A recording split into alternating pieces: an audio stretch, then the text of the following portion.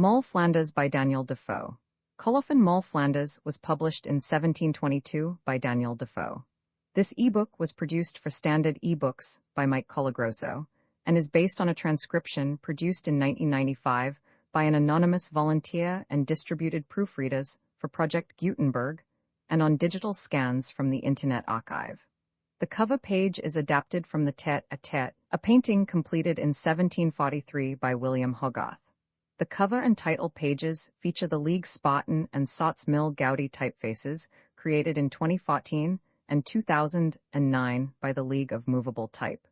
This edition was released on August 25, 2025, 7:44 p.m., and is based on revision A 4217 FA. The first edition of this ebook was released on January 12, 2023, 8:21 p.m. You can check for updates to this ebook, view its revision history, or download it for different e-reading systems at standardbooksorg/ebooks/Daniel Defoe/Moll Flanders. The volunteer-driven Standard eBooks project relies on readers like you to submit typos, corrections, and other improvements. Anyone can contribute at standardbooksorg. In notes the bell at St. Sepulchre's, which tolls upon execution day. Right, Moll Flanders. Imprint this ebook is the product of many hours of hard work by volunteers for Standard eBooks, and builds on the hard work of other literature lovers made possible by the public domain. This particular ebook is based on a transcription from Project Gutenberg and on digital scans from the Internet Archive. The source text and artwork in this ebook are believed to be in the United States public domain. That is, they are believed to be free of copyright restrictions in the United States. They may still be copyrighted in other countries, so users located outside of the United States must check their local laws before using this ebook. The creators of, and contributors to, this ebook dedicate their contributions to the worldwide public domain via the terms in the CC 01.0 Universal Public Domain Dedication. For full license information, see the uncopyright at the end of this ebook. Standard eBooks is a volunteer-driven project that produces ebook editions of public domain literature using modern typography, technology, and editorial standards, and distributes them free of cost. You can download this and other ebooks carefully produced for true book lovers at standardbooksorg. My true name is so well known in the records or registers at Newgate and in the Old Bailey, and there are some things of such consequence still depending there, relating to my particular conduct, that it is not be expected I should set my name or the account of my family to this work. Perhaps after my death, it may be better known. At present it would not be proper, no, not though a general pardon should be issued, even without exceptions and reserve of persons or crimes. It is enough to tell you that as some of my worst comrades, who are out of the way of doing me harm, having gone out of the world by the steps and the string, as I often expected to go, knew me by the name of Moll Flanders, so you may give me leave to speak of myself under that name till I dare own who I have been, as well as who I am. I have been told that in one of our neighbor nations, whether it be in France or where else I know not, they have an order from the king that when any criminal is condemned, either to die, or to the galleys, or to be transported if they leave any children, as such are generally unprovided for, by the poverty or forfeiture of their parents, so they are immediately taken into the care of the government, and put into a hospital called the House of Orphans, where they are bred up, clothed, fed, taught, and when fit to go out, are placed out to trades or to services, so as to be well able to provide for themselves by an honest, industrious behavior. Had this been the custom in our country, I had not been left a poor desolate girl without friends, without clothes, without help or helper in the world, as was my fate, and by which I was not only exposed to very great distresses, even before I was capable either of understanding my case, or how to amend it, but brought into a course of life which was not only scandalous in itself, but which in its ordinary course tended to the swift destruction both of soul and body. But the case was otherwise here. My mother was convicted of felony for a certain petty theft scarce worth naming, viz., having an opportunity of borrowing 3 pieces of fine holland of a certain draper in Cheapside. The circumstances are too long to repeat, and I have heard them related so many ways that I can scarce be certain which is the right account. However it was, this they all agree in, that my mother pleaded her belly, and being found quick with child, she was respited for about 7 months, in which time having brought me into the world, and being about again, She was called down, as they term it, to her farmer judgment, but obtained the favor of being transported to the plantations, and left me about half a year old. And in bad hands, you may be sure. This is too near the first hours of my life for me to relate anything of myself, but by hearsay. It is enough to mention that as I was born in such an unhappy place, I had no parish to have recourse to for my nourishment in my infancy. Nor can I give the least account how I was kept alive, other than that, as I have been told, some relation of my mother's took me away for a while as a nurse, but at whose expense, or by whose direction, I know nothing at all of it. The first account that I can recollect, or could ever learn of myself, was that I had wandered among a crew of those people they call gypsies, or Egyptians, but I believe it was but a very little while that I had been among them, for I had not had my skin discolored or blackened, as they do very young to all the children they carry about with them. Nor can I tell how I came among them, or how I got from them. It was at Colchester, in Essex, that those people left me, and I have a notion in my head that I left them there. That is, that I hid myself and would not go any farther with them. But I am not able to be particular in that account.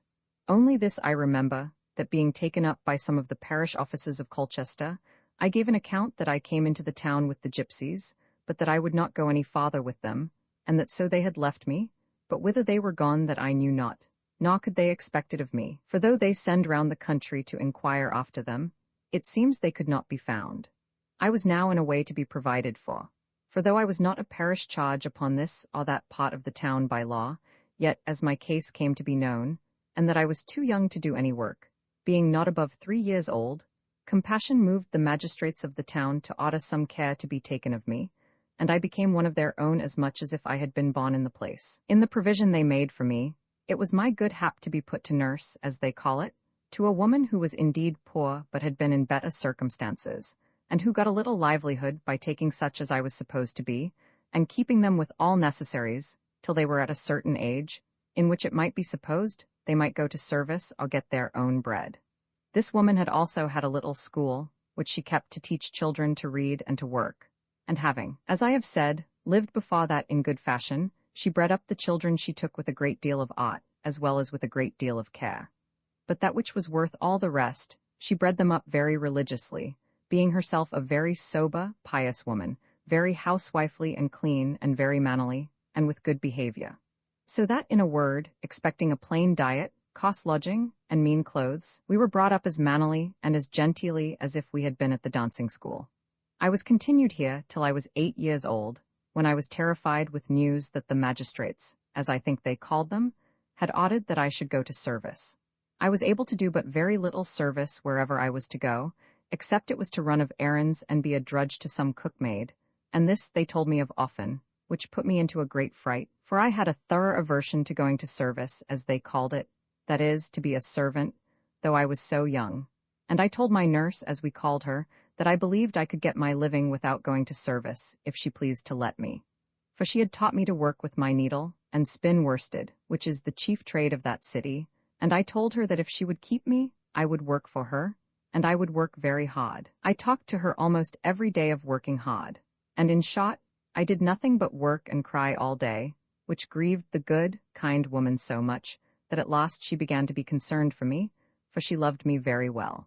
One day after this, as she came into the room where all we poor children were at work, she sat down just over against me, not in her usual place as mistress, but as if she set herself on purpose to observe me and see me work. I was doing something she had set me to. As I remember, it was mocking some shirts which she had taken to make, and after a while she began to talk to me. "Thou foolish child," says she, "thou art always crying," for I was crying then. "Prithee, what dost cry for?" "Because they will take me away," says I, "and put me to service, and I can't work housework." "Well, child," says she, "but though you can't work housework, as you call it, you will learn it in time, and they won't put you to hard things at first." "Yes, they will," says I. "And if I can't do it they will beat me, and the maids will beat me to make me do great work, and I am but a little girl and I can't do it." And then I cried again, till I could not speak any more to her. This moved my good motherly nurse, so that she from that time resolved I should not go to service yet. So she bid me not cry, and she would speak to Mr. Mayor, and I should not go to service till I was bigger. Well, this did not satisfy me, for to think of going to service was such a frightful thing to me, that if she had assured me I should not have gone till I was 20 years old, it would have been the same to me, I should have cried, I believe, all the time, with the very apprehension of its being to be so at last. When she saw that I was not pacified yet, she began to be angry with me. "And what would you have?" says she. "Don't I tell you that you shall not go to service till you're a bigger?" "Aye," said I, "but then I must go at last." "Why, what?" said she. "Is the girl mad? What would you be, a gentlewoman?" "Yes," says I, and cried haughtily till I wrought out again. This set the old gentlewoman laughing at me, as you may be sure it would. "Well, madam, forsooth," says she, gibing at me, "you would be a gentlewoman, and pray how will you come to be a gentlewoman? What, will you do it by your finger's end?" "Yes," says I again, very innocently. "Why, what can you earn?" says she. "What can you get at your work?" "Threepence," said I, "when I spin, and fourpence when I work plain work." "Alas, poor gentlewoman," said she again, laughing, "what will that do for thee?" "It will keep me," says I, "if you will let me live with you." And this I said in such a poor petitioning tone that it made the poor woman's heart yearn to me, as she told me afterwards. "But," says she, "that will not keep you and buy you clothes too, and who must buy the little gentlewoman clothes?" says she, and smiled all the while at me. "I will work harder then," says I, "and you shall have it all." "Poor child, it won't keep you," says she. "It will hardly keep you in victuals." "Then I will have no victuals," says I, again very innocently. "Let me but live with you." "Why, can you live without victuals?" says she. "Yes," again says I, very much like a child, you may be sure, and still I cried haughtily. I had no policy in all this. You may easily see it was all nature, but it was joined with so much innocence and so much passion that, in short, it set the good motherly creature a-weeping too, and she cried at last as fast as I did, and then took me and led me out of the teaching-room. "Come," says she, "you shan't go to service, you shall live with me." And this pacified me for the present. Some time after this, she going to wait on the mare, and talking of such things as belonged to her business, at last my story came up, and my good nurse told Mr. Mare the whole tale. He was so pleased with it that he would call his lady and his 2 daughters to hear it, and it made mirth enough among them, you may be sure. However, not a week had passed over, but on a sudden comes Mrs. Maris and her 2 daughters to the house to see my old nurse, and to see her school and the children. When they had looked about them a little, "Well, Mrs. Nye," says the Maris to my nurse, "and pray which is the little lass that intends to be a gentlewoman?" I heard her, and I was terribly frighted at first, though I did not know why neither, but Mrs. Maris comes up to me. "Well, miss," says she, "and what are you at work upon?" The word miss was a language that had hardly been heard of in our school, and I wondered what sad name it was she called me. However, I stood up, made a curtsy, and she took my work out of my hand, looked on it, and said it was very well. Then she took up one of the hands. "Nay," says she, "the child may come to be a gentlewoman for aught anybody knows. She has a gentlewoman's hand," says she. This pleased me mightily, you may be sure, but Mrs. Maris did not stop there, but giving me my work again, she put her hand in her pocket, gave me a shilling, and bid me mind my work and learn to work well, and I might be a gentlewoman for aught she knew.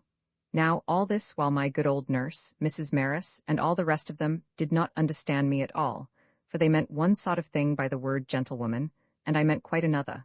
For alas, all I understood by being a gentlewoman was to be able to work for myself, and get enough to keep me without that terrible bugbear going to service, whereas they meant to live great, rich, and high, and I know not what. Well, after Mrs. Maris was gone, her 2 daughters came in, and they called for the gentlewoman too, and they talked a long while to me, and I answered them in my innocent way.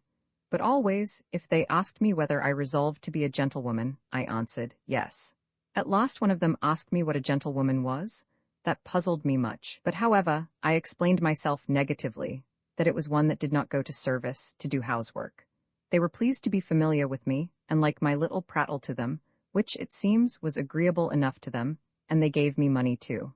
As for my money, I gave it all to my mistress nurse, as I called her, and told her she should have all I got for myself when I was a gentlewoman, as well as now. By this and some other of my talk, my old tutoress began to understand me about what I meant by being a gentlewoman, and that I understood by it no more than to be able to get my bread by my own work, and at last she asked me whether it was not so. I told her yes, and insisted on it, that to do so was to be a gentlewoman. For, says I, there is such a one, naming a woman that mended lace and washed the ladies' laced heads. She, says I, is a gentlewoman, and they call her madam. Poor child, says my good old nurse, you may soon be such a gentlewoman as that, for she is a person of ill fame, and has had 2 or 3 bastards. I did not understand anything of that, but I answered, I am sure they call her madam, and she does not go to service nor do housework. and therefore I insisted that she was a gentlewoman, and I would be such a gentlewoman as that. The ladies were told all this again, to be sure, and they made themselves merry with it, and every now and then the young ladies, Mr. Mayor's daughters, would come and see me, and ask where the little gentlewoman was, which made me not a little proud of myself. This held a great while, and I was often visited by these young ladies, and sometimes they brought others with them, so that I was known by it almost all over the town. I was now about 10 years old, and began to look a little womanish, for I was mighty grave and humble, very mannerly, and as I had often heard the ladies say I was pretty, and would be a very handsome woman, so you may be sure that hearing them say so made me not a little proud. However, that pride had no ill effect upon me yet. Only, as they often gave me money, and I gave it to my old nurse, she, honest woman, was so just to me as to lay it all out again for me, and gave me headdresses, and linen, and gloves, and ribbons, and I went very neat, and always clean. For that I would do, and if I had rags on, I would always be clean, or else I would dabble them in water myself. But I say, my good nurse, when I had money given me, very honestly laid it out for me, and would always tell the ladies this or that was bought with their money.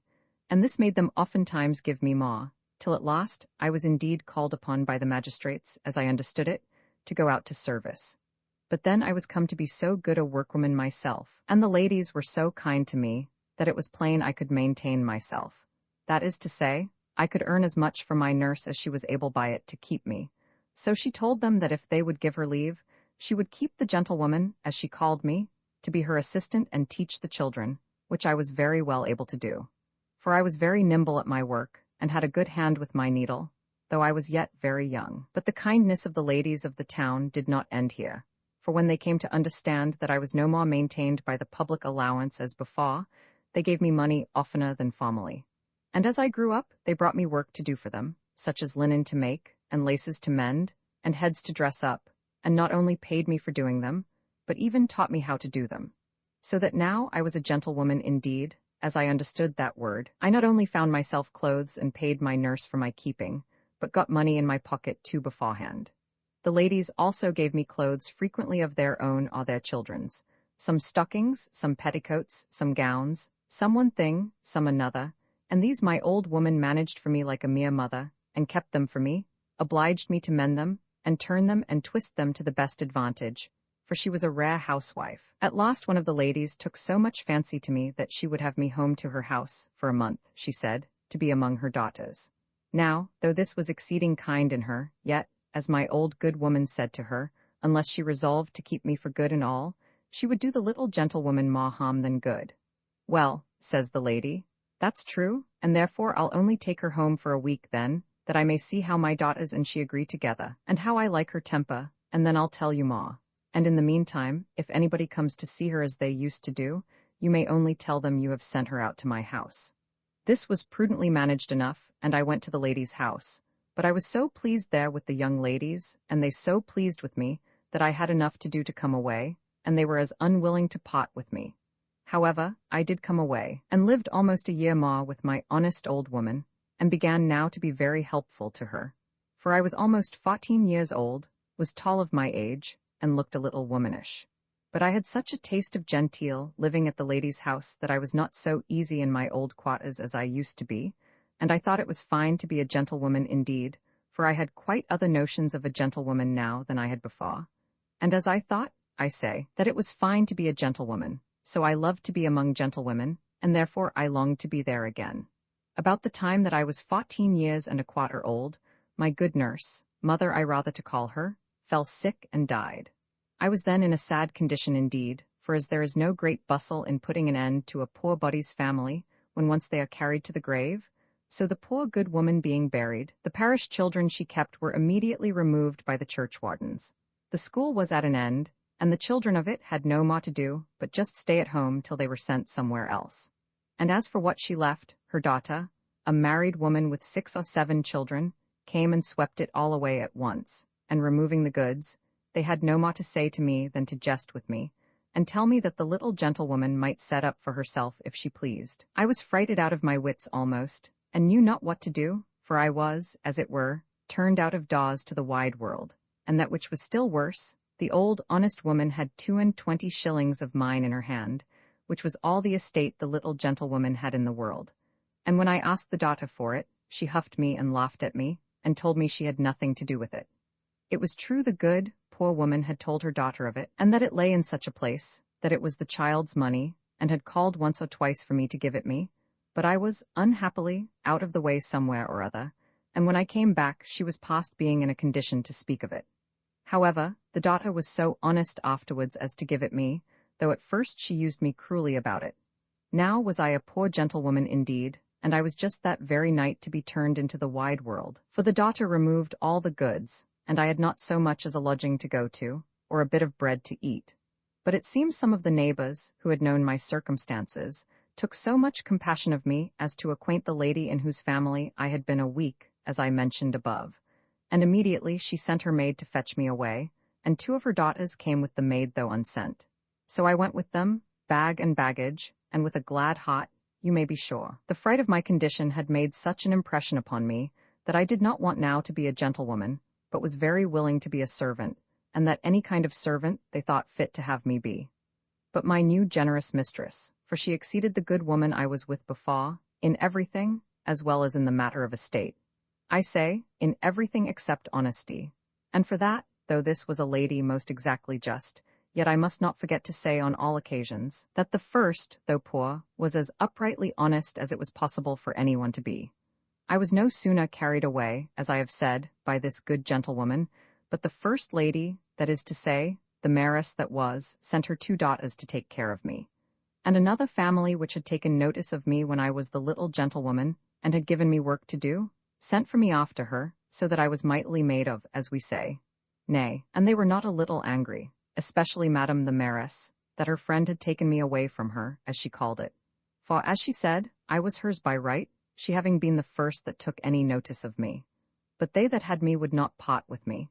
And as for me, though I should have been very well treated with any of the others, yet I could not be better than where I was. Here I continued till I was between 17 and 18 years old, and here I had all the advantages for my education that could be imagined.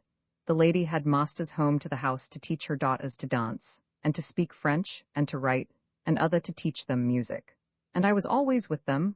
I learned as fast as they, and though the masters were not appointed to teach me, yet I learned by imitation and inquiry all that they learned by instruction and direction. So that, in short, I learned to dance and speak French as well as any of them, and to sing much better, for I had a better voice than any of them. I could not so readily come at playing on the harpsichord or spinet, because I had no instrument of my own to practice on, and could only come at theirs in the intervals when they left it, which was uncertain. But yet I learned tolerably well too, and the young ladies at length got 2 instruments, that is to say, a harpsichord and a spinet too, and then they taught me themselves. But as to dancing, they could hardly help my learning country dances, because they always wanted me to make up even number. And, on the other hand, they were as hotly willing to learn me everything that they had been taught themselves, as I could be to take the learning. By this means I had, as I have said above, all the advantages of education that I could have had if I had been as much a gentlewoman as they were with whom I lived. And in some things I had the advantage of my ladies, though they were my superiors, but they were all the gifts of nature, and which all their fortunes could not furnish. First, I was apparently handsomer than any of them. Secondly, I was better shaped. And thirdly, I sang better, by which I mean I had a better voice. In all which you will, I hope, allow me to say, I do not speak my own conceit of myself, but the opinion of all that knew the family. I had with all these the common vanity of my sex, viz., that being really taken for very handsome, or, if you please, for a great beauty, I very well knew it, and had as good an opinion of myself as anybody else could have of me. And particularly I loved to hear anybody speak of it, which could not but happen to me sometimes, and was a great satisfaction to me. Thus far I have had a smooth story to tell of myself, and in all this part of my life, I not only had the reputation of living in a very good family, and a family noted and respected everywhere for virtue and sobriety, and for every valuable thing, but I had the character too of a very sober, modest, and virtuous young woman, and such I had always been. Neither had I yet any occasion to think of anything else, or to know what a temptation to wickedness meant. But that which I was too vain of was my ruin, or rather my vanity was the cause of it. The lady in the house where I was had 2 sons, young gentlemen of very promising parts and of extraordinary behavior, and it was my misfortune to be very well with them both, but they managed themselves with me in a quite different manner. The eldest, a gay gentleman that knew the town as well as the country, and though he had levity enough to do an ill-natured thing, yet had too much judgment of things to pay too dear for his pleasures. He began with the unhappy snare to all women, viz. Taking notice upon all occasions how pretty I was, as he called it, how agreeable, how well-carriaged, and the like. And this he contrived so subtly, as if he had known as well how to catch a woman in his net as a partridge when he went a-setting. For he would contrive to be talking this to his sisters when, though I was not by, yet when he knew I was not far off but that I should be sure to hear him, his sisters would return softly to him, "Hush, brother, she will hear you, she is but in the next room." Then he would put it off and talk softlier, as if he had not known it, and begin to acknowledge he was wrong. And then, as if he had forgot himself, he would speak aloud again, and I, that was so well pleased to hear it, was sure to listen for it upon all occasions. After he had thus baited his hook, and found easily enough the method how to lay it in my way, he played an open game, and one day, going by his sister's chamber when I was there, doing something about dressing her, he comes in with an air of gaiety. "Oh, Mrs. Betty," said he to me, "how do you do, Mrs. Betty? Don't your cheeks burn, Mrs. Betty?" I made a curtsy and blushed, but said nothing. "What makes you talk so, brother?" says the lady. "Why," says he, "we have been talking of her below stairs this half-hour." "Well," says his sister, "you can say no harm of her, that I am sure, so 'tis no matter what you have been talking about." "Nay," says he, "'tis so far from talking harm of her, that we have been talking a great deal of good, and a great many fine things have been said of Mrs. Betty, I assure you, and particularly that she is the handsomest young woman in Colchester, and in short, they begin to toast her health in the town." "I wonder at you, brother," says the sister. "Betty wants but one thing, but she had as good want everything, for the market is against our sex just now. And if a young woman have beauty, birth, breeding, wit, sense, manners, modesty, and all these to an extreme, yet if she have not money, she's nobody. She had as good want them all, for nothing but money now recommends a woman. The men play the game all into their own hands." Her younger brother, who was by, cried, "Hold, sister, you run too fast. I am an exception to your rule. I assure you, if I find a woman so accomplished as you talk of, I say, I assure you, I would not trouble myself about the money." "Oh," says the sister, "but you will take care not to fancy one then, without the money." "You don't know that neither," says the brother. "But why, sister," says the elder brother, "why do you exclaim so at the men for aiming so much at the fortune? You are none of them that want a fortune, whatever else you want." "I understand you, brother," replies the lady very smartly. "You suppose I have the money and want the beauty, but as times go now, the first will do without the last, so I have the better of my neighbors." "Well," says the younger brother, "but your neighbors, as you call them, may be even with you, for beauty will steal a husband sometimes in spite of money, and when the maid chances to be handsomer than the mistress, she oftentimes makes as good a market, and rides in a coach before her." I thought it was time for me to withdraw and leave them, and I did so, but not so far but that I heard all their discourse, in which I heard abundance of the fine things said of myself, which served to prompt my vanity, but, as I soon found, was not the way to increase my interest in the family, for the sister and the younger brother fell grievously out about it, and as he said some very disobliging things to her upon my account, so I could easily see that she resented them by her future conduct to me, which indeed was very unjust to me, for I had never had the least thought of what she suspected as to her younger brother. Indeed, the elder brother, in his distant, remote way, had said a great many things as in jest, which I had the folly to believe were in earnest, ought to flatter myself with the hopes of what I ought to have supposed he never intended, and perhaps never thought of. It happened one day that he came running upstairs, towards the room where his sisters used to sit and work, as he often used to do, and calling to them before he came in, as was his way too, I, being there alone, stepped to the door and said, "Sir, the ladies are not here, they are walked down the garden." As I stepped forward to say this towards the door, he was just got to the door, and clasping me in his arms as if it had been by chance. "Oh, Mrs. Betty," says he, "are you here? That's better still, I want to speak with you more than I do with them." And then, having me in his arms, he kissed me 3 or 4 times. I struggled to get away, and yet did it but faintly neither, and he held me fast and still kissed me, till he was almost out of breath, and then, sitting down, says, "Dear Betty, I am in love with you." His words, I must confess, fired my blood. All my spirits flew about my heart and put me into disorder enough, which he might easily have seen in my face. He repeated it afterwards several times that he was in love with me, and my heart spoke as plain as a voice that I liked it. Nay, whenever he said, "I am in love with you," my blushes plainly replied, "Would you were, sir." However, nothing else passed at that time. It was but a surprise, and when he was gone, I soon recovered myself again. He had stayed longer with me, but he happened to look out at the window and see his sisters coming up the garden, so he took his leave, kissed me again, told me he was very serious, and I should hear more of him very quickly, and away he went, leaving me infinitely pleased, though surprised, and had there not been one misfortune in it, I had been in the right, but the mistake lay here, that Mrs. Betty was in earnest and the gentleman was not. From this time my head ran upon strange things, and I may truly say I was not myself. To have such a gentleman talk to me of being in love with me, and of my being such a charming creature, as he told me I was. These were things I knew not how to bear. My vanity was elevated to the last degree. It is true I had my head full of pride, but, knowing nothing of the wickedness of the times, I had not one thought of my own safety or of my virtue about me, and had my young master offered it at first sight, he might have taken any liberty he thought fit with me, but he did not see his advantage, which was my happiness for that time. After this attack, it was not long but he found an opportunity to catch me again, and almost in the same posture. Indeed, it had more of design in it on his part, though not on my part. It was thus. The young ladies were all gone visiting with their mother, his brother was out of town, and as for his father, he had been in London for a week before. He had so well watched me that he knew where I was, though I did not so much as know that he was in the house. And he briskly comes up the stairs, and, seeing me at work, comes into the room to me directly, and began just as he did before, with taking me in his arms, and kissing me for almost a quarter of an hour together. It was his younger sister's chamber that I was in, and as there was nobody in the house but the maids below stairs, he was, it may be, the ruder. In short, he began to be in earnest with me indeed. Perhaps he found me a little too easy, for God knows I made no resistance to him while he only held me in his arms and kissed me.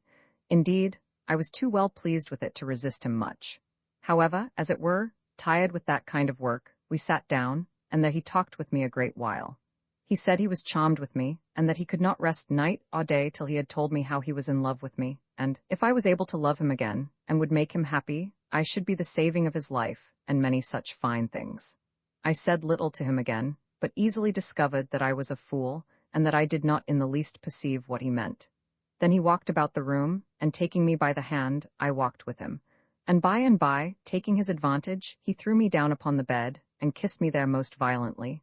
But to give him his due, offered no manner of rudeness to me, only kissed a great while. After this, he thought he had heard somebody come upstairs, so got off from the bed, lifted me up, professing a great deal of love for me, but told me it was all an honest affection, and that he meant no ill to me, and with that he put 5 guineas into my hand, and went away downstairs. I was more confounded with the money than I was before with the love, and began to be so elevated, that I scarce knew the ground I stood on. I am the more particular in this part, that if my story comes to be read by any innocent young body, they may learn from it to guard themselves against the mischiefs which attend an early knowledge of their own beauty. If a young woman once thinks herself handsome, she never doubts the truth of any man that tells her he is in love with her. For if she believes herself charming enough to captivate him, 'tis natural to expect the effects of it. This young gentleman had fired his inclination as much as he had my vanity, and, as if he had found that he had an opportunity, and was sorry he did not take hold of it, he comes up again in half an hour or thereabouts, and falls to work with me again as before, only with a little less introduction. And first, when he entered the room, he turned about and shut the door. "Mrs. Betty," said he, "I fancied before somebody was coming upstairs, but it was not so. However," adds he, "if they find me in the room with you, they shan't catch me a-kissing of you."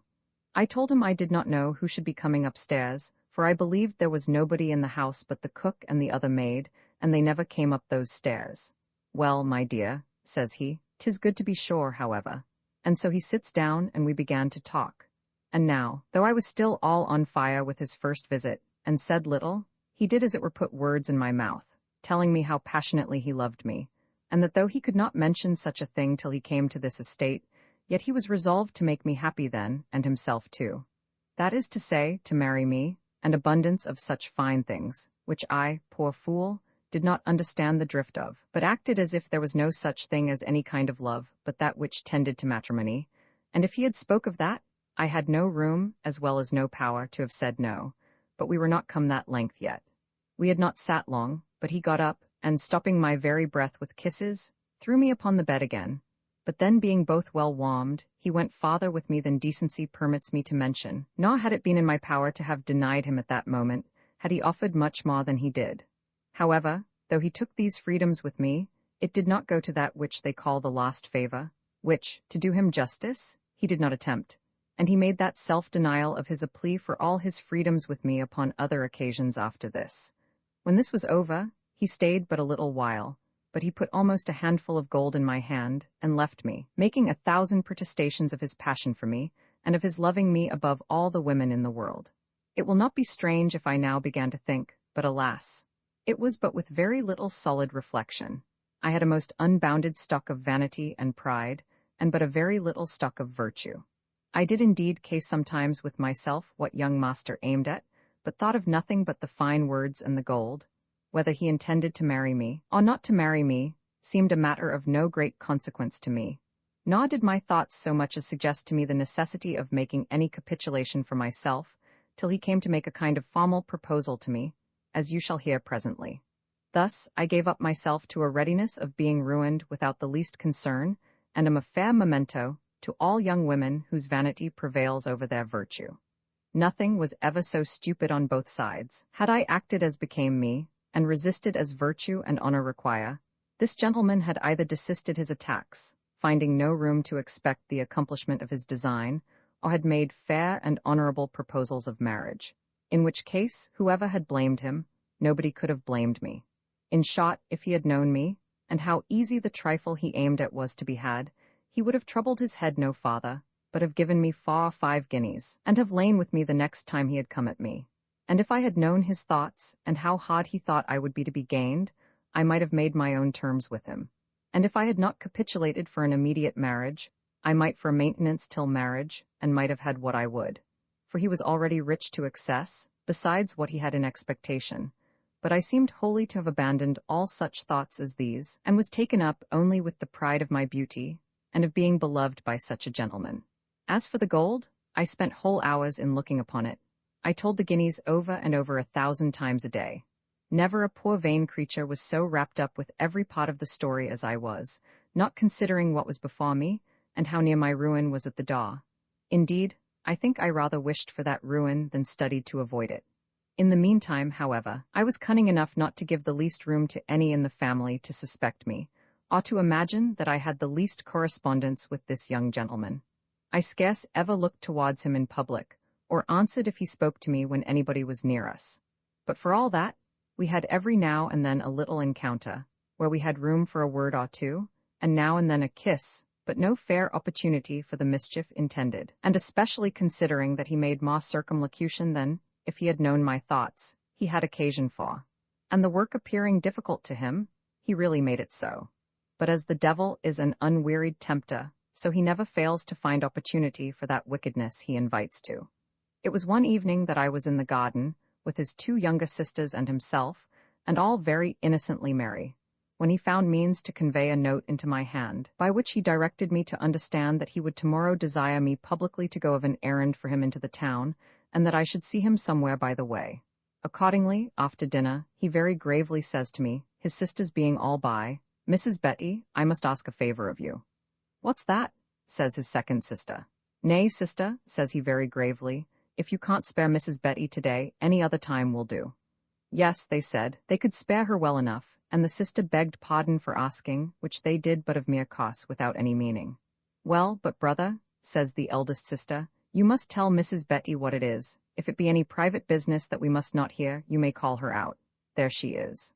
"Why, sister," says the gentleman very gravely, "what do you mean? I only desire her to go into the High Street," and then he pulls out a turnover, "to such a shop," and then he tells them a long story of 2 fine neckcloths he had bid money for, and he wanted to have me go and make an errand to buy a neck to the turnover that he showed, to see if they would take my money for the neckcloths, to bid a shilling more, and haggle with them. And then he made more errands, and so continued to have such petty business to do, that I should be sure to stay a good while. When he had given me my errands, he told them a long story of a visit he was going to make to a family they all knew, and where was to be such and such gentlemen, and how merry they were to be, and very formally asks his sisters to go with him, and they as formally excused themselves, because of company that they had notice was to come and visit them that afternoon, which, by the way, he had contrived on purpose. He had scarce done speaking to them, and giving me my errand, but his man came up to tell him that Sir W. H.'s coach stopped at the door, so he runs down and comes up again immediately. Alas, says he aloud, there's all my mirth spoiled at once. Sir W. has sent his coach for me, and desires to speak with me upon some earnest business. It seems this Sir W. was a gentleman who lived about 3 miles out of town, to whom he had spoken on purpose the day before, to lend him his chariot for a particular occasion, and had appointed it to call for him, as it did, about 3 o'clock. Immediately he calls for his best wig, hat, and sword, and ordering his man to go to the other place to make his excuse. That was to say, he made an excuse to send his man away. He prepares to go into the coach. As he was going, he stopped a while, and speaks mighty earnestly to me about his business, and finds an opportunity to say very softly to me, "Come away, my dear, as soon as ever you can." I said nothing, but made a curtsy, as if I had done so to what he said in public. In about a quarter of an hour I went out too. I had no dress other than before, except that I had a hood, a mask, a fan, and a pair of gloves in my pocket, so that there was not the least suspicion in the house. He waited for me in the coach in a back lane, which he knew I must pass by, and had directed the coachman whither to go, which was to a certain place called Mile End, where lived a confidant of his, where we went in, and where was all the convenience in the world to be as wicked as we pleased. When we were together, he began to talk very gravely to me, and to tell me he did not bring me there to betray me, that his passion for me would not suffer him to abuse me, that he resolved to marry me as soon as he came to his estate, that in the meantime, if I would grant his request, he would maintain me very honorably, and made me 1,000 protestations of his sincerity and of his affection to me, and that he would never abandon me, and, as I may say, made 1,000 more preambles than he need to have done. However, as he pressed me to speak, I told him I had no reason to question the sincerity of his love to me after so many protestations, and there I stopped, as if I left him to guess the rest. "But what, my dear," says he, "I guess what you mean, what if you should be with child, is not that it? Why then," says he, "I'll take care of you and provide for you and the child too, and that you may see I am not in jest," says he, "here's an earnest for you," and with that he pulls out a silk purse with 100 guineas in it and gave it me. "And I'll give you such another," says he, "every year till I marry you." My colour came and went, at the sight of the purse and with the fire of his proposal together, so that I could not say a word, and he easily perceived it. So putting the purse into my bosom, I made no more resistance to him, but let him do just what he pleased, and as often as he pleased. And thus I finished my own destruction at once, for from this day, being forsaken of my virtue and my modesty, I had nothing of value left to recommend me, either to God's blessing or man's assistance. But things did not end here. I went back to the town, did the business he publicly directed me to, and was at home before anybody thought me long. As for my gentleman, he stayed out, as he told me he would, till late at night, and there was not the least suspicion in the family either on his account or on mine. We had, after this, frequent opportunities to repeat our crime, chiefly by his contrivance, especially at home, when his mother and the young ladies went abroad a-visiting, which he watched so narrowly as never to miss, knowing always beforehand when they went out, and then failed not to catch me all alone, and securely enough, so that we took our fill of our wicked pleasure for near half a year, and yet, which was the most to my satisfaction, I was not with child. But before this half year was expired, his younger brother, of whom I have made some mention in the beginning of the story, falls to work with me, and he, finding me alone in the garden one evening, begins a story of the same kind to me, made good honest professions of being in love with me, and in short, proposes fairly and honorably to marry me, and that before he made any other offer to me at all. I was now confounded and driven to such an extremity as the like was never known, at least not to me. I resisted the proposal with obstinacy, and now I began to arm myself with arguments. I laid before him the inequality of the match, the treatment I should meet within the family, the ingratitude it would be to his good father and mother, who had taken me into their house upon such generous principles, and when I was in such a low condition. And, in short, I said everything to dissuade him from his design that I could imagine, except telling him the truth, which would indeed have put an end to it all, but that I durst not think of mentioning. But here happened a circumstance that I did not expect indeed, which put me to my shifts. For this young gentleman, as he was plain and honest, so he pretended to nothing with me but what was so too, and, knowing his own innocence, he was not so careful to make his having a kindness for Mrs. Betty a secret in the house, as his brother was.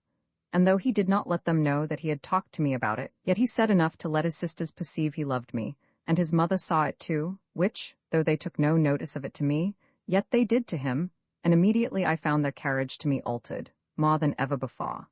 I saw the cloud, though I did not foresee the storm. It was easy, I say, to see that their carriage to me was altered, and that it grew worse and worse every day, till at last I got information among the servants that I should, in a very little while, be desired to remove.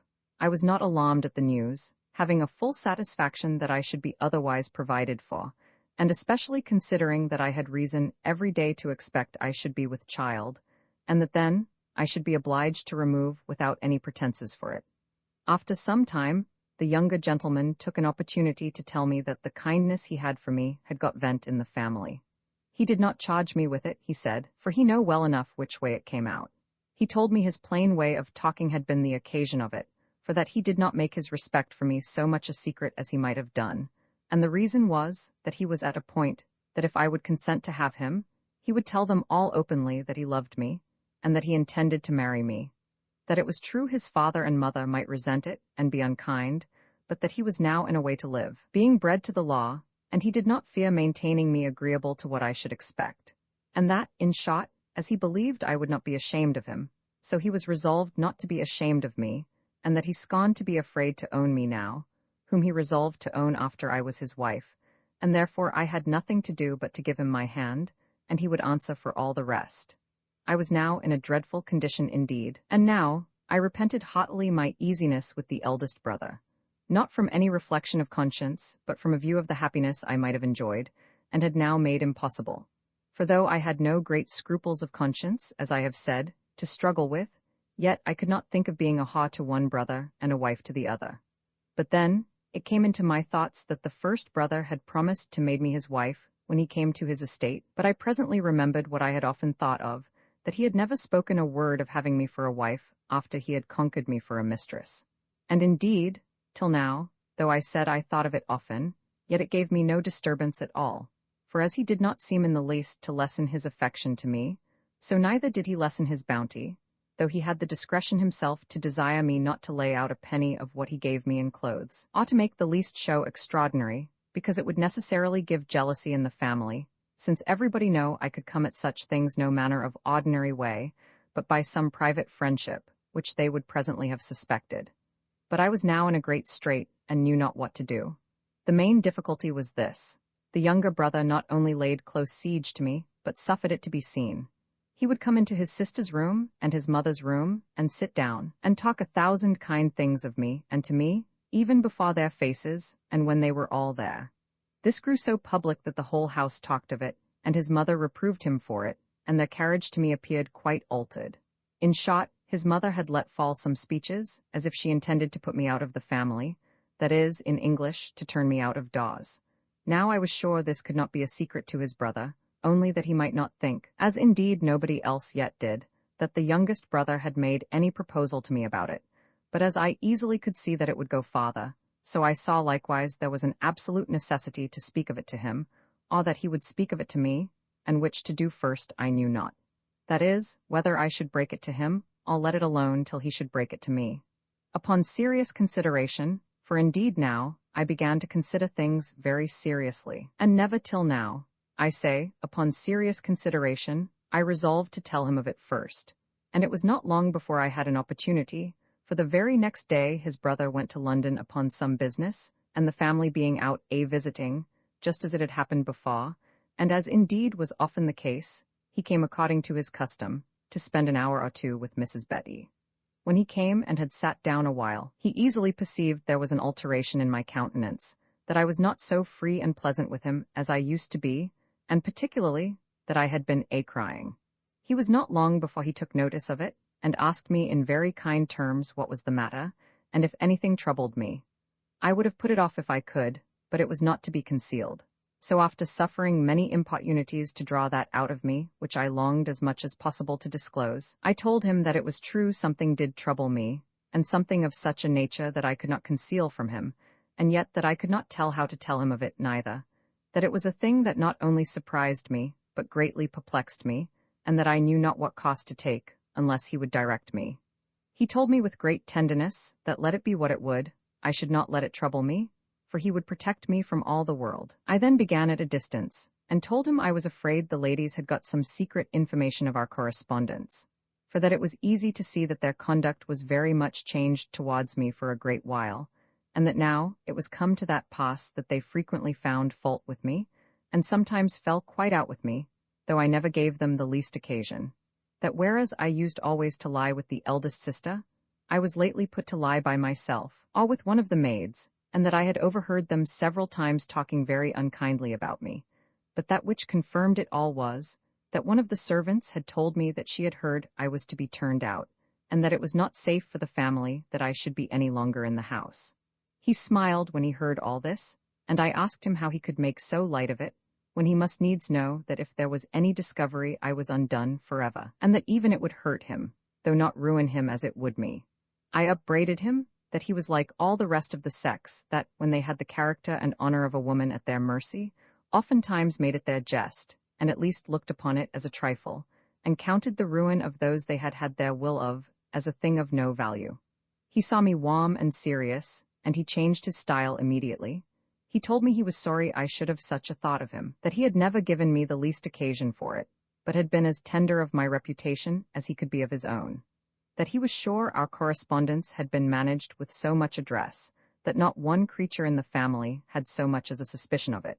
That if he smiled when I told him my thoughts, it was at the assurance he lately received, that our understanding one another was not so much as known or guessed at, and that when he had told me how much reason he had to be easy, I should smile as he did, for he was very certain it would give me a full satisfaction. This is a mystery I cannot understand, says I, or how it should be to my satisfaction that I am to be turned out of doors, for if our correspondence is not discovered, I know not what else I have done to change the countenances of the whole family to me, or to have them treat me as they do now, who formerly used me with so much tenderness, as if I had been one of their own children.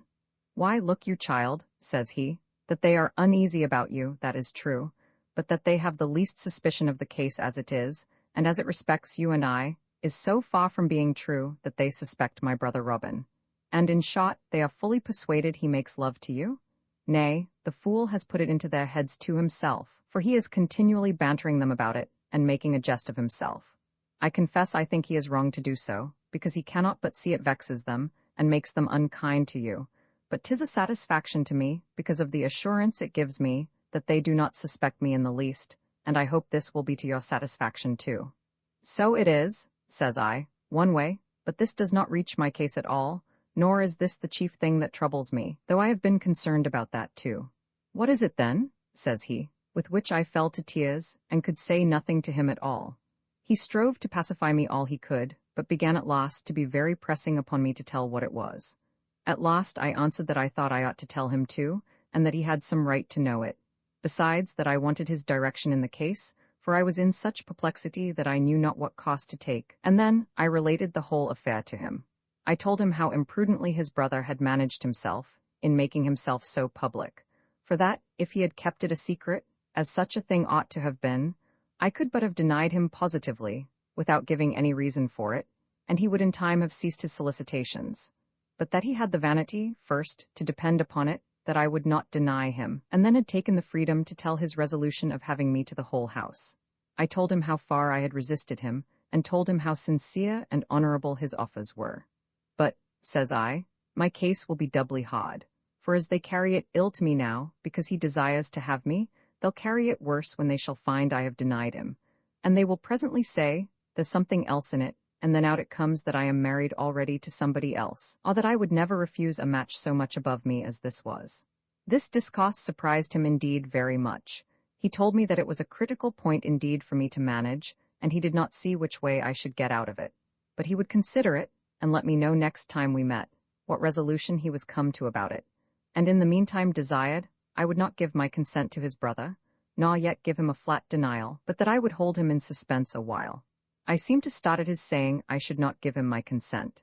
I told him he knew very well I had no consent to give, that he had engaged himself to marry me, and that my consent was the same time engaged to him, that he had all along told me I was his wife, and I looked upon myself as effectually so as if the ceremony had passed, and that it was from his own mouth that I did so, he having all along persuaded me to call myself his wife. Well, my dear, says he, don't be concerned at that now. If I am not your husband, I'll be as good as a husband to you, and do not let those things trouble you now, but let me look a little farther into this affair, and I shall be able to say more next time we meet. He pacified me as well as he could with this, but I found he was very thoughtful, and that though he was very kind to me, and kissed me 1,000 times, and more I believe, and gave me money too, yet he offered no more all the while we were together, which was above 2 hours, and which I much wondered at indeed at that time, considering how it used to be, and what opportunity we had. His brother did not come from London for 5 or 6 days, and it was 2 days more before he got an opportunity to talk with him. But then getting him by himself, he began to talk very close to him about it, and the same evening got an opportunity, for we had a long conference together, to repeat all their discourse to me, which, as near as I can remember, was to the purpose following. He told him he heard strange news of him since he went, viz., that he made love to Mrs. Betty. Well, says his brother a little angrily, and so I do, and what then? What has anybody to do with that? Nay, says his brother, don't be angry, Robin. I don't pretend to have anything to do with it, nor do I pretend to be angry with you about it. But I find they do concern themselves about it, and that they have used the poor girl ill about it, which I should take as done to myself. Whom do you mean by they? Says Robin. I mean my mother and the girls, says the elder brother. But hark ye, says his brother, are you in earnest? Do you really love this girl? You may be free with me, you know. Why then, says Robin, I will be free with you. I do love her above all the women in the world, and I will have her, let them say and do what they will. I believe the girl will not deny me. It struck me to the heart when he told me this, for though it was most rational to think I would not deny him, yet I knew in my own conscience I must deny him, and I saw my ruin in my being obliged to do so. But I knew it was my business to talk otherwise then, so I interrupted him in his story thus. I, said I, does he think I cannot deny him? But he shall find I can deny him for all that.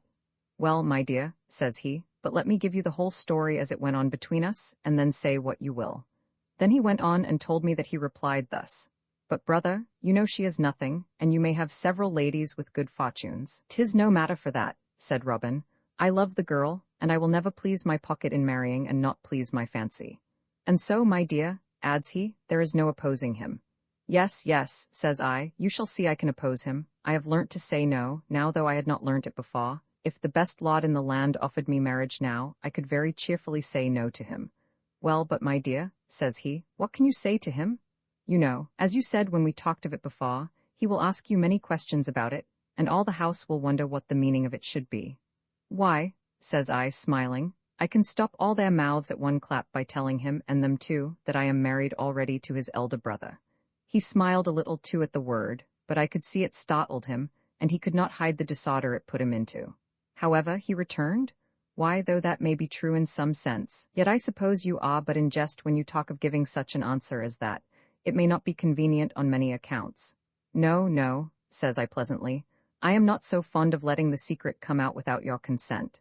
But what, then, can you say to him, or to them, says he, when they find you positive against a match which would be apparently so much to your advantage? Why, says I, should I be at a loss? First of all, I am not obliged to give me any reason at all. On the other hand, I may tell them I am married already, and stop there, and that will be a full stop too to him, for he can have no reason to ask one question after it.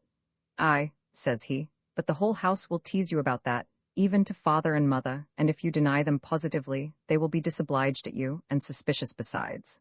Why, says I, what can I do?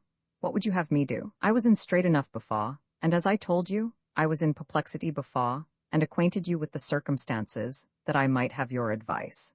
My dear, says he, I have been considering very much upon it, you may be sure, and though it is a piece of advice that has a great many modifications in it to me, and may at first seem strange to you, yet, all things considered, I see no better way for you than to let him go on.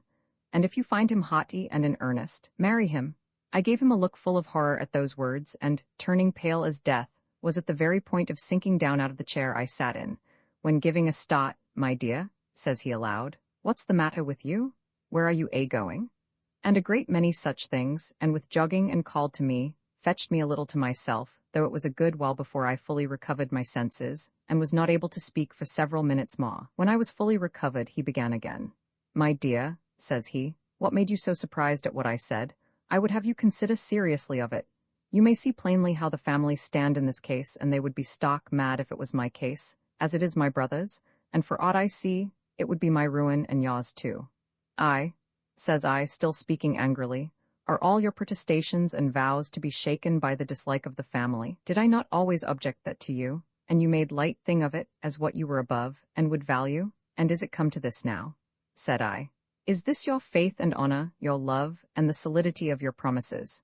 He continued perfectly calm, notwithstanding all my reproaches, and I was not sparing of them at all. But he replied at last, my dear, I have not broken one promise with you yet. I did tell you I would marry you when I was come to my estate, but you see my father is a hale, healthy man, and may live these 30 years still, and not be older than several around us in town, and you never proposed my marrying you sooner, because you knew it might be my ruin. And as to all the rest, I have not failed you in anything, you have wanted for nothing. I could not deny a word of this, and had nothing to say to it in general. But why then, says I, can you persuade me to such a horrid step as leaving you, since you have not left me? Will you allow no affection, no love on my side, where there has been so much on your side? Have I made you no returns? Have I given no testimony of my sincerity and of my passion? Are the sacrifices I have made of honor and modesty to you no proof of my being tied to you in bonds too strong to be broken?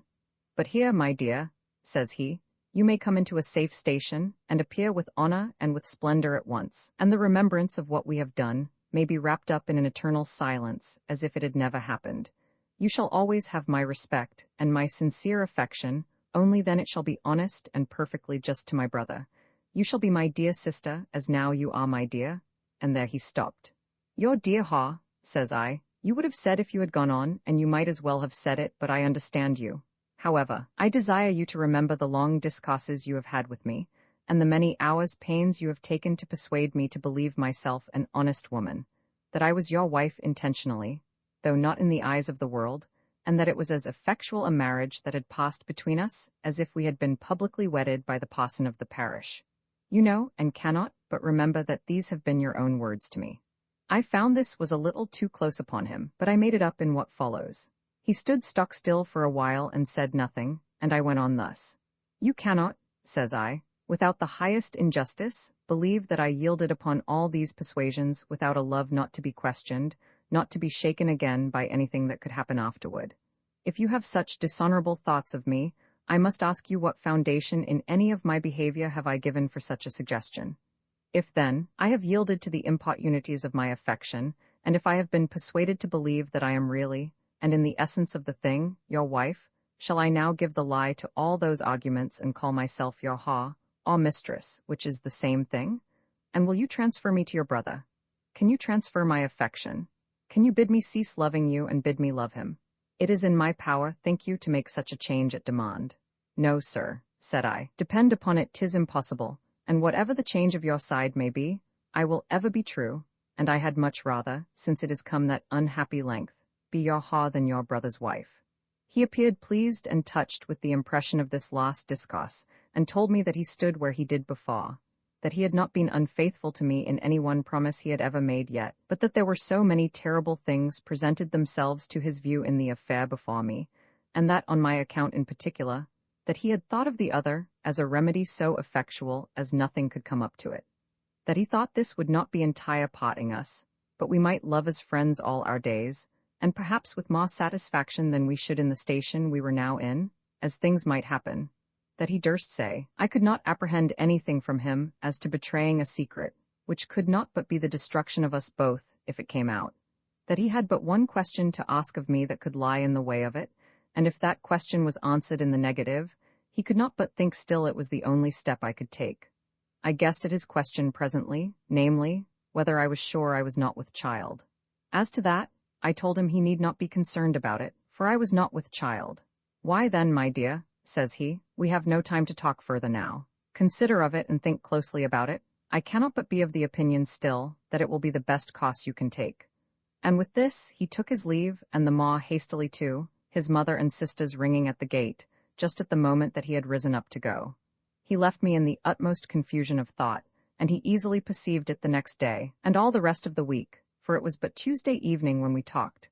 But he had no opportunity to come at me all that week, till the Sunday after, when I, being indisposed, did not go to church, and he, making some excuse for the like, stayed at home.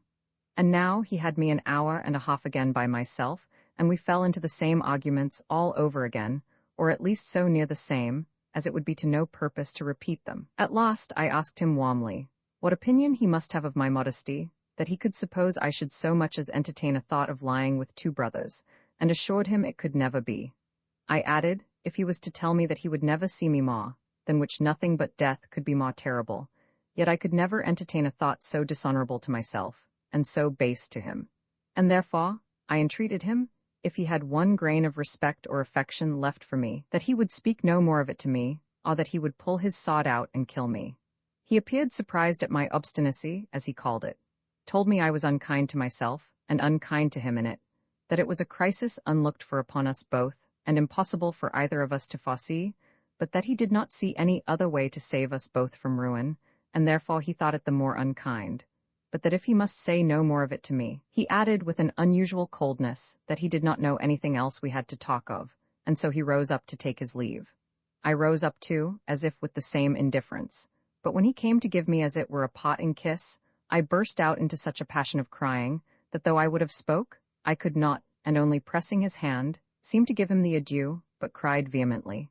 He was sensibly moved with this, so he sat down again, and said a great many kind things to me, to abate the excess of my passion, but still urged the necessity of what he had proposed, all the while insisting that if I did refuse, he would notwithstanding provide for me, but letting me plainly see that he would decline me in the main point, nay, even as a mistress, making it a point of honor not to lie with the woman that, for aught he knew, might come to be his brother's wife. The bare loss of him as a gallant was not so much my affliction as the loss of his person, whom indeed I loved to distraction, and the loss of all the expectations I had, and which I always had built my hopes upon, of having him one day for my husband. These things oppressed my mind so much, that, in short, I fell very ill. The agonies of my mind, in a word, threw me into a high fever, and long it was, that none in the family expected my life. I was reduced very low indeed, and was often delirious and light-headed, but nothing lay so near me as the fear that, when I was light-headed, I should say something or other to his prejudice. I was distressed in my mind also to see him, and so he was to see me, for he really loved me most passionately, but it could not be. There was not the least room to desire it on one side or other, or so much as to make it decent. It was near 5 weeks that I kept my bed, and though the violence of my fever abated in 3 weeks, yet it several times returned, and the physicians said 2 or 3 times they could do no more for me, but that they must leave nature and the distemper to fight it out, only strengthening the first with cordials to maintain the struggle. After the end of 5 weeks I grew better, but was so weak, so altered, so melancholy, and recovered so slowly, that the physicians apprehended I should go into a consumption, and which vexed me most, they gave it as their opinion that my mind was oppressed, that something troubled me, and, in short, that I was in love. Upon this, the whole house was set upon me to examine me, and to press me to tell whether I was in love or not, and with whom, but as I well might, I denied my being in love at all. They had on this occasion a squabble one day about me at table, that had like to have put the whole family in an uproar, and for some time did so. They happened to be all at table but the father. As for me, I was ill, and in my chamber. At the beginning of the talk, which was just as they had finished their dinner, the old gentlewoman, who had sent me somewhat to eat, called her maid to go up and ask me if I would have any more, but the maid brought down word I had not eaten half what she had sent me already. Alas, says the old lady, that poor girl, I'm afraid she will never be well. Well, says the elder brother, how should Mrs. Betty be well? They say she is in love. I believe nothing of it, says the old gentlewoman. I don't know, says the eldest sister, what to say to it. They have made such a rout about her being so handsome and so charming, and I know not what, and that in her hearing too, that has turned the creature's head, I believe, and who knows what possessions may follow such doings. For my part, I don't know what to make of it. Why, sister, you must acknowledge she is very handsome, says the elder brother. I and a great deal handsomer than you, sister, says Robin, and that's your mortification.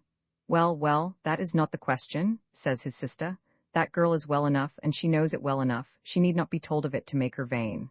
We are not talking of her being vain, says the elder brother, but of her being in love. It may be she is in love with herself, it seems my sisters think so. I would she was in love with me, says Robin. I'd quickly put her out of her pain. What do you mean by that, son, says the old lady. How can you talk so? Why, madam, says Robin again, very honestly, do you think I'd let the poor girl die for love, and of one that is near at hand to be had too? Fie, brother, says the second sister, how can you talk so? Would you take a creature that has not a groat in the world? Prithee, child, says Robin, beauty's a potion, and good humour with it is a double potion. I wish thou hadst half her stock of both for thy potion. So there was her mouth stopped. I find, says the eldest sister, if Betty is not in love, my brother is. I wonder he has not broke his mind to Betty, I warrant she won't say no. They that yield when they're asked, says Robin, are one step before them that were never asked to yield, sister, and 2 steps before them that yield before they are asked, and that's an answer to you, sister. This fired the sister, and she flew into a passion, and said, things were come to that pass that it was time the wench, meaning me, was out of the family, and but that she was not fit to be turned out, she hoped her father and mother would consider of it as soon as she could be removed. Robin replied, that was business for the master and mistress of the family, who were not to be taught by one that had so little judgment as his eldest sister. It ran up a great deal farther. The sister scolded, Robin rallied and bantered, but poor Betty lost ground by it extremely in the family. I heard of it, and I cried heartily, and the old lady came up to me, somebody having told her that I was so much concerned about it. I complained to her that it was very hard the doctors should pass such a censure upon me, for which they had no ground, and that it was still harder, considering the circumstances I was under in the family, that I hoped I had done nothing to lessen her esteem for me, or given any occasion for the bickering between her sons and daughters, and I had more need to think of a coffin than of being in love, and begged she would not let me suffer in her opinion for anybody's mistakes but my own. She was sensible of the justice of what I said, but told me, since there had been such a clamor among them, and that her youngest son talked off to such a rattling way as he did, she desired I would be so faithful to her as to answer her but one question sincerely. I told her I would, with all my heart, and with the utmost plainness and sincerity. Why, then, the question was, whether there was anything between her son Robert and me. I told her with all the protestations of sincerity that I was able to make, and as I might well do, that there was not, nor ever had been. I told her that Mr. Robert had rattled and jested, as she knew it was his way, and that I took it always, as I supposed he meant it, to be a wild, airy way of discourse that had no signification in it, and again assured her that there was not the least tittle of what she understood by it between us, and that those who had suggested it had done me a great deal of wrong, and Mr. Robert no service at all. The old lady was fully satisfied, and kissed me, spoke cheerfully to me, and bid me take care of my health and want for nothing, and so took her leave. But when she came down, she found the brother and all his sisters together by the ears. They were angry, even to passion, at his upbraiding them with their being homely, and having never had any sweethearts, never having been asked the question, and their being so forward as almost to ask first. He rallied them upon the subject of Mrs. Betty, how pretty, how good-humoured, how she sung better than they did, and danced better, and how much handsomer she was. And in doing this he omitted no ill-natured thing that could vex them, and indeed pushed too hard upon them. The old lady came down in the height of it, and to put a stop it to, told them all the discourse she had had with me, and how I answered that there was nothing between Mr. Robert and I. She's wrong there, says Robin, for if there was not a great deal between us, we should be closer together than we are. I told her I loved her hugely, says he, but I could never make the jade believe I was in earnest. I do not know how you should, says his mother. Nobody in their senses could believe you were in earnest to talk so to a poor girl, whose circumstances you know so well. But prithee, son, adds she, since you tell me that you could not make her believe you were in earnest, what must we believe about it? For you ramble so in your discourse that nobody knows whether you are in earnest or in jest. But as I find the girl, by your own confession, has answered truly, I wish you would do so too, and tell me seriously, so that I may depend upon it. Is there anything in it or no? Are you in earnest or no? Are you distracted indeed, or are you not? 'Tis a weighty question, and I wish you would make us easy about it. By my faith, madam, says Robin, 'tis in vain to mince the matter or tell any more lies about it, I am in earnest, as much as a man is that's going to be hanged. If Mrs. Betty would say she loved me, and that she would marry me, I'd have her tomorrow morning fasting, and say, to have and to hold, instead of eating my breakfast. Well, says the mother, then there's one son lost, and she said it in a very mournful tone, as one greatly concerned at it. I hope not, madam, says Robin. No man is lost when a good wife has found him. Why, but child, says the old lady, she is a beggar. Why then, madam, she has the more need of charity, says Robin. I'll take her off the hands of the parish, and she and I'll beg together. It's bad jesting with such things, says the mother. I don't jest, madam, says Robin. We'll come and beg your pardon, madam, and your blessing, madam, and my father's. This is all out of the way, son, says the mother. If you are in earnest, you are undone. I am afraid not, says he, for I am really afraid she won't have me. After all my sister's huffing and blustering, I believe I shall never be able to persuade her to it. That's a fine tale, indeed. She is not so far out of her senses neither. Mrs. Betty is no fool, says the younger sister. Do you think she has learnt to say no, any more than other people? No, Mrs. Mirthwit, says Robin. Mrs. Betty's no fool, but Mrs. Betty may be engaged some other way, and what then? Nay, says the eldest sister, we can say nothing to that. Who must it be to, then? She is never out of the doors, it must be between you. I have nothing to say to that, says Robin. I have been examined enough, there's my brother. If it must be between us, go to work with him. This stung the elder brother to the quick, and he concluded that Robin had discovered something. However, he kept himself from appearing disturbed. Prithee, says he, don't go to shame your stories off upon me. I tell you, I deal in no such ware. I have nothing to say to Mrs. Betty, nor to any of the Mrs. Bettys in the parish. And with that he rose up and brushed off. No, says the eldest sister, I dare answer for my brother, he knows the world better. Thus the discourse ended, but it left the elder brother quite confounded. He concluded his brother had made a full discovery, and he began to doubt whether I had been concerned in it or not. But with all his management, he could not bring it about to get at me. At last he was so perplexed that he was quite desperate, and resolved he would come into my chamber and see me, whatever came of it. In order to do this, he contrived it so, that one day after dinner, watching his eldest sister till he could see her go upstairs, he runs after her. Hark ye, sister, says he, where is this sick woman? May not a body see her? Yes, says the sister, I believe you may, but let me go first a little, and I'll tell you. So she ran up to the door and gave me notice, and presently called to him again. Brother, says she, you may come if you please. So in he came, just in the same kind of rant.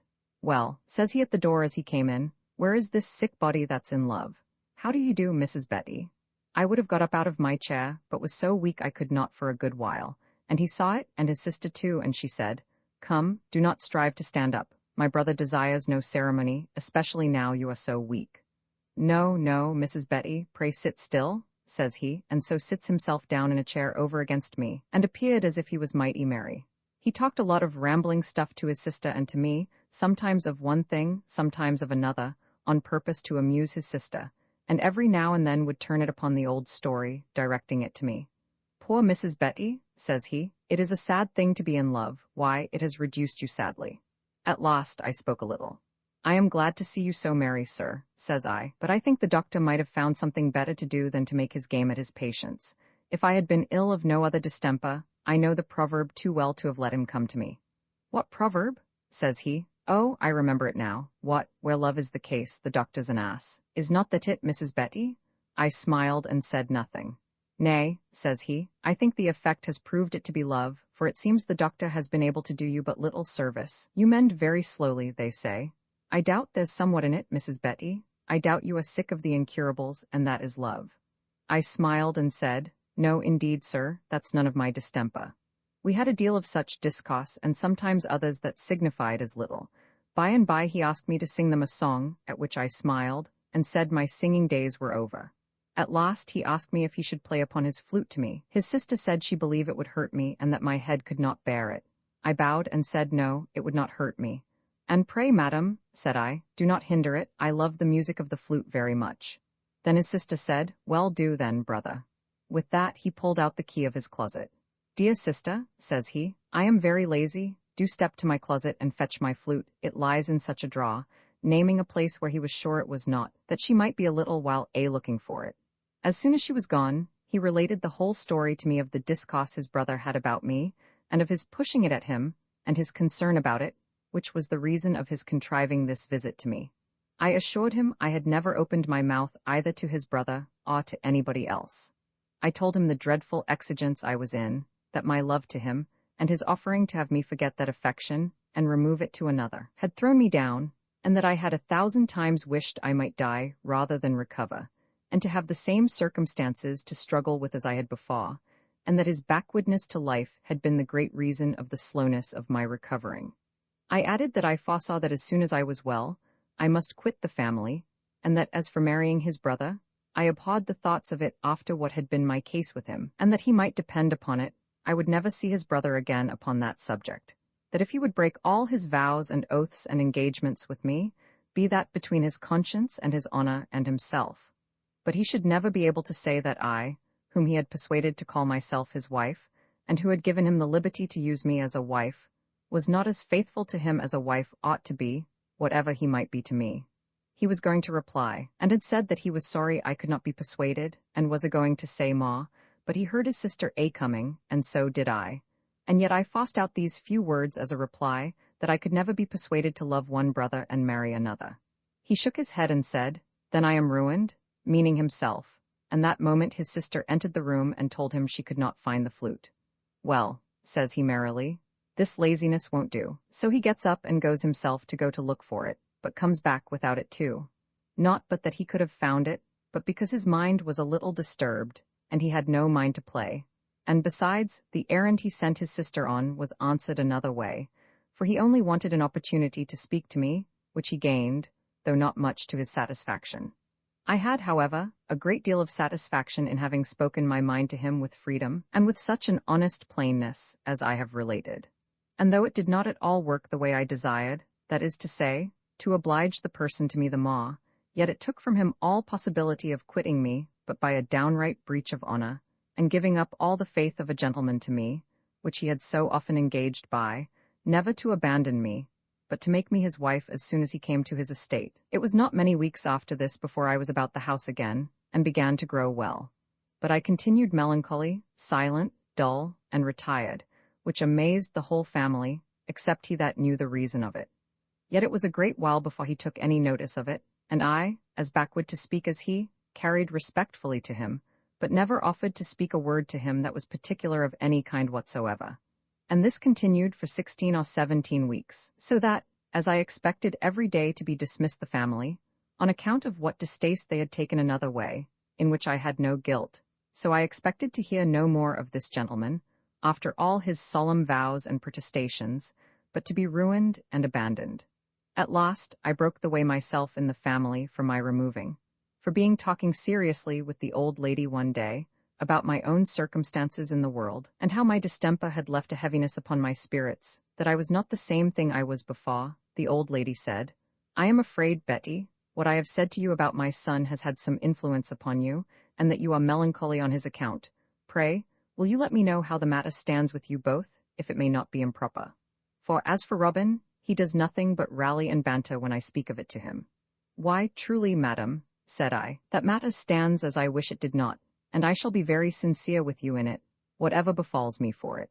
Mr. Robert has several times proposed marriage to me, which is what I had no reason to expect, my poor circumstances considered, but I have always resisted him, and that perhaps in terms more positive than became me, considering the regard that I ought to have for every branch of your family. But, said I, "Madam, I could never so far forget my obligation to you and all your house, to offer to consent to a thing which I know must needs be disobliging to you, and this I have made my argument to him, and have positively told him that I would never entertain a thought of that kind unless I had your consent, and his father's also, to whom I was bound by so many invincible obligations." "And is this possible, Mrs. Betty?" says the old lady. "Then you have been much juster to us than we have been to you, for we have all looked upon you as a kind of snare to my son, and I had a proposal to make to you for your removing, for fear of it. But I had not yet mentioned it to you, because I thought you were not thorough well, and I was afraid of grieving you too much, lest it should throw you down again. For we have all a respect for you still, though not so much as to have it be the ruin of my son. But if it be as you say, we have all wronged you very much. As to the truth of what I say, madam, said I, refer you to your son himself, if he will do me any justice. he must tell you the story just as I have told it. Away goes the old lady to her daughters and tells them the whole story, just as I had told it her, and they were surprised at it, you may be sure, as I believed they would be. One said she could never have thought it. Another said Robin was a fool. A third said she would not believe a word of it, and she would warrant that Robin would tell the story another way. But the old gentlewoman, who was resolved to go to the bottom of it, before I could have the least opportunity of acquainting her son with what had passed, resolved too that she would talk with her son immediately, and to that purpose sent for him, for he was gone but to a lawyer's house in the town, upon some petty business of his own, and upon her sending, he returned immediately. Upon his coming up to them, for they were all still together, "Sit down, Robin," says the old lady, "I must have some talk with you." "With all my heart, madam," says Robin, looking very merry.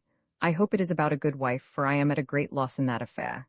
"How can that be?" says his mother. "Did not you say you resolved to have Mrs. Betty?" "Aye, madam," says Robin, "but there is one has forbid the banns." "Forbid the banns?" says his mother. "Who can that be?" "Even Mrs. Betty herself," says Robin. "How so?" says his mother. "Have you asked her the question then?" "Yes, indeed, madam," says Robin. "I have attacked her in farm 5 times since she was sick, and am beaten off. The jade is so stout she won't capitulate nor yield upon any terms, except such as I cannot effectually grant."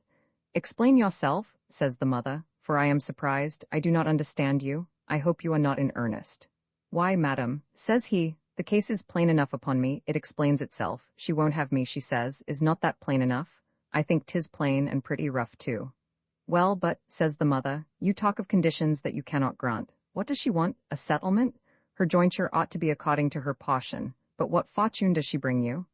"Nay, as to fortune," says Robin, "she is rich enough, I am satisfied in that point, but 'tis I that am not able to come up to her terms, and she is positive she will not have me without." Here the sisters put in. "Madam," says the second sister, "'tis impossible to be serious with him. He will never give a direct answer to anything. You had better let him alone, and talk no more of it to him. You know how to dispose of her out of his way if you thought there was anything in it." Robin was a little warmed with his sister's rudeness, but he was even with her, and yet with good manners too. "There are 2 sorts of people, madam," says he, turning to his mother, "that there is no contending with, that is, a wise body and a fool. 'Tis a little hard I should engage with both of them together." The younger sister then put in. "We must be fools indeed," says she, "in my brother's opinion, that he should think we can believe he has seriously asked Mrs. Betty to marry him, and that she has refused him." "Answer and answer not, say Solomon," replied her brother. "When your brother had said to your mother that he had asked her no less than 5 times, and that it was so, that she positively denied him, methinks a younger sister need not question the truth of it when her mother did not." "My mother, you see, did not understand it," says the second sister. "There's some difference," says Robin, "between desiring me to explain it and telling me she did not believe it." "Well, but son," says the old lady, "if you are disposed to let us into the mystery of it, what were these hard conditions?" "Yes, madam," says Robin, "I had done it before now, if the teasers here had not worried me by way of interruption. The conditions are, that I bring my father and you to consent to it, and without that she protests, she will never see me more upon that head. And to these conditions, as I said, I suppose I shall never be able to grant. I hope my warm sisters will be answered now, and blush a little. If not, I have no more to say till I hear further." This answer was surprising to them all, though less to the mother, because of what I had said to her. As to the daughters, they stood mute a great while, but the mother said with some passion, "Well, I had heard this before, but I could not believe it. But if it is so, then we have all done Betty wrong, and she has behaved better than I ever expected." "Nay," says the eldest sister, "if it be so, she has acted handsomely indeed." "I confess," says the mother, "it was none of her fault if he was fool enough to take a fancy to her, but to give such an answer to him shows more respect to your father and me than I can tell how to express. I shall value the girl the better for it as long as I know her." "But I shall not," says Robin, "unless you will give your consent." "I'll consider of that a while," says the mother. "I assure you, if there were not some other objections in the way, this conduct of hers would go a great way to bring me to consent." "I wish it would go quite through it," says Robin. "If you had as much thought about making me easy as you have about making me rich, you would soon consent to it." "Why, Robin," says the mother again, "are you really in earnest? Would you so fain have her as you pretend?" "Really, madam," says Robin, "I think 'tis hard you should question me upon that head after all I have said. I won't say that I will have her. How can I resolve that point, when you see I cannot have her without your consent? Besides, I am not bound to marry at all. But this I will say, I am in earnest in, that I will never have anybody else if I can help it. So you may determine for me. Betty or nobody is the word, and the question which of the two shall be in your breast to decide, madam, provided only that my good-humoured sisters here may have no vote in it. All this was dreadful to me, for the mother began to yield, and Robin pressed her home on it. On the other hand, she advised with the eldest son, and he used all the arguments in the world to persuade her to consent, alleging his brother's passionate love for me, and my generous regard to the family, in refusing my own advantages upon such a nice point of honour, and 1,000 such things. And as to the father, he was a man in a hurry of public affairs and getting money, seldom at home, thoughtful of the main chance, but left all those things to his wife. You may easily believe that when the plot was thus, as they thought, broke out, and that everyone thought they knew how things were carried, it was not so difficult or so dangerous for the elder brother, whom nobody suspected of anything, to have a freer access to me than before. Nay, the mother, which was just as he wished, proposed it to him to talk with Mrs. Betty. For it may be, son, said she, you may see farther into the thing than I, and see if you think she has been so positive as Robin says she has been, or no. This was as well as he could wish, and he, as it were, yielding to talk with me at his mother's request, she brought me to him into her own chamber, told me her son had some business with me at her request, and desired me to be very sincere with him, and then she left us together, and he went and shut the door after her. He came back to me and took me in his arms and kissed me very tenderly, but told me he had a long discourse to hold with me, and it was not come to that crisis, that I should make myself happy or miserable as long as I lived, that the thing was now gone so far, that if I could not comply with his desire, we would both be ruined. Then he told the whole story between Robin, as he called him, and his mother and sisters and himself, as it is above. And now, dear child, says he, consider what it will be to marry a gentleman of a good family, in good circumstances, and with the consent of the whole house, and to enjoy all that the world can give you. And what, on the other hand, to be sunk into the dark circumstances of a woman that has lost her reputation, and that though I shall be a private friend to you while I live, yet as I shall be suspected always, so you will be afraid to see me, and I shall be afraid to own you. He gave me no time to reply, but went on with me thus. What has happened between us, child, so long as we both agree to do so, may be buried and forgotten.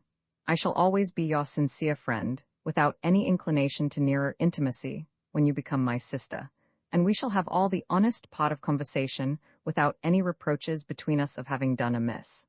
I beg of you to consider it, and to not stand in the way of your own safety and prosperity, and to satisfy you that I am sincere. Added he, I here offer you £500 in money, to make you some amends for the freedoms I have taken with you, which we shall look upon as some of the follies of our lives, which 'tis hoped we may repent of. He spoke this in so much more moving terms than it is possible for me to express, and with so much greater force of argument than I can repeat, that I only recommend it to those who read the story, to suppose that as he held me above an hour and a half in that discourse, so he answered all my objections, and fortified his discourse with all the arguments that human wit and art could devise. I cannot say, however, that anything he said made impression enough upon me so as to give me any thought of the matter, till he told me at last very plainly that if I refused, he was sorry to add that he could never go on with me in that station as we stood before, that though he loved me as well as ever, and that I was as agreeable to him as ever, yet sense of virtue had not so far forsaken him as to suffer him to lie with a woman that his brother courted to make his wife. And if he took his leave of me, with a denial in this affair, whatever he might do for me in the point of support, grounded on his first engagement of maintaining me, yet he would not have me be surprised that he was obliged to tell me he could not allow himself to see me any more, and that, indeed, I could not expect it of him. I received this last part with some token of surprise and disorder, and had much ado to avoid sinking down, for indeed I loved him to an extravagance not easy to imagine, but he perceived my disorder. He entreated me to consider seriously of it, assured me that it was the only way to preserve our mutual affection, that in this station we might love as friends, with the utmost passion, and with a love of relation untainted, free from our just reproaches, and free from other people's suspicions, that he should ever acknowledge his happiness owing to me, that he would be debted to me as long as he lived, and would be paying that debt as long as he had breath. Thus he wrought me up, in short, to a kind of hesitation in the matter, having the dangers on one side represented in lively figures, and indeed, heightened by my imagination of being turned out to the wide world a mere cast-off ha, for it was no less, and perhaps exposed as such, with little to provide for myself, with no friend, no acquaintance in the whole world, out of that town, and there I could not pretend to stay. All this terrified me to the last degree, and he took care upon all occasions to lay it home to me in the worst colors that it could be possible to be drawn in. On the other hand, he failed not to set forth the easy, prosperous life which I was going to live. He answered all that I could object from affection, and from former engagements, with telling me the necessity that was before us of taking other measures now. And as to his promises of marriage, the nature of things, he said, had put an end to that, by the probability of my being his brother's wife, before the time to which his promises all referred. Thus, in a word, I may say, he reasoned me out of my reason. He conquered all my arguments, and I began to see a danger that I was in, which I had not considered of before, and that was, of being dropped by both of them and left alone in the world to shift for myself. This, and his persuasion, at length prevailed with me to consent, though with so much reluctance, that it was easy to see I should go to church like a bear to the stake. I had some little apprehensions about me, too, lest my new spouse, who, by the way, I had not the least affection for, should be skilful enough to challenge me on another account, upon our first coming to bed together. But whether he did it with design or not, I know not, but his elder brother took care to make him very much fuddled before he went to bed, so that I had the satisfaction of a drunken bedfellow the first night. How he did it, I know not, but I concluded that he certainly contrived it, that his brother might be able to make no judgment of the difference between a maid and a married woman, nor did he ever entertain any notions of it, or disturb his thoughts about it. I should go back a little here to where I left off. The elder brother having thus managed me, his next business was to manage his mother, and he never left till he had brought her to acquiesce and be passive in the thing, even without acquainting the father, other than by post letters, so that she consented to our marrying privately, and leaving her to manage the father afterwards. Then he cajoled with his brother, and persuaded him what service he had done him, and how he had brought his mother to consent, which, though true, was not indeed done to serve him, but to serve himself. But thus diligently did he cheat him, and had the thanks of a faithful friend for shifting off his whore into his brother's arms for a wife. So certainly does interest banish all manner of affection, and so naturally do men give up honor and justice, humanity, and even Christianity, to secure themselves. I must now come back to Brother Robin, as we always called him, who having got his mother's consent, as above, came big with the news to me, and told me the whole story of it, with a sincerity so visible, that I must confess it grieved me that I must be the instrument to abuse so honest a gentleman. But there was no remedy, he would have me, and I was not obliged to tell him that I was his brother's haw, though I had no other way to put him off. So I came gradually into it, to his satisfaction, and behold, we were married. Modesty forbids me to reveal the secrets of the marriage bed, but nothing could have happened more suitable to my circumstances than that, as above, my husband was so fuddled when he came to bed, that he could not remember in the morning whether he had had any conversation with me or no, and I was obliged to tell him he had, though in reality he had not, that I might be sure he could make to inquiry about anything else. It concerns the story in hand very little to enter into the further particulars of the family, or of myself, for the 5 years that I lived with this husband, only to observe that I had 2 children by him, and that at the end of 5 years he died. He had been really a very good husband to me, and we lived very agreeably together, but as he had not received much from them, and had in the little time he lived acquired no great matters, so my circumstances were not great, nor was I much mended by the match. Indeed, I had preserved the elder brother's bonds to me, to pay £500, which he offered me for my consent to marry his brother. And this, with what I had saved of the money he formerly gave me, about as much more by my husband, left me a widow with about £1,200 in my pocket. My 2 children were, indeed, taken happily off my hands by my husband's father and mother, and that, by the way, was all they got by Mrs. Betty. I confess I was not suitably affected with the loss of my husband, nor indeed can I say that I ever loved him as I ought to have done, or as was proportionable to the good usage I had from him, for he was a tender, kind, good-humored man as any woman could desire. But his brother being so always in my sight, at least while we were in the country, was a continual snare to me, and I never was in bed with my husband, but I wished myself in the arms of his brother. And though his brother never offered me the least kindness that way after our marriage, but carried it just as a brother ought to do, yet it was impossible for me to do so to him. In short, I committed adultery and incest with him every day in my desires, which, without doubt, was as effectually criminal in the nature of the guilt as if I had actually done it. Before my husband died, his elder brother was married, and we, being then removed to London, were written to by the old lady to come and be at the wedding. My husband went, but I pretended indisposition, and that I could not possibly travel. So I stayed behind, for in short, I could not bear the sight of his being given to another woman, though I knew I was never to have him myself. I was now, as above, left loose to the world, and being still young and handsome, as everybody said of me, and I assure you I thought myself so, and with a tolerable fortune in my pocket, I put no small value upon myself.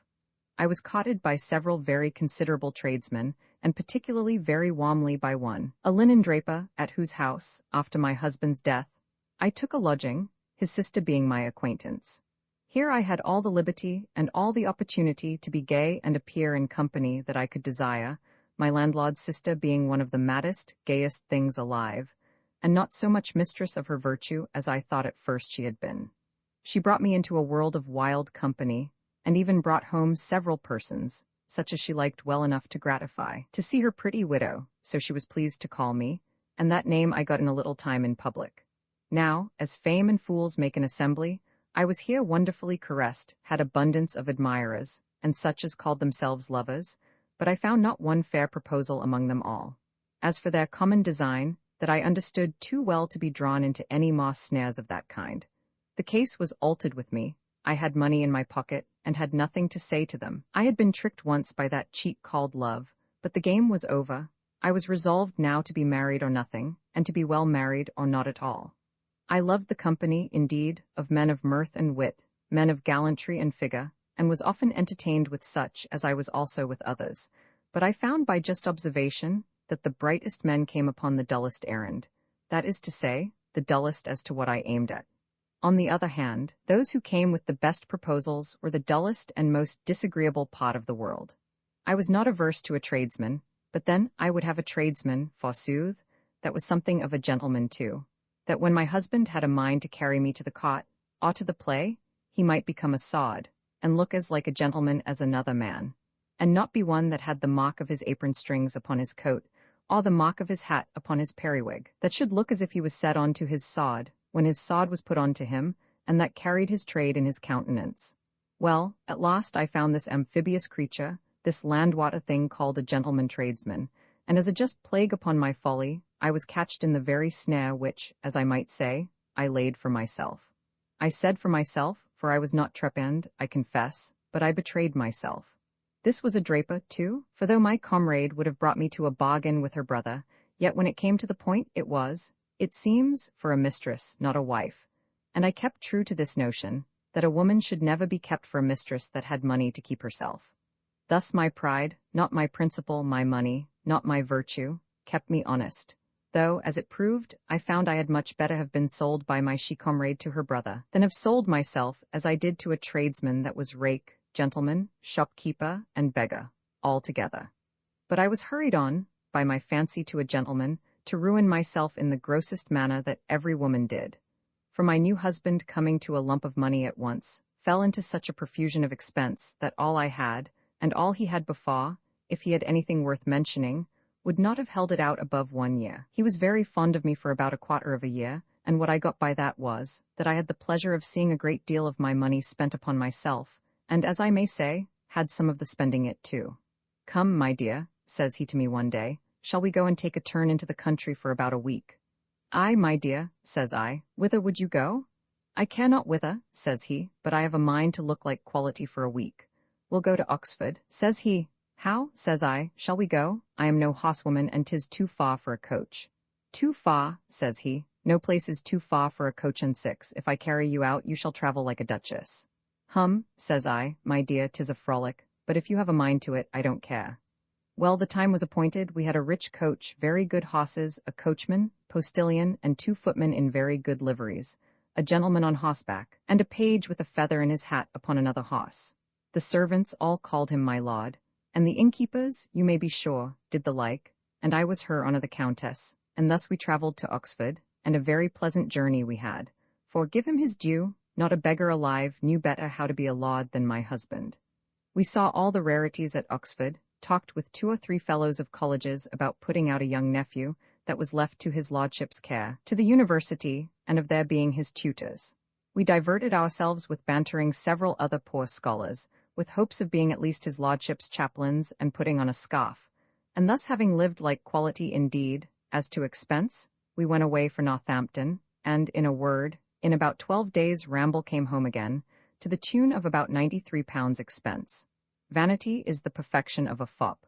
My husband had this excellence, that he valued nothing of expense, and as his history, you may be sure, has very little weight in it, 'tis enough to tell you that in about 2 years and a quarter he broke, and was not so happy to get over into the Mint, but got into a sponging house, being arrested in an action too heavy from him to give bail to, so he sent for me to come to him. It was no surprise to me, for I had foreseen some time that all was going to wreck, and had been taking care to reserve something if I could, though it was not much, for myself. But when he sent for me, he behaved much better than I expected, and told me plainly he had played the fool, and suffered himself to be surprised, which he might have prevented. That now he foresaw he could not stand it, and therefore he would have me go home, and in the night take away everything I had in the house of any value, and secure it. And after that, he told me that if I could get away 100 or 200 pounds in goods out of the shop, I should do it. Only, says he, let me know nothing of it, neither what you take nor whither you carry it. For as for me, says he, I am resolved to get out of this house and be gone, and if you never hear of me more, my dear, says he, I wish you well, I am only sorry for the injury I have done you. He said some very handsome things to me indeed at parting, for I told you he was a gentleman, and that was all the benefit I had of his being so. That he used me very handsomely, and with good manners upon all occasions, even to the last, only spent all I had, and left me to rob the creditors for something to subsist on. However, I did as he bade me, that you may be sure, and having thus taken my leave of him, I never saw him more, for he found means to break out of the bailiff's house that night or the next, and go over into France, and for the rest of the creditors scrambled for it as well as they could. How, I knew not, for I could come at no knowledge of anything more than this, that he came home about 3 o'clock in the morning, caused the rest of his goods to be removed into the Mint, and the shop to be shut up, and having raised what money he could get together, he got over, as I said, to France, from whence I had 1 or 2 letters from him, and no more. I did not see him when he came home, for he having given me such instructions as above, and I having made the best of my time, I had no more business back again at the house, not knowing but I might have been stopped there by the creditors. For a commission of bankrupt being soon after issued, they might have stopped me by orders from the commissioners. But my husband, having so dexterously got out of the bailiff's house, by letting himself down in a most desperate manner from almost the top of the house to the top of another building, and leaping from thence, which was almost 2 stories, and which was enough indeed to have broken his neck, he came home and got away his goods before the creditors could come to seize, that is to say, before they could get out the commission, and be ready to send their officers to take possession.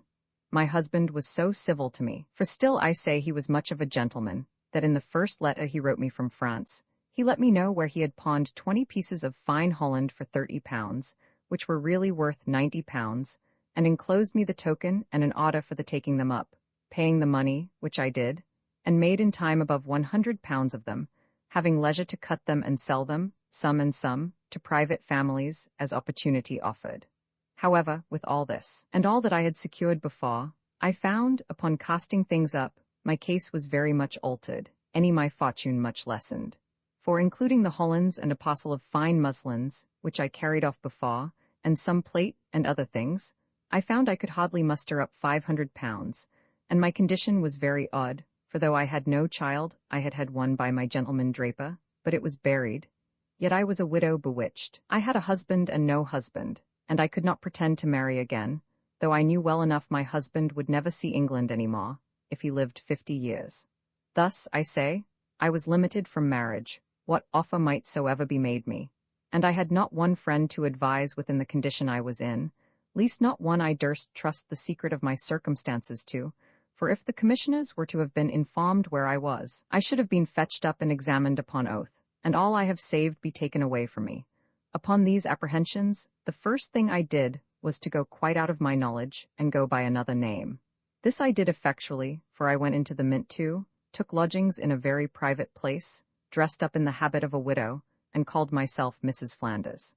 Here, however, I concealed myself, and though my new acquaintances knew nothing of me, yet I soon got a great deal of company about me.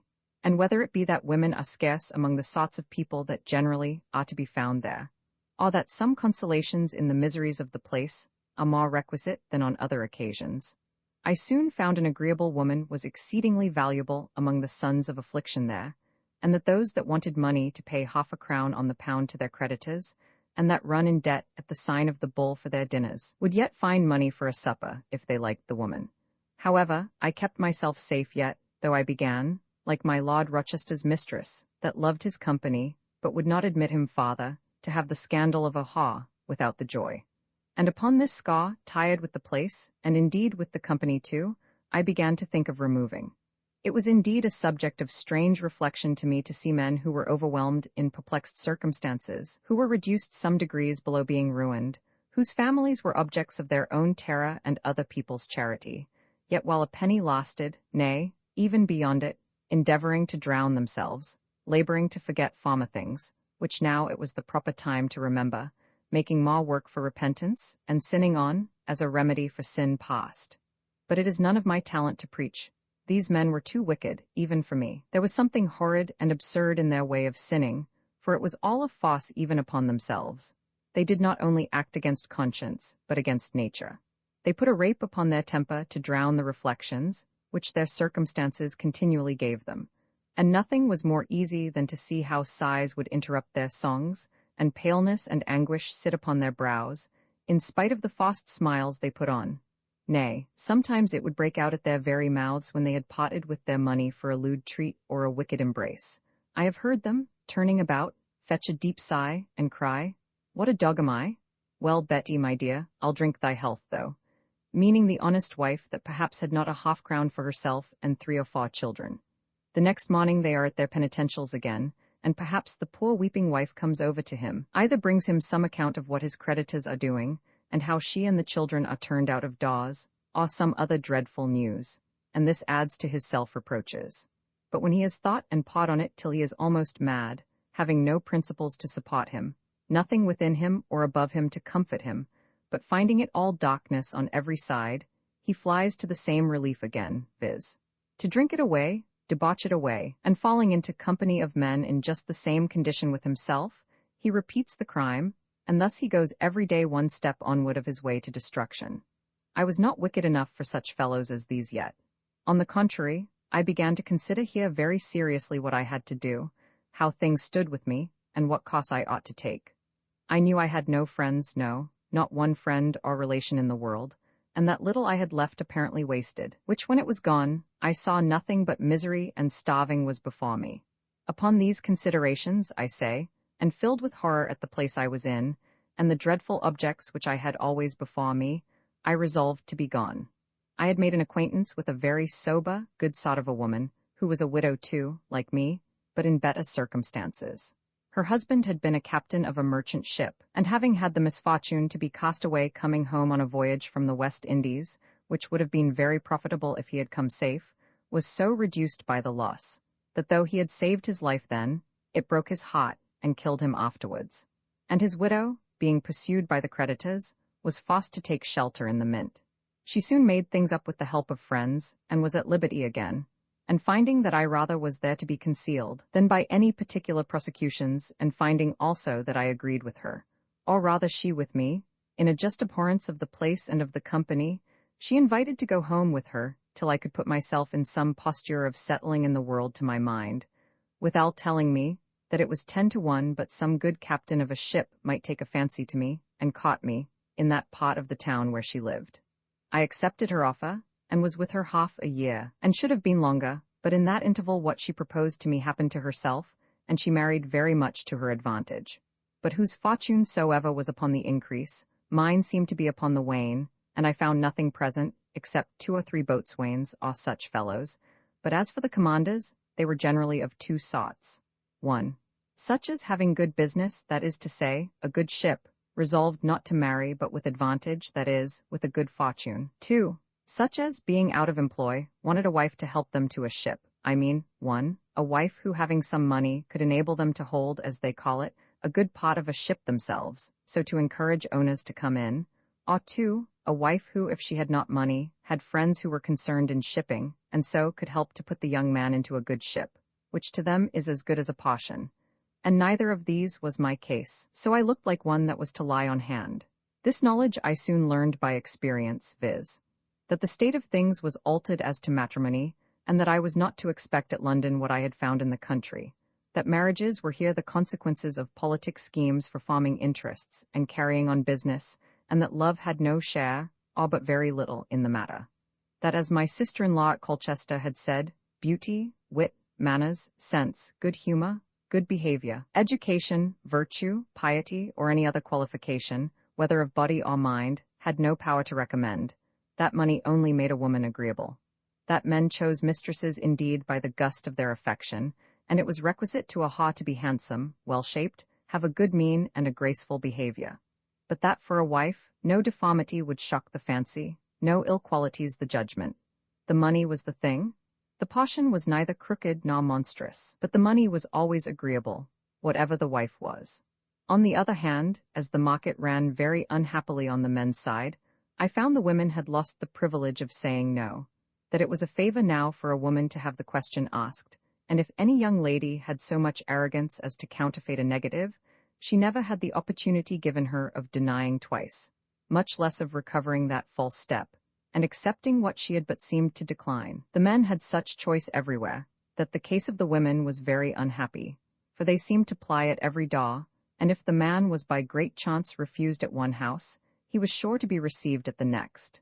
Besides this, I observed that the men made no scruple to set themselves out, and to go a fortune hunting, as they call it, when they had really no fortune themselves to demand it, or merit to deserve it, and that they carried it so high that a woman was scarce allowed to inquire after the character or estate of the person that pretended to her.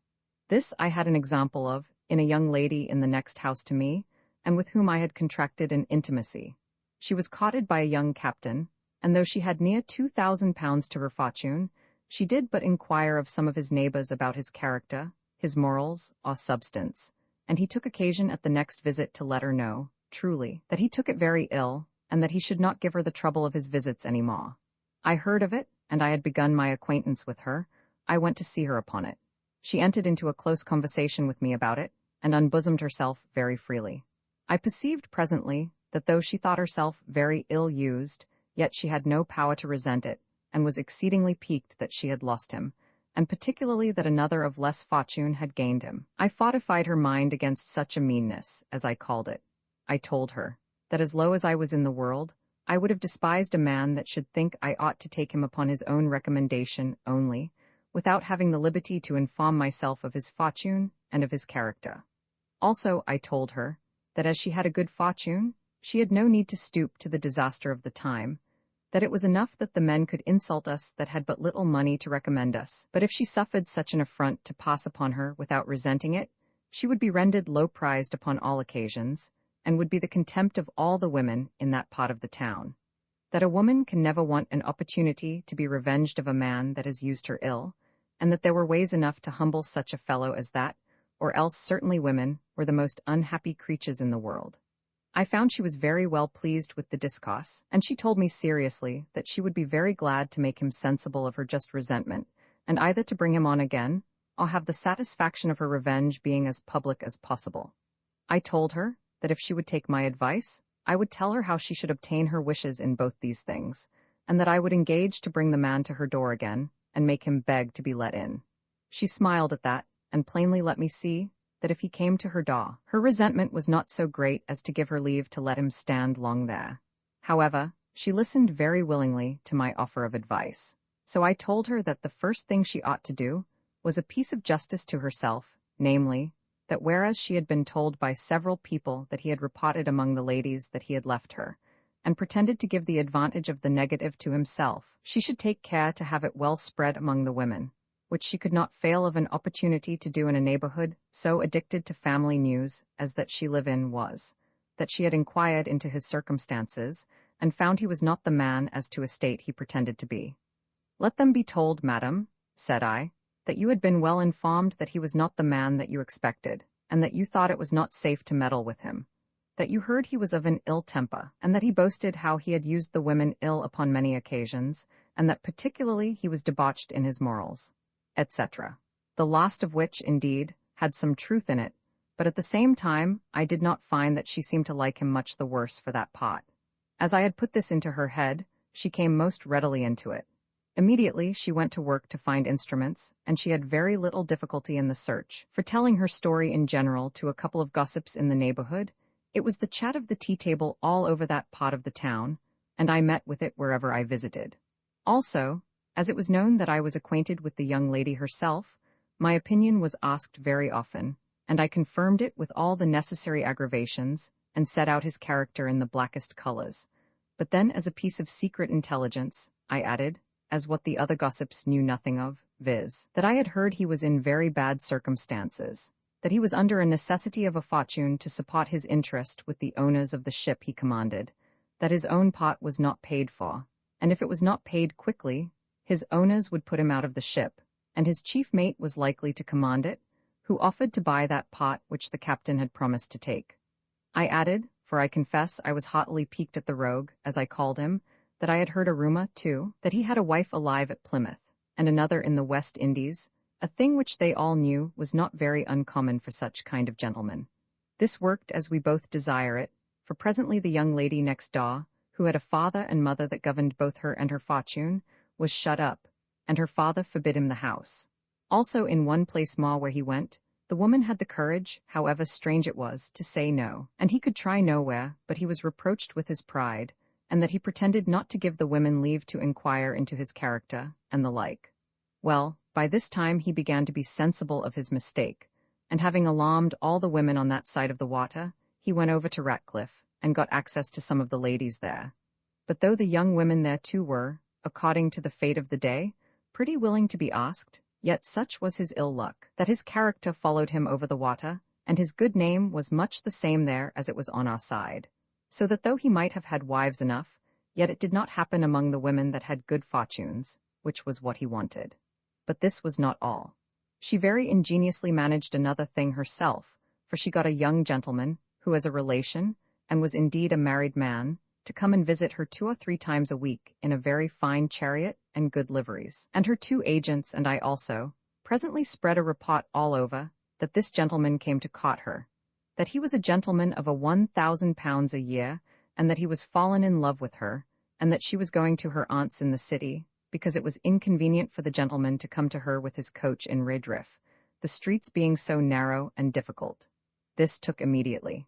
The captain was laughed at in all companies, and was ready to hang himself. He tried all the ways possible to come at her again, and wrote the most passionate letters to her in the world, excusing his former rashness, and in short, by great application, obtained leave to wait on her again, as he said, to clear his reputation. At this meeting she had her full revenge of him, for she told him she wondered what he took her to be, that she should admit any man to a treaty of so much consequence as that to marriage, without inquiring very well into his circumstances, that if he thought she was to be huffed into wedlock, and that she was in the same circumstances which her neighbours might be in, viz., to take up with the first good Christian that came, he was mistaken, that, in a word, his character was really bad, or he was very ill beholden to his neighbours, and that unless he could clear up some points in which she had justly been prejudiced, she had no more to say to him, but to do herself justice, and give him the satisfaction of knowing that she was not afraid to say no, either to him or any man else. With that, she told him what she had heard, or rather raised herself by my means, of his character. His not having paid for the pot he pretended to own of the ship he commanded, of the resolution of his owners to put him out of the command, and to put his mate in his stead, and of the scandal raised on his morals, his having been reproached with such and such women, and having a wife at Plymouth and in the West Indies, and the like. And she asked him whether he could deny that she had good reason, if these things were not cleared up, to refuse him, and in the meantime to insist upon having satisfaction in points too significant as they were. He was so confounded at her discourse that he could not answer a word, and she almost began to believe that all was true by his disorder, though at the same time she knew that she had been the raiser of all those reports herself. After some time he recovered himself a little, and from that time became the most humble, the most modest, and most importunate man alive in his courtship. She carried her jest on a great way. She asked him if he thought she was so at her last shift that she could or ought to bear such treatment, and if he did not see that she did not want those who thought it worth their while to come farther to her than he did, meaning the gentleman whom she had brought to visit her by way of sham. She brought him by these tricks to submit to all possible measures to satisfy her, as well of his circumstances as of his behavior. He brought her undeniable evidence of his having paid for his part of the ship. He brought her certificates from his owners that the report of their intending to remove him from the command of the ship and put his chief mate in was false and groundless. In short, he was quite the reverse of what he was before. Thus I convinced her that if the men made their advantage of our sex in the affair of marriage, upon the supposition of there being such choice to be had, and of the women being so easy, it was only owing to this, that the women wanted courage to maintain their ground and to play their part, and that, according to my Lord Rochester, a woman's ne'er so ruined but she can revenge herself on her undoer, man. After these things this young lady played her part so well, that though she resolved to have him, and that indeed having him was the main bent of her design, yet she made his obtaining her be to him the most difficult thing in the world. And this she did, not by a haughty reserved carriage, but by a just policy, turning the tables upon him, and playing back upon him his own game. For as he pretended, by a kind of lofty carriage, to place himself above the occasion of a character, and to make inquiring into his character a kind of an affront to him, she broke with him upon that subject, and at the same time that she make him submit to all possible inquiry after his affairs, she apparently shut the door against his looking into her own. It was enough to him to obtain her for a wife. As to what she had, she told him plainly, that as he knew her circumstances, it was but just she should know his. And though at the same time he had only known her circumstances by common fame, yet he had made so many protestations of his passion for her, that he could ask no more but her hand to his grand request, and the like ramble according to the custom of lovers. In short, he left himself no room to ask any more questions about her estate, and she took the advantage of it like a prudent woman, for she placed part of her fortune so in trustees, without letting him know anything of it, that it was quite out of his reach, and made him be very well content with the rest. It is true she was pretty well besides, that is to say, she had about £1,400 in money, which she gave him, and the other, after some time, she brought to light as a perquisite to herself, which he was to accept as a mighty favour, seeing though it was not to be his, it might ease him in the article of her particular expenses. And I must add, that by this conduct, the gentleman himself became not only the more humble in his applications to her to obtain her, but also was much the more an obliging husband to her when he had her. I cannot but remind the ladies here how much they place themselves below the common station of a wife, which, if I may be allowed not to be partial, is low enough already.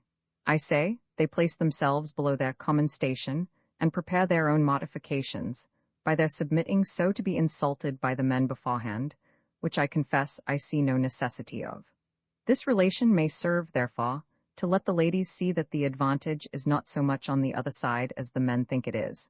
And though it may be true that the men have but too much choice among us, and that some women may be found who will dishonor themselves, be cheap, and easy to come at, and will scarce wait to be asked, yet if they will have women, as I may say, worth having, they may find them as uncommutable as ever, and that those that are otherwise are a sort of people that have such deficiencies, when had, as rather recommend the ladies that are difficult than encourage the men to go on with their easy courtship, and expect wives equally valuable that will come at first call. Nothing is more certain than that the ladies always gain of the men by keeping their ground, and letting their pretended lovers see they can resent being slighted, and that they are not afraid of saying no. They, I observe, insult us mightily with telling us of the number of women, that the wars, and the sea, and trade, and other incidents have carried the men so much away, that there is no proportion between the numbers of the sexes, and therefore the women have the disadvantage. But I am far from granting that the number of women is so great, or the number of men so small. But if they will have me tell the truth, the disadvantage of the women is a terrible scandal upon the men, and it lies here, and here only. Namely, that the age is so wicked, and the sex so debauched, that, in short, the number of such men as an honest woman ought to meddle with is small indeed, and it is but here and there that a man is to be found who is fit for a woman to venture upon. But the consequence even of that too amounts to no more than this, that women ought to be the more nice. For how do we know the just character of the man that makes the offer? To say that the woman should be the more easy on this occasion is to say we should be the forwarder to venture, because of the greatness of the danger, which, in my way of reasoning, is very absurd. On the contrary, the women have 10,000 times the more reason to be wary and backward, by how much the hazard of being betrayed is the greater. And would the ladies consider this, and act the wary part, they would discover every cheat that offered.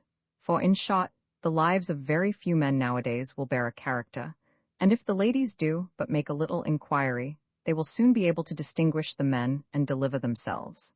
As for women that do not think their own safety worth their thought, that, impatient of their perfect state, resolve, as they call it, to take the first good Christian that comes, that run into matrimony as a horse rushes into the battle, I can say nothing to them but this, that they are a sort of ladies that ought to be prayed for among the rest of distempered people.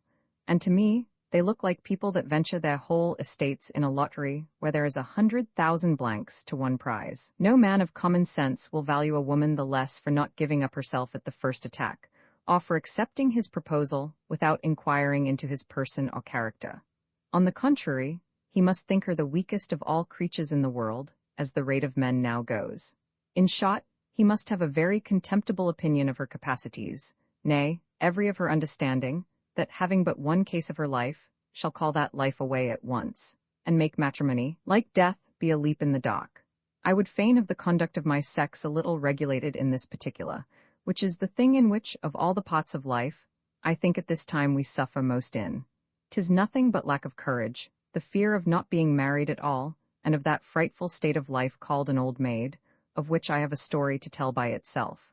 This, I say, is the woman's snare, but would the ladies once but get above that fear and manage rightly, they would most certainly avoid it by standing their ground, in a case so absolutely necessary to their felicity, that by exposing themselves as they do, and if they did not marry so soon as they may do otherwise, they would make themselves amends by marrying safer.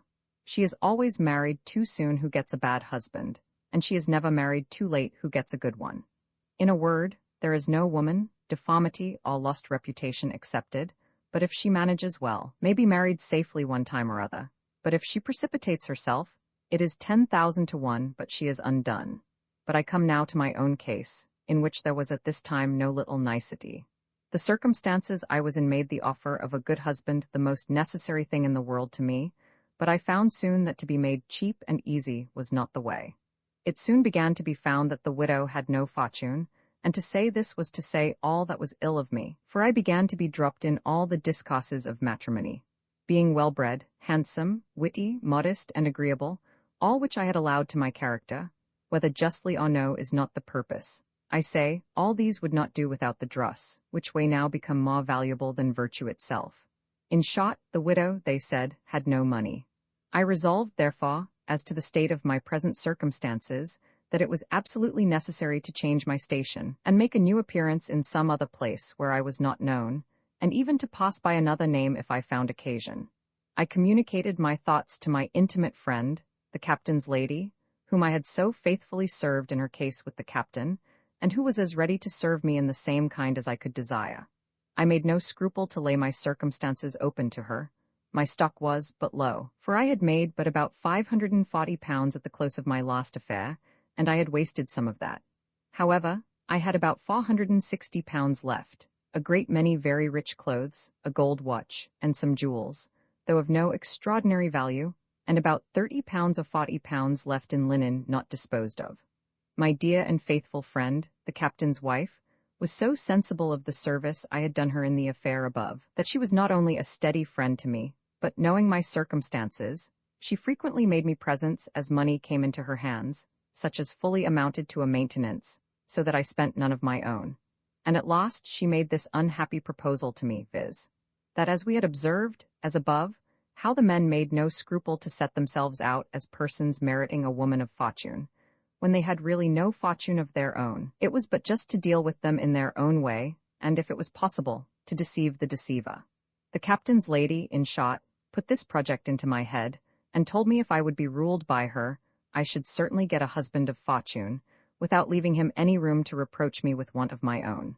I told her, as I had reason to do, that I would give up myself wholly to her directions, and that I would have neither tongue to speak nor feet to step in that affair, but as she should direct me, depending that she would extricate me out of every difficulty she brought me into, which she said she would answer for.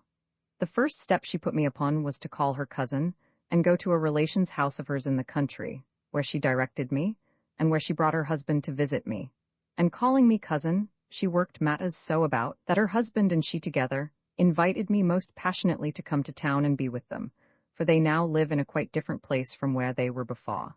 In the next place, she tells her husband that I had at least £1,500 fortune, and that after some of my relations I was like to have a great deal more.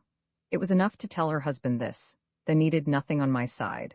I was but to sit still and wait the event, for it presently went all over the neighborhood that the young widow at Captain S. was a fortune, that she had at least £1,500, and perhaps a great deal more, and that the captain said so. And if the captain was asked at any time about me, he made no scruple to affirm it, though he knew not one word of the matter, other than that his wife had told him so. And in this he thought no harm, for he really believed it to be so, because he had it from his wife. So slender a foundation will those fellows build upon, if they do but think there is a fortune in the game. With the reputation of this fortune, I presently found myself blessed with admirers enough, and that I had my choice of men, as scarce as they said they were, which, by the way, confirms what I was saying before. This being my case, I, who had a subtle game to play, had nothing now to do but to single out from them all the properest man that might be for my purpose. That is to say, the man who was most likely to depend upon the hearsay of a fortune, and not inquire too far into the particulars. And unless I did this, I did nothing, for my case would not bear much inquiry. I picked out my man without much difficulty, by the judgment I made of his way of courting me. I had let him run on with his protestations and oaths that he loved me above all the world, that if I would make him happy, that was enough. All which I knew was upon supposition, nay, it was upon a full satisfaction, that I was very rich, though I never told him a word of it myself. This was my man, but I was to try him to the bottom, and indeed in that consisted my safety. For if he balked, I knew I was undone, as surely as he was undone if he took me. And if I did not make some scruple about his fortune, it was the way to lead him to raise some about mine. And first, therefore, I pretended on all occasions to doubt his sincerity, and told him, perhaps he only courted me for my fortune. He stopped my mouth in that pot with the thunder of his protestations, as above, but still I pretended to doubt. One morning he pulls off his diamond ring, and writes upon the glass of the sash in my chamber this line, "You I love, and you alone." I read it and asked him to lend me his ring, with which I wrote under it, thus, "And so in love says everyone." He takes his ring again and writes another line thus, "Virtue alone is an estate." I borrowed it again, and I wrote under it, "But money's virtue, gold is fate." He colored as red as fire to see me turn so quick upon him, and in a kind of a rage told me he would conquer me, and writes again thus, "I scorn your gold, and yet I love." I ventured all upon the last cost of poetry, as you'll see, for I wrote boldly under his last, "I'm poor, let's see how kind you'll prove." This was a sad truth to me. Whether he believed me or no, I could not tell. I supposed then that he did not. However, he flew to me, took me in his arms, and, kissing me very eagerly, and with the greatest passion imaginable, he held me fast till he called for a pen and ink, and then told me he could not wait the tedious writing on the glass, but pulling out a piece of paper, he began and wrote again, "Be mine, with all your poverty." I took his pen and followed him immediately, thus, "Yet secretly you hope I lie." He told me that was unkind, because it was not just, and that I put him upon contradicting me, which did not consist with good manners, any more than with his affection. And therefore, since I had insensibly drawn him into this poetical scribble, he begged I would not oblige him to break it off. So he writes again, "Let love alone be our debate." I wrote again, "She loves enough that does not hate."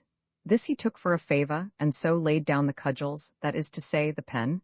I say he took it for a favor, and a mighty one it was, if he had known all. However, he took it as I meant it, that is, to let him think I was inclined to go on with him, as indeed I had all the reason in the world to do, for he was the best-humored, merry sort of a fellow that I ever met with, and I often reflected on myself how doubly criminal it was to deceive such a man. But that necessity, which pressed me to a settlement suitable to my condition, was my authority for it, and certainly his affection to me, and the goodness of his temper, however they might argue against using him ill. Yet they strongly argued to me that he would better take the disappointment than some fiery-tempered wretch, who might have nothing to recommend him but those passions which would serve only to make a woman miserable all her days. Besides, though I jested with him, as he supposed it, so often about my poverty, yet, when he found it to be true, he had foreclosed all manner of objection, seeing, whether he was in jest or in earnest, he had declared he took me without any regard to my portion, and whether I was in jest or in earnest, I had declared myself to be very poor, so that, in a word, I had him fast both ways, and though he might say afterwards he was cheated, yet he could never say that I had cheated him. He pursued me close after this, and as I saw there was no need to fear losing him, I played the indifferent part with him longer than prudence might otherwise have dictated to me. But I considered how much this caution and indifference would give me the advantage over him, when I should come to be under the necessity of owning my own circumstances to him, and I managed it the more warily, because I found he inferred from thence, as indeed he ought to do, that I either had the more money or the more judgment, and would not venture at all.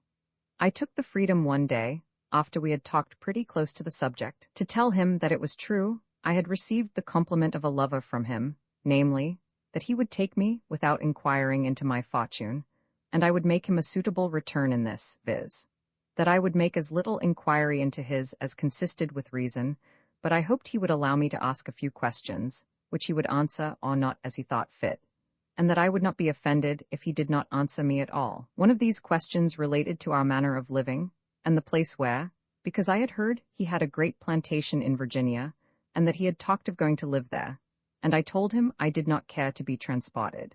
He began from this discourse to let me voluntarily into all his affairs, and to tell me in a frank, open way all his circumstances, by which I found he was very well to pass in the world. But that great part of his estate consisted of 3 plantations, which he had in Virginia, which brought him in a very good income, generally speaking, to the tune of £300 a year, but that if he was to live upon them, would bring him in 4 times as much.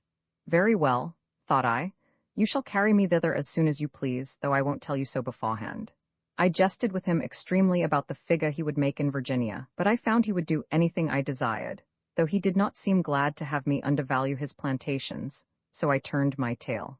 I told him I had good reason not to go there to live, because if his plantations were worth so much there, I had not a fortune suitable to a gentleman of £1,200 a year, as he said his estate would be. He replied generously, he did not ask what my fortune was. He had told me from the beginning he would not, and he would be as good as his word. But whatever it was, he assured me he would never desire me to go to Virginia with him, or go thither himself without me, unless I was perfectly willing, and made it my choice. All this, you may be sure, was as I wished, and indeed nothing could have happened more perfectly agreeable. I carried it on as far as this with a sort of indifferency that he often wondered at, more than at first, but which was the only support of his courtship, and I mention it the rather to intimate again, to the ladies, that nothing but want of courage for such an indifferency makes our sex so cheap, and prepares them to be ill-used as they are. Would they venture the loss of a pretending fop now and then, who carries it high upon the point of his own merit, they would certainly be less slighted, and courted more. Had I discovered really and truly what my great fortune was, and that in all I had not full £500 when he expected £1,500, yet I had hooked him so fast, and played him so long, that I was satisfied he would have had me in my worst circumstances. And indeed it was less a surprise to him when he learned the truth than it would have been, because having not the least blame to lay on me, who had carried it with an air of indifference to the last, he would not say one word, except that, indeed, he thought it had been more, but that if it had been less he did not repent his bargain, only that he should not be able to maintain me so well as he intended. In short, we were married, and very happily married on my side, I assure you, as to the man, for he was the best-humoured man that every woman had, but his circumstances were not so good as I imagined, as, on the other hand, he had not bettered himself by marrying so much as he expected. When we were married, I was shrewdly put to it to bring him that little stock I had, and to let him see it was no more, but there was a necessity for it, so I took my opportunity one day when we were alone, to enter into a short dialogue with him about it. "My dear," said I, "we have been married a fortnight. Is it not time to let you know whether you have got a wife with something or with nothing?" "Your own time for that, my dear," says he. "I am satisfied that I have got the wife I love, I have not troubled you much, says he, with my inquiry after it. That's true, says I, but I have a great difficulty upon me about it, which I scarce know how to manage. What's that, my dear? Says he. Why, says I, 'tis a little hard upon me, and 'tis harder upon you. I am told that Captain, meaning my friend's husband, has told you I had a great deal more money than I ever pretended to have, and I am sure I never employed him to do so. Well, says he, Captain may have told me so, but what then? If you have not so much, that may lie at his door, but you never told me what you had, so I have no reason to blame you if you have nothing at all. That's is so just, said I, and so generous, that it makes my having but a little a double affliction to me. The less you have, my dear, says he, the worse for us both, but I hope your affliction you speak of is not caused for fear I should be unkind to you, for want of a caution.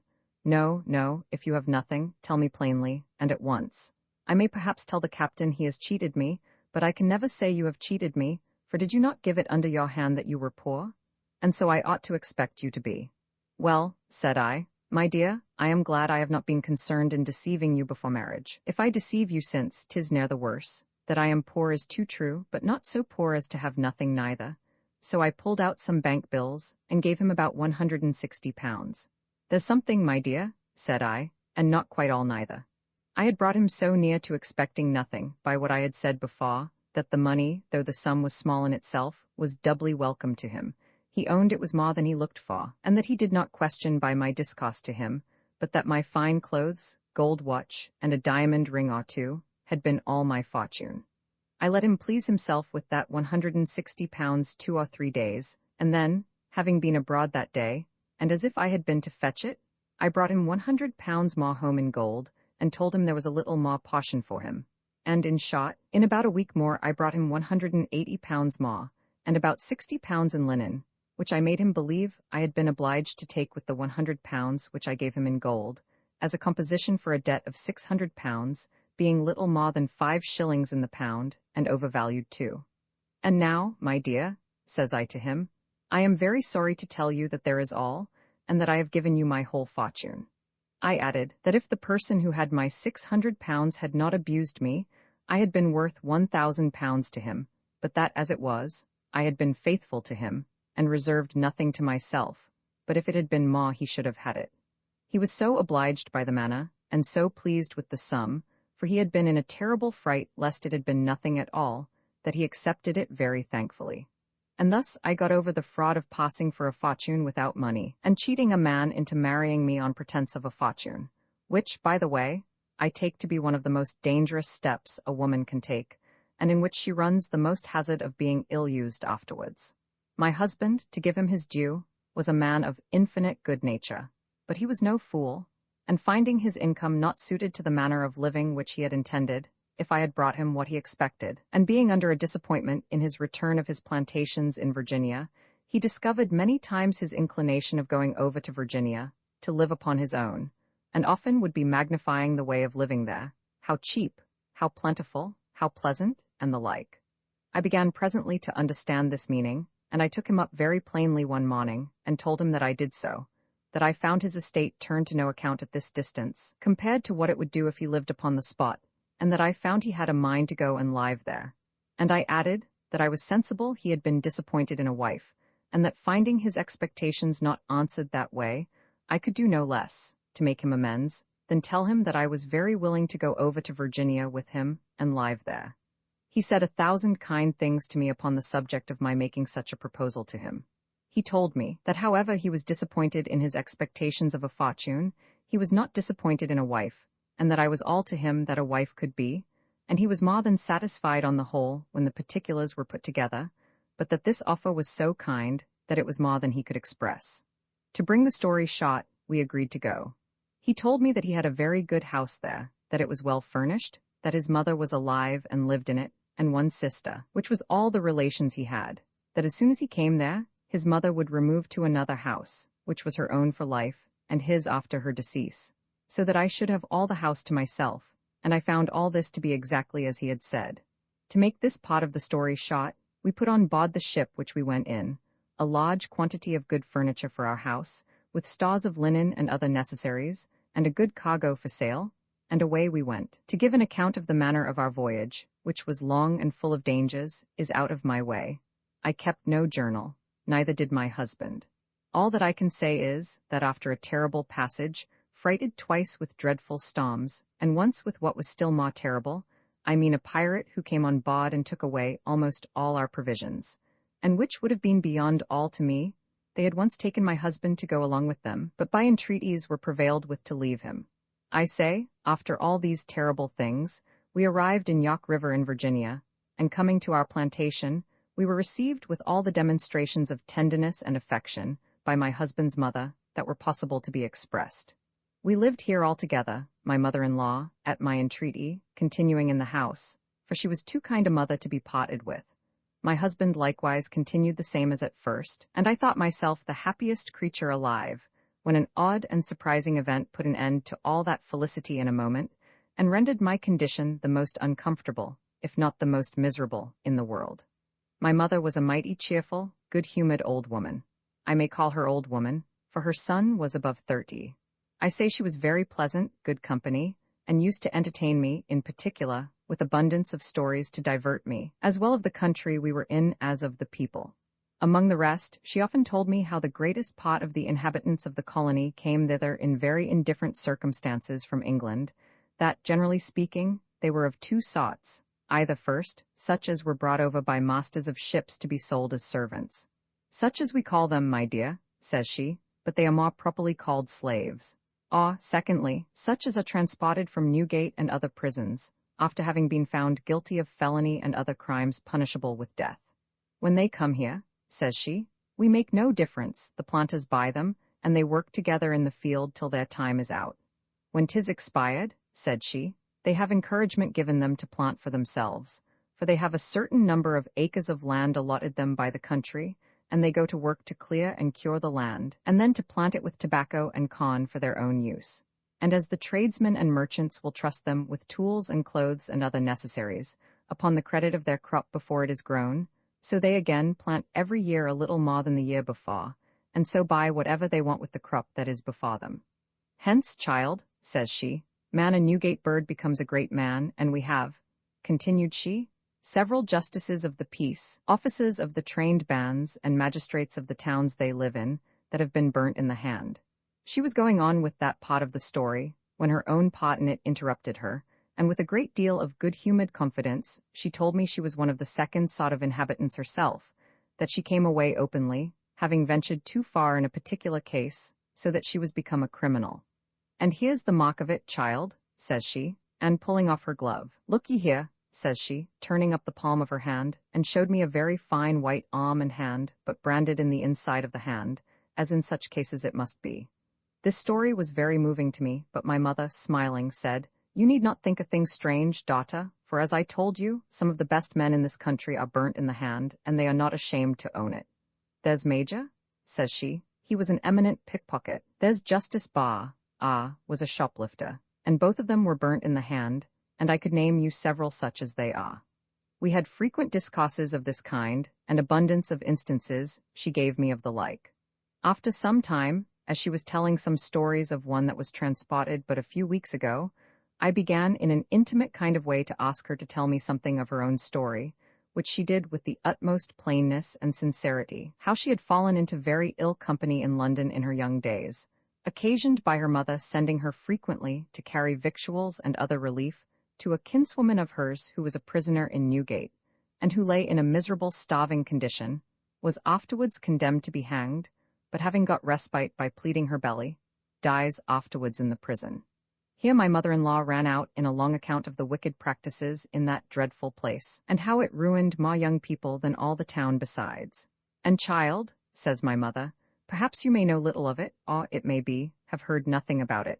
But depend upon it, says she, we all know here that there are more thieves and rogues made by that one prison of Newgate than by all the clubs and societies of villains in the nation.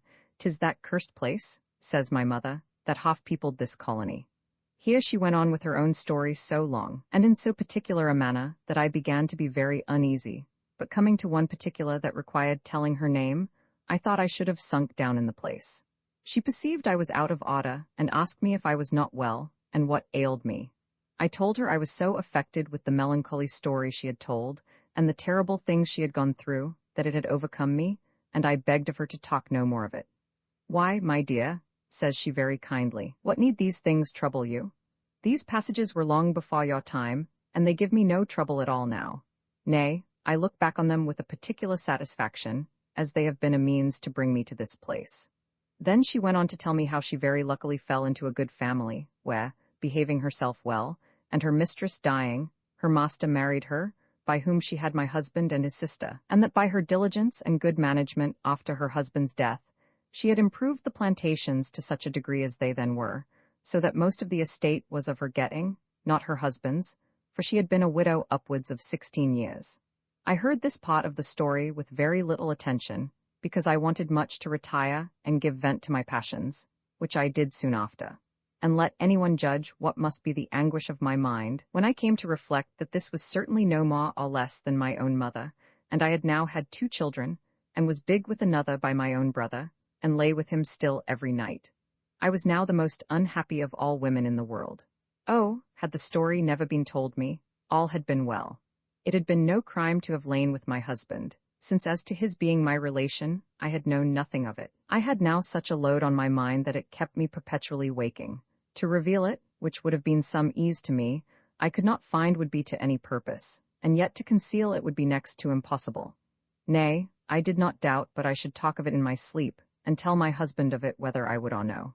If I discovered it, the least thing I could expect was to lose my husband, for he was too nice and too honest a man to have continued my husband after he had known I had been his sister, so that I was perplexed to the last degree. I leave it to any man to judge what difficulties presented to my view.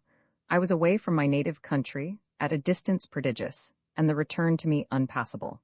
I lived very well, but in a circumstance insufferable in itself. If I had discovered myself to my mother, it might be difficult to convince her of the particulars, and I had no way to prove them. On the other hand, if she had questioned or doubted me, I had been undone, for the bare suggestion would have immediately separated me from my husband, without gaining my mother or him, who would have been neither a husband nor a brother. So that between the surprise on one hand and the uncertainty on the other, I had been sure to be undone. In the meantime, as I was but too sure of the fact, I lived therefore in open avowed incest and whoredom, and all under the appearance of an honest wife. And though I was not much touched with the crime of it, yet the action had something in it shocking to nature, and made my husband, as he thought himself, even nauseous to me.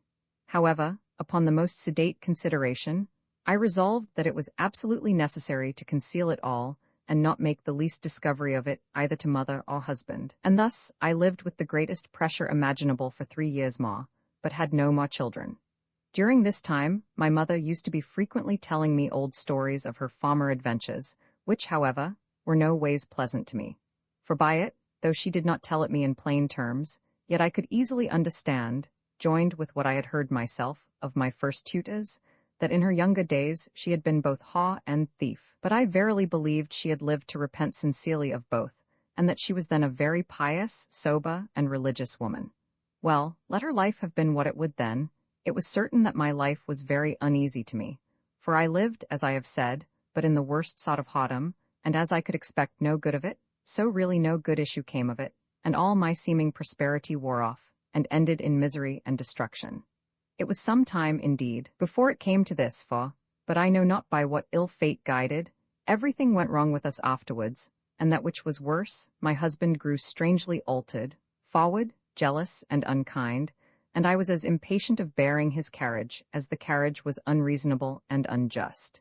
These things proceeded so far that we came at last to be in such ill terms with one another, that I claimed a promise of him, which he entered willingly into with me when I consented to come from England with him, viz., that if I found the country not to agree with me, or that I did not like to live there, I should come away to England again when I pleased, giving him a year's warning to settle his affairs. I say, I now claimed this promise of him, and I must confess I did it not in the most obliging terms that could be in the world neither, but I insisted that he treated me ill, that I was remote from my friends, and could do myself no justice, and that he was jealous without cause, my conversation having been unblameable, and he having no pretence for it, and that to remove to England would take away all occasion from him. I insisted so peremptorily upon it, that he could not avoid coming to a point, either to keep his word with me or to break it, and this, notwithstanding he used all the skill he was master of, and employed his mother and other agents to prevail with me to alter my resolutions. Indeed, the bottom of the thing lay at my heart, and that made all his endeavors fruitless, for my heart was alienated from him as a husband. I loathed the thoughts of bedding with him, and used 1,000 pretenses of illness and humour to prevent his touching me, fearing nothing more than to be with child by him, which to be sure would have prevented, or at least delayed, my going over to England. However, at last I put him so out of humour that he took up a rash and fatal resolution. In short, I should not go to England, and though he had promised me, yet it was an unreasonable thing for me to desire it, that it would be ruinous to his affairs, would unhinge his whole family, and be next to an undoing him in the world, that therefore I ought not to desire it of him, and that no wife in the world that valued her family and her husband's prosperity would insist upon such a thing. This plunged me again, for when I considered the thing calmly, and took my husband as he really was, a diligent, careful man in the main work of laying up an estate for his children, and that he knew nothing of the dreadful circumstances that he was in, I could not but confess to myself that my proposal was very unreasonable, and what no wife that had the good of her family at heart would have desired. But my discontents were of another nature. I looked upon him no longer as a husband, but as a near relation, the son of my own mother, and I resolved somehow or other to be clear of him, but which way I did not know, nor did it seem possible. It is said by the ill-natured world of our sex, that if we are set on a thing, it is impossible to turn us from our resolutions. In short, I never ceased poring upon the means to bring to pass my voyage, and came that length with my husband at last, as to propose going without him. This provoked him to the last degree, and he called me not only an unkind wife, but an unnatural mother, and asked me how I could entertain such a thought without horror, as that of leaving my 2 children, for one was dead, without a mother, and to be brought up by strangers, and never to see them more. It was true, had things been right, I should not have done it, but now it was my real desire never to see them, or him either, any more. And as to the charge of unnatural, I could easily answer it to myself, while I knew that the whole relation was unnatural in the highest degree in the world. However, it was plain there was no bringing my husband to anything.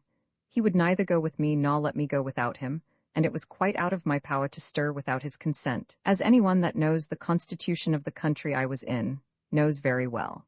We had many family quarrels about it, and they began in time to grow up to a dangerous height, for as I was quite estranged from my husband, as he was called, in affection, so I took no heed to my words, but sometimes gave him language that was provoking, and, in short, strove all I could to bring him to a parting with me, which was what above all things in the world I desired most. He took my carriage very ill, and indeed he might well do so, for at last I refused to bed with him, and carrying on the breach upon all occasions to extremity, he told me once he thought I was mad, and if I did not alter my conduct, he would put me under cure, that is to say, into a madhouse.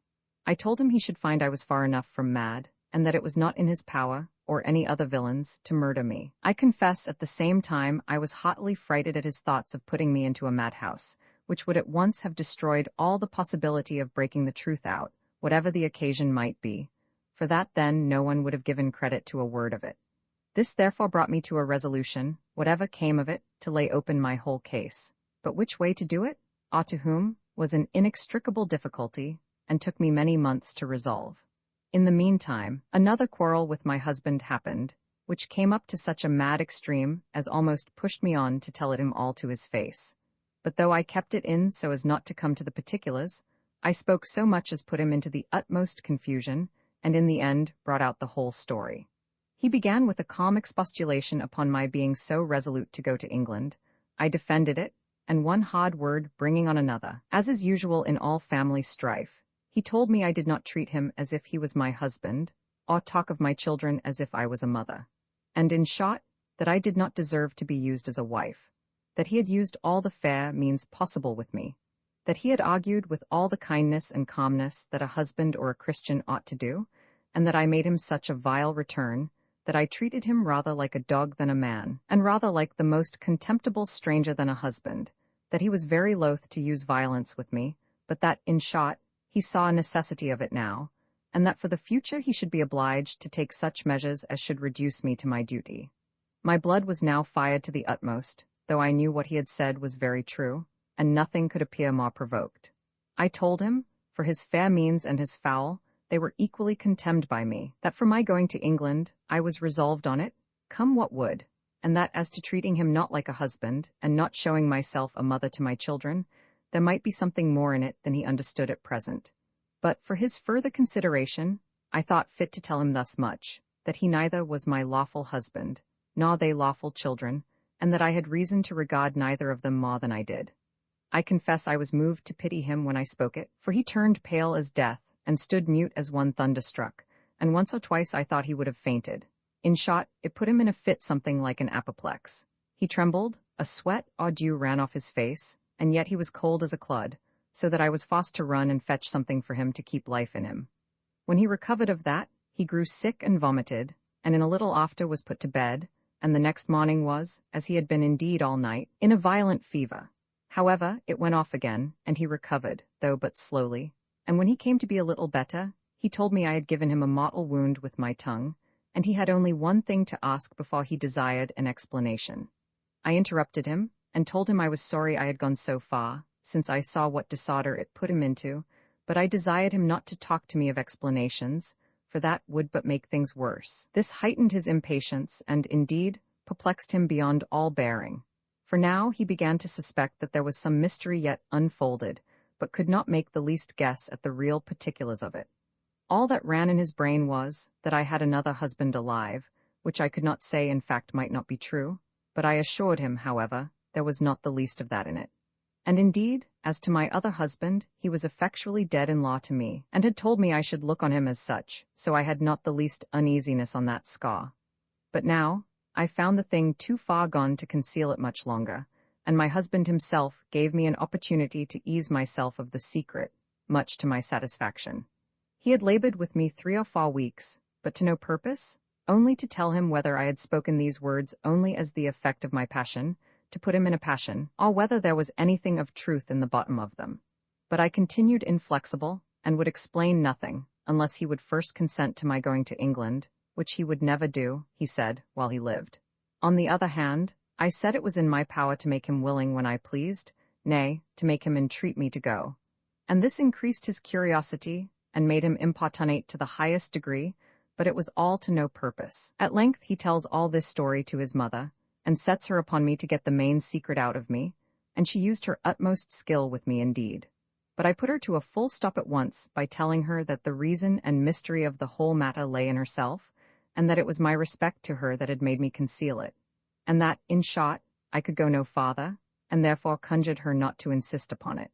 She was struck dumb at this suggestion, and could not tell what to say or to think, but laying aside the supposition as a policy of mine, continued her importunity on account of her son, and, if possible, to make up the breach between us two. As to that, I told her that it was indeed a good design in her, but that it was impossible to be done, and that if I should reveal to her the truth of what she desired, she would grant it to be impossible, and cease to desire it. At last, I seemed to be prevailed on by her importunity, and told her I dared trust her with a secret of the greatest importance, and she would soon see that this was so, and that I would consent to lodge it in her breast, if she would engage solemnly not to acquaint her son with it without my consent. She was long in promising this part, but rather than not come at the main secret, she agreed to that too, and after a great many other preliminaries, I began, and told her the whole story.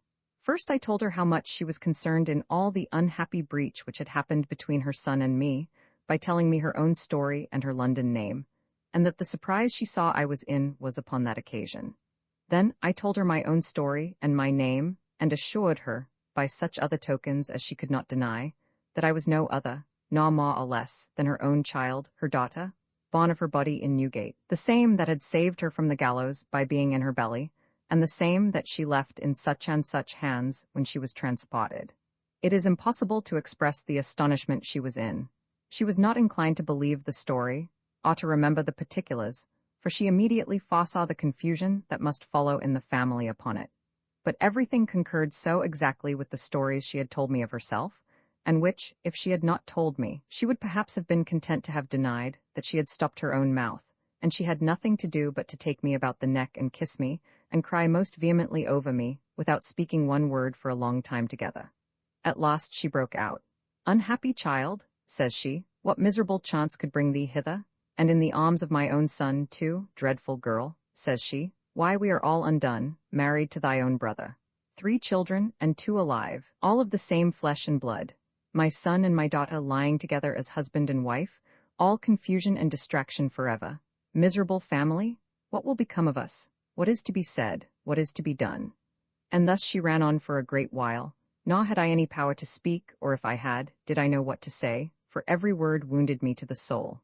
With this kind of amazement on our thoughts we parted for the first time, though my mother was more surprised than I was, because it was more news to her than to me. However, she promised again to me at parting, that she would say nothing of it to her son, till we had talked of it again.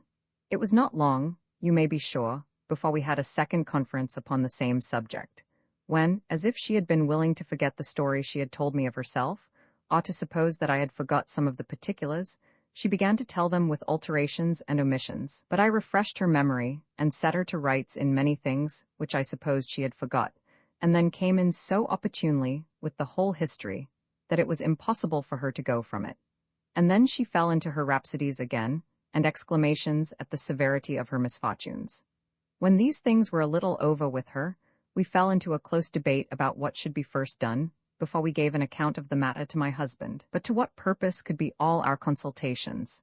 We could neither of us see our way through it, nor see how it could be safe to open such a scene to him. It was impossible to make any judgment, or give any guess at what temper he would receive it in, or what measures he would take upon it. And if he should have so little government of himself as to make it public, we easily foresaw that it would be the ruin of the whole family, and expose my mother and me to the last degree. And if at last he should take the advantage the law would give him, he might put me away with disdain and leave me to sue for the little portion that I had, and perhaps waste it all in the suit, and then be a beggar. The children would be ruined too, having no legal claim to any of his effects. And thus I should see him, perhaps, in the arms of another wife in a few months, and be myself the most miserable creature alive. My mother was as sensible of this as I, and upon the whole, we knew not what to do. After some time we came to more sober resolutions, but then it was with this misfortune too, that my mother's opinion and mine were quite different from one another, and indeed inconsistent with one another. For my mother's opinion was, that I should bury the whole thing entirely, and continue to live with him as my husband till some other event should make the discovery of it more convenient, and that in the meantime she would endeavor to reconcile us together again, and restore our mutual comfort and family peace, that we might lie as we used to do together, and so let the whole matter remain a secret as close as death. For child, says she, we are both undone if it comes out. To encourage me to this, she promised to make me easy in my circumstances, as far as she was able, and to leave me what she could at her death, secured for me separately from my husband, so that if it should come out afterwards, I should not be left destitute, but be able to stand on my own feet and procure justice from him. This proposal did not agree at all with my judgment of the thing, though it was very fair and kind in my mother, but my thoughts ran quite another way. As to keeping the thing in our own breasts, and letting it all remain as it was, I told her it was impossible, and I asked her how she could think I could bear the thoughts of lying with my own brother. In the next place, I told her that her being alive was the only support of the discovery, and that while she owned me for her child, and saw reason to be satisfied that I was so, nobody else would doubt it. But that if she should die before the discovery, I should be taken for an impudent creature that had forged such a thing to go away from my husband, or should be counted crazed and distracted. Then I told her how he had threatened already to put me into a madhouse, and what concern I had been in about it, and how that was the thing that drove me to the necessity of discovering it to her as I had done. From all which I told her that I had, on the most serious reflections I was able to make in the case, come to this resolution, which I hoped she would like, as a medium between both, viz., that she should use her endeavours with her son to give me leave to go to England, as I had desired, and to furnish me with a sufficient sum of money, either in goods along with me, or in bills for my support there, all along suggesting that he might one time or other think it proper to come over to me. That when I was gone, she should then, in cold blood, and after first obliging him in the solemnest manner possible to secrecy, discover the case to him, doing it gradually, and as her own discretion should guide her, so that he might not be surprised with it, and fly out into any passions and excesses on my account, or on hers, and that she should concern herself to prevent his slighting the children, or marrying again, unless he had a certain account of my being dead. This was my scheme, and my reasons were good. I was really alienated from him in the consequences of these things. Indeed, I motley hated him as a husband, and it was impossible to remove that riveted aversion I had to him. At the same time, it being an unlawful, incestuous living, added to that aversion, and though I had no great concern about it in point of conscience, yet everything added to make cohabiting with him the most nauseous thing to me in the world. And I think verily it was come to such a height, that I could almost as willingly have embraced a dog as have let him offer anything of that kind to me, for which reason I could not bear the thoughts of coming between the sheets with him. I cannot say that I was right in point of policy in carrying it such a length, while at the same time I did not resolve to discover the thing to him, but I am giving an account of what was, not of what ought or ought not to be. In their directly opposite opinion to one another my mother and I continued a long time, and it was impossible to reconcile our judgments.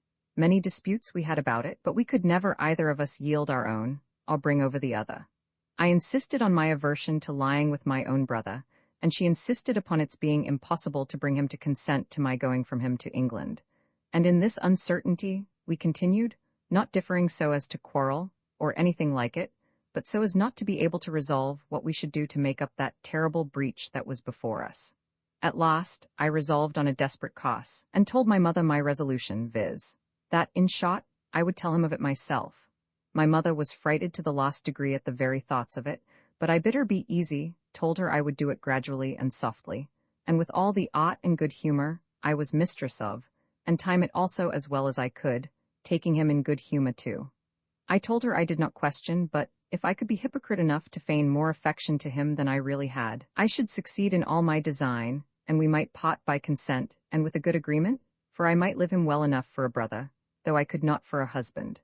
All this while he lay at my mother to find out, if possible, what was the meaning of that dreadful expression of mine, as he called it, which I mentioned before, namely, that I was not his lawful wife, nor my children his legal children.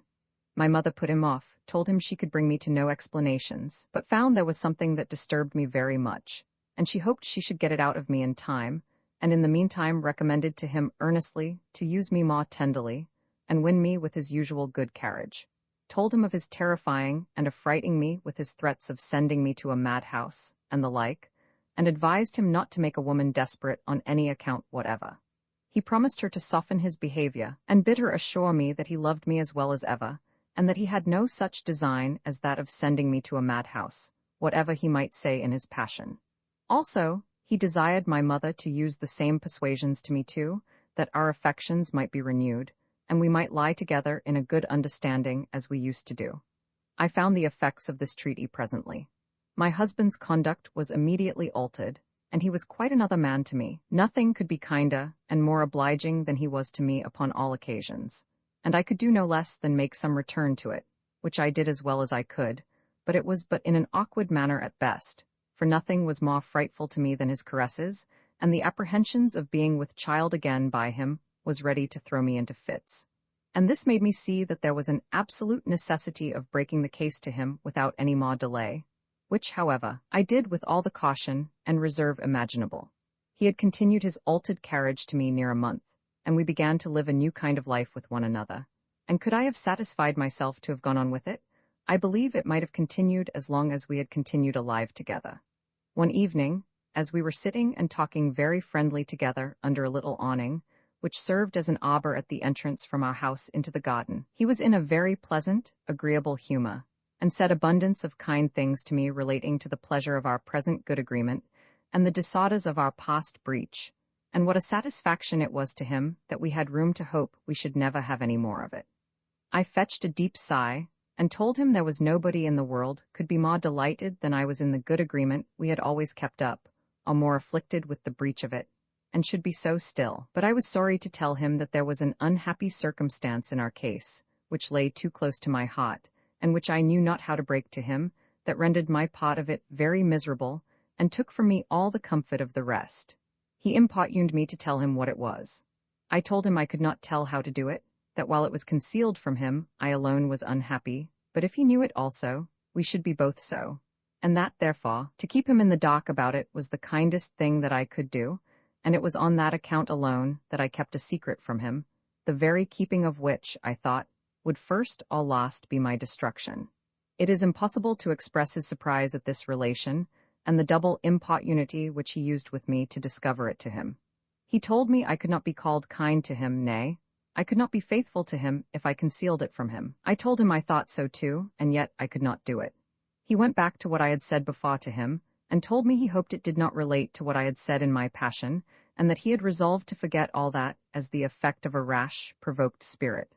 I told him I wished I could forget it all too, but that it was not to be done, the impression was too deep, and I could not do it? It was impossible. He then told me he was resolved not to differ with me in anything, and that therefore he would importune me no more about it, resolving to acquiesce in whatever I did or said. Only begged I should then agree, that whatever it was, it should no more interrupt our quiet and our mutual kindness. This was the most provoking thing he could have said to me, for I really wanted his further importunities, that I might be prevailed with to bring out that which indeed it was like death to me to conceal. So I answered him plainly that I could not say I was glad not to be importuned, thought I could not tell how to comply. But come, my dear, said I, what conditions will you make with me upon the opening this affair to you? Any conditions in the world, said he, that you can in reason desire of me. Well, said I, come, give it me under your hand, that if you do not find I am in any fault, or that I am willingly concerned in the causes of the misfortune that is to follow, you will not blame me, use me the worse, do me any injury, or make me be the sufferer for that which is not my fault. That, says he, is the most reasonable demand in the world, not to blame you for that which is not your fault. Give me a pen and ink, says he, so I ran in and fetched a pen, ink, and paper, and he wrote the condition down in the very words I had proposed it and signed it with his name. Well, says he, what is next, my dear? Why, says I, the next is that you will not blame me for not discovering the secret of it to you before I knew it. Very just again, says he, with all my heart.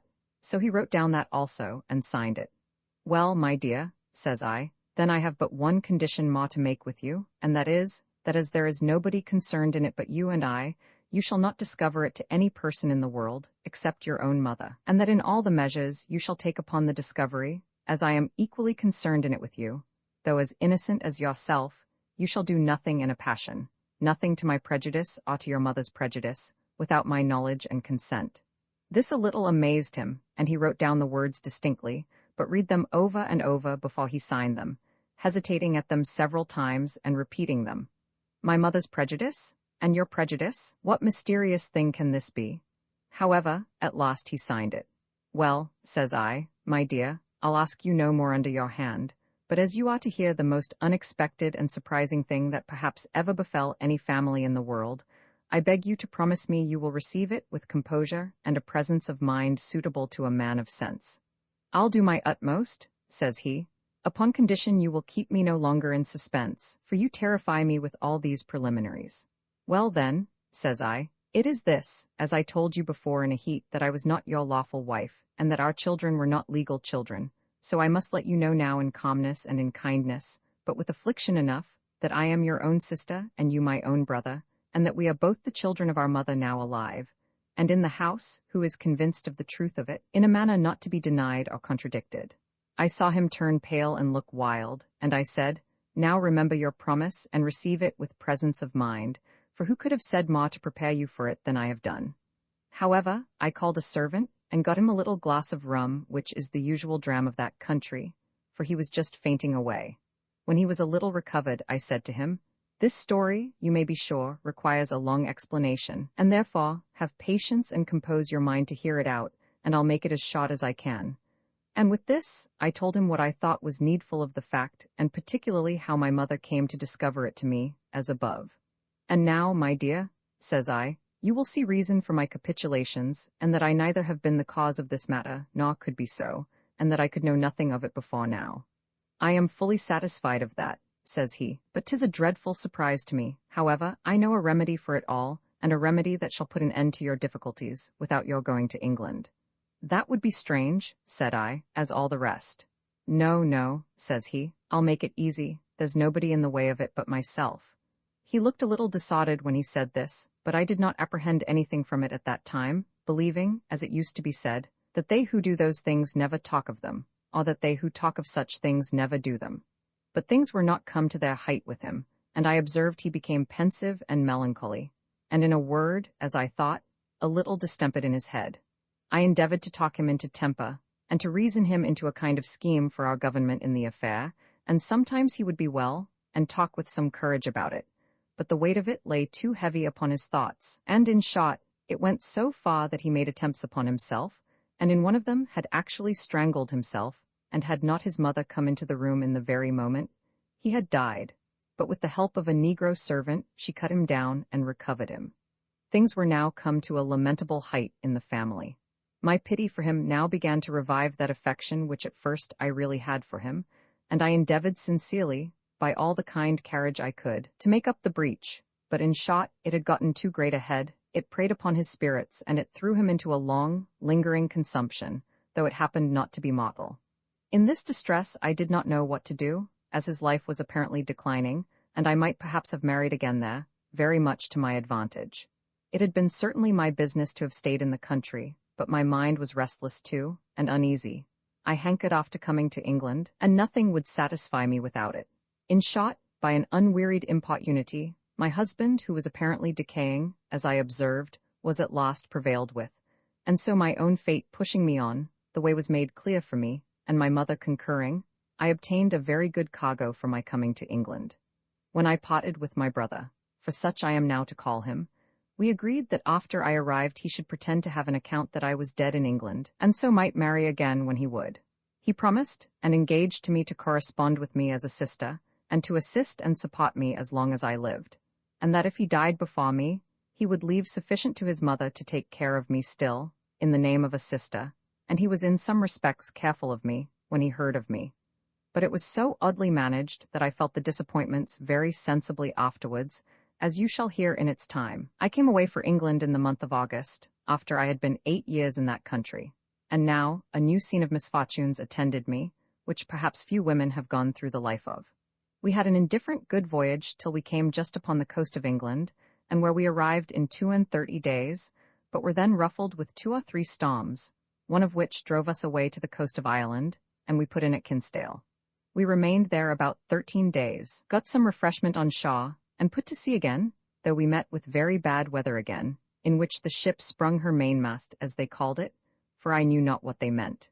But we got at last into Milford Haven in Wales, where, though it was remote from our port, yet having my foot safe upon the firm ground of my native country, the Isle of Britain, I resolved to venture it no more upon the waters, which had been so terrible to me. So getting my clothes and money on shore, with my bills of loading and other papers, I resolved to come for London, and leave the ship to get to her port as she could. The port whither she was bound was to Bristol, where my brother's chief correspondent lived.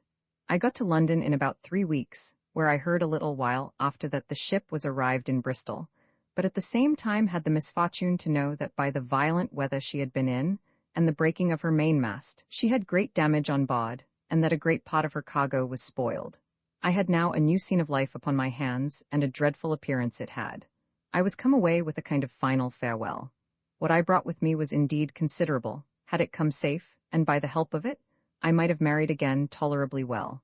But as it was, I was reduced to between 200 or 300 pounds in the whole, and this without any hope of recruit. I was entirely without friends, nay, even so much as without acquaintance, for I found it was absolutely necessary not to revive former acquaintances, and as for my subtle friend that set me up formerly for a fortune, she was dead, and her husband also, as I was informed, upon sending a person unknown to inquire.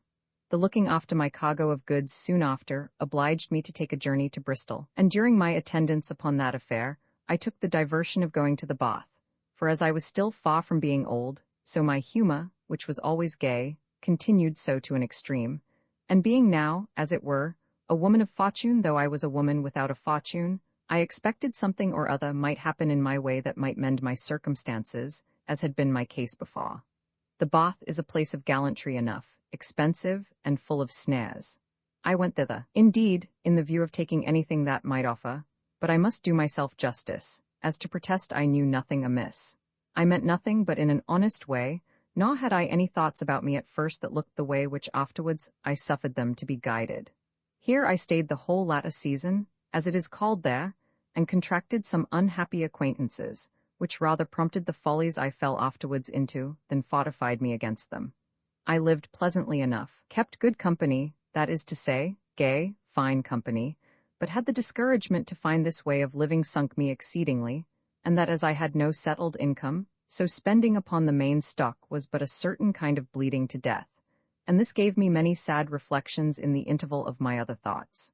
However, I shook them off, and still flattered myself that something or other might offer for my advantage, but I was in the wrong place for it. I was not now at Redriff, where, if I had set myself tolerably up, some honest sea captain or other might have talked with me upon the honourable terms of matrimony, but I was at the Bath, where men find a mistress sometimes, but very rarely look for a wife, and consequently all the particular acquaintances a woman can expect to make there must have some tendency that way. I had spent the first season well enough, for though I had contracted some acquaintance with a gentleman who came to the Bath for his diversion, yet I had entered into no felonious treaty, as it might be called. I had resisted some casual offers of gallantry, and had managed that way well enough. I was not wicked enough to come into the crime for the mere vice of it, and I had no extraordinary offers made me that tempted me with the main thing which I wanted. However, I went this length the first season, viz. I contracted an acquaintance with a woman in whose house I lodged, who, though she did not keep an ill house, as we call it, yet had none of the best principles in herself.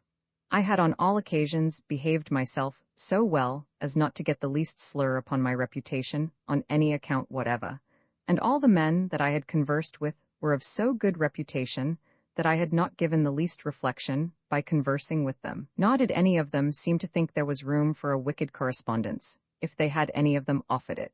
Yet there was one gentleman, as above, who always singled me out for the diversion of my company, as he called it, which, as he was pleased to say, was very agreeable to him, but at that time there was no more in it.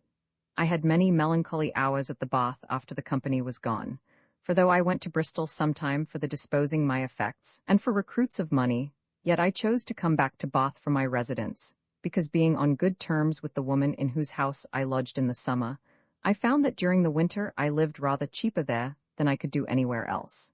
Here, I say, I passed the winter as heavily as I had passed the autumn cheerfully, but having contracted a nearer intimacy with the said woman in whose house I lodged, I could not avoid communicating to her something of what lay hardest upon my mind, and particularly the narrowness of my circumstances, and the loss of my fortune by the damage of my goods at sea.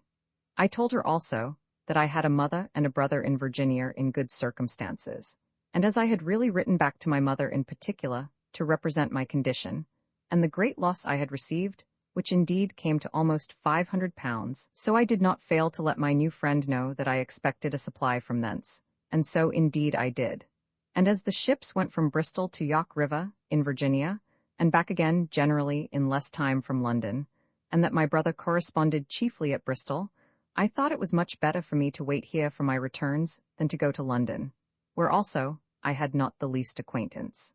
My new friend appeared sensibly affected with my condition, and indeed was so very kind as to reduce the rate of my living with her to so low a price during the winter, that she convinced me she got nothing by me, and as for lodging, during the winter I paid nothing at all. When the spring season came on, she continued to be as kind to me as she could, and I lodged with her for a time, till it was found necessary to do otherwise. She had some persons of character that frequently lodged in her house, and in particular the gentleman who, as I said, singled me out for his companion the winter before, and he came down again with another gentleman in his company and 2 servants, and lodged in the same house. I suspected that my landlady had invited him thither, letting him know that I was still with her, but she denied it, and protested to me that she did not, and he said the same. In a word, this gentleman came down, and continued to single me out for his peculiar confidence as well as conversation. He was a complete gentleman, that must be confessed, and his company was very agreeable to me, as mine, if I might believe him, was to him. He made no professions to me, but of an extraordinary respect, and he had such an opinion of my virtue, that, as he often professed, he believed if he should offer anything else, I should reject him with contempt. He soon understood from me that I was a widow, that I had arrived at Bristol from Virginia by the lost ships, and that I waited at Bath till the next Virginia fleet should arrive, by which I expected considerable effects. I understood by him, and by others of him, that he had a wife, but that the lady was distempered in her head, and was under the conduct of her own relations, which he consented to avoid any reflections that might, as was not unusual in such cases, be cast on him for mismanaging her cure. And in the meantime, he came to the bath to divert his thoughts from the disturbance of such a melancholy circumstance as that was. My landlady, who of her own accord encouraged the correspondence on all occasions, gave me an advantageous character of him, as a man of honor and of virtue, as well as of great estate, and indeed I had a great deal of reason to say so of him too. For though we lodged both on a floor, and he had frequently come into my chamber, even when I was in bed, and I also into his when he was in bed, yet he never offered anything to me further than a kiss, or so much as solicited me to anything till long after, as you shall hear. I frequently took notice to my landlady of his exceeding modesty, and she again used to tell me she believed it was so from the beginning. However, she used to tell me that she thought I ought to expect some gratification from him for my company, for indeed he did, as it were, engross me, and I was seldom from him. I told her I had not given him the least occasion to think I wanted it, or that I would accept of it from him. She told me she would take that pot upon her, and she did so, and managed it so dexterously, that the first time we were together alone, after she had talked with him, he began to inquire a little into my circumstances, as how I had subsisted myself since I came on shore, and whether I did not want money.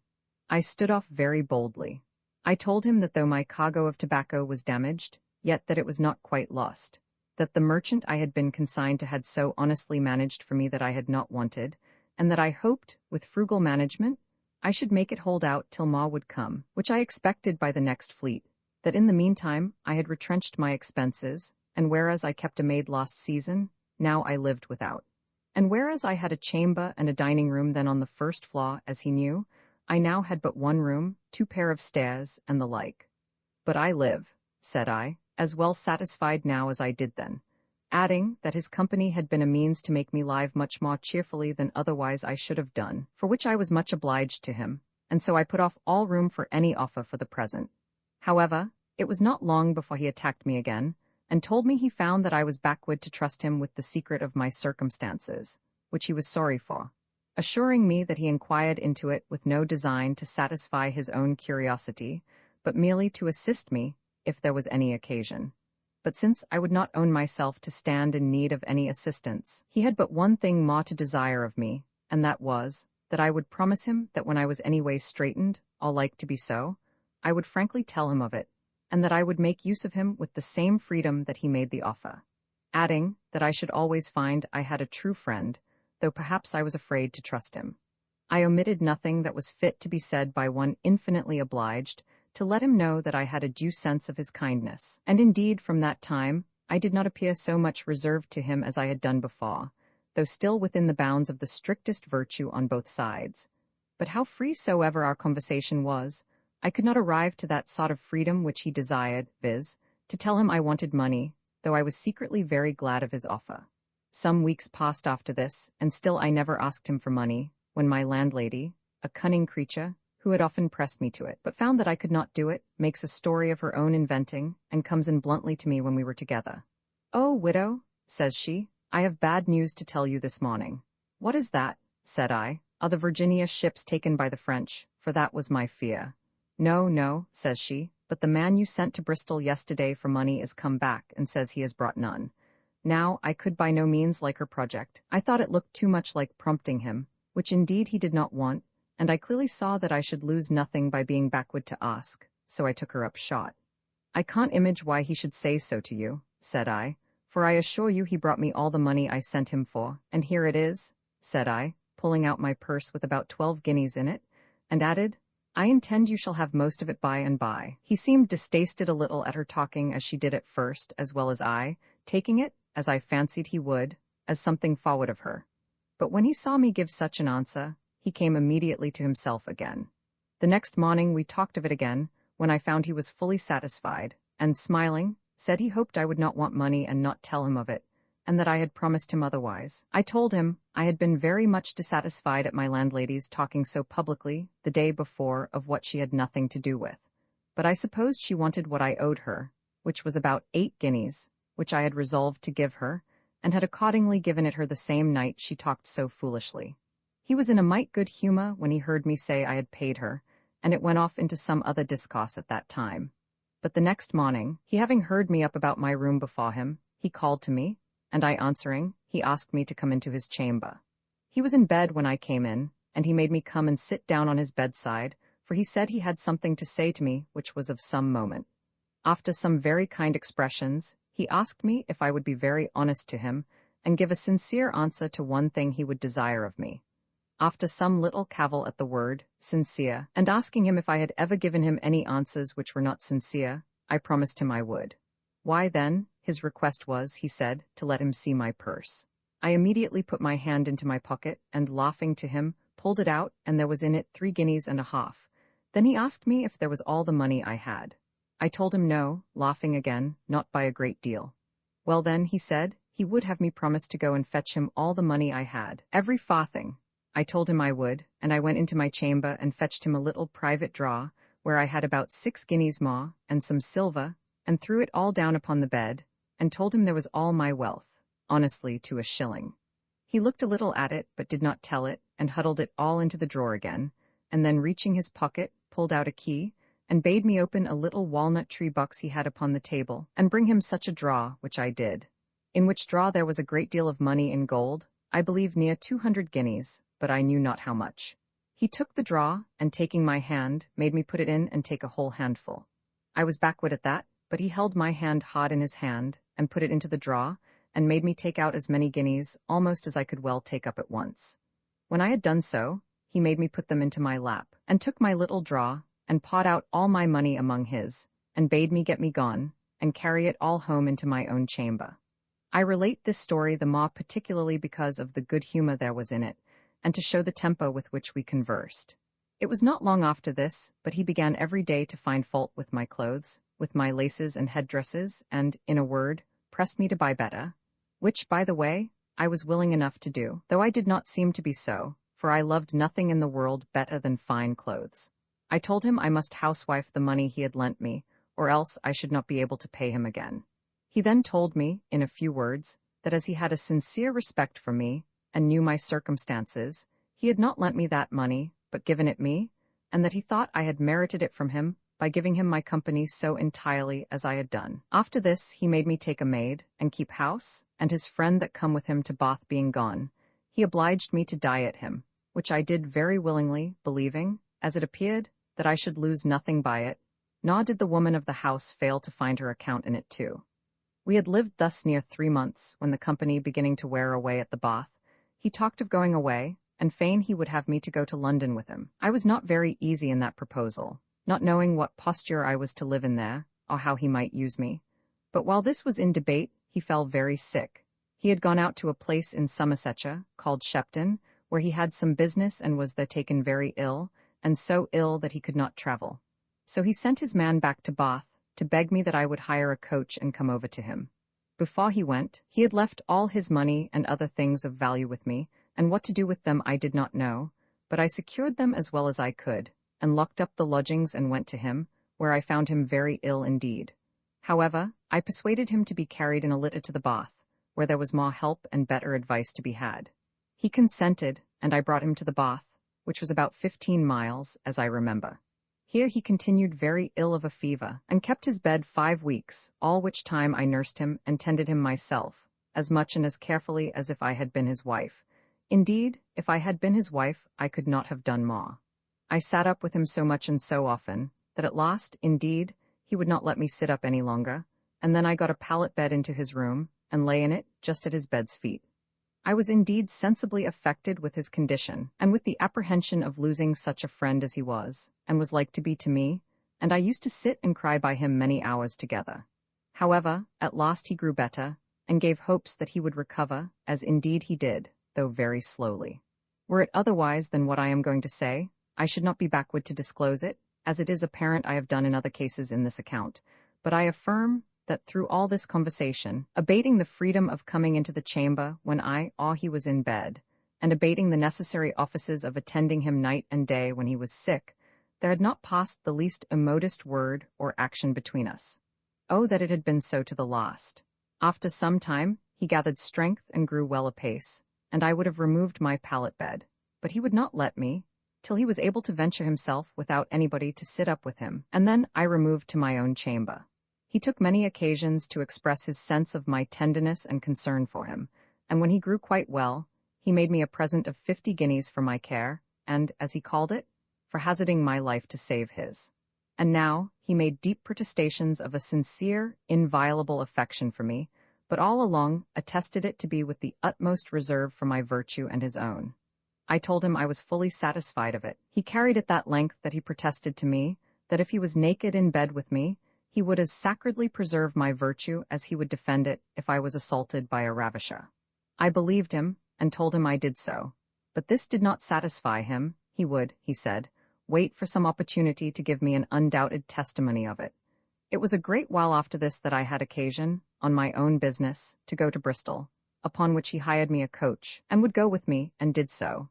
And now indeed our intimacy increased. From Bristol he carried me to Gloucester, which was merely a journey of pleasure, to take the air. And here it was our hap to have no lodging in the inn, but in one large chamber with 2 beds in it.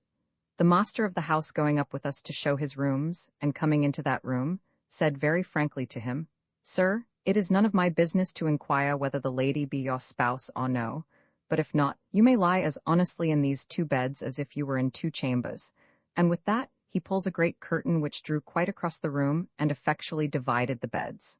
"Well," says my friend, very readily, "these beds will do, and as for the rest, we are too near akin to lie together, though we may lodge near one another." And this put an honest face on the thing too. When we came to go to bed, he decently went out of the room till I was in bed, and then went to bed in the bed on his own side of the room, but lay there talking to me a great while. At last, repeating his usual saying, that he could lie naked in the bed with me and not offer me the least injury, he starts out of his bed. "And now, my dear," says he, "you shall see how just I will be to you, and that I can keep my word." And away he comes to my bed. I resisted a little, but I must confess I should not have resisted him much if he had not made those promises at all. So after a little struggle, as I said, I lay still and let him come to bed. When he was there, he took me in his arms, and so I lay all night with him, but he had no more to do with me, or offered anything to me, other than embracing me, as I say, in his arms, no, not the whole night, but rose up and dressed him in the morning, and left me as innocent for him as I was the day I was born. This was a surprising thing to me, and perhaps may be so to others, who know how the laws of nature work, for he was a strong, vigorous, brisk person. Nor did he act thus on a principle of religion at all, but of mere affection, insisting on it that though I was to him the most agreeable woman in the world, yet, because he loved me, he could not injure me. I own it was a noble principle, but as it was what I never understood before, so it was to me perfectly amazing. We travelled the rest of the journey as we did before, and came back to the Bath, where, as he had opportunity to come to me when he would, he often repeated the moderation, and I frequently lay with him, and he with me, and although all the familiarities between man and wife were common to us, yet he never once offered to go any farther, and he valued himself much upon it. I do not say that I was so wholly pleased with it as he thought I was, for I own much wickeder than he, as you shall hear presently. We lived thus near 2 years, only with this exception, that he went 3 times to London in that time, and once he continued there 4 months. But to do him justice, he always supplied me with money to subsist me very handsomely. Had we continued thus, I confess we had had much to boast of. But as wise men say, it is ill venturing too near the brink of a command, so we found it. And here again, I must do him the justice to own that the first breach was not on his part. It was one night that we were in bed together warm and merry, and having drunk, I think, a little more wine that night, both of us, than usual, although not in the least to disorder either of us, when, after some other follies which I cannot name, and being clasped close in his arms, I told him, I repeat it with shame and horror of soul, that I could find in my heart to discharge him of his engagement for one night and no more. He took me at my word immediately, and after that there was no resisting him. Neither indeed had I any mind to resist him any more, let what would come of it.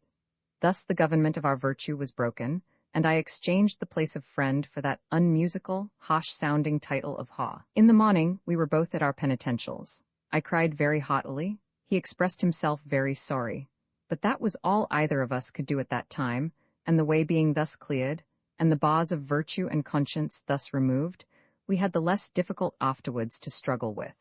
It was but a dull kind of conversation that we had together for all the rest of that week. I looked on him with blushes, and every now and then started that melancholy objection, what if I should be with child now? What will become of me then? He encouraged me by telling me that as long as I was true to him, he he would be so to me, and since it was gone such a length, which indeed he never intended, yet if I was with child, he would take care of that, and of me too. This hardened us both.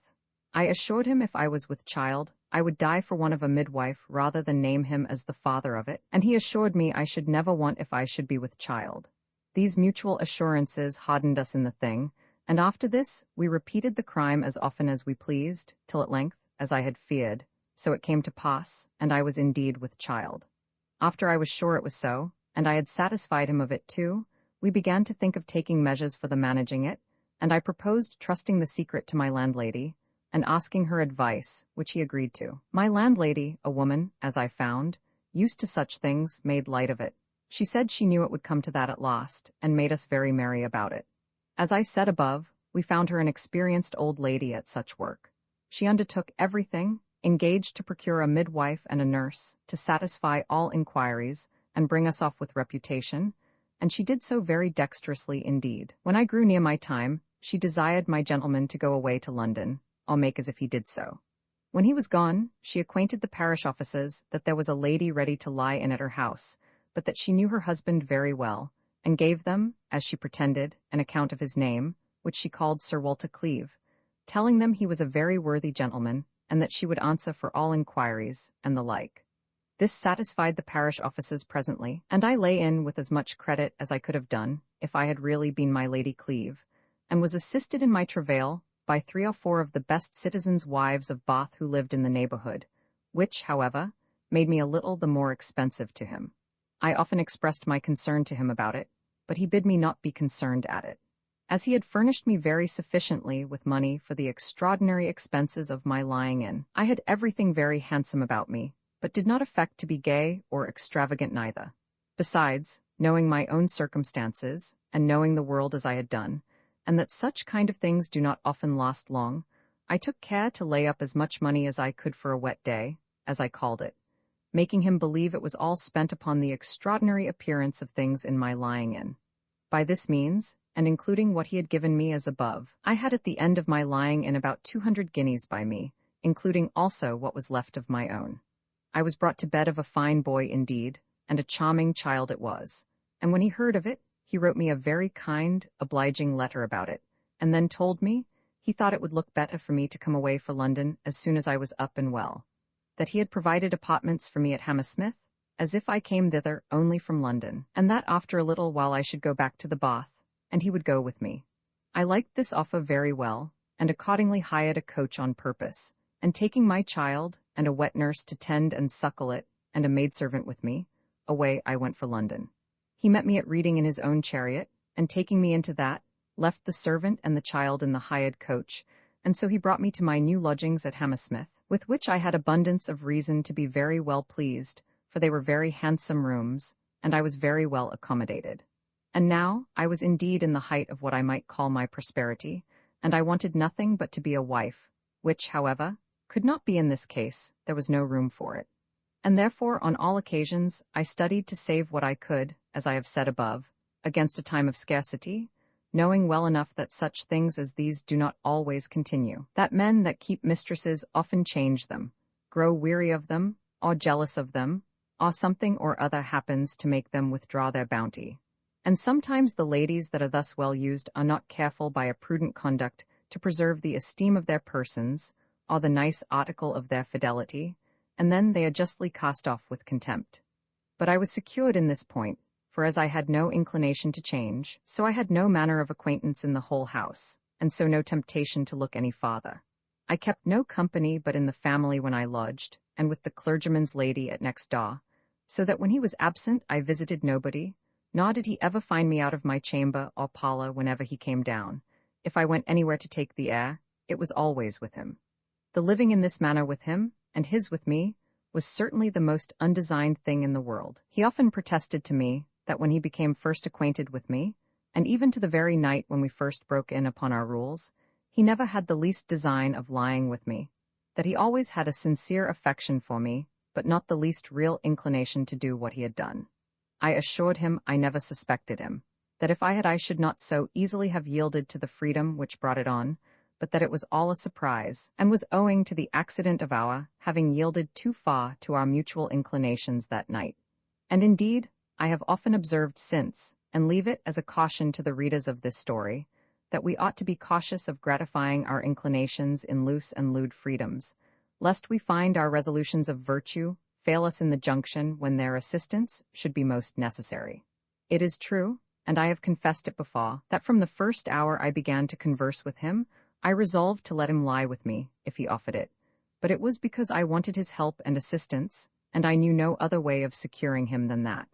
But when we were that night together, and, as I have said, had gone such a length, I found my weakness. The inclination was not to be resisted, but I was obliged to yield up all even before he asked it.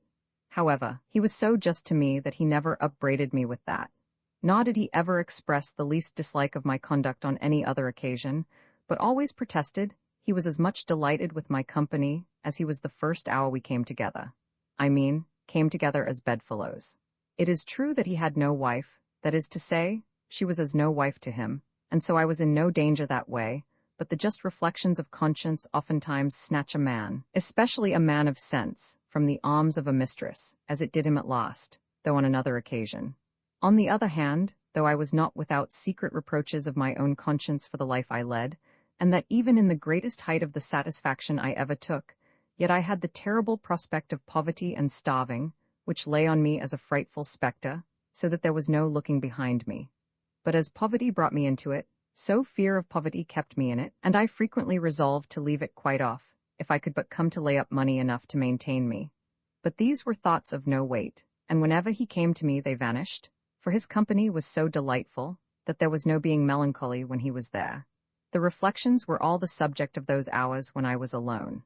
I lived 6 years in this happy but unhappy condition, in which time I brought him 3 children, but only the first of them lived, and though I removed twice in those 6 years, yet I came back the 6th year to my first lodgings at Hammersmith. Here it was that I was one morning surprised with a kind but melancholy letter from my gentleman, intimating that he was very ill, and was afraid he should have another fit of sickness, but that his wife's relations being in the house with him, it would not be practicable to have me with him, which, however, he expressed his great dissatisfaction in, and that he wished I could be allowed to tend and nurse him as I did before. I was very much concerned at this account, and was very impatient to know how it was with him. I waited a fortnight or thereabouts, and heard nothing, which surprised me, and I began to be very uneasy indeed. I think I may say that for the next fortnight I was near to distracted. It was my particular difficulty that I did not know directly where he was, for I understood at first he was in the lodgings of his wife's mother. But having removed myself to London, I soon found, by the help of the direction I had for writing my letters to him, how to inquire after him, and there I found that he was at a house in Bloomsbury, whither he had, a little before he fell sick, removed his whole family, and that his wife and wife's mother were in the same house, though the wife was not suffered to know that she was in the same house with her husband. Here I also soon understood that he was at the last extremity, which made me almost at the last extremity too, to have a true account. One night I had the curiosity to disguise myself like a servant maid, in a round cap and straw hat, and went to the door, as sent by a lady of his neighborhood, where he lived before, and giving master and mistress's service, I said I was sent to know how Mr. did, and how he had rested that night. In delivering this message, I got the opportunity I desired. For speaking with one of the maids, I held a long gossip's tale with her, and had all the particulars of his illness, which I found was a pleurisy, attended with a cough and a fever. She told me also who was in the house, and how his wife was, who, by her relation, they were in some hopes might recover her understanding. But as to the gentleman himself, in short, she told me the doctors said there was very little hopes of him, that in the morning they thought he had been dying, and that he was but little better then, for they did not expect that he could live over the next night. This was heavy news for me, and I began now to see an end of my prosperity, and to see also that it was very well I had played to good housewife, and secured or saved something while he was alive, for that now I had no view of my own living before me. It lay very heavy upon my mind, too, that I had a son, a fine, lovely boy, about 5 years old, and no provision made for it, at least that I knew of. With these considerations and a sad heart, I went home that evening, and began to cast with myself how I should live, and in what manner to bestow myself for the residue of my life. You may be sure I could not rest without inquiring again very quickly what was become of him, and not venturing to go myself, I sent several sham messengers, till after a fortnight's waiting longer, I found that there was hopes of his life, though he was still very ill. Then I abated my sending any more to the house, and in some time after I learned in the neighborhood that he was about house, and then that he was abroad again. I made no doubt then, but that I should soon hear of him, and began to comfort myself with my circumstances being, as I thought, recovered. I waited a week and 2 weeks, and with much surprise and amazement, I waited near 2 months and heard nothing, but that, being recovered, he was gone into the country for the air, and for the better recovery after his distemper. After this it was yet 2 months more, and then I understood he was come to his city house again, but still I heard nothing from him.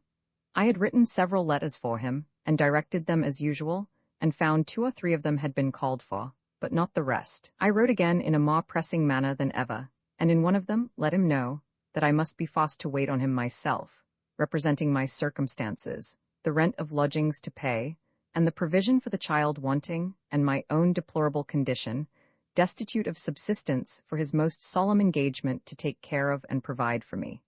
I took a copy of this letter, and finding it lay at the house near a month and was not called for, I found means to have the copy of it put into his own hands at a coffee-house, where I had by inquiry found he used to go. This letter forced an answer from him, by which, though I found I was to be abandoned, yet I found he had sent a letter to me some time before, desiring me to go down to the Bath again. Its contents I shall come to presently. It is true that sixths are the time when such correspondences as this are looked on with different countenances, and seen with other eyes than we saw them with, or than they appeared with before. My lover had been at the gates of death, and at the very brink of eternity, and, it seems, had been struck with a due remorse, and with sad reflections upon his past life of gallantry and levity, and among the rest, criminal correspondence with me, which was neither more nor less than a long-continued life of adultery, and represented itself as it really was, not as it had been formerly thought by him to be, and he looked upon it now with a just and religious abhorrence. I cannot but observe also, and leave it for the direction of my sex in such cases of pleasure, that whenever sincere repentance succeeds such a crime as this, there never fails to attend a hatred of the object, and the more the affection might seem to be before, the hatred will be the more in proportion. It will always be so, indeed it can be no otherwise, for there cannot be a true and sincere abhorrence of the offense, and the love to the cause of it remain. There will, with an abhorrence of the sin, be found a detestation of the fellow sinner. You can expect no other. I found it so here, though good manners and justice in this gentleman kept him from carrying it on to any extreme, but the short history of his part in this affair was thus. He perceived by my last letter, and by all the rest, which he went for after, that I was not gone to Bath, that his first letter had not come to my hand, upon which he write me this following. Madam, I am surprised that my letter, dated the 8th of last month, did not come to your hand. I give you my word it was delivered at your lodgings, and to the hands of your maid. I need not acquaint you with what has been my condition for some time past, and how, having been at the edge of the grave, I am, by the unexpected and undeserved mercy of heaven, restored again. In the condition I have been in, it cannot be strange to you that our unhappy correspondence had not been the least of the burdens which lay upon my conscience. I need say no more. Those things that must be repented of must be also reformed. I wish you would think of going back to the Bath. I enclose you here a bill for £50 for clearing yourself at your lodgings, and carrying you down, and hope it will be no surprise to you to add, that on this account only, and not for any offence given me on your side, I can see you no more. I will take due care of the child, leave him where he is, or take him with you, as you please. I wish you the like reflections, and that they may be to your advantage. I am, etc. I was struck with this letter as with 1,000 wounds, such as I cannot describe. The reproaches of my own conscience were such as I cannot express, for I was not blind to my own crime, and I reflected that I might with less offence have continued with my brother, and lived with him as a wife, since there was no crime in our marriage on that score, neither of us knowing it. But I never once reflected that I was all this while a married woman, a wife to Mr. the linen draper, who, though he had left me by the necessity of his circumstances, had no power to discharge me from the marriage contract which was between us, or to give me a legal liberty to marry again, so that I had been no less than a whore and an adulteress all this while. I then reproached myself with the liberties I had taken, and how I had been a snare to this gentleman, and that, indeed, I was principal in the crime, that now he was mercifully snatched out of the gulf by a convincing work upon his mind, but that I was left as if I was forsaken of God's grace, and abandoned by heaven to a continuing in my wickedness. Under these reflections, I continued very pensive and sad for near a month, and did not go down to the bath, having no inclination to be with the woman whom I was with before, lest, as I thought, she should prompt me to some wicked course of life again, as she had done. And besides, I was very loath she should know I was cast off as above, and now I was greatly perplexed about my little boy. It was death to me to part with the child, and yet when I considered the danger of being one time or other left with him to keep without a maintenance to support him, I then resolved to leave him where he was. But then, I concluded also to be near him myself too, that I then might have the satisfaction of seeing him, without the care of providing for him. I sent my gentleman a short letter, therefore, that I had obeyed his orders in all things but that of going back to the bath, which I could not think of for many reasons, that however parting from him was a wound to me that I could never recover, yet that I was fully satisfied his reflections were just, and would be very far from desiring to obstruct his reformation or repentance. Then, I represented my own circumstances to him in the most moving terms that I was able. I told him that those unhappy distresses, which first moved him to a generous and an honest friendship for me, would, I hope, move him to a little concern for me now, though the criminal part of our correspondence, which I believed neither of us intended to fall into at the time, was broken off, that I desired to repent as sincerely as he had done, but entreated him to put me in some condition that I might not be exposed to the temptations which the devil never fails to excite us to from the frightful prospect of poverty and distress. And if he had the least apprehensions of my being troublesome to him, I begged he would put me in a posture to go back to my mother in Virginia, from when he knew I came, and that would put an end to all his fears on that account. I concluded that if he would send me £50 more to facilitate my going away, I would send him back a general release, and would promise never to disturb him more with any importunities, unless it was to hear of the well-doing of the child, whom, if I found my mother living and my circumstances able, I would send for to come over to me, and take him also effectually off his hands. This was indeed all a cheat thus far, viz., that I had no intention to go to Virginia, as the account of my former affairs there may convince anybody of, but the business was to get this lost £50 of him, if possible, knowing well enough it would be the last penny I was ever to expect. However, the argument I used, namely, of giving him a general release, and never troubling him any more, prevailed effectually with him, and he sent me a bill for the money by a person who brought with him a general release for me to sign, and which I frankly signed, and received the money. And thus, though full sore against my will, a final end was put to this affair. And here I cannot but reflect upon the unhappy consequence of too great freedoms between persons stated as we were, upon the pretence of innocent intentions, love of friendship, and the like, for the flesh has generally so great a share in those friendships, that is great odds but inclination prevails at last over the most solemn resolutions, and that vice breaks in at the breaches of decency, which really innocent friendship ought to preserve with the greatest strictness. But I leave the readers of these things to their own just reflections, which they will be more able to make effectual than I, who so soon forgot myself, and am therefore but a very indifferent monitor. I was now a single person again, as I may call myself. I was loosed from all the obligations either of wedlock or mistressship in the world, except my husband the linen draper, whom, I having not now heard from in almost 15 years, nobody could blame me for thinking myself entirely freed from, seeing also he had at his going away told me that if I did not hear frequently from him, I should conclude he was dead, and I might freely marry again to whom I pleased. I now began to cast up my accounts.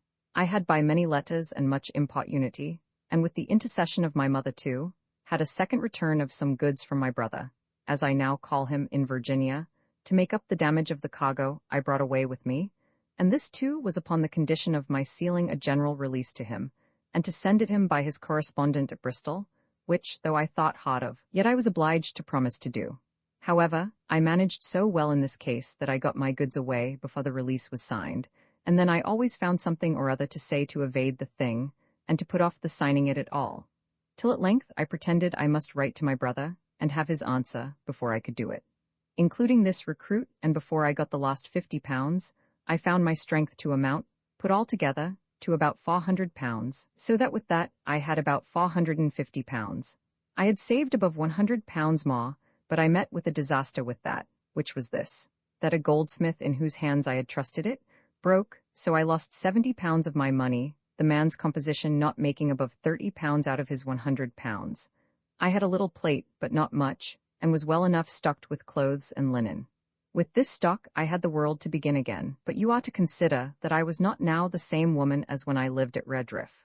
For first of all, I was near 20 years older, and did not look the better for my age, nor for my rambles to Virginia and back again.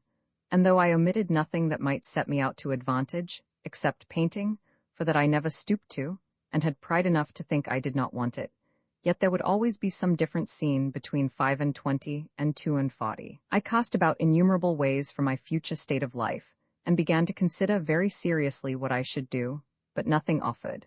I took care to make the world take me for something more than I was, and had it given out that I was a fortune, and that my estate was in my own hands.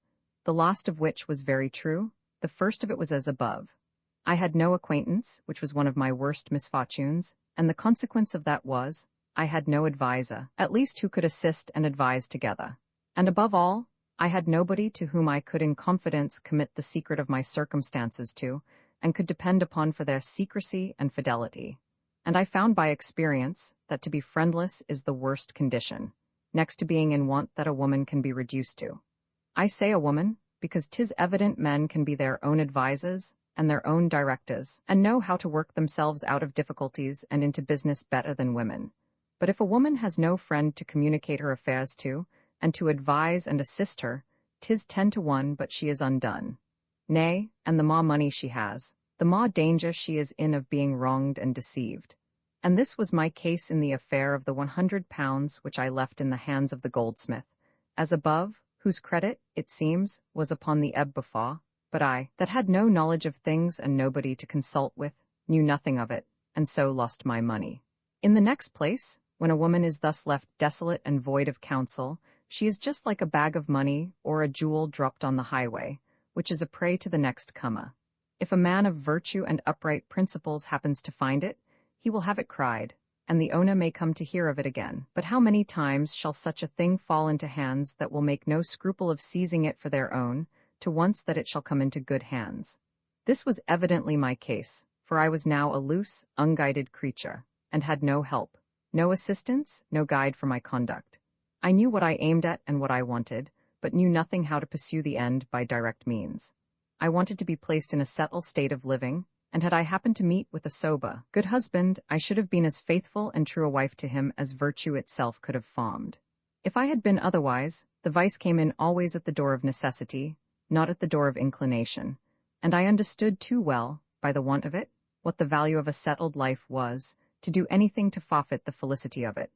Nay, I should have made the better wife for all the difficulties I had passed through, by a great deal. Nor did I in any of the time that I had been a wife give my husbands the least uneasiness on account of my behavior. But all this was nothing. I found no encouraging prospect. I waited, I lived regularly, and with as much frugality as became my circumstances, but nothing offered, nothing presented, and the main stock wasted apace. What to do I knew not. The terror of approaching poverty lay hard upon my spirits. I had some money, but where to place it I knew not, nor would the interest of it maintain me, at least not in London. At length a new scene opened. There was in the house where I lodged a north country woman that went for a gentlewoman, and nothing was more frequent in her discourse than her account of the cheapness of provisions, and the easy way of living in her country. How plentiful and how cheap everything was, what good company they kept, and the like. Till at last, I told her, she almost tempted me to go and live in her country, for I that was a widow, though I had sufficient to live on, yet had no way of increasing it, and that I found I could not live here under £100 a year, unless I kept no company, no servant, made no appearance, and buried myself in privacy, as if I was obliged to it by necessity.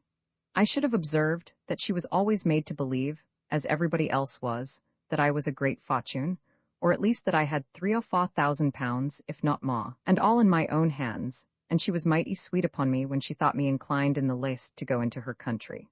She said she had a sister lived near Liverpool, that her brother was a considerable gentleman there, and had a great estate also in Ireland, that she would go down there in about 2 months, and if I would give her my company thither, I should be as welcome as herself for a month or more as I pleased, till I should see how I liked the country. And if I thought fit to live there, she would undertake they would take care, though they did not entertain lodgers themselves, they would recommend me to some agreeable family, where I should be placed to my content. If this woman had known my real circumstances, she would never have laid so many snares, and taken so many weary steps to catch a poor desolate creature that was good for little when it was caught.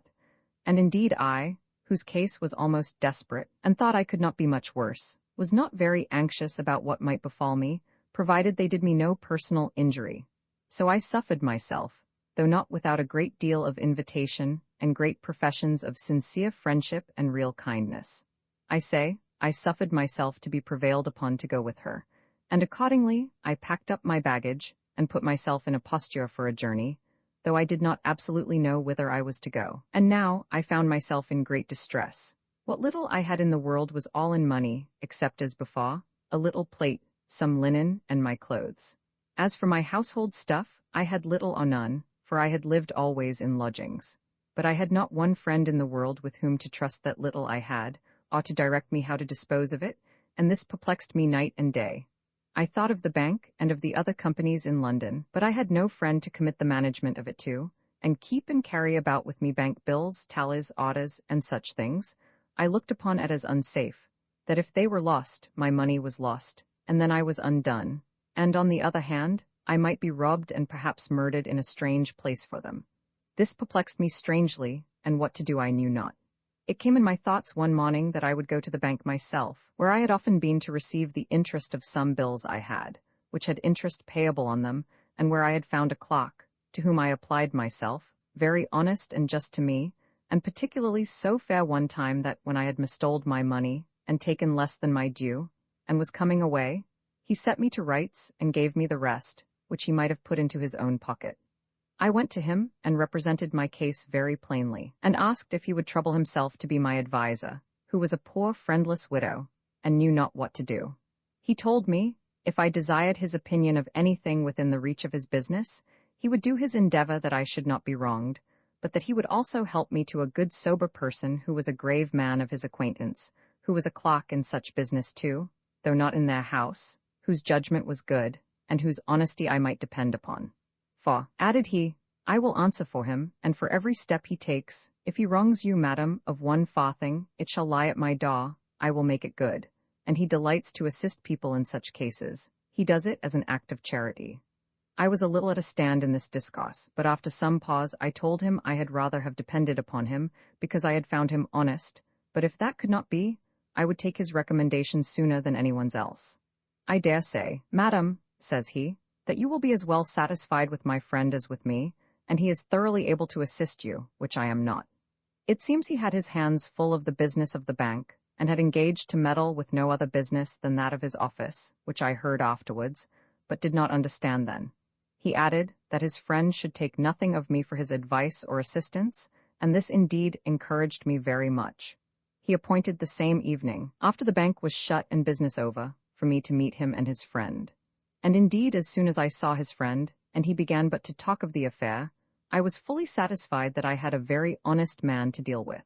His countenance spoke it, and his character, as I heard afterwards, was everywhere so good that I had no room for any more doubts upon me. After the first meeting, in which I only said what I had said before, we parted, and he appointed me to come the next day to him, telling me I might in the meantime satisfy myself of him by inquiry, which, however, I knew not how well to do, having no acquaintance myself. Accordingly, I met him the next day, when I entered more freely with him into my case. I told him my circumstances at large, that I was a widow come over from America, perfectly desolate and friendless, that I had a little money, and but a little, and was almost distracted for fear of losing it, having no friend in the world to trust with the management of it, that I was going into the north of England to live cheap, that my stock might not waste, that I would willingly lodge my money in the bank, but that I durst not carry the bills about me, and the like, as above, and how to correspond about it, all with whom, I knew not. He told me I might lodge the money in the bank as an account, and its being entered into the books would entitle me to the money at any time, and if I was in the north, I might draw bills on the cashier and receive it when I would. But that then, it would be esteemed as running cash, and the bank would give no interest for it. That I might buy stock with it, and so it would lie in store for me, but that then, if I wanted to dispose of it, I must come up to town on purpose to transfer it, and even it would be with some difficulty I should receive the half-yearly dividend, unless I was here in person, or had some friend I could trust with having the stock in his name to do it for me, and that would have the same difficulty in it as before. And with that, he looked hard at me and smiled a little. At last, says he, why do you not get a head steward, madam, that may take you and your money together into keeping, and then you would have the trouble taken off your hands? Aye, sir, and the money too, it may be, said I, for truly I find the hazard that way is as much as 'tis t'other way. But I remember I said secretly to myself, I wish you would ask me the question fairly. I would consider very seriously on it before I said no.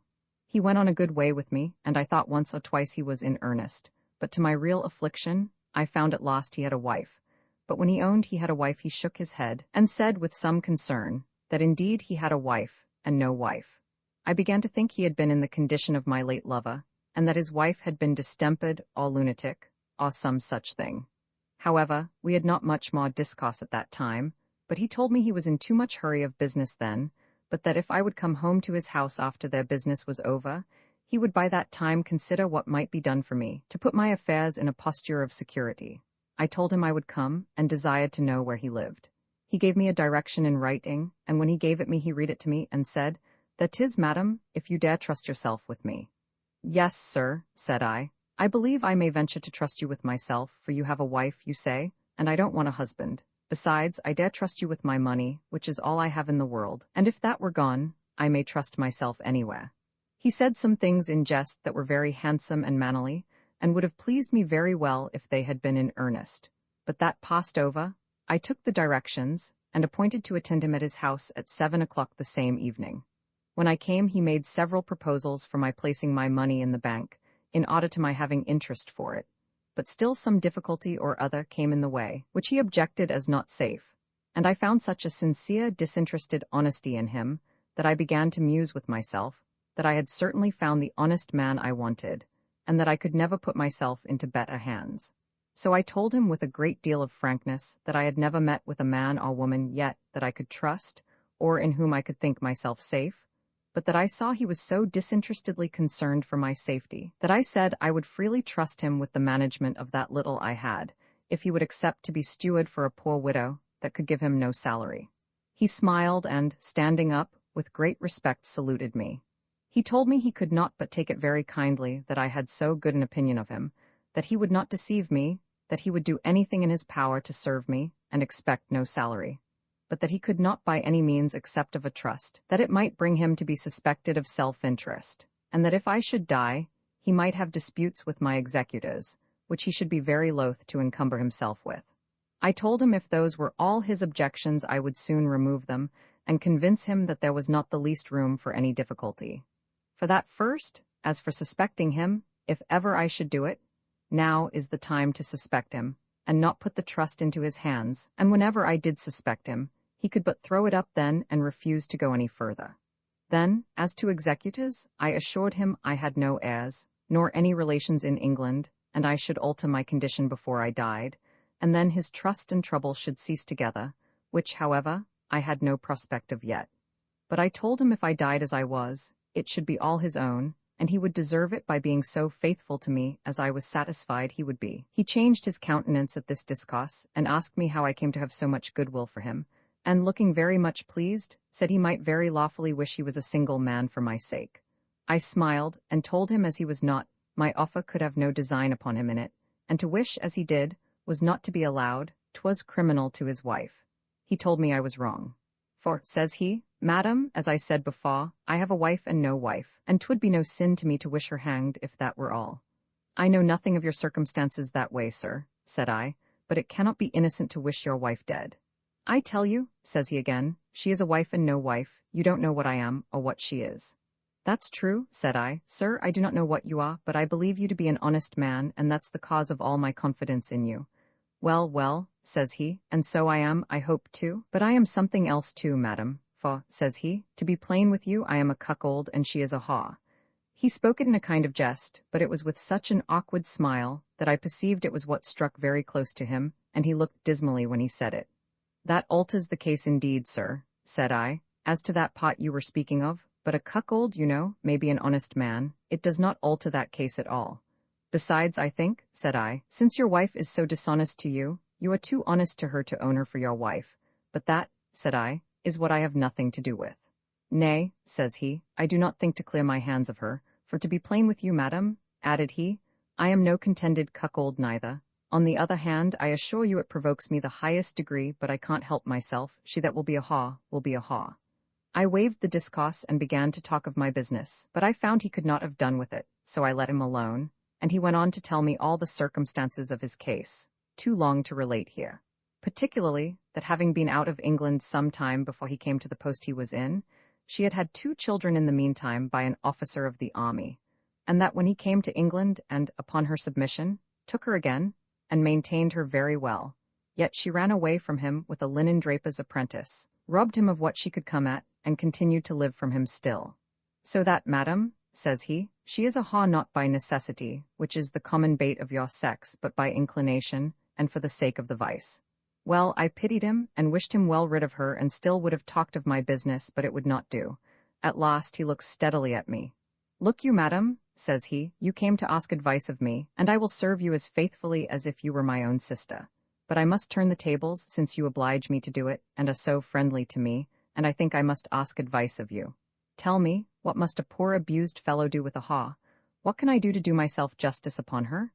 Alas, sir, says I, 'tis a case too nice for me to advise in, but it seems she has run away from you, so you are rid of her fairly.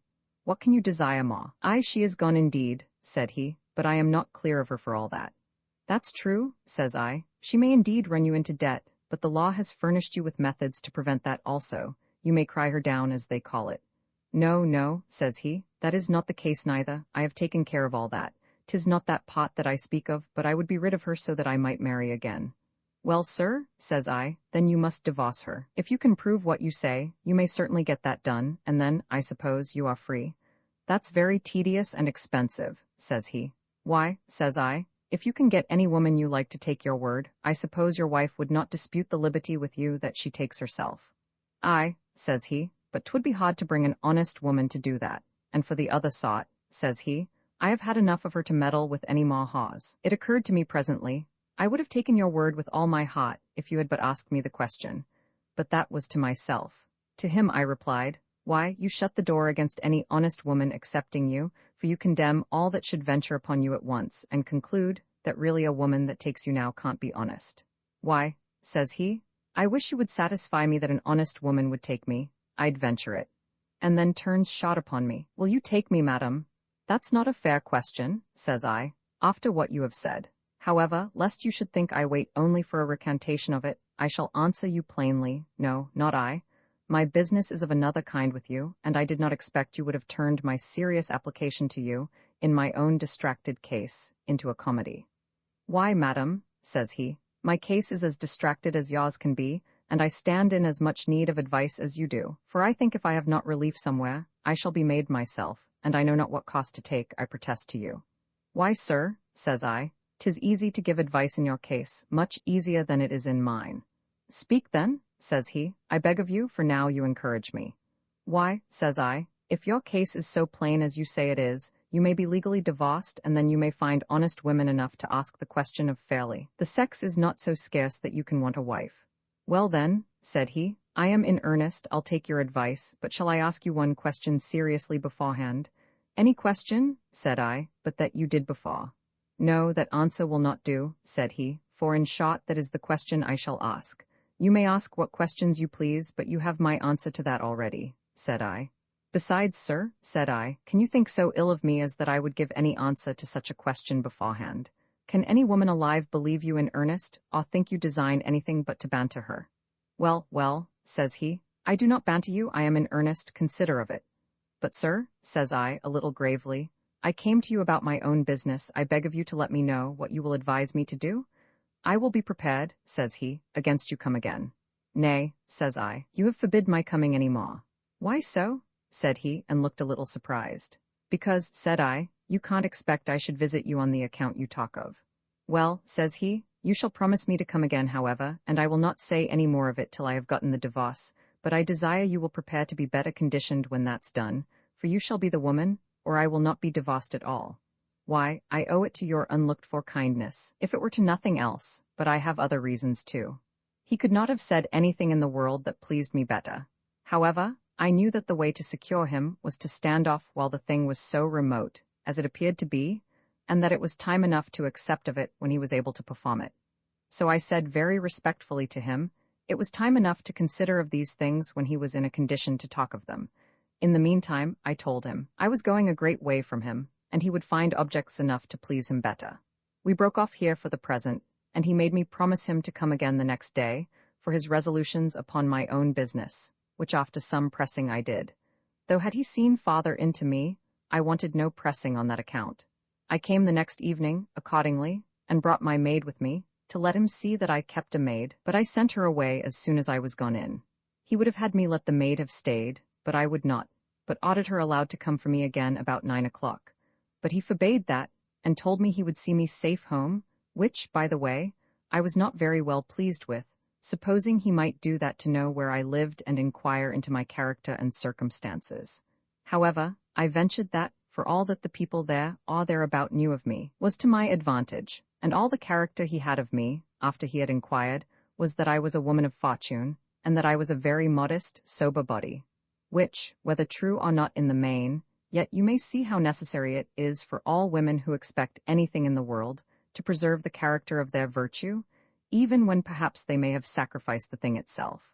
I found, and was not a little pleased with it, that he had provided a supper for me. I found also he lived very handsomely, and had a house very handsomely furnished, all of which I was rejoiced at indeed, for I looked upon it as all my own. We had now a second conference upon the subject matter of the last conference. He laid his business very home indeed. He protested his affection to me, and indeed I had no room to doubt it. He declared that it began from the first moment I talked with him, and long before I had mentioned leaving my effects with him. 'Tis no matter when it began, thought I. If it will but hold, 'twill be well enough. He then told me how much the offer I had made of trusting him with my effects and leaving them to him had engaged him. So I intended it should, thought I, but then I thought you had been a single man too. After we had supped, I observed he pressed me very hard to drink 2 or 3 glasses of wine, which, however, I declined, but drank 1 glass or 2. He then told me he had a proposal to make to me, which I should promise him I would not take ill if I should not grant it. I told him I hoped he would make no dishonorable proposal to me, especially in his own house, and that if it was such, I desired he would not propose it, that I might not be obliged to offer any resentment to him that did not become the respect I professed for him, and the trust I had placed in him in coming to his house, and begged of him he would give me leave to go away, and accordingly began to put on my gloves and prepare to be gone, though at the same time I no more intended it than he intended to let me. Well, he importuned me not to talk of going. He assured me he had no dishonorable thing in his thoughts about me, and was very far from offering anything to me that was dishonorable, and if I thought so, he would choose to say no more of it. That part I did not relish at all. I told him I was ready to hear anything that he had to say, depending that he would say nothing unworthy of himself, or unfit for me to hear. Upon this, he told me his proposal was this, that I would marry him, though he had not yet obtained the divorce from the his wife, and to satisfy me that he meant honorably, he would promise not to desire me to live with him, or go to bed with him till the divorce was obtained. My heart said yes to this offer at first word, but it was necessary to play the hypocrite a little more with him. So I seemed to decline the motion with some warmth, and besides a little condemning the thing as unfair, told him that such a proposal could be of no signification, but to entangle us both in great difficulties. For if he should not at last obtain the divorce, yet we could not dissolve the marriage, neither could we proceed in it. So that if he was disappointed in the divorce, I left him to consider what a condition we should both be in. In short, I carried on the argument against this so far, that I convinced him it was not a proposal that had any sense in it. Well, then he went from it to another, and that was, that I would sign and seal a contract with him, conditioning to marry him as soon as the divorce was obtained, and to be void if he could not obtain it. I told him such a thing was more rational than the other, but as this was the first time that ever I could imagine him weak enough to be in earnest in this affair, I did not use to say yes at first asking, I would consider of it. I played with this lover, as an angler does with a trout. I found I had him fast on the hook, so I jested with his new proposal and put him off. I told him he knew little of me, and bade him inquire about me. I let him also go home with me to my lodging, though I would not ask him to go in, for I told him it was not decent. In short, I ventured to avoid signing a contract of marriage, and the reason why I did it was because the lady that had invited me so earnestly to go with her into Lancashire insisted so positively upon it, and promised me such great fortunes and such fine things there, that I was tempted to go and try. Perhaps, said I may mend myself very much. And then I made no scruple in my thoughts of quitting my honest citizen, whom I was not so much in love with as not to leave him for a richer. In a word, I avoided a contract, but told him I would go into the north, that he should know where to write to me, by the consequence of the business I had entrusted with him, that I would give him a sufficient pledge of my respect for him, for I would leave almost all I had in the world in his hands, and I would thus far give him my word, that as soon as he had sued out a divorce from his first wife, he would send me an account of it, I would come up to London, and that then we would talk seriously of the matter. It was a base design I went with, that I must confess, though I was invited thither with a design much worse than mine was, as the sequel will discover. Well, I went with my friend, as I called her, into Lancashire. All the way we went she caressed me with the utmost appearance of a sincere, undissembled affection, treated me, except my coach hire, all the way, and her brother brought a gentleman's coach to Warrington to receive us, and we were carried from thence to Liverpool with as much ceremony as I could desire. We were also entertained at a merchant's house in Liverpool 3 or 4 days very handsomely. I forbear to tell his name, because of what followed. Then she told me she would carry me to an uncle's house of hers, where we should be nobly entertained. She did so. Her uncle, as she called him, sent a coach and 4 horses for us, and we were carried near 40 miles I know not whither. We came, however, to a gentleman's seat, where was a numerous family, a large park, extraordinary company indeed, and where she was called cousin. I told her if she had resolved to bring me into such company as this, she should have let me have prepared myself, and have furnished myself with better clothes. The ladies took notice of that, and told me very genteelly they did not value people in their country so much by their clothes as they did in London, that their cousin had fully informed them of my quality, and that I did not want clothes to set me off. In short, they entertained me, not like what I was, but like what they thought I had been, namely, a widow lady of a great fortune. The first discovery I made here was, that the family were all Roman Catholics, and the cousin too, whom I called my friend. However, I must say that nobody in the world could behave better to me, and I had all the civility shown me that I could have had if I had been of their opinion. The truth is, I had not so much principle of any kind as to be nice in point of religion, and I presently learned to speak favorably of the Romish Church. Particularly, I told them I saw little but the prejudice of education in all the difference that were among Christians about religion, and if it had so happened that my father had been a Roman Catholic, I doubted not but I should have been as well pleased with their religion as my own. This obliged them in the highest degree, and as I was besieged day and night with good company and pleasant discourse, so I had 2 or 3 old ladies that lay at me upon the subject of religion too. I was so complacent that though I would not completely engage, yet I made no scruple to be present at their mass, and to conform to all their gestures as they showed me the pattern, but I would not come too cheap, so that I only in the main encouraged them to expect that I would turn Roman Catholic, if I was instructed in the Catholic doctrine as they called it, and so the matter rested. I stayed here about 6 weeks, and then my conductor led me back to a country village, about 6 miles from Liverpool, where her brother, as she called him, came to visit me in his own chariot, and in a very good figure, with 2 footmen in a good livery, and the next thing was to make love to me. As it had happened to me, one would think I could not have been cheated, and indeed I thought so myself, having a safe card at home, which I resolved not to quit unless I could mend myself very much. However, in all appearance this brother was a match worth my listening to, and the least his estate was valued at was £1,000 a year, but the sister said it was worth £1,500 a year, and lay most of it in Ireland. I that was a great fortune, and passed for such, was above being asked how much my estate was, and my false friend taking it upon a foolish hearsay, had raised it from £500 to £5,000, and by the time she came into the country she called it £15,000. The Irishman, for such I understood him to be, was stark mad at this bait. In short, he courted me, made me presents, and ran in debt like a madman for the expenses of his equipage and of his courtship. He had, to give him his due, the appearance of an extraordinary fine gentleman. He was tall, well-shaped, and had an extraordinary address.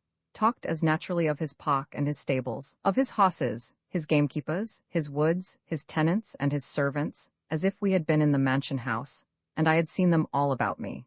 He never so much as asked me about my fortune or estate, but assured me that when we came to Dublin, he would jointure me in £600 a year good land, and that we could enter into a deed of settlement or contract here for the performance of it. This was such language indeed as I had not been used to, and I was here beaten out of all my measures. I had a she-devil in my bosom, every hour telling me how great her brother lived. One time she would come for my orders, how I would have my coaches painted, and how lined, and another time what clothes my page should wear. In short, my eyes were dazzled. I had now lost my power of saying no, and to cut the story short, I consented to be married, but to be the more private, we were carried farther into the country, and married by a Romish clergyman, who I was assured would marry us as effectually as a Church of England parson.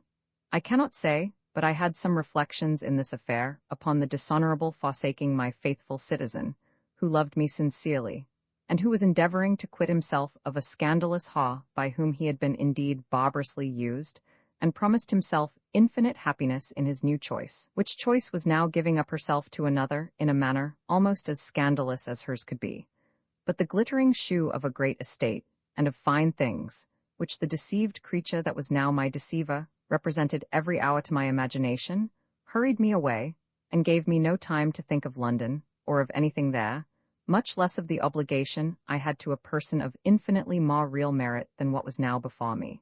But the thing was done. I was now in the arms of my new spouse, who appeared still the same as before, great even to magnificence, and nothing less than £1,000 a year could support the ordinary equipage he appeared in.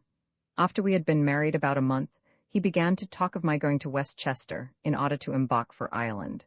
However, he did not hurry me, for we stayed near 3 weeks longer, and then he sent to Chester for a coach to meet us at the Black Rock, as they call it, over against Liverpool.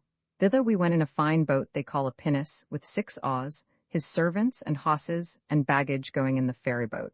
He made his excuse to me that he had no acquaintance in Chester, but he would go before and get some handsome apartment for me at a private house. I asked him how long we should stay at Chester.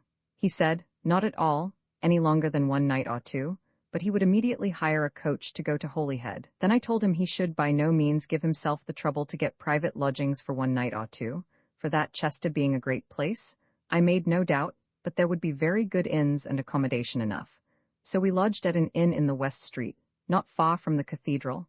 I forget what sign it was at. Here my spouse, talking of my going to Ireland, asked me if I had no affairs to settle at London before we went off. I told him no, not of any great consequence, but what might be done as well by letter from Dublin. Madam, says he, very respectfully, I suppose the greatest part of your estate, which my sister tells me is most of it in money in the Bank of England, lies secure enough, but in case it required transferring, or any way altering its property, it might be necessary to go up to London and settle those things before we went over. I seemed to look strange at it, and told him I knew not what he meant, that I had no effects in the Bank of England that I knew of, and I hoped he could not say that I had ever told him I had. No, he said, I had not told him so, but his sister had said the greatest part of my estate lay there. And I only mentioned it, me dear, said he, that if there was any occasion to settle it, or order anything about it, we might not be obliged to the hazard and trouble of another voyage back again. For he added that he did not care to venture me too much upon the sea. I was surprised at this talk, and began to consider very seriously what the meaning of it must be, and it presently occurred to me that my friend, who called him brother, had represented me in colours which were not my due, and I thought, since it was come to that pitch, that I would know the bottom of it before I went out of England, and before I should put myself into I knew not whose hands in a strange country. Upon this, I called his sister into my chamber the next morning, and letting her know the discourse her brother and I had been upon the evening before, I conjured her to tell me what she had said to him, and upon what foot it was that she had made this marriage. She owned that she had told him that I was a great fortune, and said that she was told so at London. Told so? Says I warmly. Did I ever tell you so? No, she said, it was true I did not tell her so, but I had said several times that what I had was in my own disposal. I did so, returned I very quickly and hastily, But I never told you I had anything called a fortune. No, not that I had 100 pounds, or the value of 100 pounds in the world. Anyhow did it consist with my being a fortune, said I, that I should come here into the north of England with you, only upon the account of living cheap. At these words, which I spoke warm and high, my husband, her brother, as she called him, came into the room, and I desired him to come and sit down, for I had something of moment to say before them both, which it was absolutely necessary he should hear. He looked a little disturbed at the assurance with which I seemed to speak it, and came and sat down by me, having first shut the door, upon which I began, for I was very much provoked, and turning myself to him, I am afraid, says I, my dear, for I spoke with kindness on his side, that you have a very great abuse put upon you, and an injury done you never to be repaired in your marrying me, which, however, as I have had no hand in it, I desire I may be fairly acquitted of it, and that the blame may lie where it ought to lie, and nowhere else, for I wash my hands of every part of it. What injury can be done me, my dear, says he, in marrying you? I hope it is to my honor and advantage every way. I will soon explain it to you, says I, and I fear you will have no reason to think yourself well used, but I will convince you, my dear, says I again, that I have had no hand in it. And there I stopped a while. He looked now scared and wild, and began, I believe, to suspect what followed. However, looking towards me, and saying only, go on, he sat silent, as if to hear what I had more to say, so I went on. I asked you last night, said I, speaking to him, if ever I made any boast to you of my estate, or ever told you I had any estate in the Bank of England or anywhere else, and you owned I had not, as is most true? And I desire you will tell me here, before your sister, if ever I give you any reason for me to think so, or that ever we had any discourse about it. And he owned again I had not, but said I had appeared always as a woman of fortune, and he depended on it that I was so, and hoped he was not deceived. I am not inquiring yet whether you have been deceived or not, said I. I fear you have, and I too, but I am clearing myself from the unjust charge of being concerned in deceiving you. I have been now asking your sister if ever I told her of any fortune or estate I had, or gave her any particulars of it, and she owns I never did. Any pray, madam, said I, turning myself to her, be so just to me, before your brother, to charge me, if you can, if ever I pretended to you that I had an estate. And why, if I had, should I come down into this country with you on purpose to spare that little I had, and live cheap? She could not deny one word, but said she had been told in London that I had a very great fortune, and that it lay in the Bank of England. And now, dear sir, said I, turning myself to my new spouse again, be so just to me as to tell me who has abused both you and me so much as to make you believe I was a fortune, and prompt you to court me to this marriage. He could not speak a word, but pointed to her, and after some more pause, flew out in the most furious passion that ever I saw a man in my life, cursing her, and calling her all the haws and hard names he could think of, and that she had ruined him, declaring that she had told him I had 15,000 pounds, and that she was to have 500 pounds of him for procuring this match for him. He then added, directing his speech to me, that she was none of his sister, but had been his haw for 2 years before, that she had had 100 pounds of him in pot of this bargain, and that he was utterly undone if things were as I said. And in his raving, he swore he would let her heart's blood out immediately, which frightened her and me too. She cried, said she had been told so in the house where I lodged. But this aggravated him more than before, that she should put so far upon him, and run things such a length upon no other authority than a hearsay, and then, turning to me again, said very honestly, he was afraid we were both undone. For to be plain, my dear, I have no estate, says he. What little I had, this devil has made me run out in waiting on you, and putting me into this equipage. She took the opportunity of his being earnest in talking with me, and got out of the room, and I never saw her more. I was confounded now as much as he, and knew not what to say. I thought many ways that I had the worst of it, but his saying he was undone, and that he had no estate neither, put me into a mere distraction. Why, says I to him, this has been a hellish juggle, for we are married here upon the foot of a double fraud. You are undone by the disappointment, it seems, and if I had had a fortune, I had been cheated too, for you say you have nothing. You would indeed have been cheated, my dear, says he, but you would not have been undone, for 15,000 pounds would have maintained us both very handsomely in this country, and I assure you, added he, I had resolved to have dedicated every groat of it to you. I would not have wronged you of a shilling, and the rest I would have made up in my affection to you, and tenderness of you, as long as I lived. This was very honest indeed, and I really believe he spoke as he intended, and that he was a man that was as well qualified to make me happy, as to his temper and behavior, as any man ever was.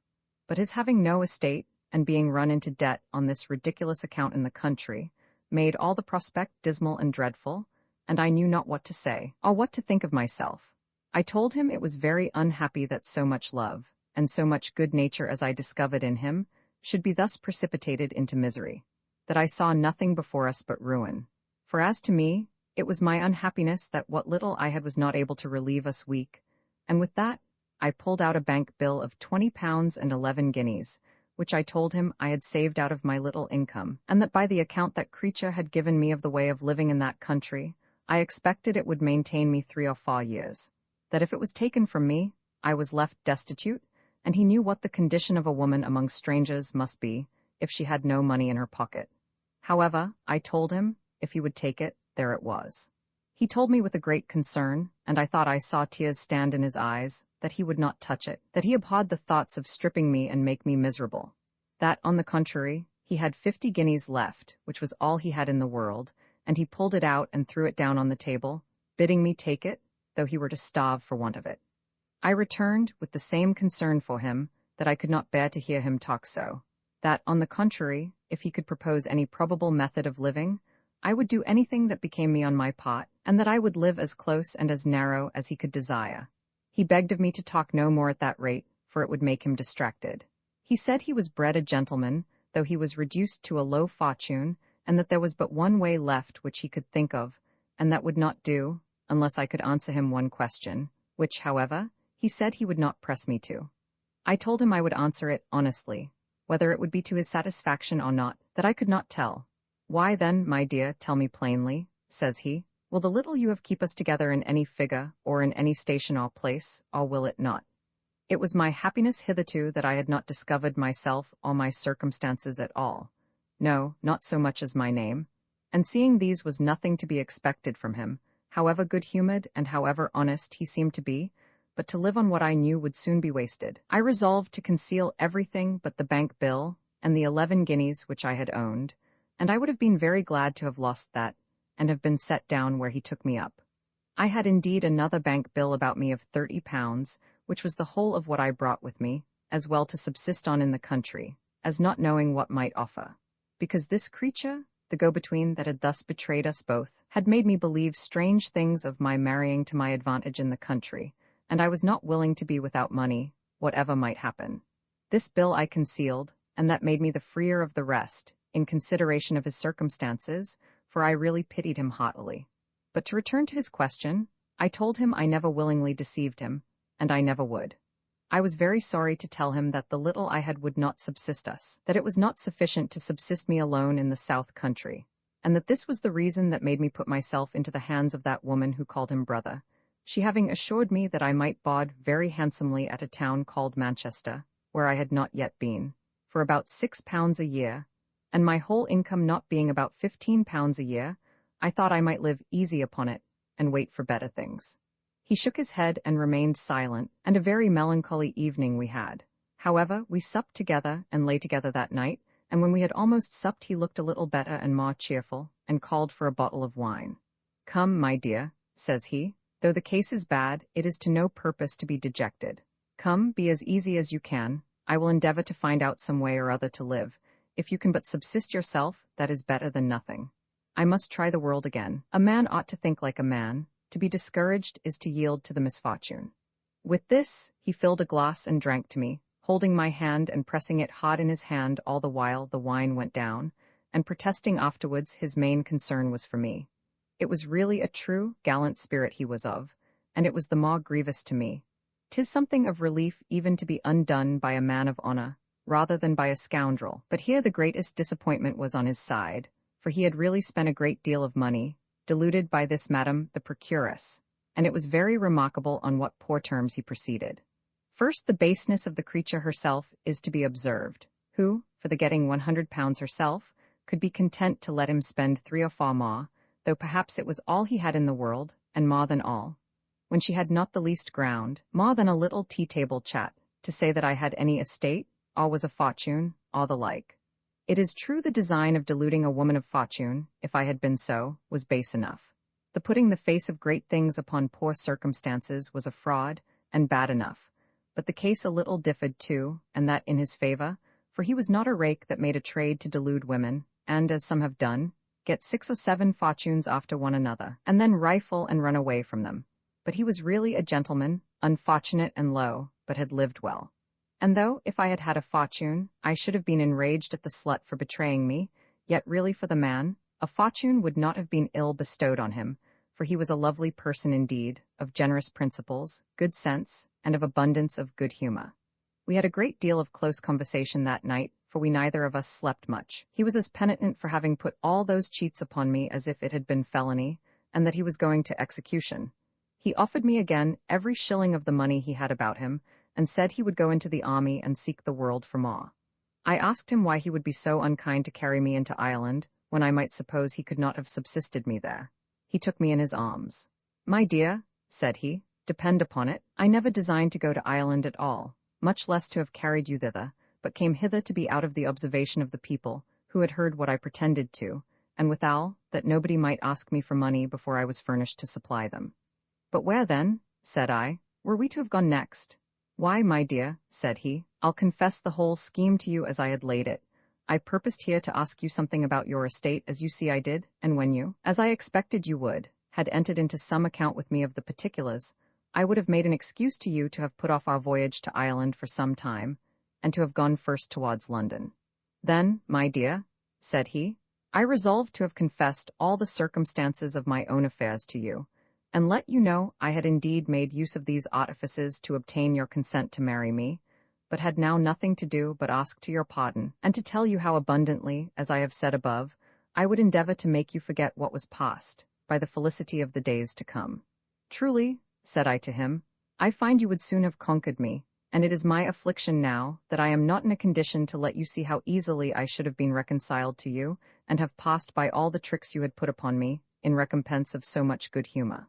But, my dear," said I, "what can we do now? We are both undone, and what better are we for our being reconciled together, seeing we have nothing to live on? We proposed a great many things, but nothing could offer where there was nothing to begin with. He begged me at last to talk no more of it, for he said I would break his heart. So we talked of other things a little, till at last he took a husband's leave of me, and so we went to sleep. He rose before me in the morning, and indeed, having lain awake almost all night, I was very sleepy, and lay till near 11 o'clock. In this time he took his horses and 3 servants, and all his linen and baggage, and away he went, leaving a short but moving letter for me on the table, as follows: "My dear, I am a dog, I have abused you, but I have been drawn in to do it by a base creature, contrary to my principle and the general practice of my life. Forgive me, my dear. I ask your pardon with the greatest sincerity. I am the most miserable of men in having deluded you. I have been so happy to possess you, and now am so wretched as to be forced to fly from you. Forgive me, my dear. Once more I say, forgive me. I am not able to see you ruined by me, and myself unable to support you. Our marriage is nothing. I shall never be able to see you again. I here discharge you from it. If you can marry to your advantage, do not decline it on my account. I here swear to you on my faith, and on the word of a man of honor, I will never disturb your repose if I should know of it, which, however, is not likely. On the other hand, if you should not marry, and if good fortune should befall me, it shall be all yours wherever you are. I have put some of the stock of money I have left into your pocket. Take places for yourself and your maid in the stagecoach, and go for London. I hope it will bear your charges thither, without breaking into your own. Again, I sincerely ask your pardon, and will do so as often as I shall ever think of you. Adieu, my dear, forever. I am, yours most affectionately, J.E. Nothing that ever befell me in my life sank so deep into my heart as this farewell. I reproached him 1,000 times in my thoughts for leaving me, for I would have gone with him through the world, if I had begged my bread. I felt in my pocket, and there found 10 guineas, his gold watch, and 2 little rings, one a small diamond ring worth only about 6 pounds, and the other a plain gold ring. I sat me down and looked upon these things 2 hours together, and scarce spoke a word, till my maid interrupted me by telling me my dinner was ready. I ate but little, and after dinner I fell into a vehement fit of crying, every now and then calling him by his name, which was James. "Oh, Jemmy," said I, come back, I'll give you all I have, I'll beg, I'll starve with you." And thus I ran raving about the room several times, and then sat down between whiles, and then walking about again, called upon him to come back, and then cried again. And thus I passed the afternoon, till about 7 o'clock, when it was near dusk in the evening, being August, when, to my unspeakable surprise, he comes back into the inn, but without a servant, and comes directly up into my chamber. I was in the greatest confusion imaginable, and so was he too. I could not imagine what should be the occasion of it, and began to be at odds with myself whether to be glad or sorry, but my affection biased all the rest, and it was impossible to conceal my joy, which was too great for smiles, for it burst out into tears. He was no sooner entered the room but he ran to me and took me in his arms, holding me fast, and almost stopping my breath with his kisses, but spoke not a word. At length I began. "My dear," said I, "how could you go away from me?" To which he gave no answer, for it was impossible for him to speak. When our ecstasies were a little over, he told me he was gone about 15 miles, but it was not in his power to go any farther without coming back to see me again, and to take his leave of me once more. I told him how I had passed my time, and how loud I had called him to come back again. He told me he heard me very plain upon Delamere Forest at a place about 12 miles off. I smiled. "Nay," says he, "do not think I am in jest, for if ever I heard your voice in my life, I heard you call me aloud, and sometimes I thought I saw you running after me." "Why," said I, "what did I say?" For I had not named the words to him. "You called aloud," says he, and said, "Oh, Jemmy, come back, come back." I laughed at him. "My dear," says he, "do not laugh, for depend upon it, I heard your voice as plain as you hear mine now. If you please, I'll go before a magistrate and make oath of it." I then began to be amazed and surprised and indeed frightened, and told him what I had really done, and how I had called after him, as above. When we had amused ourselves a while about this, I said to him, "Well, you shall go away from me no more. I'll go all over the world with you rather." He told me it would be a very difficult thing for him to leave me, but since it must be, he hoped I would make it as easy to me as I could. But as for him, it would be his destruction that he foresaw. However, he told me that he considered he had left me to travel to London alone, which was too long a journey, and that as he might as well go that way as any way else, he was resolved to see me safe thither, or near it, and if he did go away then without taking his leave, I should not take it ill of him, and this he made me promise. He told me how he had dismissed his 3 servants, sold their horses, and sent the fellows away to seek their fortunes, and all in a little time, at a town on the road, I know not where.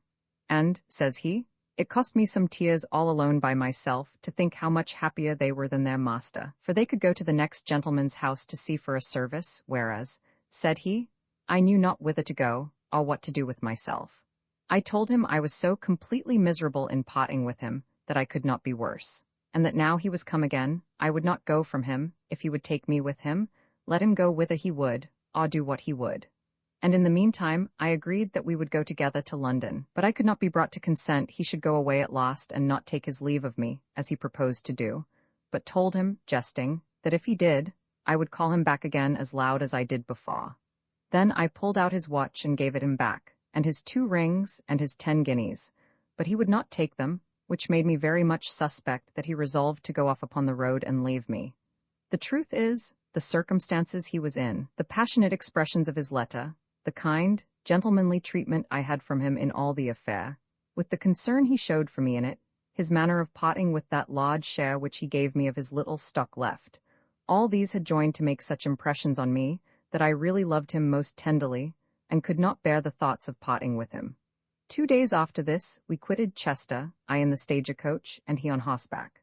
I dismissed my maid at Chester. He was very much against my being without a maid, but she being a servant hired in the country, and I resolving to keep no servant at London, I told him it would have been barbarous to have taken the poor wench, and have turned her away as soon as I came to town, and it would also have been a needless charge on the road, so I satisfied him, and he was easy enough on the score. He came with me as far as Dunstable, within 30 miles of London, and then he told me fate and his own misfortunes obliged him to leave me, and that it was not convenient for him to go to London, for reasons which it was of no value to me to know, and I saw him preparing to go. The stagecoach we were in did not usually stop at Dunstable, but I desiring it but for a quarter of an hour, they were content to stand at an inn door a while, and we went into the house. Being in the inn, I told him I had but one favour more to ask of him, and that was, that since he could not go any farther, he would give me leave to stay a week or 2 in the town with him, that we might in that time think of something to prevent such a ruinous thing to us both, as a final separation would be. and that I had something of moment to offer him that I had never said yet, and which perhaps he might find practicable to our mutual advantage. This was too reasonable a proposal to be denied, so he called the landlady of the house, and told her his wife was taken ill, and so ill that she could not think of going any farther in the stagecoach, which had tired her almost to death, and asked if she could not get us a lodging for 2 or 3 days in a private house, where I might rest me a little, for the journey had been too much for me. The landlady, a good sort of woman, well-bred and very obliging, came immediately to see me, told me she had 2 or 3 very good rooms in a part of the house quite out of the noise, and if I saw them, she did not doubt but I would like them, and I should have one of her maids, that should do nothing else but be appointed to wait on me. This was so very kind that I could not but accept of it, and thank her. So I went to look on the rooms and liked them very well, and indeed they were extraordinarily furnished, and very pleasant lodgings. So we paid the stagecoach, took out our baggage, and resolved to stay here a while. Here I told him I would live with him now till all my money was spent, but would not let him spend a shilling of his own. We had some kind squabble about that, but I told him it was the last time I was like to enjoy his company, and I desired he would let me be master in that thing only, and he should govern in everything else, so he acquiesced. Here one evening, taking a walk into the fields, I told him I would now make the proposal to him I had told him of. Accordingly, I related to him how I had lived in Virginia, that I had a mother I believed was alive there still, though my husband was dead some years. I told him that had not my effects miscarried, which, by the way, I magnified pretty much, I might have been fortune good enough to him to have kept us from being parted in this manner. Then I entered into the manner of people's going over to those countries to settle, how they had a quantity of land given them by the constitution of the place, and if not, that it might be purchased at so easy a rate, this it was not worth naming. I then gave him a full and distinct account of the nature of planting, how with carrying over but 200 or 300 pounds value in English goods, with some servants and tools, a man of application would presently lay a foundation for a family, and in a very few years be certain to raise an estate. I led him into the nature of the product of the earth, how the ground was cured and prepared, and what the usual increase of it was, and demonstrated to him that in a very few years, with such a beginning, we should be as certain of being rich as we were now certain of being poor. He was surprised at my discourse, for we made it the whole subject of our conversation for near a week together, in which time I laid it down in black and white, as we say, that it was morally impossible, with a supposition of any reasonable good conduct, but that we must thrive there and do very well. Then I told him what measures I would take to raise such a sum of 300 pounds or thereabouts, and I argued with him how good a method it would be to put an end to our misfortunes and restore our circumstances in the world to what we had both expected. And I added that after 7 years, if we lived, we might be in a posture to leave our plantations in good hands, and come over again and receive the income of it, and live here and enjoy it. And I gave him examples of some that had done so, and lived now in very good circumstances in London. In short, I pressed him so to it that he almost agreed to it, but still something or other broke it off again, till at last he turned the tables, and he began to talk almost to the same purpose of Ireland. He told me that a man that could confine himself to country life, and that could find but stock to enter upon any land, should have farms there for 50 pounds a year, as good as were here let for 200 pounds a year, that the produce was such, and so rich the land, that if much was not laid up, we were sure to live as handsomely upon it, as a gentleman of 3,000 pounds a year could do in England, and that he had laid a scheme to leave me in London, and go over and try. And if he found he could lay a handsome foundation of living suitable to the respect he had for me, as he doubted not he should do, he would come over and fetch me. I was dreadfully afraid that upon such a proposal he would have taken me at my word, viz., to sell my little income as I called it, and turn it into money, and let him carry it over into Ireland and try his experiment with it. But he was too just to desire it, ought to have accepted it if I had offered it. And he anticipated me in that, for he added that he would go and try his fortune that way, and if he found he could do anything at it to live, then, by adding mine to it when I went over, we should live like ourselves, but that he would not hazard a shilling of mine till he had made the experiment with a little, and he assured me that if he found nothing to be done in Ireland, he would then come to me and join in my project for Virginia. He was so earnest upon his project being to be tried first, that I could not withstand him. However, he promised to let me hear from him in a very little time after his arriving there, to let me know whether his prospect answered his design, that if there was not a possibility of success, I might take the occasion to prepare for our other voyage, and then, he assured me, he would go with me to America with all his heart. I could bring him to nothing further than this. However, those consultations entertained us near a month, during which I enjoyed his company, which indeed was the most entertaining that ever I met in my life before. In this time, he let me into the whole story of his own life, which was indeed surprising, and full of an infinite variety sufficient to fill up a much brighter history, for its adventures and incidents, than any I ever saw in print. But I shall have occasion to say more of him hereafter.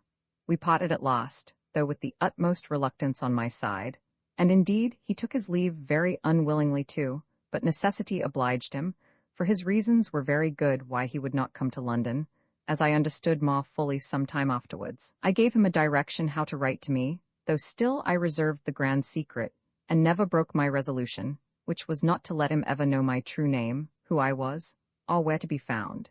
He likewise let me know how to write a letter to him, so that he said he would be sure to receive it. I came to London the next day after we parted, but did not go directly to my old lodgings, but for another nameless reason took a private lodging in St. John's Street, or, as it is vulgarly called, St. James's, near Clerkenwell. And here, being perfectly alone, I had leisure to sit down and reflect seriously upon the last 7 months' ramble I had made, for I had been abroad no less. The pleasant hours I had with my lost husband I looked back on with an infinite deal of pleasure, but that pleasure was very much lessened when I found some time after that I was really with child. This was a perplexing thing, because of the difficulty which was before me where I should get leave to lie in. It being one of the nicest things in the world at that time of day for a woman that was a stranger, and had no friends, to be entertained in that circumstance without security, which, by the way, I had not, neither could I procure any. I had taken care all this while to preserve a correspondence with my honest friend at the bank, or rather he took care to correspond with me, for he wrote to me once a week, and though I had not spent my money so fast as to want any from him, yet I often wrote also to let him know I was alive. I had left directions in Lancashire, so that I had these letters, which he sent, conveyed to me, and during my recess at St. James's, received a very obliging letter from him, assuring me that his process for a divorce from his wife went on with success, though he met with some difficulties in it that he did not expect. I was not displeased with the news that his process was more tedious than he expected, for though I was in no condition to have him yet, not being so foolish to marry him when I knew myself to be with child by another man, as some I know have ventured to do, yet I was not willing to lose him, and, in a word, resolved to have him if he continued in the same mind, as soon as I was up again, for I saw apparently I should hear no more from my husband, and as he had all along pressed to marry, and had assured me he would not be at all disgusted at it, or ever offer to claim me again, so I made no scruple to resolve to do it if I could, and if my other friend stood to his bargain, and I had a great deal of reason to be assured that he would stand to it, by the letters he wrote to me, which were the kindest and most obliging that could be. I now grew big, and the people where I lodged perceived it, and began to take notice of it to me, and, as far as civility would allow, intimated that I must think of removing. This put me to extreme perplexity, and I grew very melancholy, for indeed I knew not what course to take. I had money, but no friends, and was like to have a child upon my hands to keep, which was a difficulty I had never had upon me yet, as the particulars of my story hitherto make appear. In the course of this affair I fell very ill, and my melancholy really increased my distemper. My illness proved at length to be only an ague, but my apprehensions were really that I should miscarry. I should not say apprehensions, for indeed I would have been glad to miscarry, but I could never be brought to entertain so much as a thought of endeavoring to miscarry, or of taking anything to make me miscarry. I abhorred, I say, so much as the thought of it. However, speaking of it in the house, the gentlewoman who kept the house proposed to me to send for a midwife. I scrupled it at first, but after some time consented to it, but told her I had no particular acquaintance with any midwife, and so left it to her. It seems the mistress of the house was not so great a stranger to such cases as mine was as I thought at first she had been, as will appear presently, and she sent for a midwife of the right sort. That is to say, the right sort for me.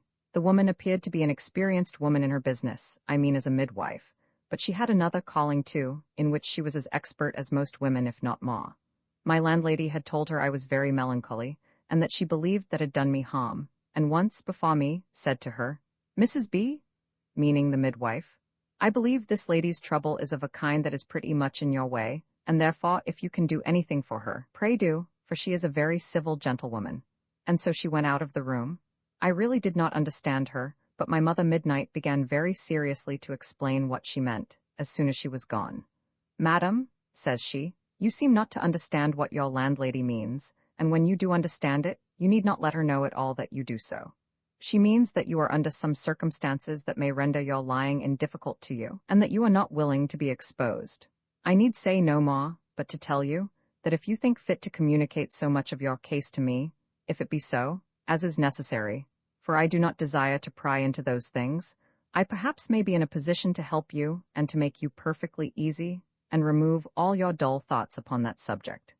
Every word this creature said was a cordial to me, and put new life and new spirit into my heart. My blood began to circulate immediately, and I was quite another body. I ate my victuals again, and grew better presently after it. She said a great deal more to the same purpose, and then, having pressed me to be free with her, and promised in the solemnest manner to be secret, she stopped a little, as if waiting to see what impression it made on me, and what I would say. I was too sensible to the want I was in of such a woman, not to accept her offer. I told her my case was partly as she guessed, and partly not, for I was really married, and had a husband, though he was in such fine circumstances and so remote at that time, as that he could not appear publicly. She took me short, and told me that was none of her business. All the ladies that came under her care were married women to her. "Every woman," she says, "that is with child has a father for it, and whether that father was a husband or no husband, was no business of hers. Her business was to assist me in my present circumstances, whether I had a husband or no. For, madam," says she, "to have a husband that cannot appear, is to have no husband in the sense of the case, and therefore, whether you are a wife or a mistress is all one to me." I found presently, that whether I was a haw or a wife, I was to pass for a haw here, so I let that go. I told her it was true, as she said, but that, however, if I must tell her my case, I must tell it her as it was, so I related it to her as short as I could, and I concluded it to her thus.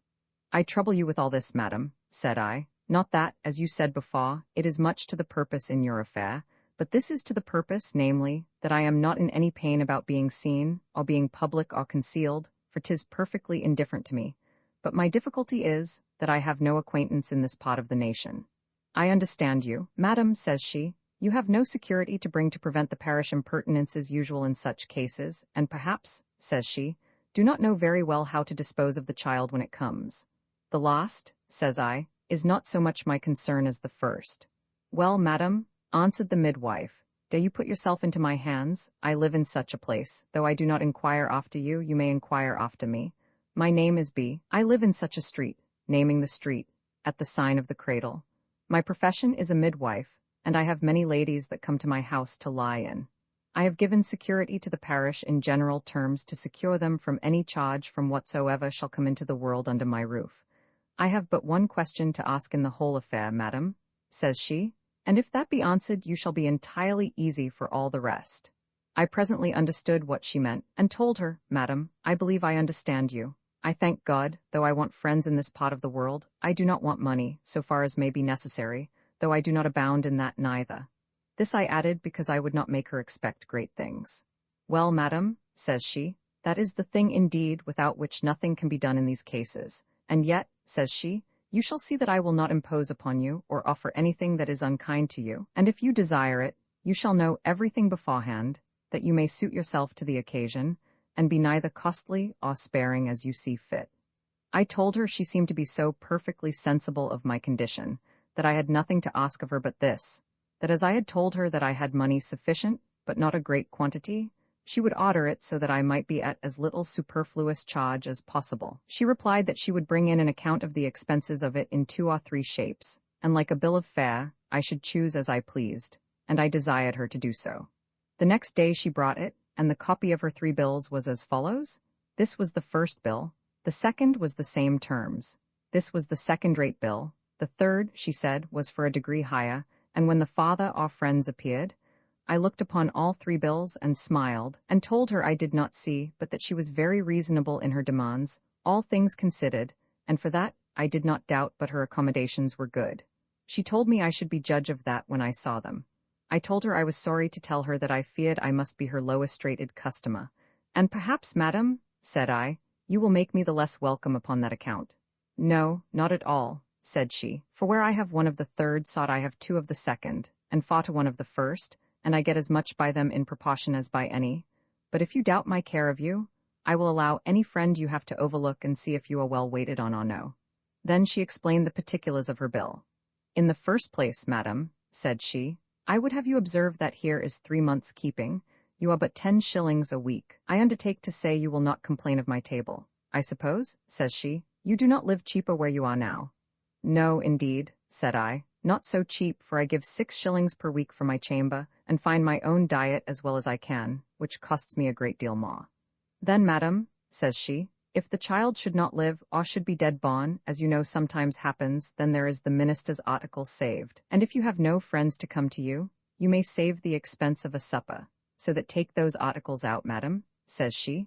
Your lying in will not cost you above 5 pounds 3s, in all more than your ordinary charge of living. This was the most reasonable thing that I ever heard of, so I smiled and told her I would come and be her customer, but I told her also that as I had 2 months and more to do, I might perhaps be obliged to stay longer with her than 3 months, and desired to know if she would not be obliged to remove me before it was proper. No, she said. Her house was large, and besides, she never put anybody to remove that had lain in till they were willing to go, and if she had more ladies offered, she was not so ill-beloved among her neighbors, but she could provide accommodations for 20, if there was occasion. I found she was an eminent lady in her way, and, in short, I agreed to put myself into her hands and promised her. She then talked of other things, looked about into my accommodations where I was, found fault with my wanting attendance and conveniences, and that I should not be used so at her house. I told her I was shy of speaking, for the woman of the house looked stranger, or at least I thought so, since I had been ill, because I was with child, and I was afraid she would put some affront or other upon me, supposing that I had been able to give but a slight account of myself. Oh dear, said she, her ladyship is no stranger to these things. She has tried to entertain ladies in your conditions several times, but she could not secure the parish. And besides, she is not such a nice lady as you take her to be. However, since you are going, you shall not meddle with her, but I'll see you are a little better looked after while you are here than I think you are, and it shall not cost you the more neither. I did not understand her at all, however, I thanked her, and so we parted. The next morning she sent me a chicken roasted and hot, and a pint bottle of sherry, and ordered the maid to tell me that she was to wait on me every day as long as I stayed there. This was surprisingly good and kind, and I accepted it very willingly. At night she sent to me again, to know if I wanted anything, and how I did, and to order the maid to come to her in the morning with my dinner. The maid had orders to make me some chocolate in the morning before she came away, and did so, and at noon she brought me the sweetbread of a breast of veal, whole, and a dish of soup for my dinner. And after this manner she nursed me up at a distance, so that I was mightily well pleased, and quickly well, for indeed my dejections before were the principal part of my illness. I expected, as is usually the case among such people, that the servant she sent me would have been some imprudent brazen wench of Drury Lane breeding, and I was very uneasy at having her with me upon that account. So I would not let her lie in that house the first night by any means, but had my eyes about me as narrowly as if she had been a public thief. My gentlewoman guessed presently what was the matter, and sent her back with a short note, that I might depend upon the honesty of her maid, that she would be answerable for her upon all accounts, and that she took no servants into her house without very good security for their fidelity. I was then perfectly easy, and indeed the maid's behavior spoke for itself, for a modesta, quieta, sober girl never came into anybody's family, and I found her so afterwards. As soon as I was well enough to go abroad, I went with the maid to see the house, and to see the apartment I was to have. And everything was so handsome and so clean and well, that in short, I had nothing to say, but was wonderfully pleased and satisfied with what I had met with, which, considering the melancholy circumstances I was in, was far beyond what I looked for. It might be expected that I should give some account of the nature of the wicked practices of this woman, in whose hands I was now fallen, but it would be too much encouragement to the vice, to let the world see what easy measures were here taken to rid the women's unwelcome burden of a child clandestinely gotten. This grave matron had several sorts of practice, and this was one particular, that if a child was born, though not in her house, for she had occasion to be called to many private labours. She had people at hand, who for a piece of money would take the child off their hands, and off from the hands of the parish too. And those children, as she said, were honestly provided for and taken care of. What should become of them all, considering so many, as by her account she was concerned with, I cannot conceive. I had many times discourses upon that subject with her, but she was full of this argument, that she saved the life of many an innocent lamb, as she called them, which would otherwise perhaps have been murdered, and of many women who, made desperate by the misfortune, would otherwise be tempted to destroy their children, and bring themselves to the gallows. I granted her that this was true, and a very commendable thing, provided the poor children fell into good hands afterwards, and were not abused, starved, and neglected by the nurses that bred them up. She answered that she always took care of that, and had no nurses in her business but what were very good, honest people, and such as might be depended upon. I could say nothing to the contrary, and so was obliged to say, "Madam, I do not question you do your part honestly, but what those people do afterwards is the main question." And she stopped my mouth again with saying that she took the utmost care about it. The only thing I found in all her conversation on these subjects that gave me any distaste was, that one time in discouraging about my being far gone with child, and the time I expected to come, she said something that looked as if she could help me off with my burden sooner, if I was willing.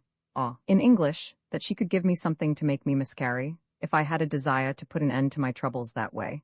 But I soon let her see that I abhorred the thoughts of it.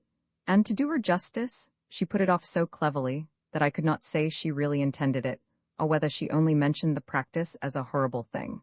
For she couched her words so well, and took my meaning so quickly, that she gave her negative before I could explain myself. To bring this pot into as narrow a compass as possible, I quitted my lodging at St. James's and went to my new governess, for so they called her in the house, and there I was indeed treated with so much courtesy, so carefully looked to, so handsomely provided, and everything so well, that I was surprised at it, and could not at first see what advantage my governess made of it.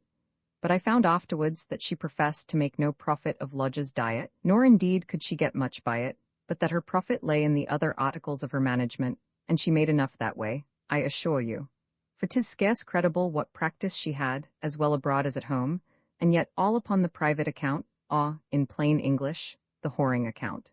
While I was in her house, which was near 4 months, she had no less than 12 ladies of pleasure brought to bed within the doors, and I think she had 32 or thereabouts, under her conduct without doors, whereof one, as nice as she was with me, was lodged with my old landlady at St. James's. This was a strange testimony of the growing vice of the age, and such a one, that as bad as I had been myself, it shocked my very senses. I began to nauseate the place I was in, and, about all, the wicked practice. And yet I must say that I never saw, or do I believe there was to be seen, the least indecency in the house the whole time I was there. Not a man was ever seen to come upstairs, except to visit the lying-in ladies within their month, nor then without the old lady with them, who made it a piece of honor of her management that no man should touch a woman, no, not his own wife, within the month.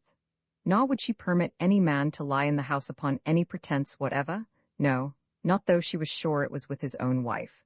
And her general saying for it was, that she cared not how many children were born in her house, but she would have none got there if she could help it. It might perhaps be carried further than was needful, but it was an error of the right hand if it was an error.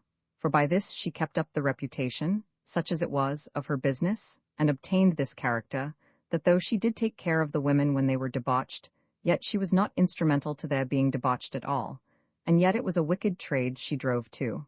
While I was there, and before I was brought to bed, I received a letter from my trustee at the bank, full of kind, obliging things, and earnestly pressing me to return to London. It was near a fortnight old when it came to me, because it had been first sent into Lancashire, and then returned to me. He concludes with telling me that he had obtained a decree, I think he called it, against his wife, and that he would be ready to make good his engagement to me, if I would accept of him, adding a great many protestations of kindness and affection, such as he would have been far from offering if he had known the circumstances I had been in, and which as it was I had been very far from deserving. I returned an answer to his letter, and dated it at Liverpool, but sent it by messenger, alleging that it came in cover to a friend in town. I gave him joy of his deliverance, but raised some scruples at the lawfulness of his marrying again, and told him I supposed he would consider very seriously upon that point before he resolved on it, the consequence being too great for a man of his judgment to venture rashly upon a thing of that nature. So concluded, wishing him very well in whatever he resolved, without letting him into anything of my own mind, or giving any answer to his proposal of my coming to London to him, but mentioned at a distance my intention to return the latter end of the year, this being dated in April. I was brought to bed about the middle of May, and had another brave boy, and myself in as good condition as usual on such occasions. My governess did her part as a midwife with the greatest art and dexterity imaginable, and far beyond all that ever I had had any experience of before.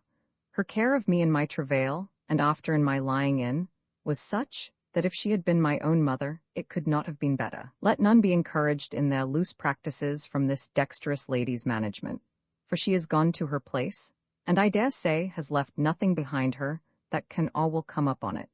I think I had been brought to bed about 22 days, when I received another letter from my friend at the bank, with the surprising news that he had obtained a final sentence of divorce against his wife, and had served her with it on such a day, and that he had such an answer to give to all my scruples about his marrying again, as I could not expect, and as he had no desire of, for that his wife, who had been under some remorse before for her usage of him, as soon as she had the account that he had gained his point, had very unhappily destroyed herself that same evening. He expressed himself very handsomely as to his being concerned at her disaster, but cleared himself of having any hand in it, and that he had only done himself justice in a case in which he was notoriously injured and abused. However, he said that he was extremely afflicted at it, and had no view of any satisfaction left in his world, but only in the hope that I would come and relieve him by my company. And then he pressed me violently indeed to give him some hopes that I would at least come up to town, and let him see me, when he would further enter into discourse about it. I was exceedingly surprised at the news, and began now seriously to reflect on my present circumstances, and the inexpressible misfortune it was to me to have a child upon my hands, and what to do in it I knew not. At last I opened my case at a distance to my governess. I appeared melancholy and uneasy for several days, and she lay at me continually to know what troubled me. I could not for my life tell her that I had an offer of marriage, after I had so often told her that I had a husband, so that I really knew not what to say to her. I owned I had something which very much troubled me, but at the same time told her I could not speak of it to anyone alive. She continued importuning me several days, but it was impossible, I told her, for me to commit the secret to anybody.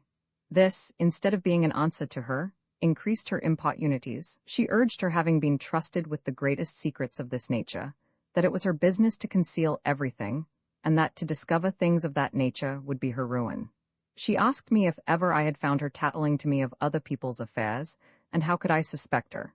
She told me to unfold myself to her was telling it to nobody, that she was silent as death, that it must be a very strange case indeed that she could not help me out of, but to conceal it was to deprive myself of all possible help, all means of help, and to deprive her of the opportunity of serving me.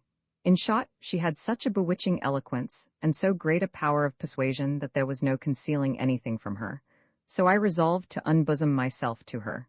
I told her the history of my Lancashire marriage, and how both of us had been disappointed, how we came together, and how we parted, how he absolutely discharged me, as far as lay in him, free liberty to marry again, protesting that if he knew it he would never claim me, or disturb or expose me, that I thought I was free, but was dreadfully afraid to venture, for fear of the consequences that might follow in case of a discovery.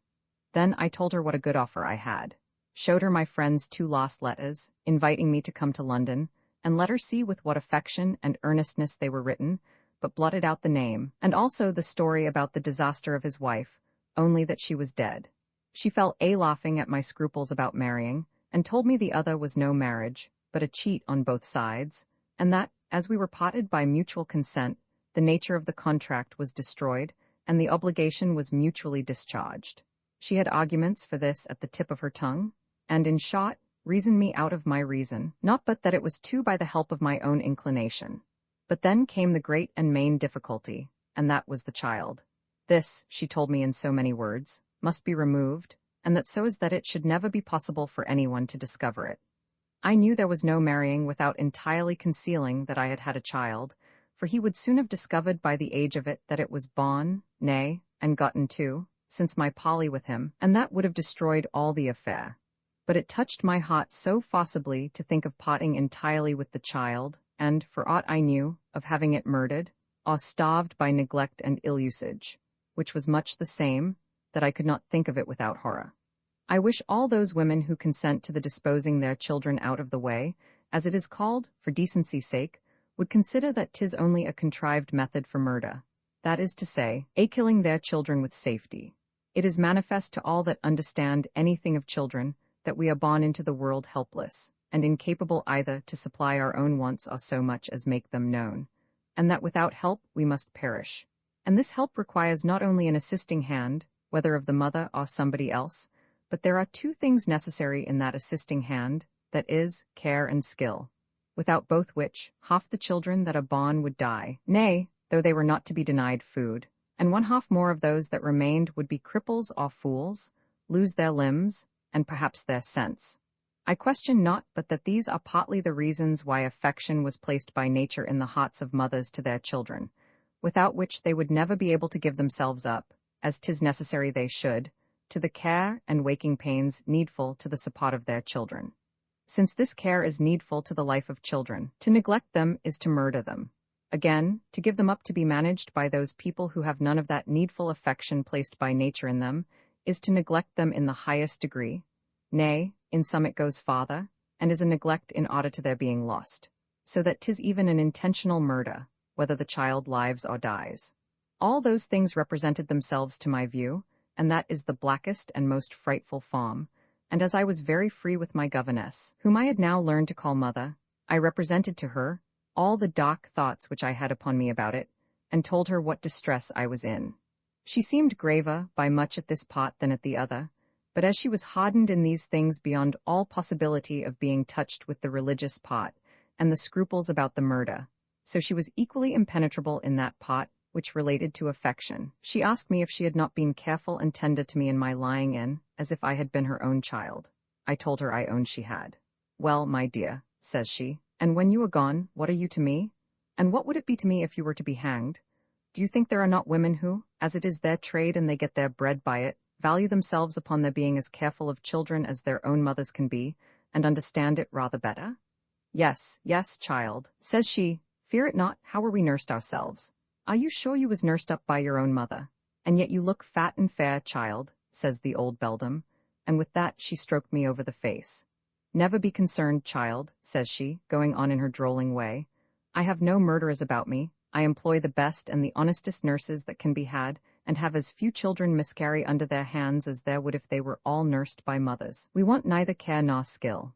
She touched me to the quick when she asked if I was sure that I was nursed by my own mother. On the contrary, I was sure I was not, and I trembled and looked pale at the very expression. Sure, said I to myself, this creature cannot be a witch, or have any conversation with a spirit that can inform her what was done with me before I was able to know it myself. And I looked at her as if I had been frightened, but reflecting that it could not be possible for her to know anything about me, that disorder went off, and I began to be easy, but it was not presently. She perceived the disorder I was in, but did not know the meaning of it. So she ran on in her wild talk upon the weakness of my supposing that children were murdered because they were not all nursed by the mother, and to persuade me that the children she disposed of were as well used as if the mothers had the nursing of them themselves. It may be true, mother, says I, for aught I know, but my doubts are very strongly grounded indeed. Come then, says she, let's hear some of them. Why, first, says I, you give a piece of money to these people to take the child off the parents' hands and to take care of it as long as it lives. Now we know, mother, said I, that those are poor people, and their gain consists in being quit of the charge as soon as they can. How can I doubt but that, as it is best for them to have the child die, they are not over-solicitous about life? This is all vapors and fancy, says the old woman. I tell you their credit depends upon the child's life, and they are as careful as any mother of you all. Oh, mother, says I, if I was but sure my little baby would be carefully looked to, and have justice done it, I should be happy indeed. But it is impossible I can be satisfied in that point unless I saw it, and to see it would be ruin and destruction to me, as now my case stands, so what to do I know not. A fine story, says the governess. You would see the child and you would not see the child. You would be concealed and discovered both together. These are things impossible, my dear, so you must do as other conscientious mothers have done before you, and be contented with things as they must be, though they are not as you wish them to be. I understood what she meant by conscientious mothers. She would have said conscientious haws, but she was not willing to disoblige me, for really in this case I was not a haw, because legally married, the farce of farmer marriage accepted. However, let me be what I would, I was not come up to that pitch of hardness common to the profession. I mean, to be unnatural and regardless of the safety of my child, and I preserved this honest affection so long that I was upon the point of giving up my friend at the bank, who lay so hard at me to come to him and marry him, that in short, there was hardly any room to deny him. At last my old governess came to me with her usual assurance. "Come, my dear," says she, "I have found out a way how you shall be at a certainty that your child shall be used well, and yet the people that take care of it shall never know you, or who the mother of the child is." "Oh, mother," says I, "if you can do so, you will engage me to you forever." "Well," says she, "are you willing to be a some small annual expense more than what we usually give to the people we contract with?" "Aye," says I, "with all my heart, provided I may be concealed." "As to that," says the governess, "you shall be secure, for the nurse shall never so much as dare to inquire about you, and you shall once or twice a year go with me and see your child, and see how 'tis used, and be satisfied that it is in good hands, nobody knowing who you are." "Why," said I, "do you think, mother, that when I come to see my child, I shall be able to conceal my being the mother of it? Do you think that possible?" "Well, well," says my governess, "if you discover it, the nurse shall be never the wiser, for she shall be forbid to ask any questions about you, or to take any notice. If she offers it, she shall lose the money which you are supposed to give her, and the child shall be taken from her too." I was very well pleased with this. So the next week, a countrywoman was brought from Hertford, or thereabouts, who was to take the child off our hands entirely for £10 in money. But if I would allow £5 a year more of her, she would be obliged to bring the child to my governess's house as often as we desired, or we should come down and look at it, and see how well she used it. The woman was very wholesome looking, a likely woman, a cottager's wife, but she had very good clothes and linen, and everything well about her, and with a heavy heart and many a tear, I let her have my child. I had been down at Hertford, and looked at her, and at her dwelling, which I liked well enough, and I promised her great things if she would be kind to the child, so she knew at first word that I was the child's mother. But she seemed to be so much out of the way, and to have no room to inquire after me, that I thought I was safe enough. So, in short, I consented to let her have the child, and I gave her £10. That is to say, I gave it to my governess, who gave it the poor woman before my face, she agreeing never to return the child back to me, or to claim anything more for its keeping or bringing up.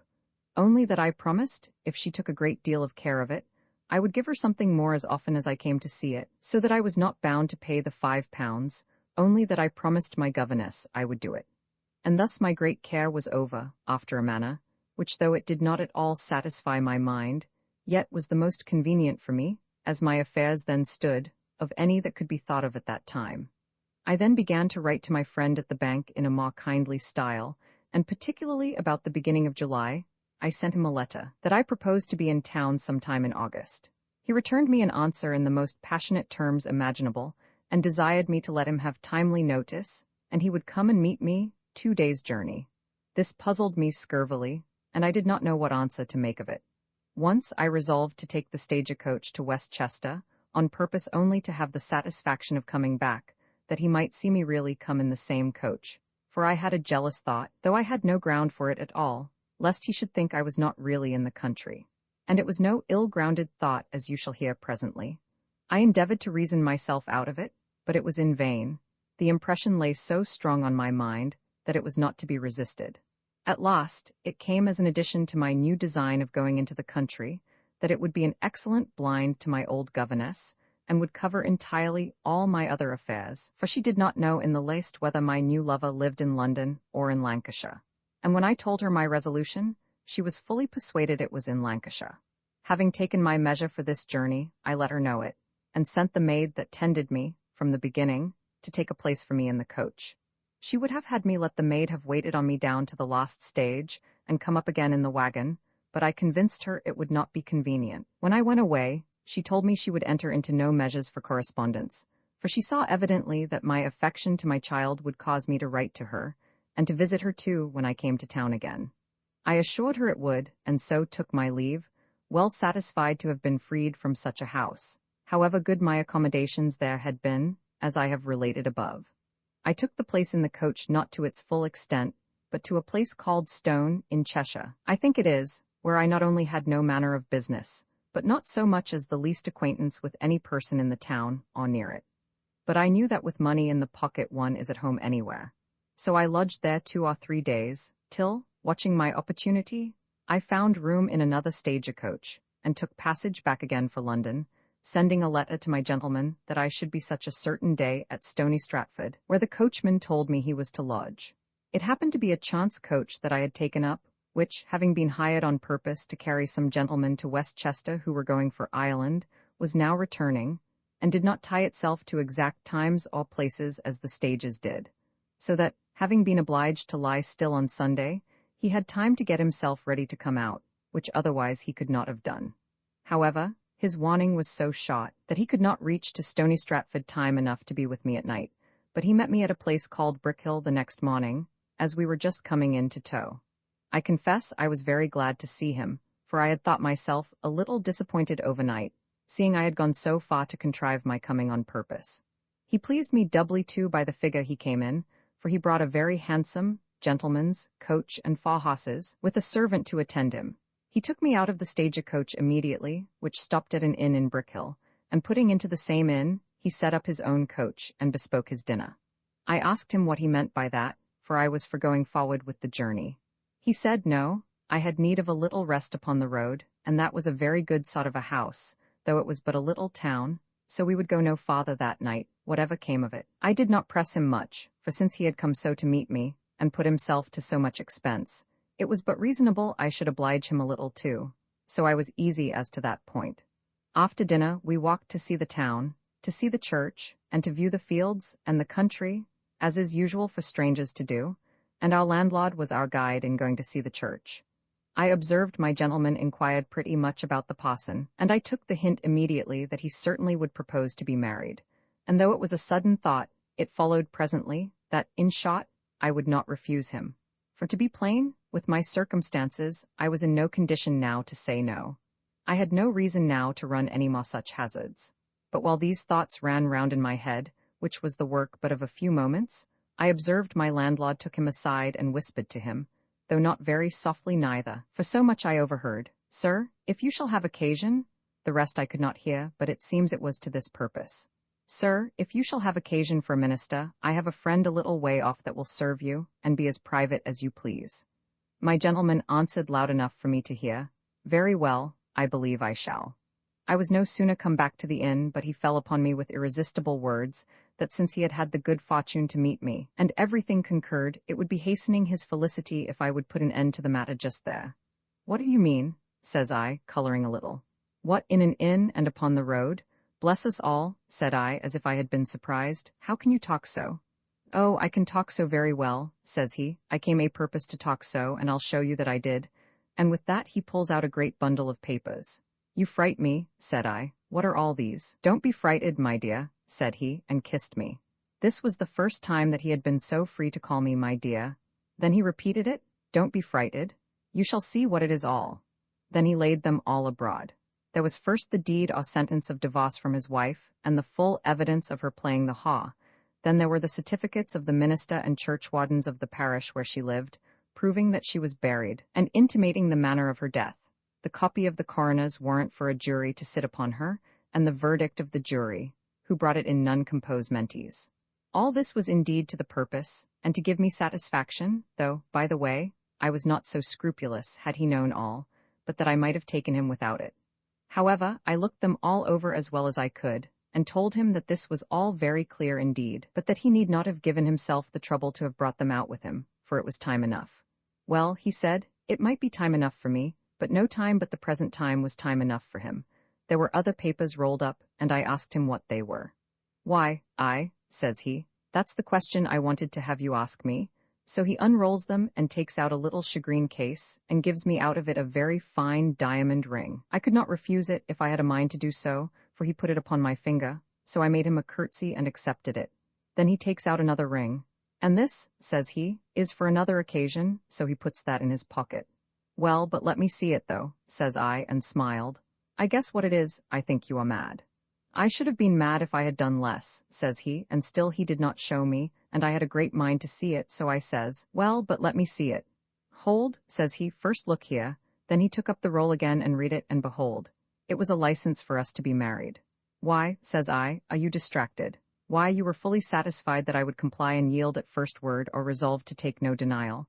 The last is certainly the case, said he, but you may be mistaken, said I. No, no, says he, how can you think so?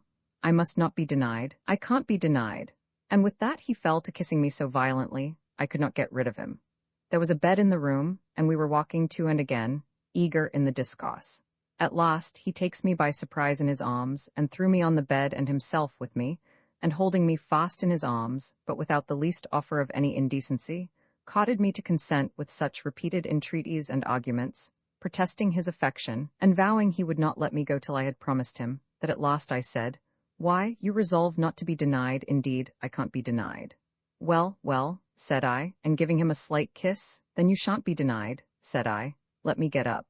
He was so transported with my consent and the kind manner of it, that I began to think once he took it for a marriage, and would not stay for the farm, but I wronged him, for he gave over kissing me, and then giving me 2 or 3 kisses again, thanked me for my kind yielding to him, and was so overcome with the satisfaction and joy of it, that I saw tears stand in his eyes. I turned from him, for it filled my eyes with tears too, and I asked him leave to retire a little to my chamber. If ever I had a grain of true repentance for a vicious and abominable life for 24 years past, it was then. Oh, what a felicity is it to mankind, said I to myself, that they cannot see into the hearts of one another. How happy had it been for me if I had been wife to a man of so much honesty, and so much affection from the beginning. Then it occurred to me, what an abominable creature am I, and how is this innocent gentleman going to be abused by me? How little does he think that having divorced a whore, he is throwing himself into the arms of another, that he is going to marry one that has lain with 2 brothers, and has had 3 children by her own brother, one that was born in Newgate, whose mother was a whore, and is now a transported thief, one that has lain with 13 men, and has had a child since he saw me. Poor gentleman, said I, what is he going to do? After this reproaching myself was over, it following thus. Well, if I must be his wife, if it please God to give me grace, I'll be a true wife to him, and love him suitably to the strange excess of his passion for me. I will make him amends if possible, by what he shall see, for the cheats and abuses I put upon him, which he does not see. He was impatient for my coming out of my chamber, but finding me long, he went downstairs and talked with my landlord about the parson. My landlord, an officious though well-meaning fellow, had sent away for the neighboring clergyman, and when my gentleman began to speak of it to him, and talk of sending for him, Sir, says he to him, my friend is in the house. So without any more words he brought them together. When he came to the minister, he asked him if he would venture to marry a couple of strangers that were both willing. The parson said that Mr. had said something to him of it, that he hoped it was no clandestine business, that he seemed to be a grave gentleman, and he supposed madam was not a girl, so that the consent of friends should be wanted. To put you out of doubt of that, says my gentleman, read this paper, and out he pulls the license. I am satisfied, says the minister. Where is the lady? You shall see her presently, says my gentleman. When he had said thus he comes upstairs, and I was by that time come out of my room. So he tells me the minister was below, and that he had talked with him, and that upon showing him the license, he was free to marry us with all his heart. But he asks to see you, so he asked if I would let him come up. 'Tis time enough, said I, in the morning, is it not?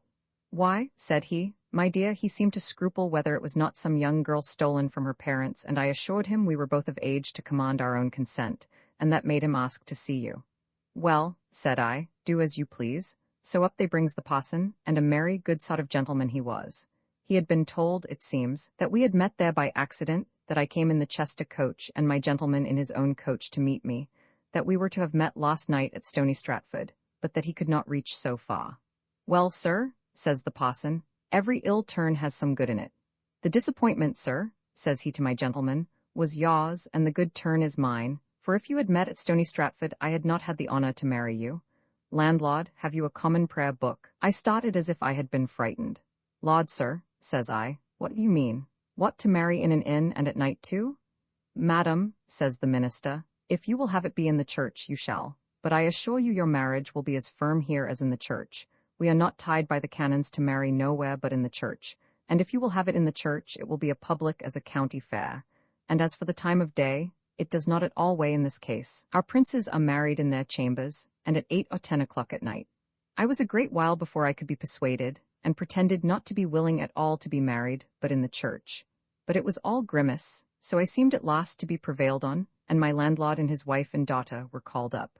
My landlord was father and clock and all together, and we were married, and very merry we were, though I confessed the self-reproaches which I had upon me before lay close to me, and extorted every now and then a deep sigh from me, which my bridegroom took notice of, and endeavoured to encourage me, thinking, poor man, that I had some little hesitations at the step I had taken so hastily.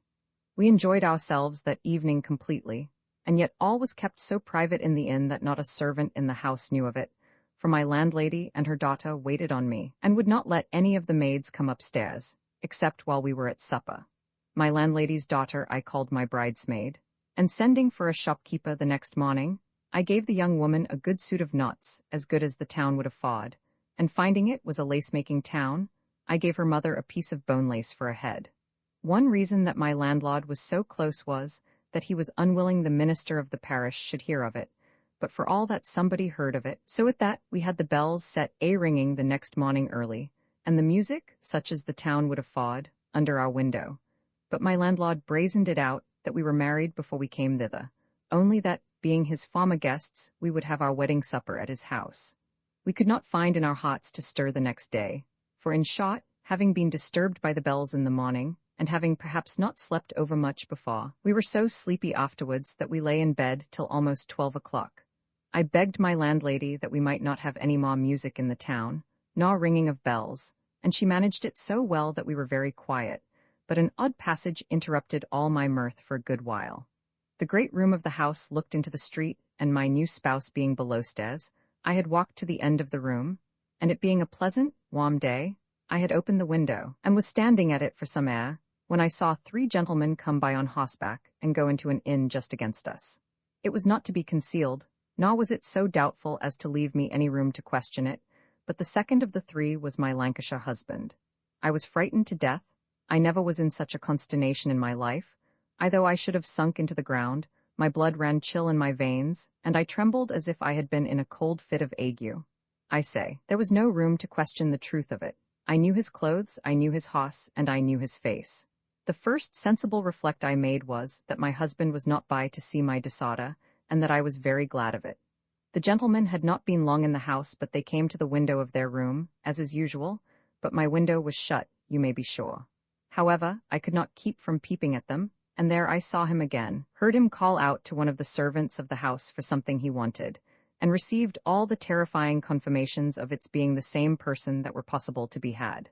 My next concern was to know, if possible, what was his business there, but that was impossible. Sometimes my imagination formed an idea of one frightful thing, sometimes of another.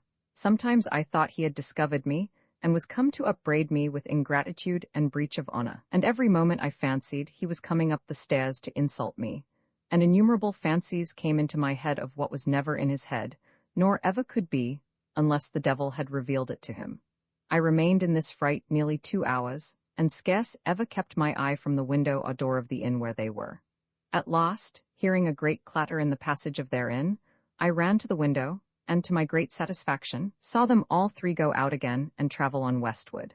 Had they gone towards London, I should have been still in a fright, lest I should meet him on the road again, and that he should know me, but he went the contrary way, and so I was eased of that disorder.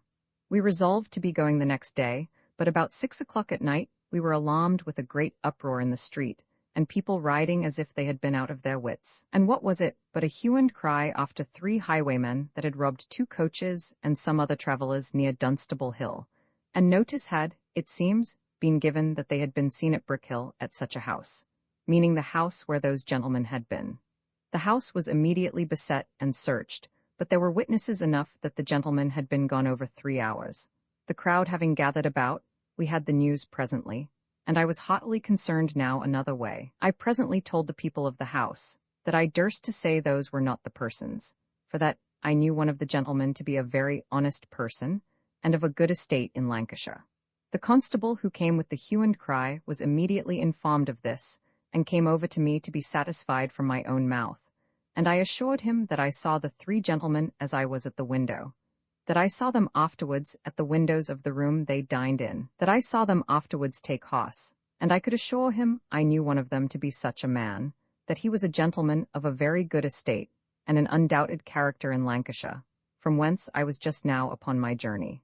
The assurance with which I delivered this gave the mob gentry a check, and gave the constable such satisfaction, that he immediately sounded a retreat, told his people these were not the men, but that he had an account they were very honest gentlemen, and so they went all back again.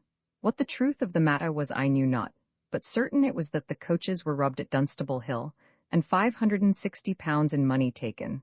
Besides, some of the lace merchants that always travel that way had been visited too. As to the three gentlemen, that remains to be explained hereafter. Well, this alarm stopped us another day, though my spouse was for travelling, and told me that it was always safest travelling after a robbery, for that the thieves were sure to be gone far enough off when they had alarmed the country. But I was afraid and uneasy, and indeed principally lest my old acquaintance should be upon the road still, and should chance to see me. I never lived far pleasanter days together in my life. I was a mere bride all this while, and my new spouse strove to make me entirely easy in everything. Oh, could this state of life have continued, how had all my past troubles been forgot, and my future sorrows avoided? But I had a past life of a most wretched kind to account for, some of it in this world as well as in another. We came away the 5th day, and my landlord, because he saw me uneasy, mounted himself, his son, and 3 honest country fellows with good firearms, and, without telling us of it, followed the coach, and would see us safe into Dunstable. We could do no less than treat them very handsomely at Dunstable, which cost my spouse about 10 or 12 shillings, and something he gave the men for their time too, but my landlord would take nothing for himself. This was the most happy contrivance for me that could have fallen out, for had I come to London unmarried, I must either have come to him for the first night's entertainment, or have discovered to him that I had not one acquaintance in the whole city of London that could receive a poor bride for the first night's lodging with her spouse. But now, being an old married woman, I made no scruple of going directly home with him, and there I took possession at once of a house well furnished, and a husband in very good circumstances, so that I had a prospect of a very happy life, if I knew how to manage it, and I had leisure to consider of the real value of the life I was likely to live. How different it was to be from the loose, ungoverned part I had acted before, and how much happier a life of virtue and sobriety is than that which we call a life of pleasure. Oh, had this particular scene of life lasted, or had I learned from that time I enjoyed it, to have tasted the true sweetness of it, and had I not fallen into that poverty which is the sure bane of virtue, how happy had I been, not only here, but perhaps forever. For while I lived thus, I was really a penitent for all my life past. I looked back on it with abhorrence, and might truly be said to hate myself for it. I often reflected how my lover at the bath, struck at the hand of God, repented and abandoned me, and refused to see me any more, though he loved me to an extreme. But I, prompted by that worst of devils, poverty, returned to the vile practice, and made the advantage of what they call a handsome face to be the relief to my necessities, and beauty be a pimp to vice. Now I seemed landed in a safe harbour, after the stormy voyage of life past was at an end, and I began to be thankful for my deliverance. I sat many an hour by myself, and wept over the remembrance of past follies, and the dreadful extravagances of a wicked life, and sometimes I flattered myself that I had sincerely repented. But there are temptations which it is not in the power of human nature to resist, and few know what would be their case if driven to the same exigencies. As covetousness is the root of all evil, so poverty is, I believe, the worst of all snares. But I waive that discourse till I come to an experiment. I lived with this husband with the utmost tranquillity. He was a quiet, sensible, sober man, virtuous, modest, sincere, and in his business diligent and just. His business was in a narrow compass, and his income sufficient to a plentiful way of living in the ordinary way. I do not say to keep an equipage, and make a figure, as the world calls it, nor did I expect it, or desire it, for as I abhorred the levity and extravagance of my former life, so I chose now to live retired, frugal, and within ourselves. I kept no company, made no visits, minded my family, and obliged my husband, and this kind of life became a pleasure to me. We lived in an uninterrupted course of ease and content for 5 years, when a sudden blow from an almost invisible hand blasted all my happiness and turned me out into the world in a condition the reverse of all that had been before it. My husband having trusted one of his fellow clerks with a sum of money, too much for our fortunes to bear the loss of, the clerk failed, and the loss fell very heavy on my husband. Yet it was not so great neither, but that, if he had had spirit and courage to have looked his misfortunes in the face, his credit was so good that, as I told him, he would easily recover it. For to sink under trouble is to double the weight, and he that will die in it shall die in it. It was in vain to speak comfortably to him. The wound had sunk too deep. It was a stab that touched the vitals. He grew melancholy and disconsolate, and from thence lethargic, and died. I foresaw the blow, and was extremely oppressed in my mind, for I saw evidently that if he died I was undone. I had had 2 children by him and no more, for, to tell the truth, it began to be time for me to leave bearing children, for I was now 48, and I suppose if he had lived, I should have had no more. I was now left in a dismal and disconsolate case indeed, and in several things worse than ever. First, it was past the flourishing time with me when I might expect to be courted for a mistress. That agreeable pot had declined some time, and the ruins only appeared of what had been. And that which was worse than all this, that I was the most dejected, disconsolate creature alive. I that had encouraged my husband, and endeavored to support his spirits under his trouble, could not support my own. I wanted that spirit in trouble which I told him was so necessary to him for bearing the burden. But my case was indeed deplorable, for I was left perfectly friendless and helpless, and the loss my husband had sustained had reduced his circumstances so low, that though indeed I was not in debt, yet I could easily foresee that what was left would not support me long, that while it wasted daily for subsistence, I had not way to increase it 1 shilling, so that it would be soon all spent, and then I saw nothing before me but the utmost distress. And this represented itself so lively to my thoughts, that it seemed as if it was come, before it was really very near. Also my very apprehensions doubled the misery, for I fancied every 6pence that I paid for a loaf of bread was the loss that I had in the world, and that tomorrow I was to fast, and be starved to death. In this distress I had no assistant, no friend to comfort or advise me. I sat and cried and tormented myself night and day, wringing my hands, and sometimes raving like a distracted woman. And indeed I have often wondered it had not affected my reason, for I had the vapors to such a degree that my understanding was sometimes quite lost in fancies and imaginations. I lived 2 years in this dismal condition, wasting that little I had, weeping continually over my dismal circumstances, and, as it were, only bleeding to death, without the least hope or prospect of help from God or man. And now I had cried too long and so often, that tears were, as I might say, exhausted, and I began to be desperate, for I grew poor apace. For a little relief, I had put off my house and took lodgings, and as I was reducing my living, so I sold off most of my goods, which put a little money in my pocket, and I lived near a year upon that, spending very sparingly, and eking things out to the utmost. But still when I looked before me, my very heart would sink within me at the inevitable approach of misery and want. Oh, let none read this pot without seriously reflecting on the circumstances of a desolate state, and how they would grapple with mere want of friends and want of bread. It will certainly make them think not of sparing what they have only, but of looking up to heaven for support, and of the wise man's prayer, "Give me not poverty, lest I steal." Let them remember that a time of distress is a time of dreadful temptation, and all the strength to resist is taken away. Poverty presses, the soul is made desperate by distress, and what can be done? It was one evening, when being brought, as I may say, to the last gasp, I think I may truly say I was distracted and raving, when prompted by I know not what spirit, and as it were, doing I did not know what or why, I dressed me, for I had still pretty good clothes, and went out. I am very sure I had no manner of design in my head when I went out. I neither knew nor considered where to go, or on what business, but as the devil carried me out and laid his bait for me, so he brought me, to be sure, to the place, for I knew not whither I was going or what I did. Wandering thus about, I knew not whither, I passed by an apothecary's shop in Leadenhall Street, when I saw lie on a stool just before the counter a little bundle wrapped in a white cloth. Beyond it stood a maidservant with her back to it, looking towards the top of the shop, where the apothecary's apprentice, as I suppose, was standing upon the counter, with his back also to the door, and a candle in his hand, looking and reaching up to the upper shelf for something he wanted, so that both were engaged mighty earnestly, and nobody else in the shop. This was the bait.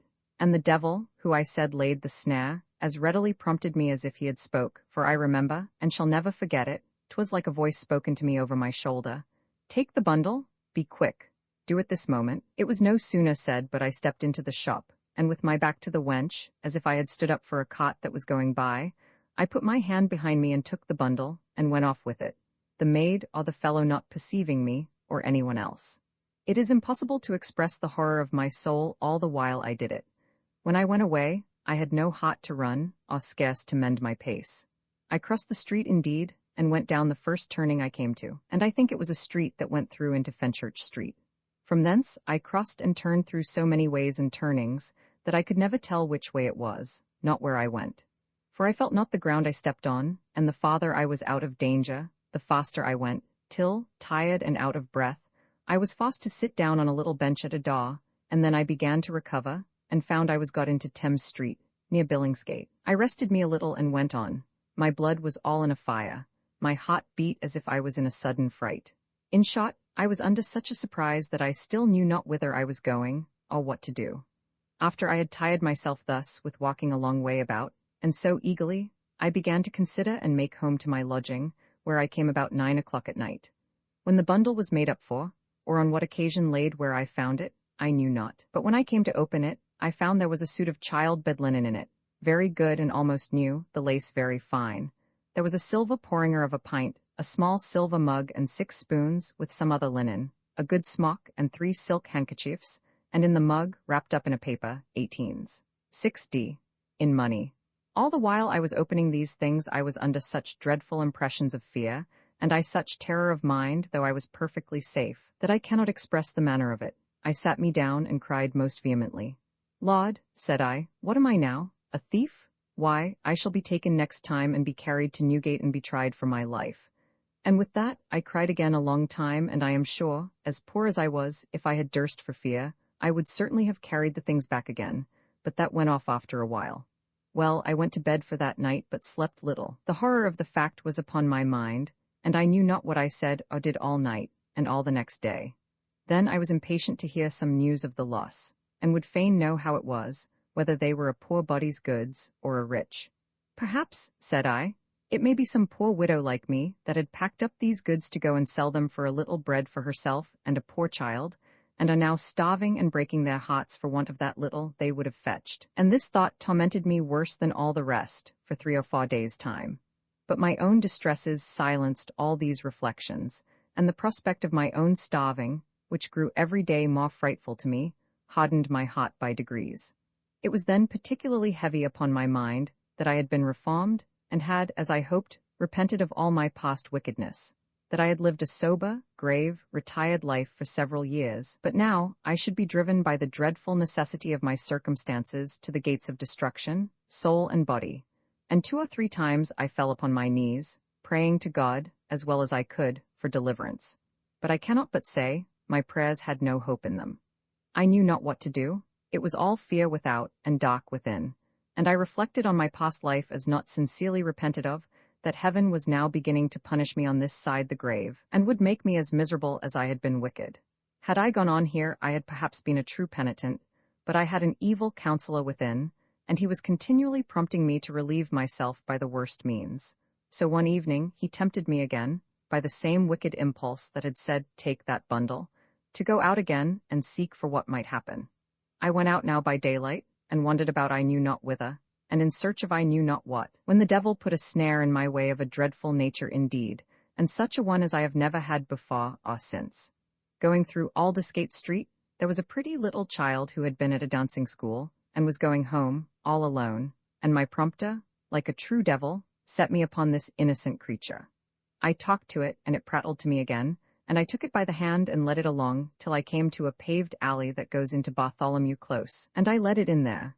The child said that was not its way home. I said, yes, my dear, it is. I'll show you the way home.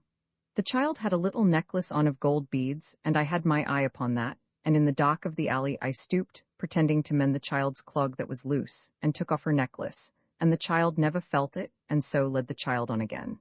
Here, I say, the devil put me upon killing the child in the dark alley, that it might not cry, but the very thought frightened me so that I was ready to drop down.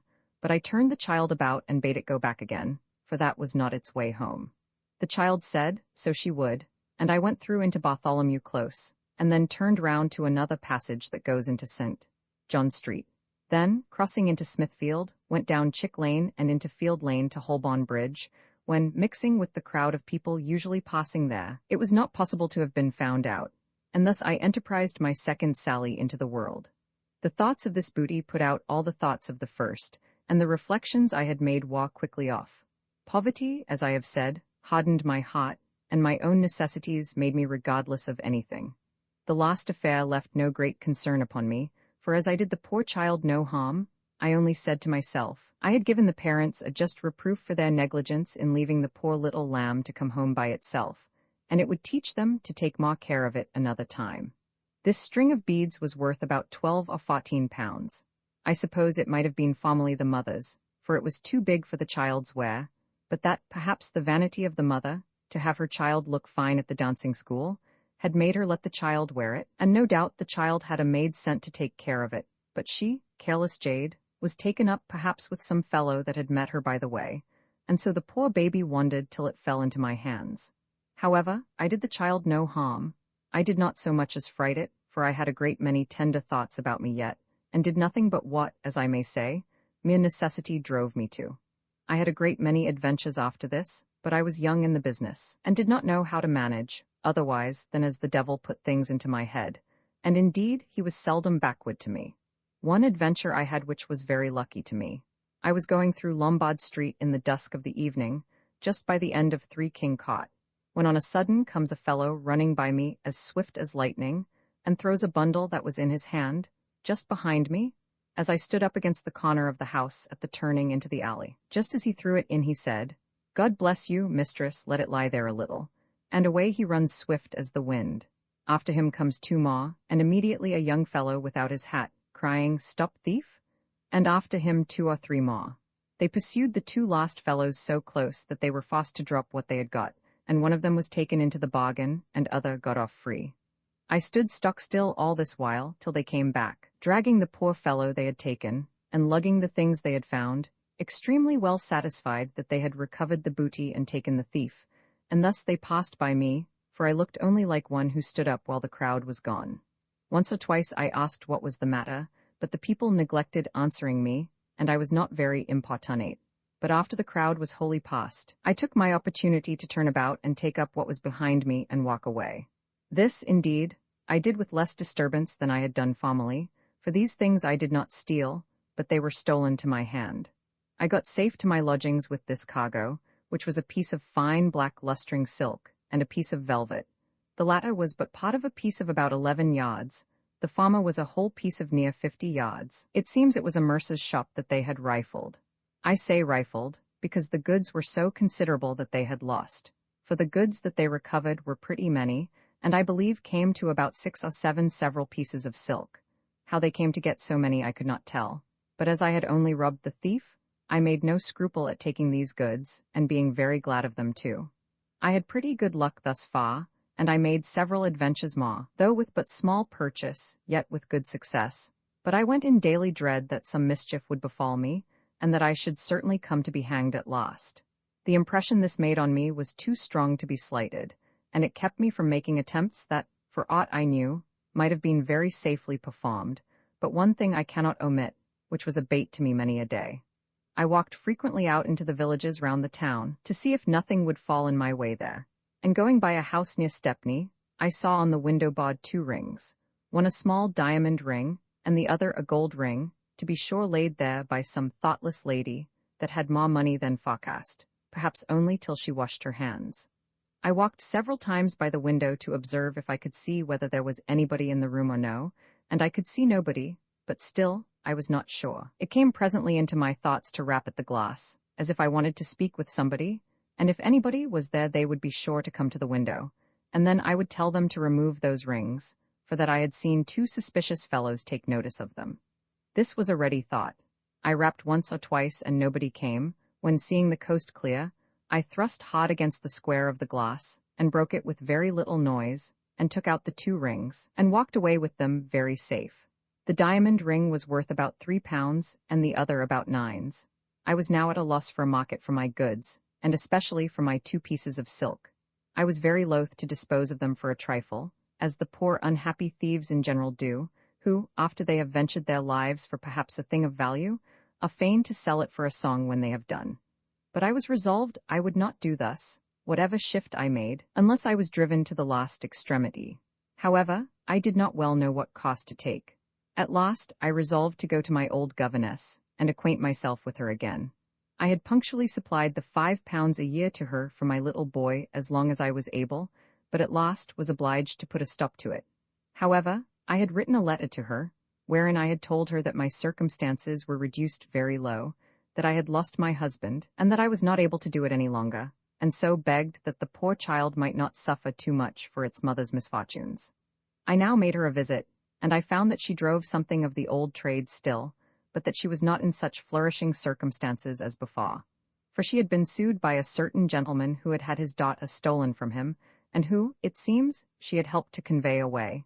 And it was very narrowly that she escaped the gallows. The expense also had ravaged her, and she was become very poor. Her house was but meanly furnished, and she was not in such repute for her practice as before. However, she stood upon her legs, as they say, and as she was a stirring, bustling woman, and had some stock left, she was turned pawnbroker, and lived pretty well. She received me very civilly, and with her usual obliging manner told me she would not have the less respect for me for my being reduced, that she had taken care my boy was very well looked after, though I could not pay for him, and that the woman that had him was easy, so that I needed not to trouble myself about him till I might be better able to do it effectually. I told her that I had not much money left, but that I had some things that were money's worth, if she could tell me how I might turn them into money.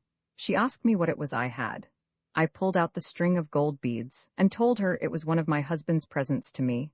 Then I showed her the 2 parcels of silk, which I told her I had from Ireland, and brought up to town with me, and the little diamond ring. As to the small parcel of plate and spoons, I had found means to dispose of them myself before, and as for the child bed linen I had, she offered me to take it herself, believing it to have been my own. She told me that she was turned pawnbroker, and that she would sell those things for me as pawn to her. And so she sent presently for proper agents that bought them, being in her hands, without any scruple, and gave good prices too.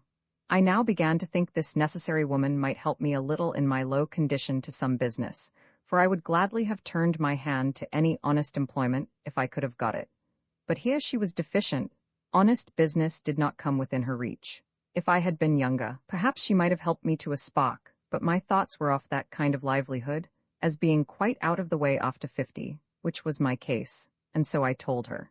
She invited me at last to come, and be at her house till I could find something to do, and it should cost me very little, and this I gladly accepted of. And now living a little easier, I entered into some measures to have my little son by my lost husband taken off, and this she made easy too, reserving a payment only of £5 a year, if I could pay it. This was such a help to me, that for a good while I left off the wicked trade that I had so newly taken up.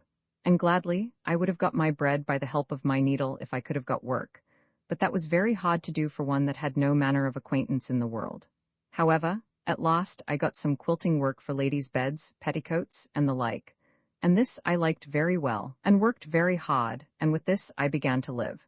But the diligent devil, who resolved I should continue in his service, continually prompted me to go out and take a walk, that is to say, to see if anything would offer in the old way. One evening I blindly obeyed his summons, and fetched a long circuit through the streets, but met with no purchase, and came home very weary and empty. But not content with that, I went out the next evening too. When going by an alehouse, I saw the door of a little room open, next the very street, and on the table a silver tankard, things much in use in public houses at that time. It seems some company had been drinking there, and the careless boys had forgot to take it away. I went into the box frankly, and setting the silver tankard on the corner of the bench, I sat down before it, and knocked with my foot. A boy came presently, and I bade him fetch me a pint of warm ale, for it was cold weather. The boy ran, and I heard him go down the cellar to draw the ale. While the boy was gone, another boy came into the room, and cried, "Do ye call?" I spoke with a melancholy air, and said, "No, child, the boy is gone for a pint of ale for me." While I sat here, I heard the woman in the bar say, "Are they all gone in the 5?" Which was the box I sat in, and the boy said, "Yes." "Who fetched the tankard away?" says the woman. "I did," says another boy.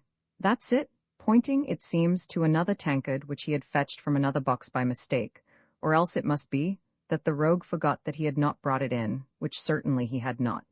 I heard all this, much to my satisfaction, for I found plainly that the tankard was not missed, and yet they concluded it was fetched away. So I drank my ale, called to pay, and as I went away I said, "Take care of your plate, child," meaning a silver pint mug which he brought me drink in.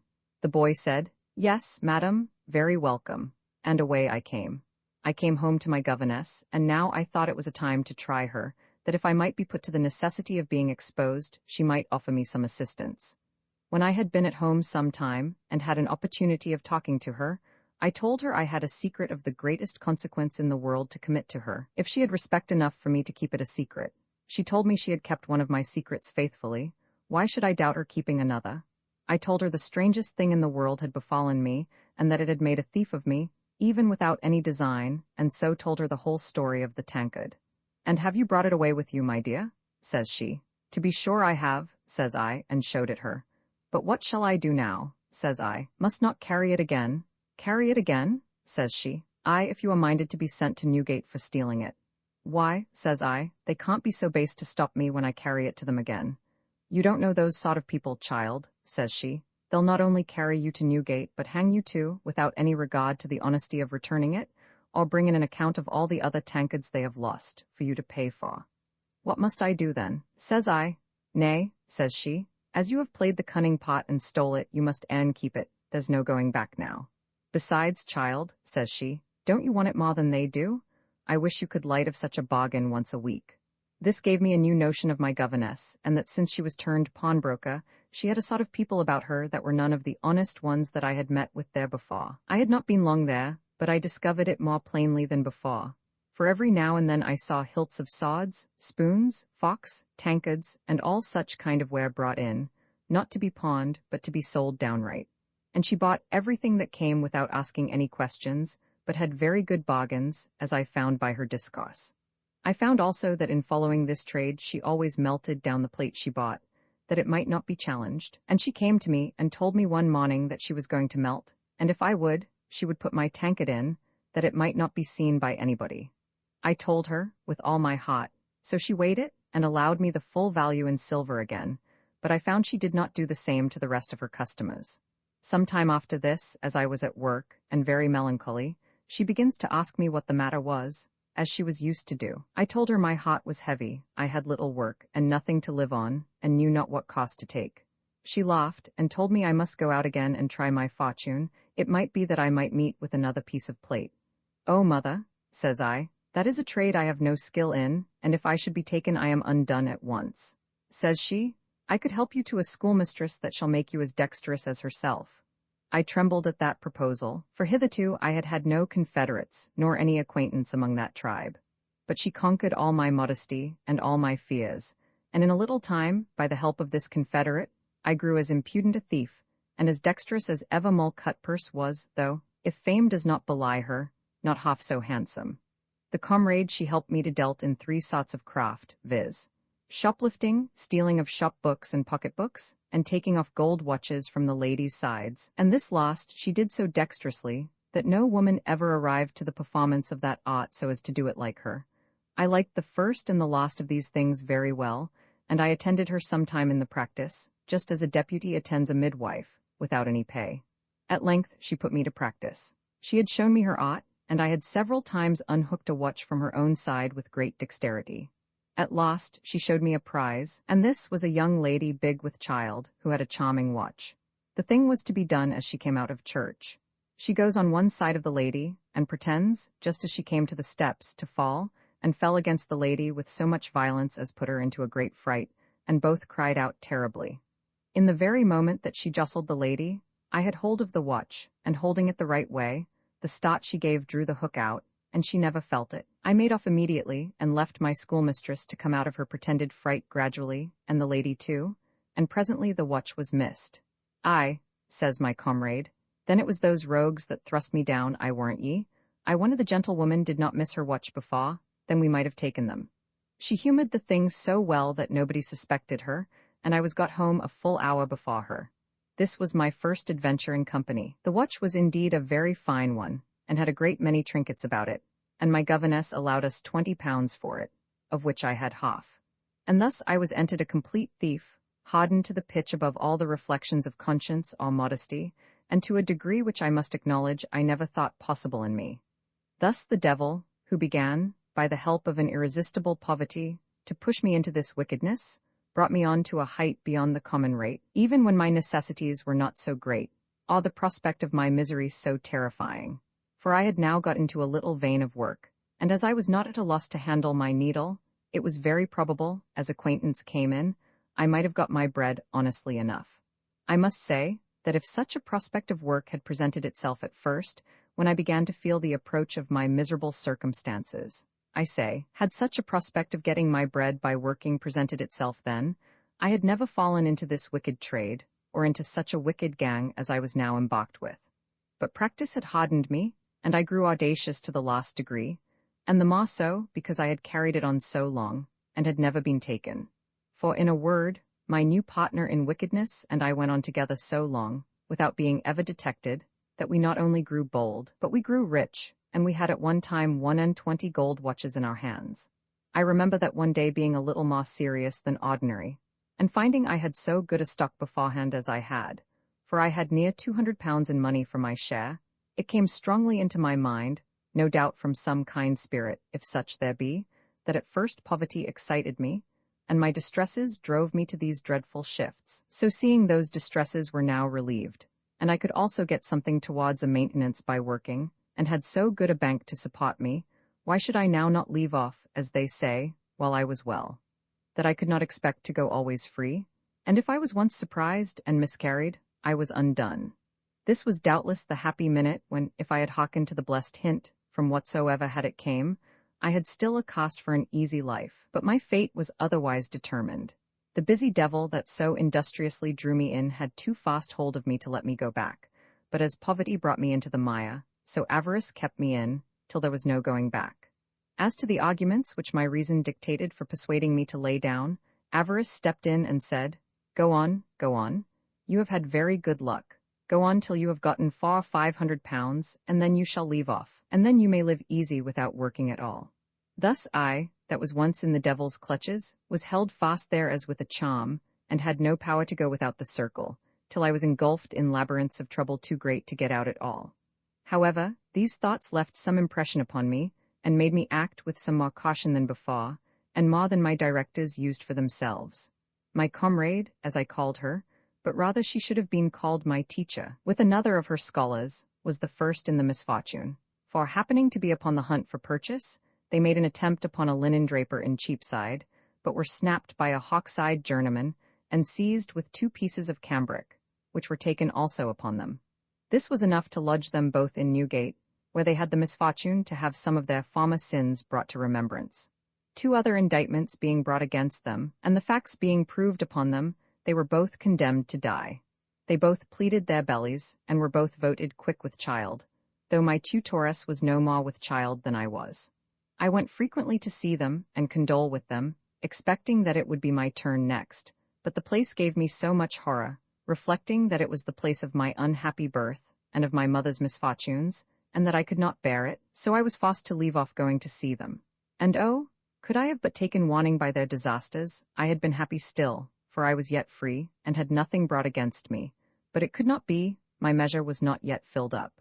My comrade, having the brand of an old offender, was executed. The young offender was spared, having obtained a reprieve, but lay starving a long while in prison, till at last she got her name into what they call a circuit pardon, and so came off.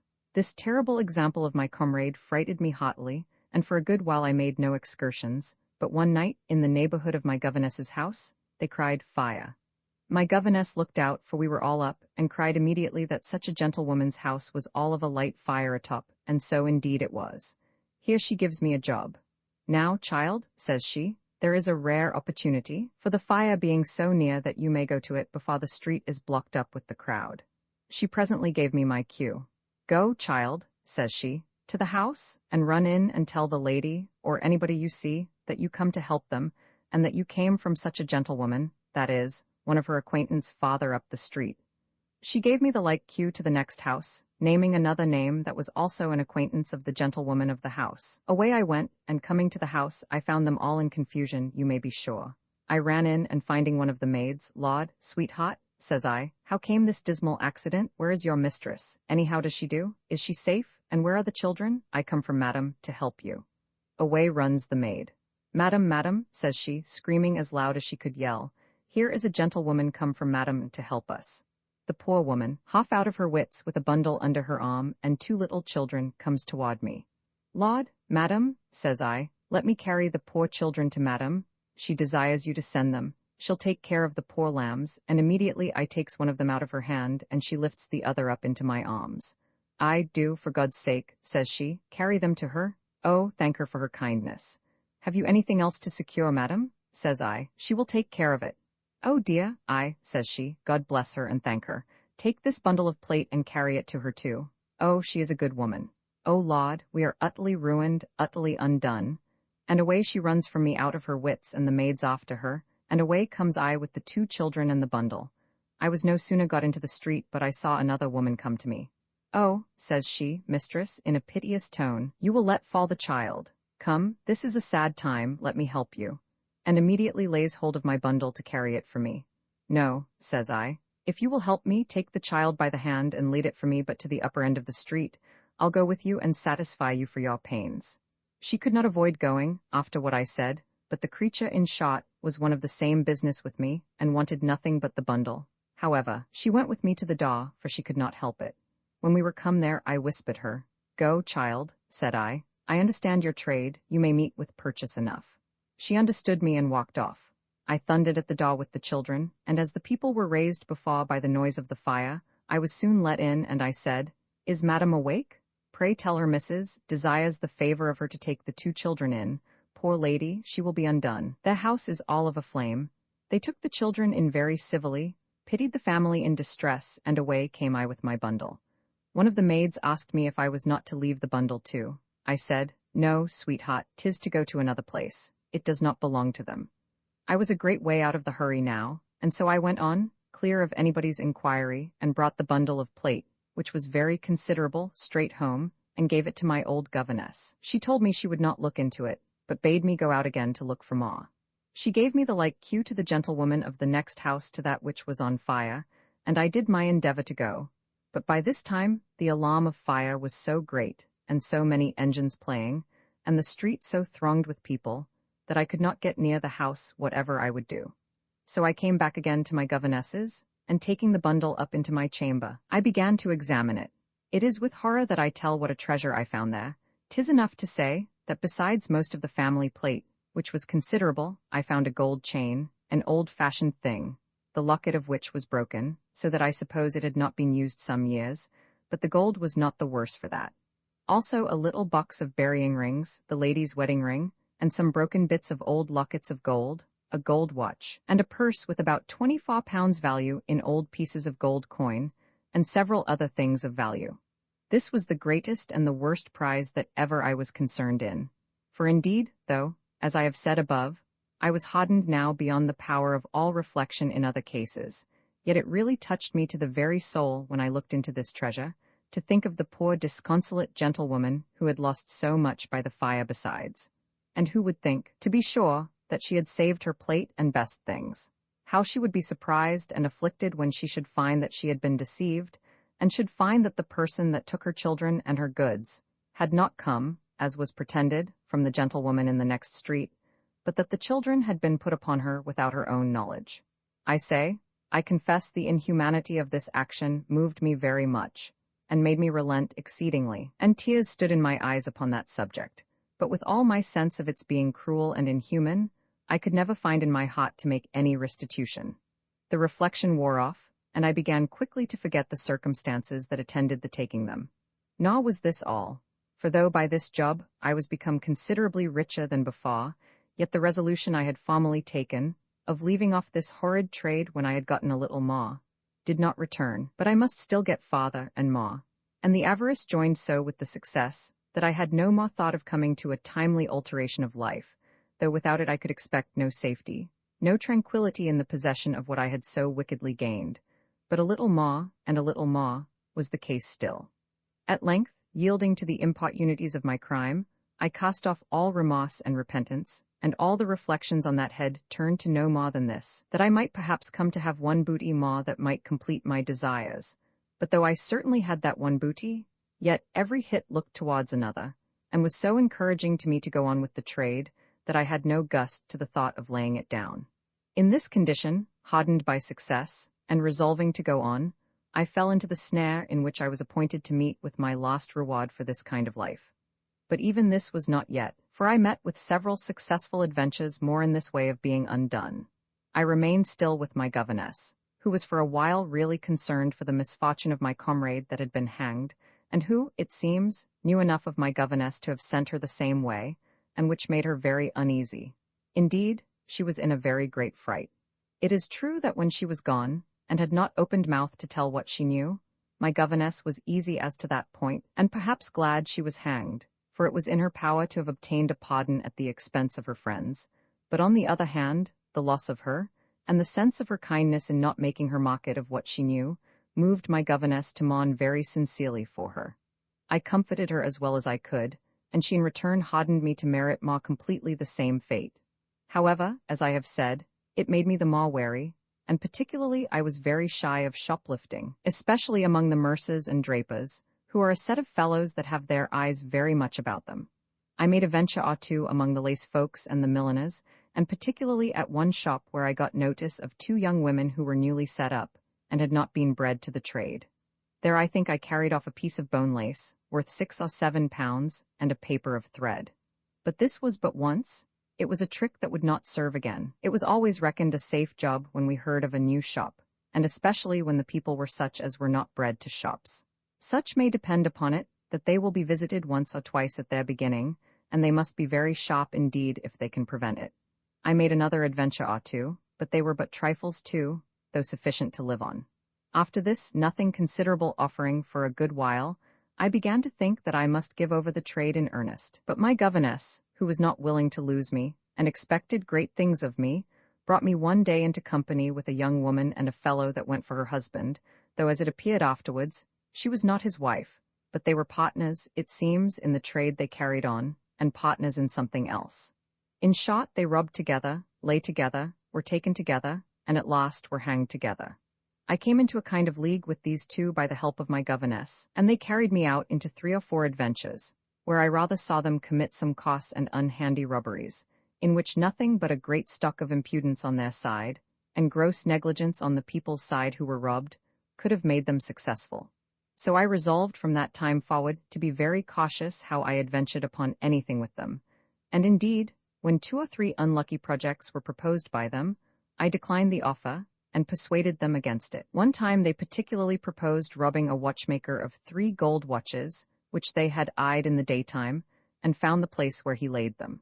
One of them had so many keys of all kinds, that he made no question to open the place where the watchmaker had laid them, and so we made a kind of an appointment. But when I came to look narrowly into the thing, I found they proposed breaking open the house, and this, as a thing out of my way, I would not embark in, so they went without me. They did get into the house by main force and broke up the locked place where the watches were, but found but one of the gold watches and a silver one, which they took, and got out of the house again very clear. But the family, being alarmed, cried out, "Thieves!" and the man was pursued and taken. The young woman had got off too, but unhappily was stopped at a distance, and the watches found upon her. And thus I had a second escape, for they were convicted, and both hanged, being old offenders, though but young people. As I said before that they rubbed together and lay together, so now they hanged together, and there ended my new partnership. I began now to be very wary, having so narrowly escaped a scouring, and having such an example before me, but I had a new tempter, who prompted me every day. I mean my governess, and now a prize presented, which as it came by her management, so she expected a good share of the booty. There was a good quantity of Flanders lace lodged in a private house, where she had gotten intelligence of it, and Flanders lace being prohibited, it was a good booty to any custom house officer that could come at it. I had a full account from my governess, as well of the quantity as of the very place where it was concealed, and I went to a custom-house officer, and told him I had such a discovery to make to him of such a quantity of lace, if he would assure me that I should have my due share of the reward. This was so just an offer that nothing could be fairer, so he agreed, and taking a constable and me with him, we beset the house. As I told him I could go directly to the place, he left it to me, and the hole being very dark, I squeezed myself into it, with a candle in my hand, and so reached the pieces out to him, taking care as I gave him some so to secure as much about myself as I could conveniently dispose of. There was near £300 worth of lace in the hole, and I secured about £50 worth of it to myself. The people of the house were not owners of the lace, but a merchant who had entrusted them with it, so that they were not so surprised as I thought they would be. I left the officer overjoyed with his prize, and fully satisfied with what he had got, and appointed to meet him at a house of his own directing, where I came after I had disposed of the cargo I had about me, of which he had not the least suspicion. When I came to him, he began to capitulate with me, believing I did not understand the right I had to a share in the prize, and would fain have put me off with £20, but I let him know that I was not so ignorant as he supposed I was. And yet I was glad, too, that he offered to bring me to a certainty. I asked £100, and he rose up to £30. I fell to £80, and he rose again to £40. In a word, he offered £50, and I consented, only demanding a piece of lace, which I thought came to about £8 or £9, as if it had been for my own wear, and he agreed to it. So I got £50 in money paid me that same night, and made an end of the bargain. Nor did he ever know who I was, or where to inquire for me, so that if it had been discovered that part of the goods were embezzled, he could have made no challenge upon me for it. I very punctually divided this spoil with my governess, and I passed with her from this time for a very dexterous manager in the nicest cases. I found that this last was the best and easiest sort of work that was in my way, and I made it my business to inquire out prohibited goods, and after buying some, usually betrayed them. But none of these discoveries amounted to anything considerable, not like that I related just now, but I was willing to act safe, and was still cautious of running the great risks which I found others did, and in which they miscarried every day. The next thing of moment was an attempt at a gentlewoman's good watch. It happened in a crowd, at a meeting-house, where I was in very great danger of being taken. I had full hold of her watch, but giving a great jostle, as if somebody had thrust me against her, and in the juncture giving the watch a fair pull, I found it would not come, so I let it go that moment, and cried out as if I had been killed, that somebody had trod upon my foot, and that there were certainly pickpockets there, for somebody or other had given a pull at my watch. For you ought to observe that on these adventures we always went very well dressed, and I had very good clothes on, and a gold watch by my side, as like a lady as other fold. I had no sooner said so, but the other gentlewoman cried out, "A pickpocket too?" For somebody, she said, had tried to pull her watch away. When I touched her watch I was close to her, but when I cried out I stopped as it were shot, and the crowd bearing her forward a little, she made a noise too, but it was at some distance from me, so that she did not in the least suspect me. But when she cried out, "A pickpocket," somebody cried, "Aye, and here has been another. This gentlewoman has been attempted too." At that very instant, a little farther in the crowd, and very luckily too, they cried out, "A pickpocket," again, and really seized a young fellow in the very act. This, though unhappy for the wretch, was very opportunely for my case, though I had carried it off handsomely enough before. But now it was out of doubt, and all the loose pot of the crowd ran that way, and the poor boy was delivered up to the rage of the street, which is a cruelty I need not describe, and which, however, they are always glad of, rather than to be sent to Newgate, where they lie often a long time, till they are almost perished, and sometimes they are hanged, and the best they can look for, if they are convicted, is to be transported. This was a narrow escape to me, and I was so frighted that I ventured no more at gold watches a great while. There was indeed a great many concurring circumstances in this adventure which assisted to my escape, but the chief was, that the woman whose watch I had pulled at was a fool. That is to say, she was ignorant of the nature of the attempt, which one would have thought she should not have been, seeing she was wise enough to fasten her watch so that it could not be slipped up. But she was in such a fright that she had no thought about her proper for the discovery. For she, when she felt the pull, screamed out, and pushed herself forward, and put all the people about her into disorder, but said not a word of her watch, or of a pickpocket, for at least 2 minutes' time, which was time enough for me, and to spare. For as I had cried out behind her, as I have said, and bore myself back in the crowd as she bore forward, there were several people, at least 7 or 8, the throng being still moving on, that were got between me and her in that time, and then I crying out, a pickpocket, rather sooner than she, or at least as soon, she might as well be the person suspected as I, and the people were confused in their inquiry. Whereas, had she with a presence of mind needful on such an occasion, as soon as she felt the pull, not screamed out as she did, but turned immediately round and seized the next body that was behind her, she had infallibly taken me. This is a direction not of the kindest sought to the fraternity, but 'tis certainly a key to the clue of a pickpocket's motions, and whoever can follow it will as certainly catch the thief as he will be sure to miss if he does not. I had another adventure, which puts this matter out of doubt, and which may be an instruction for posterity in the case of a pickpocket. My good old governess, to give a short touch at her history, though she had left off the trade, was, as I may say, born a pickpocket, and, as I understood afterwards, had run through all the several degrees of that art, and yet had never been taken but once, when she was so grossly detected that she was convicted and ordered to be transported. But being a woman of a rare tongue, and withal having money in her pocket, she found means, the ship putting into Ireland for provisions, to get on shore there, where she lived and practiced her old trade for some years. When falling into another sort of bad company, she turned midwife and procuress, and played 100 pranks there, which she gave me a little history of in confidence between us as we grew more intimate. And it was to this wicked creature that I owed all the art and dexterity I arrived to, in which there were few that ever went beyond me, or that practiced so long without any misfortune. It was after those adventures in Ireland, and when she was pretty well known in that country, that she left Dublin and came over to England, where, the time of her transportation being not expired, she left her former trade, for fear of falling into bad hands again, for then she was sure to have gone to wreck. Here she set up the same trade she had followed in Ireland, in which she soon, by her admirable management and good tongue, arrived to the height which I have already described, and indeed began to be rich, though her trade fell off again afterwards, as I have hinted before.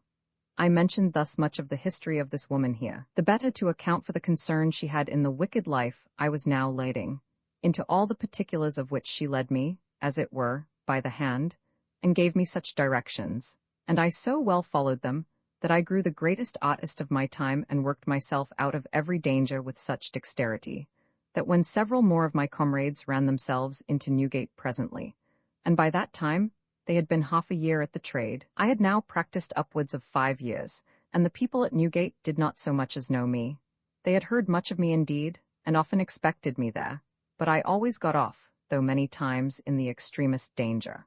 One of the greatest dangers I was now in was that I was too well known among the trade, and some of them, whose hatred was owing rather to envy than any injury I had done them, began to be angry that I should always escape when they were always catched and hurried to Newgate. These were they that gave me the name of Moll Flanders, for it was no more of affinity with my real name, or with any of the name I had ever gone by, than black is of kin to white, except that once, as before, I called myself Mrs. Flanders, when I sheltered myself in the Mint, but that these rogues never knew, nor could I ever learn how they came to give me the name, or what the occasion of it was. I was soon informed that some of these who were gotten fast into Newgate had vowed to impeach me, and as I knew that 2 or 3 of them were but too able to do it, I was under a great concern about it, and kept within doors for a good while. But my governess, whom I always made partner in my success, and who now played a sure game with me, for that she had a share of the gain and no share in the hazard, I say, my governess was something impatient of my leading such a useless, unprofitable life, as she called it, and she laid a new contrivance for my going abroad, and this was to dress me up in men's clothes, and so put me into a new kind of practice. I was tall and personable, but a little too smooth-faced for a man. However, I seldom went abroad, but in the night it did well enough. But it was a long time before I could behave in my new clothes, I mean, as to my craft. It was impossible to be so nimble, so ready, so dexterous at these things in a dress so contrary to nature, and I did everything clumsily, so I had neither the success nor the easiness of escape that I had before, and I resolved to leave it off. But that resolution was confirmed soon after by the following accident. As my governess disguised me like a man, so she joined me with a man, a young fellow that was nimble enough at his business, and for about 3 weeks we did very well together. Our principal trade was watching shopkeepers' counters, and slipping off any kind of goods we could see carelessly laid anywhere, and we made several good bargains, as we called them, at this work. And as we kept always together, so we grew very intimate, yet he never knew that I was not a man, nay, though I several times went home with him to his lodgings, according as our business directed, and 5 times lay with him all night. But our design lay another way, and it was absolutely necessary to me to conceal my sex from him, as appeared afterwards. The circumstances of our living, coming in late, and having such and such business to do as required that nobody should be trusted with the coming into our lodgings, were such as made it impossible to me to refuse lying with him, unless I would have owned my sex.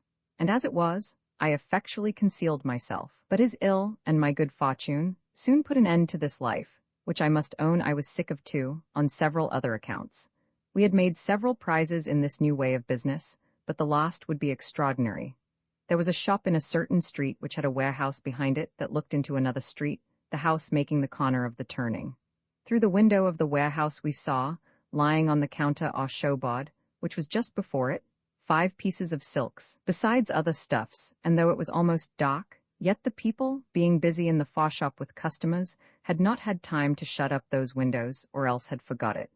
This the young fellow was so overjoyed with, that he could not restrain himself.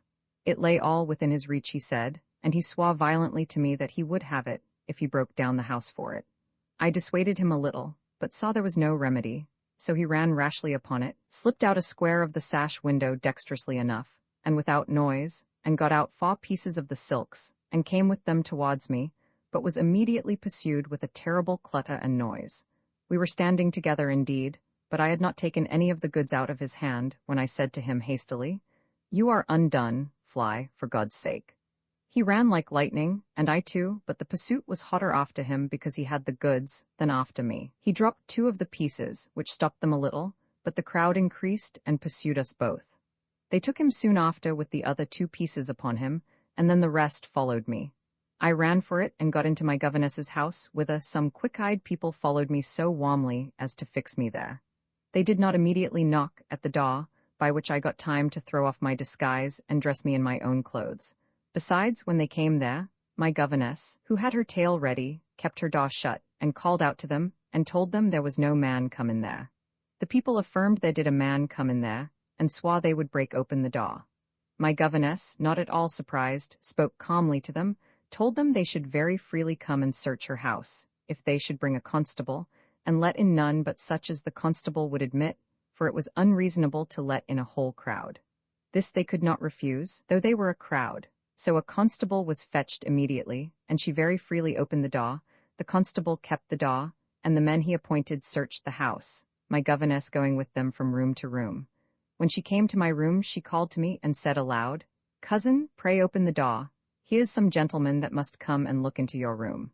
I had a little girl with me, which was my governess's grandchild, as she called her, and I bade her open the door, and there sat I at work with a great litter of things about me, as if I had been at work all day, being myself quite undressed, with only night clothes on my head, and a loose morning gown wrapped about me.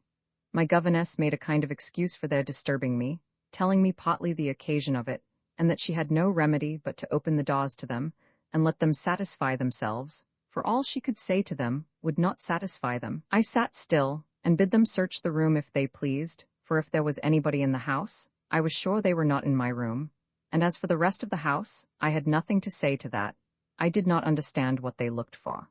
Everything looked so innocent and so honest about me that they treated me civiler than I expected, but it was not till they had searched the room to a nicety, even under the bed, in the bed, and everywhere else where it was possible anything could be hid. When they had done this and could find nothing, they asked my pardon for troubling me, and went down.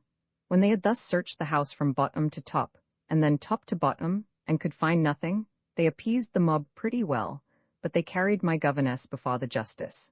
2 men swore that they saw the man whom they pursued go into her house.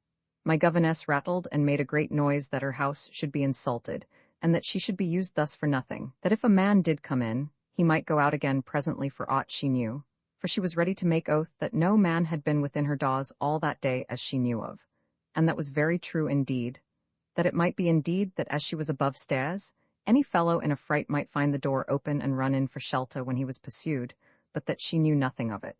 And if it had been so, he He certainly went out again, perhaps at the other door, for she had another door into an alley, and so had made his escape and cheated them all. This was indeed probable enough, and the justice satisfied himself with giving her an oath that she had not received or admitted any man into her house to conceal him, or protect or hide him from justice. This oath she might justly take, and did so, and so she was dismissed. It is easy to judge what a fright I was in upon this occasion, and it was impossible for my governess ever to bring me to dress in that disguise again, for, as I told her, I should certainly betray myself. My poor partner in this mischief was now in a bad case, for he was carried away before my Lord Mayor, and by his worship committed to Newgate, and the people that took him were so willing, as well as able, to prosecute him, that they offered themselves to enter into recognizances to appear at the sessions and pursue the charge against him. However, he got his indictment deferred, upon promise to discover his accomplices, and particularly the man that was concerned with him in his robbery. And he failed not to do his endeavor, for he gave in my name, whom he called Gabriel Spencer, which was the name I went by to him.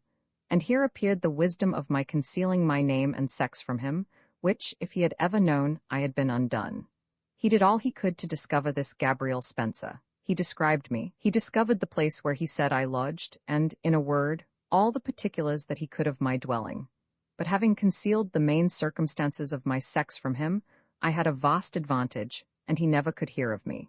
He brought 2 or 3 families into trouble by his endeavoring to find me out, but they knew nothing of me, any more than that I had a fellow with me that they had seen, but knew nothing of. And as for my governess, though she was the means of his coming to me, yet it was done at second hand, and he knew nothing of her. This turned to his disadvantage, for having promised discoveries, but not being able to make it good, it was looked upon as trifling with the justice of the city, and he was the more fiercely pursued by the shopkeepers who took him. I was, however, terribly uneasy all this while, and that I might be quite out of the way, I went away from my governesses for a while, but not knowing whither to wander, I took a maidservant with me, and took the stagecoach to Dunstable, to my old landlord and landlady, where I had lived so handsomely with my Lancashire husband. Here I told her a formal story, that I expected my husband every day from Ireland, and that I had sent a letter to him that I would meet him at Dunstable at her house, and that he would certainly land, if the wind was fair, in a few days, so that I was come to spend a few days with them till he should come, for he was either come post, or in the Westchester coach, I knew not which, but whichsoever it was, he would be sure to come to that house to meet me. My landlady was mighty glad to see me, and my landlord made such a stir with me, that if I had been a princess, I could not have been better used, and here I might have been welcome a month or 2 if I had thought fit. But my business was of another nature. I was very uneasy, though so well disguised that it was scarce possible to detect me, lest this fellow should somehow or other find me out, and though he could not charge me with this robbery, having persuaded him not to venture, and having also done nothing in it myself but run away, yet he might have charged me with other things, and have bought his own life at the expense of mine. This filled me with horrible apprehensions. I had no recourse, no friend, no confidante but my old governess, and I knew no remedy but to put my life in her hands, and so I did, for I let her know where to send to me, and had several letters from her while I stayed here. Some of them almost scared me out my wits, but at last she sent me the joyful news that he was hanged, which was the best news to me that I had heard a great while. I had stayed here 5 weeks, and lived very comfortably indeed, the secret anxiety of my mind excepted.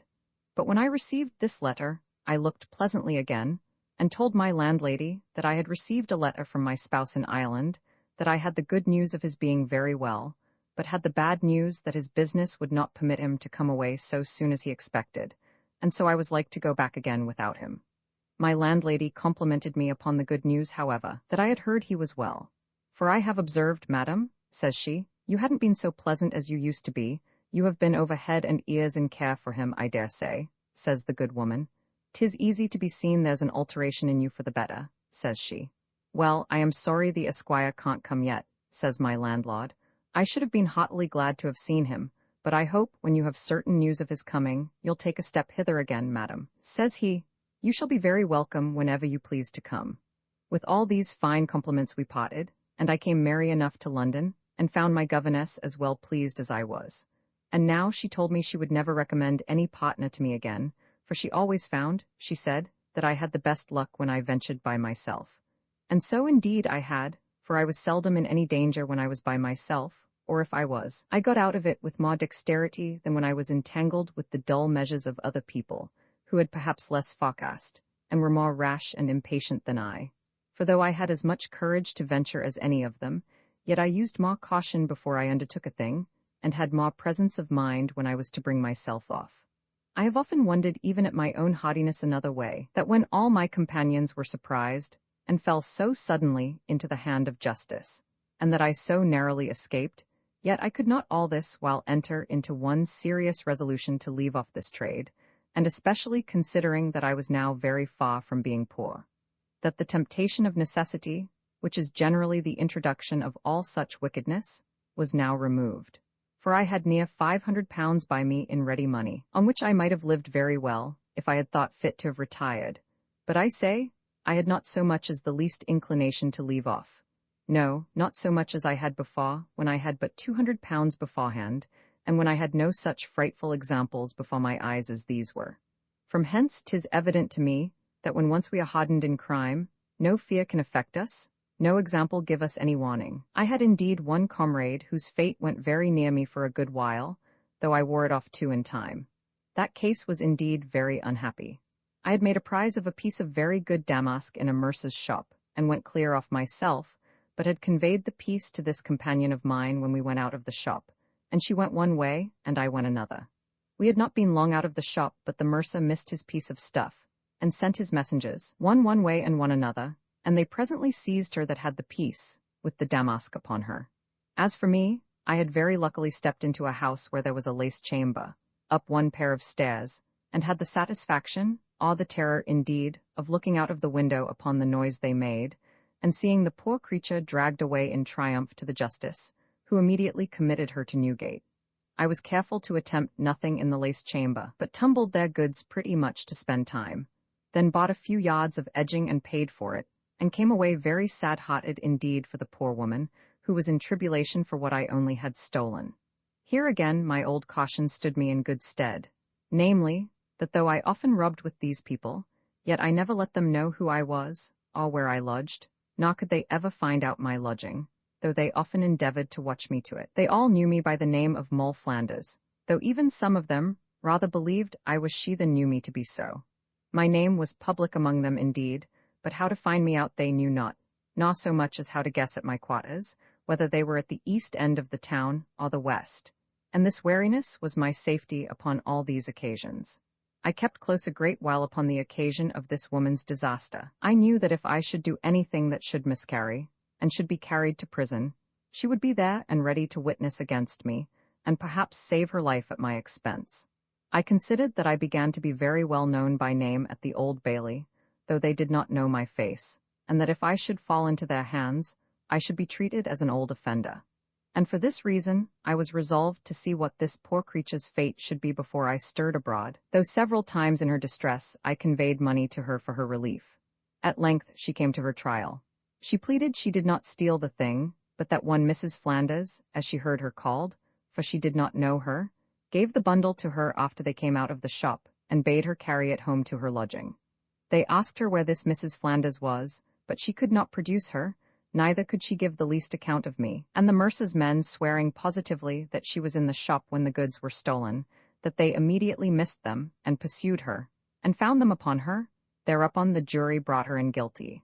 But the court, considering that she was really not the person that stole the goods, an inferior assistant, and that it was very possible she could not find out this Mrs. Flanders, meaning me, though it would save her life, which indeed was true, I say, considering all this, they allowed her to be transported, which was the utmost favor she could obtain, only that the court told her that if she could in the meantime produce the said Mrs. Flanders, they would intercede for her pardon. That is to say, if she could find me out, and hand me, she should not be transported. This I took care to make impossible to her, and so she was shipped off in pursuance of her sentence a little while after. I must repeat it again, that the fate of this poor woman troubled me exceedingly, and I began to be very pensive, knowing that I was really the instrument of her disaster, but the preservation of my own life, which was so evidently in danger, took off all my tenderness, and seeing that she was not put to death, I was very easy at her transportation, because she was then out of the way of doing me any mischief, whatever should happen. The disaster of this woman was some months before that of the last recited story, and was indeed partly occasion of my governess proposing to dress me up in men's clothes, that I might go about unobserved, as indeed I did. But I was soon tired of that disguise, as I have said, for indeed it exposed me to too many difficulties. I was now easy as to all fear of witnesses against me, for all those that had either been concerned with me, or that knew me by the name of Moll Flanders, were either hanged or transported, and if I should have had the misfortune to be taken, I might call myself anything else, as well as Moll Flanders, and no old sins could be placed into my account. So I began to run a tick again with the more freedom, and several successful adventures I made, though not such as I had made before. We had at that time another fire happen not a great way off from the place where my governess lived, and I made an attempt there, as before, but as I was not soon enough before the crowd of people came in, and could not get to the house I aimed at, instead of a prize, I got a mischief, which had almost put a period to my life and all my wicked doings together. For the fire being very furious, and the people in a great fright in removing their goods and throwing them out of window, a wench from out of a window threw a feather bed just upon me. It is true, the bed being soft, it broke no bones, but as the weight was great, and made greater by the fall, it beat me down, and laid me dead for a while. Nor did the people concern themselves much to deliver me from it, or to recover me at all, but I lay like one dead and neglected a good while, till somebody going to remove the bed out of the way, helped me up. It was indeed a wonder the people in the house had not thrown other goods out after it, and which might have fallen upon it, and then I had been inevitably killed, but I was reserved for further afflictions. This accident, however, spoiled my market for that time, and I came home to my governess very much hurt and bruised, and frighted to the last degree, and it was a good while before she could set me upon my feet again. It was now a merry time of the year, and Bartholomew Fair was begun. I had never made any walks that way, nor was the common part of the fair of much advantage to me, but I took a turn this year into the cloisters, and among the rest I fell into one of the raffling shops. It was a thing of no great consequence to me, nor did I expect to make much of it, but there came a gentleman extremely well dressed and very rich, and as 'tis frequent to talk to everybody in those shops, he singled me out, and was very particular with me. First he told me he would put in for me to raffle, and did so, and some small matter coming to his lot, he presented it to me. I think it was a feather muff. Then he continued to keep talking to me with a more than common appearance of respect, but still very civil, and much like a gentleman.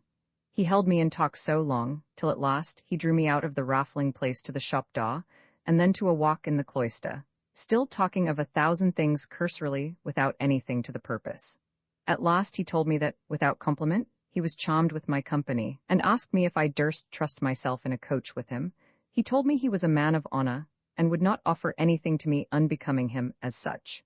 I seemed to decline it a while, but suffered myself to be importuned a little, and then yielded. I was at a loss in my thoughts to conclude at first what this gentleman designed, but I found afterwards he had had some drink in his head, and that he was not very unwilling to have some more. He carried me in the coach to the spring garden at Knightsbridge, where we walked in the gardens, and he treated me very handsomely, but I found he drank very freely. He pressed me also to drink, but I declined it. Hitherto he kept his word with me, and offered me nothing amiss. We came away in the coach again, and he brought me into the streets, and by this time it was near 10 o'clock at night, and he stopped the coach at a house where, it seems, he was acquainted, and where they made no scruple to show us upstairs into a room with a bed in it. At first I seemed to be unwilling to go up, but after a few words I yielded to that too, being willing to see the end of it, and in hope to make something of it at last. As for the bed, etc., I was not much concerned about that pot. Here he began to be a little freer with me than he had promised, and I by little and little yielded to everything, so that, in a word, he did what he pleased with me, I need say no more. All this while he drank freely too, and about 1 in the morning we went into the coach again. The air and the shaking of the coach made the drink he had get more up in his head than it was before, and he grew uneasy in the coach, and was for acting over again what he had been doing before. But as I thought my game now secure, I resisted him, and brought him to be a little still, which had not lasted 5 minutes, but he fell fast asleep. I took this opportunity to search him to a nicety. I took a gold watch with a silk purse of gold, his fine full-bottom periwig and silver-fringed gloves, his sword and fine snuff-box, and gently opening the coach door, stood ready to jump out while the coach was going on. but the coach stopped in the narrow street beyond Temple Bar to let another coach pass. I got softly out, fastened the door again, and gave my gentleman and the coach the slip both together, and never heard more of them. This was an adventure indeed unlooked for, and perfectly undesigned by me, though I was not so past the merry part of life as to forget how to behave when a fop so blinded by his appetite should not know an old woman from a young. I did not indeed look so old as I was by 10 or 12 years, yet I was not a young wench of 17, and it was easy enough to be distinguished. There is nothing so absurd, so surfeiting, so ridiculous as a man heated by wine in his head, and wicked gust in his inclination together. He is in the possession of two devils at once, and can no more govern himself by his reason than a mill can grind without water. His vice tramples upon all that was in him that had any good in it, if any such thing there was. Nay, his very sense is blinded by its own rage, and he acts absurdities even in his views. Such a drinking maw, when he is drunk already, picking up a common woman, without regard to what she is or who she is, whether sound or rotten, clean or unclean, whether ugly or handsome, whether old or young, and so blinded as not really to distinguish. Such a man is worse than a lunatic. Prompted by his vicious, corrupted head, he no more knows what he is doing than this wretch of mine knew when I picked his pocket of his watch and his purse of gold. These are the men of whom Solomon says, they go like an ox to the slaughter, till a dart strikes through their liver. An admirable description, by the way, of the foul disease, which is a poisonous, deadly contagion mingling with the blood, whose centre or foundation is in the liver. From whence, by the swift circulation of the whole mass, that dreadful nauseous plague strikes immediately through his liver, and his spirits are infected, his vitals stabbed through as with a dot. It is true this poor unguarded wretch was in no danger from me, though I was greatly apprehensive at first of what danger I might be in from him. But he was really to be pitied in one respect, that he seemed to be a good sort of man in himself, a gentleman that had no harm in his design, a man of sense and of a fine behavior, a comely handsome person, a sober solid countenance, a charming beautiful face, and everything that could be agreeable. Only had unhappily had some drink the night before, had not been in bed, as he told me when we were together, was hot, and his blood fired with wine, and in that condition his reason, as it were asleep, had given him up. As for me, my business was his money, and what I could make of him. And after that, if I could have found out any way to have done it, I would have sent him safe home to his house and to his family, for 'twas 10 to 1, but he had an honest, virtuous wife and innocent children that were anxious for his safety, and would have been glad to have gotten him home, and have taken care of him till he was restored to himself. And then with what shame and regret would he look back upon himself? How would he reproach himself with associating himself with a haw, picked up in the worst of all holes, the cloister, among the dirt and filth of all the town? How would he be trembling for fear he had got the pox, for fear a dart had struck through his liver, and hate himself every time he looked back upon the madness and brutality of his debauch? How would he, if he had any principles of honor, as I verily believe he had, I say, how would he abhor the thought of giving any ill distemper, if he had it, as for aught he knew he might, to his modest and virtuous wife, and thereby sowing the contagion in the lifeblood of his posterity? Would such gentlemen but consider the contemptible thoughts which the very women they are concerned with, in such cases as these, have of them, it would be a surfeit to them. As I said above, they value not the pleasure, they are raised by no inclination to the man. The passive jade thinks of no pleasure but the money. And when he is, as it were, drunk in the ecstasies of his wicked pleasure, her hands are in his pockets searching for what she can find there, and of which he can no more be sensible in the moment of his folly that he can think of it when he goes about it. I knew a woman that was so dexterous with a fellow, who indeed deserved no better usage, that while he was busy with her another way, conveyed his purse with 20 guineas in it out of his fob pocket, where he had put it for fear of her, and put another purse with gilded counters in it into the room of it. After he had done, he says to her, "Now ha'n't you picked my pocket?" She jested with him, and told him she supposed he had not much to lose. He put his hand to his fob, and with his fingers felt that his purse was there, which fully satisfied him, and so she brought off his money. And this was a trade with her. She kept a sham gold watch, that is, a watch of silver gilt, and a purse of counters in her pocket to be ready on all such occasions, and I doubt not practiced it with success. I came home with this lost booty to my governess, and really when I told her the story, It so affected her that she was hardly able to forbear tears, to know how such a gentleman ran a daily risk of being undone every time a glass of wine got into his head. But as to the purchase I got, and how entirely I stripped him, she told me it pleased her wonderfully.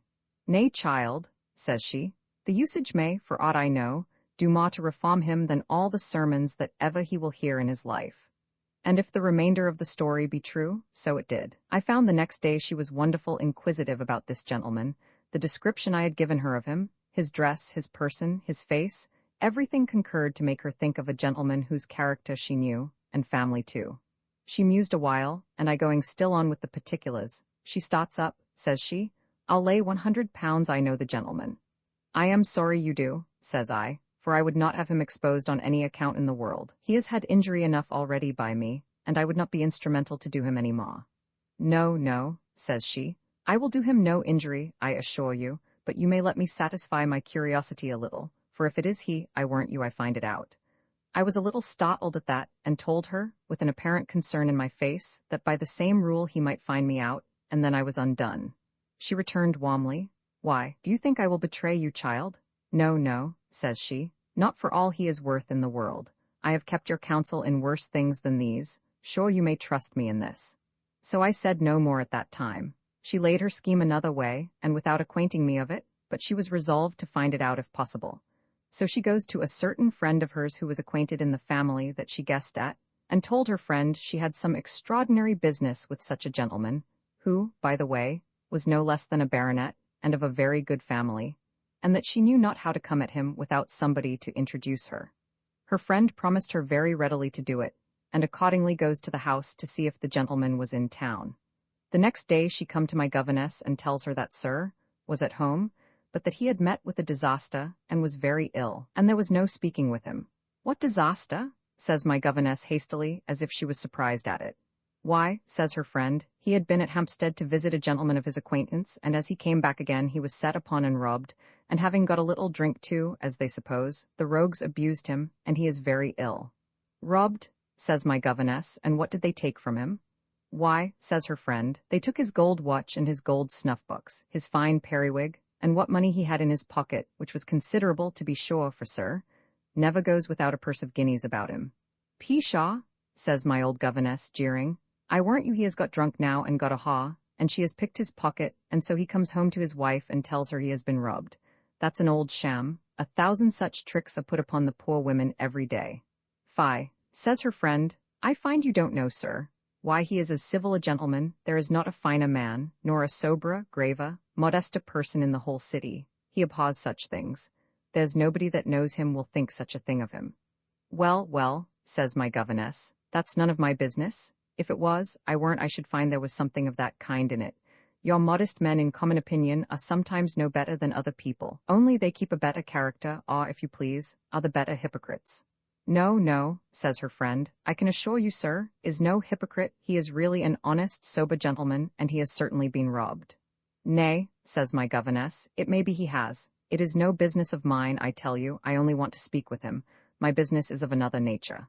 But, says her friend, let your business be of what nature it will, you cannot see him yet, for he is not fit to be seen, for he is very ill, and bruised very much. Ay, says my governess, nay, then he has fallen into bad hands, to be sure. And then she asked gravely, Pray, where is he bruised? Why, in the head, says her friend, and one of his hands and his face, for they used him barbarously. Poor gentleman, says my governess, I must wait then till he recovers, and adds, I hope it will not be long, for I want very much to speak with him. Away she comes to me and tells me this story. I have found out your fine gentleman, and a fine gentleman he was, says she, but mercy on him, he is in a sad pickle now. I wonder what the d—l you have done to him. Why, you have almost killed him. I looked at her with disorder enough. I killed him? Says I. You must mistake the person, I am sure I did nothing to him. He was very well when I left him, said I, only drunk and fast asleep. I know nothing of that, says she, but he is in a sad pickle now. And so she told me all that her friend had said to her. Well then, says I, he fell into bad hands after I left him, for I am sure I left him safe enough. About 10 days after, or a little more, my governess goes again to her friend to introduce her to this gentleman. She had inquired other ways in the meantime, and found that he was about again, if not abroad again, so she got leave to speak with him. She was a woman of her admirable address, and wanted nobody to introduce her. She told her tale much better than I shall be able to tell it for she was a mistress of her tongue, as I have said already. She told him that she came, though a stranger, with a single design of doing him a service, and he should find she had no other end in it, that as she came purely on so friendly an account, she begged promise from him, that if he did not accept what she should officiously propose, he would not take it ill, that she meddled with what was not her business. She assured him that as what she had to say was a secret that belonged to him only, so whether he accepted her offer or not, it should remain a secret to all the world, unless he exposed it himself. Nor should his refusing her service in it make her so little show her respect as to do him the least injury, so that he should be entirely at liberty to act as he thought fit. He looked very shy at first, and said he knew nothing that related to him that required much secrecy, that he had never done any man any wrong, and cared not what anybody might say of him, that it was no part of his character to be unjust to anybody, nor could he imagine in what any man could render him any service, but that if it was so disinterested a service, as she said, he could not take it ill from anyone that they should endeavor to serve him, and so, as it were, left her a liberty either to tell him or not to tell, as she thought fit. She found him so perfectly indifferent that she was almost afraid to enter into the point with him. But however, after some other circumlocutions, she told him that by a strange and unaccountable accident she came to have a particular knowledge of the late unhappy adventure he had fallen into, and that in such a manner that there was nobody in the world but herself and him that were acquainted with it, no, not the very person that was with him. He looked a little angrily at first. "What adventure?" said he. "Why," said she, "of your being robbed coming from Knightba, Hampstead, sir, I should say," says she. "Be not surprised, sir," says she, "that I am able to tell you every step you took that day from the cloister in Smithfield to the spring garden at Knightsbridge, and thence to the in the Strand, and how you were left asleep in the coach afterwards. I say, let not this surprise you, for, sir, I do not come to make a booty of you, I ask nothing of you, and I assure you the woman that was with you knows nothing who you are, and never shall. And yet perhaps I may serve you further still, for I did not come barely to let you know that I was informed of these things, as if I wanted a bribe to conceal them. Assure yourself, sir," said she, "that whatever you think fit to do or say to me, it shall be all a secret as it is, as much as if I were in my grave." He was astonished at her discourse, and said gravely to her, "Madam, you are a stranger to me, but it is very unfortunate that you should be let into the secret of the worst action of my life, and a thing that I am so justly ashamed of, that the only satisfaction of it to me was, that I thought it was known only to God and my own conscience. Pray, sir," says she, "do not reckon the discovery of it to me to be any part of your misfortune. It was a thing, I believe, you were surprised into, and perhaps the woman used some art to prompt you to it. However, you will never find any just cause," said she, "to repent that I came to hear of it, nor can your own mouth be more silent in it that I have been, and ever shall be." "Well," says he, "but let me do some justice to the woman too, whoever she is. I do assure you she prompted me to nothing, she rather declined me. It was my own folly and madness that brought me into it all, aye, and brought her into it too. I must give her due so far. As to what she took from me, I could expect no less from her in the condition I was in, and to this hour I know not whether she robbed me or the coachman. If she did it, I forgive her, and I think all gentlemen that do so should be used in the same manner, but I am more concerned for some other things than I am for all that she took from me." My governess now began to come into the whole matter, and he opened himself freely to her. First she said to him, in answer to what he had said about me, "I am glad, sir, you are so just to the person that you were with. I assure you she is a gentlewoman, and no woman of the town, and however you prevailed with her so far as you did, I am sure 'tis not her practice. You ran a great venture indeed, sir, but if that be any part of your care, I am persuaded you may be perfectly easy, for I dare assure you no man has touched her, before you, since her husband, and he has been dead now almost 8 years." It appeared that this was his grievance, and that he was in a very great fright about it. However, when my governess said this to him, he appeared very well pleased, and said, "Well, madam, to be plain with you, if I was satisfied of that, I should not so much value what I lost, for as to that, the temptation was great, and perhaps she was poor and wanted it." "If she had not been poor, sir," says my governess, "I assure you she would never have yielded to you, and as her poverty first prevailed with her to let you do as you did, so the same poverty prevailed with her to pay herself at last, when she saw you were in such a condition, that if she had not done it, perhaps the next coachman might have done it." "Well," says he, "much good may it do her. I say again, all the gentlemen that do so ought to be used in the same manner, and then they would be cautious of themselves. I have no more concern about it, but on the score which you hinted at before, madam.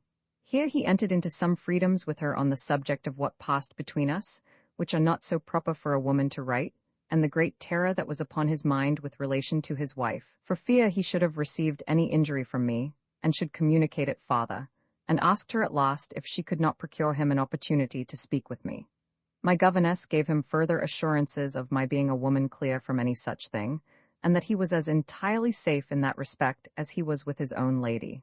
But as for seeing me, she said it might be of dangerous consequence, but however, that she would talk with me, and let him know my answer, using at the same time some arguments to persuade him not to desire it, and that it could be of no service to him, seeing she hoped he had no desire to renew a correspondence with me, and that, on my account, it was a kind of putting my life in his hands. He told her he had a great desire to see me, that he would give her any assurances that were in his power, not to take any advantages of me, and that, in the first place, he would give me a general release from all demands of any kind. She insisted how it might tend to a further divulging the secret, and might in the end be injurious to him, entreating him not to press for it. So at length he desisted. They had some discourse upon the subject of the things he had lost, and he seemed to be very desirous of his gold watch, and told her if she could procure that for him, he would willingly give as much for it as it was worth. She told him she would endeavor to procure it for him, and leave the valuing it to himself. Accordingly, the next day she carried the watch, and he gave her 30 guineas for it, which was more than I should have been able to make of it, though it seems it cost much more. He spoke something of his periwig, which it seems cost him 60 guineas, and his snuff-box, and in a few days more she carried them too, which obliged him very much, and he gave her 30 more. The next day I sent him his fine sword and cane gratis, and demanded nothing of him, but I had no mind to see him, unless it had been so that he might be satisfied I knew who he was, which he was not willing to. Then he entered into a long talk with her of the manner how she came to know all this matter. She formed a long tale of that pot, how she had it from one that I had told the whole story to, and that was to help me dispose of the goods, and this confidante brought the things to her, she being by profession a pawnbroker, and she hearing of his worship's disaster, guessed at the thing in general, that having gotten the things into her hands, she had resolved to come and try as she had done. She then gave him repeated assurances that it should never go out of her mouth, and though she knew the woman very well, yet she had not let her know, meaning me, anything of it, that is to say, who the person was, which, by the way, was false. But however, it was not to his damage, for I never opened my mouth of it to anybody. I had a great many thoughts in my head about my seeing him again, and was often sorry that I had refused it. I was persuaded that if I had seen him, and let him know that I knew him, I should have made some advantage of him, and perhaps have had some maintenance from him. And though it was a life wicked enough, yet it was not so full of danger as this I was engaged in. However, those thoughts wore off, and I declined seeing him again for that time, but my governess saw him often, and he was very kind to her, giving her something almost every time he saw her. One time in particular she found him very merry, and as she thought he had some wine in his head, and he pressed her again very earnestly to let him see that woman that, as he said, had bewitched him so that night. My governess, who was from the beginning for my seeing him, told him he was so desirous of it that she could almost yield of it, if she could prevail upon me, adding that if he would please to come to her house in the evening, she would endeavor it, upon his repeated assurances of forgetting what was past. Accordingly, she came to me, and told me all the discourse. In short, she soon biassed me to consent, in a case which I had some regret in my mind for declining before. So I prepared to see him. I dressed me to all the advantage possible, I assure you, and for the first time used a little art. I say for the first time, for I had never yielded to the baseness of paint before, having always had vanity enough to believe I had no need of it. At the hour appointed he came, and as she observed before, so it was plain still, that he had been drinking, though very far from what we call being in drink. He appeared exceeding pleased to see me, and entered into a long discourse with me upon the old affair. I begged his pardon very often for my share of it, protested I had not any such design when first I met him, that I had not gone out with him, but that I took him for a very civil gentleman, and that he made me so many promises of offering no uncivility to me. He alleged the wine he drank, and that he scarce knew what he did, and that if it had not been so, I should never have let him take the freedom with me that he had done.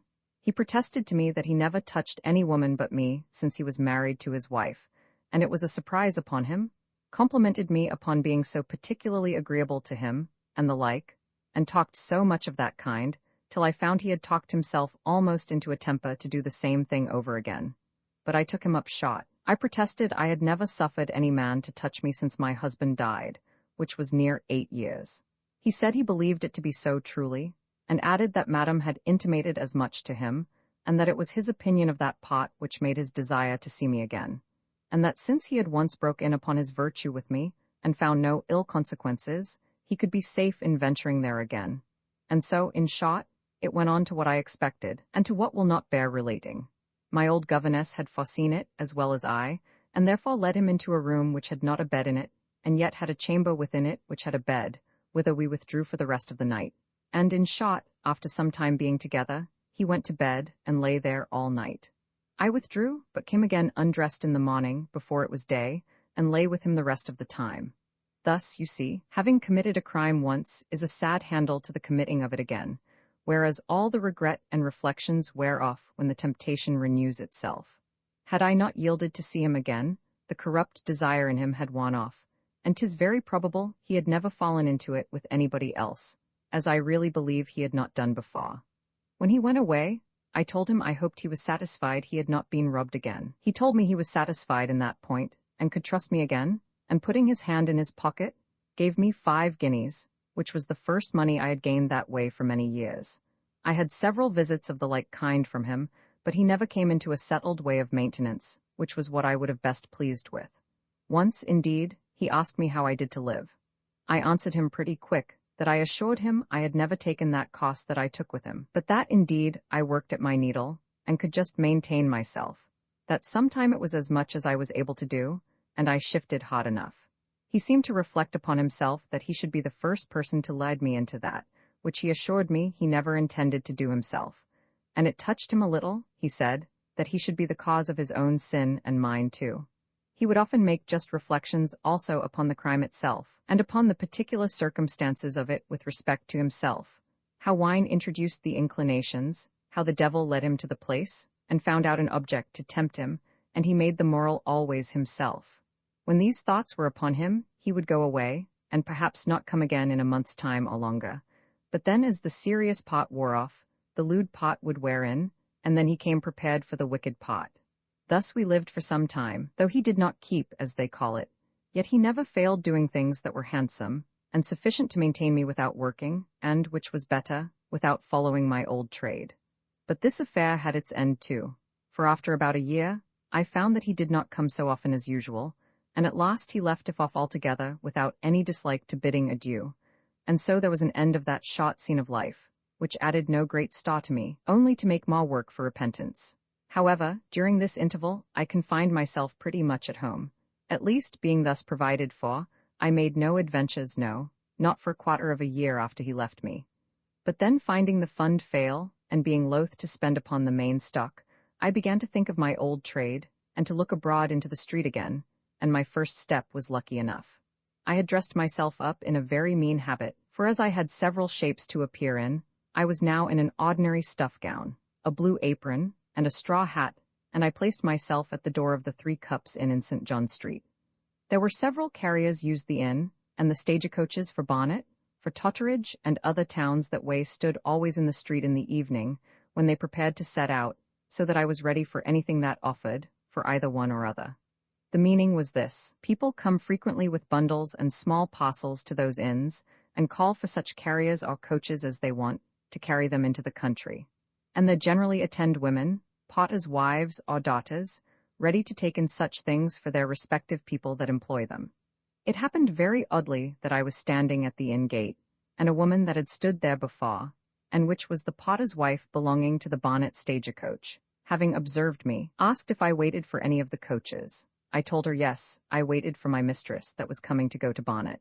She asked me who was my mistress, and I told her any madam's name that came next me, but as it seemed, I happened upon a name, a family of which name lived at Headley, just beyond Bonnet. I said no more to her, or she to me, a good while, But by and by, somebody calling her at a door a little way off, she desired me that if anybody called for the bonnet coach, I would step and call her at the house, which it seems was an alehouse. I said yes, very readily, and away she went. She was no sooner gone but comes a wench and a child, puffing and sweating, and asks for the bonnet coach. I answered presently, "Here. Do you belong to the bonnet coach?" says she. "Yes, sweetheart," said I. "What do you want?" "I want room for 2 passengers," says she. "Where are they, sweetheart?" said I. "Here's this girl, pray let her go into the coach," says she, "and I'll go and fetch my mistress." "Make haste then, sweetheart," says I, "for we may be full else." The maid had a great bundle under her arm, so she put the child into the coach, and I said, "You had best put your bundle into the coach too." "No," says she, "I am afraid somebody should slip it away from the child." "Give to me then," said I, "and I'll take care of it." "Do then," says she, "and be sure you take of it." "I'll answer for it," said I, "if it were for 20 pounds value." "There, take it then," says she, and away she goes. As soon as I had got the bundle, and the maid was out of sight, I goes on towards the alehouse where the potter's wife was, so that if I had met her, I had then only been going to give her the bundle, and to call her to her business as if I was going away, and could stay no longer. But as I did not meet her, I walked away, and turning into Charterhouse Lane, then crossed into Bartholomew Close, so into Little Britain, and through the Bluecoat Hospital, into Newgate Street. To prevent my being known, I pulled off my blue apron, and wrapped the bundle in it, which before was made up in a piece of painted calico, and very remarkable. I also wrapped up my straw hat in it, and so put the bundle upon my head, and it was very well that I did thus, for coming through the Bluecoat Hospital, who should I meet but the wench that had given me the bundle to hold? It seems she was going with her mistress, whom she had been gone to fetch, to the bonnet coaches. I saw she was in haste, and I had no business to stop her. So away she went, and I brought my bundle safe home to my governess. There was no money, nor plate, or jewels in the bundle, but a very good suit of Indian damask, a gown and a petticoat, a laced head and ruffles of very good Flanders lace, and some linen and other things, such as I knew very well the value of. This was not indeed my own invention, but was given me by one that had practiced it with success, and my governess liked it extremely, and indeed I tried it again several times, though never twice near the same place. For the next time I tried it in Whitechapel, just by the corner of Petticoat Lane, where the coaches stand that go out to Stratford and Bow, and that side of the country, and another time at the Flying Hoss, without Bishopgate, where the Cheston coaches then lay, and I had always the good luck to come off with some booty. Another time I placed myself at a warehouse by the waterside, where the coasting vessels from the north come, such as from Newcastle upon Tyne, Sunderland, and other places. Here, the warehouses being shut, comes a young fellow with a letter, and he wanted a box and a hamper that was come from Newcastle upon Tyne. I asked him if he had the marks of it, so he shows me the letter, by virtue of which he was to ask for it, and which gave an account of the contents, the box being full of linen, and the hamper full of glassware. I read the letter, and took care to see the name, and the marks, the name of the person that sent the goods, the name of the person that they were sent to. Then I bade the messenger come in the morning, for that the warehousekeeper would not be there any more that night. Away went I, and getting materials in a public house, I wrote a letter from Mr. John Richardson of Newcastle to his dear cousin Jemmy Cole, in London, with an account that he sent by such a vessel. For I remembered all the particulars to a title, so many pieces of huckaback linen, so many ells of Dutch Holland and the like, in a box, and a hamper of flint glasses from Mr. Hensel's glasshouse, and that the box was marked I. C. No. 1, and the hamper was directed by a label on the carding. About an hour after, I came to the warehouse, found the warehousekeeper, and had the goods delivered me without any scruple, the value of the linen being about 22 pounds. I could fill up this whole discourse with the variety of such adventures, which daily invention directed to, and which I managed with the utmost dexterity, and always with success. At length, as when does the pitcher come safe home that goes so very often to the well, I fell into some small broils, which though they could not affect me fatally, yet made me known, which was the worst thing next to being found guilty that could befall me. I had taken up the disguise of a widow's dress. It was without any real design in view, but only waiting for anything that might offer, as I often did. It happened that while I was going along the street in Covent Garden, there was a great cry of "Stop thief! Stop thief!" Some artists had, it seems, put a trick upon a shopkeeper, and being pursued, some of them fled one way, and some another. And one of them was, they said, dressed up in widow's weeds, upon which the mob gathered about me, and some said I was the person, others said no. Immediately came the mercer's journeyman, and he swore aloud I was the person, and so seized on me. However, when I was brought back by the mob to the mercer's shop, the master of the house said freely that I was not the woman that was in his shop, and would have let me go immediately. But another fellow said gravely, "Pray stay till Mr. meaning the journeyman, comes back, for he knows her." So they kept me by force near half an hour. They had called a constable, and he stood in the shop as my jailer, and in talking with the constable I inquired where he lived, and what trade he was. The man, not apprehending in the least what happened afterwards, readily told me his name and trade and where he lived, and told me as a jest that I might be sure to hear of his name when I came to the Old Bailey. Some of the servants likewise used me saucily, and had much ado to keep their hands off me. The master indeed was civiller to me than they, but he would not yet let me go, though he owned he could not say I was in his shop before. I began to be a little surly with him, and told him I hoped he would not take it ill if I made myself amends upon him in a more legal way another time, and desired I might send for friends to see me have right done me. No, he said, he could give no such liberty. I might ask it when I came before the justice of peace, and seeing I threatened him, he would take care of me in the meantime, and would lodge me safe in Newgate.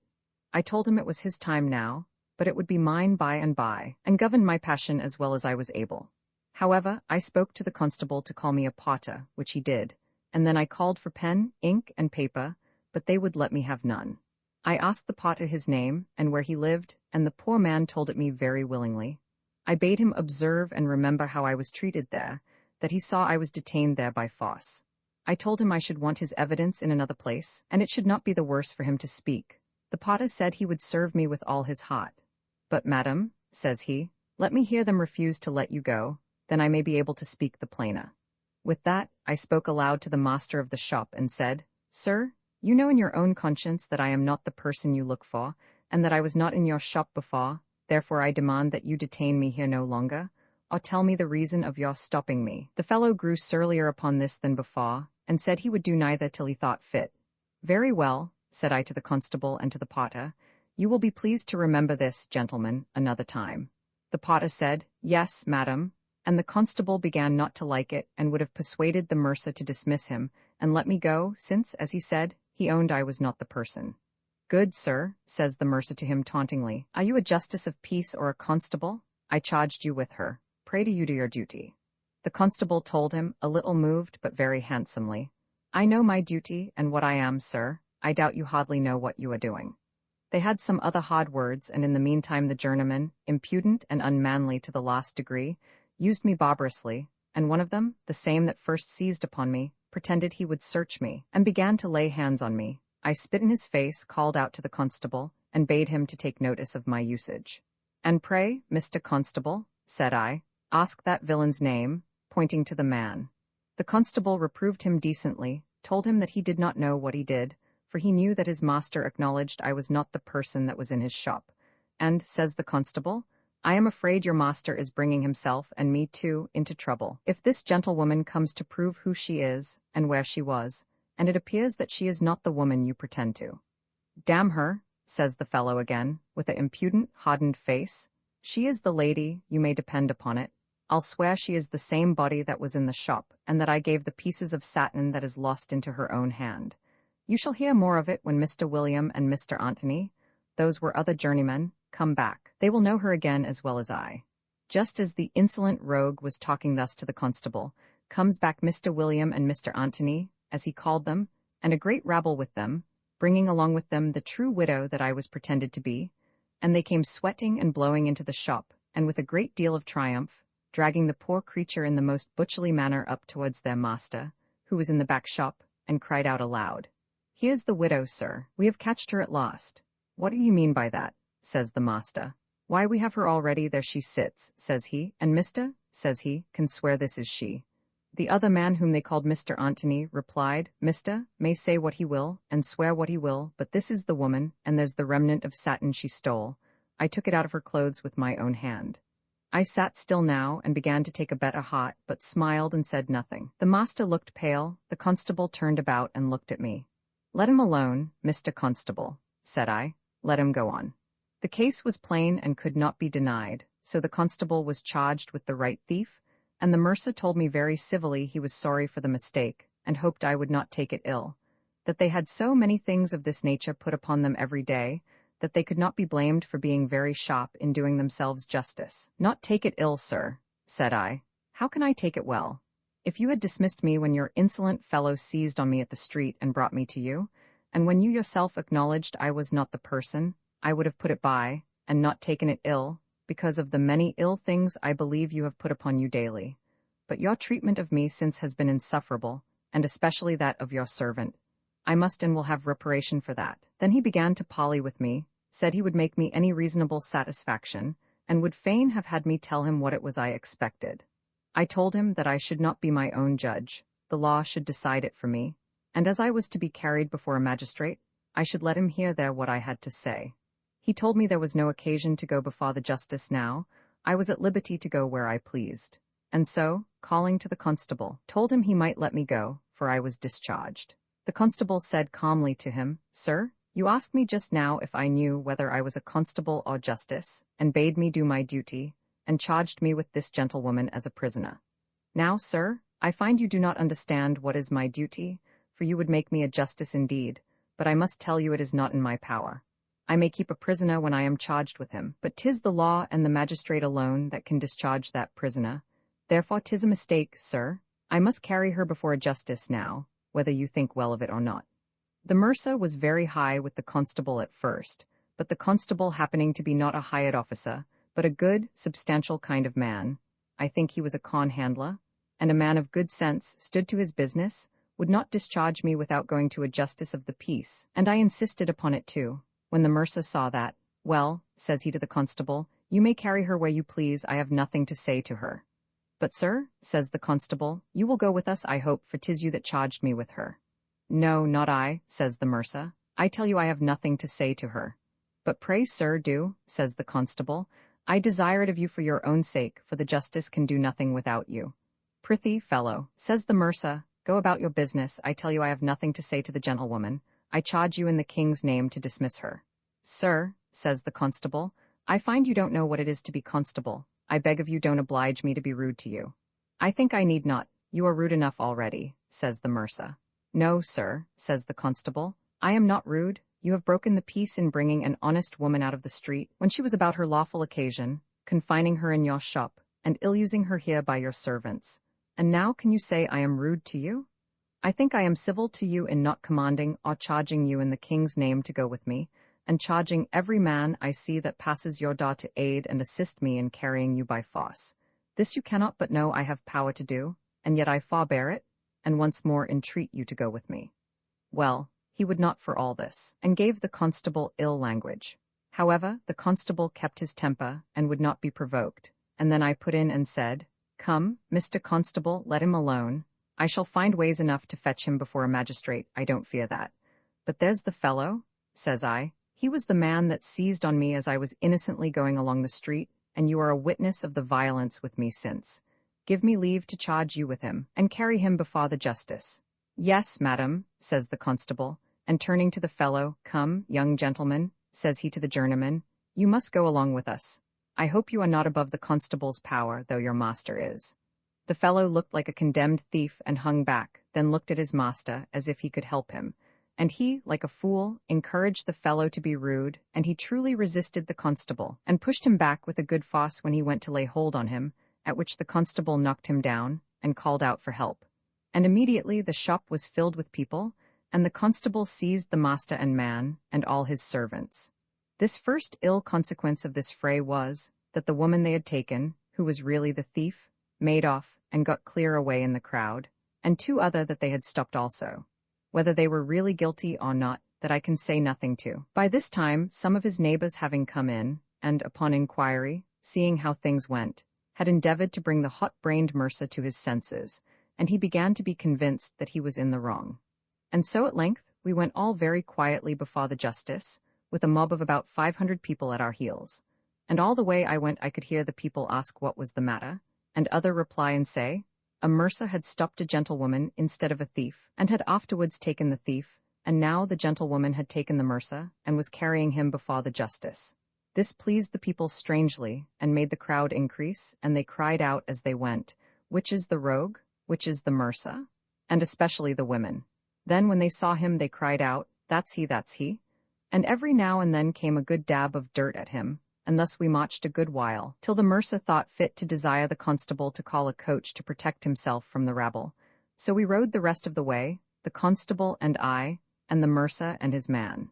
When we came to the justice, which was an ancient gentleman in Bloomsbury, the constable giving first a summary account of the matter, the justice bade me speak, and tell what I had to say.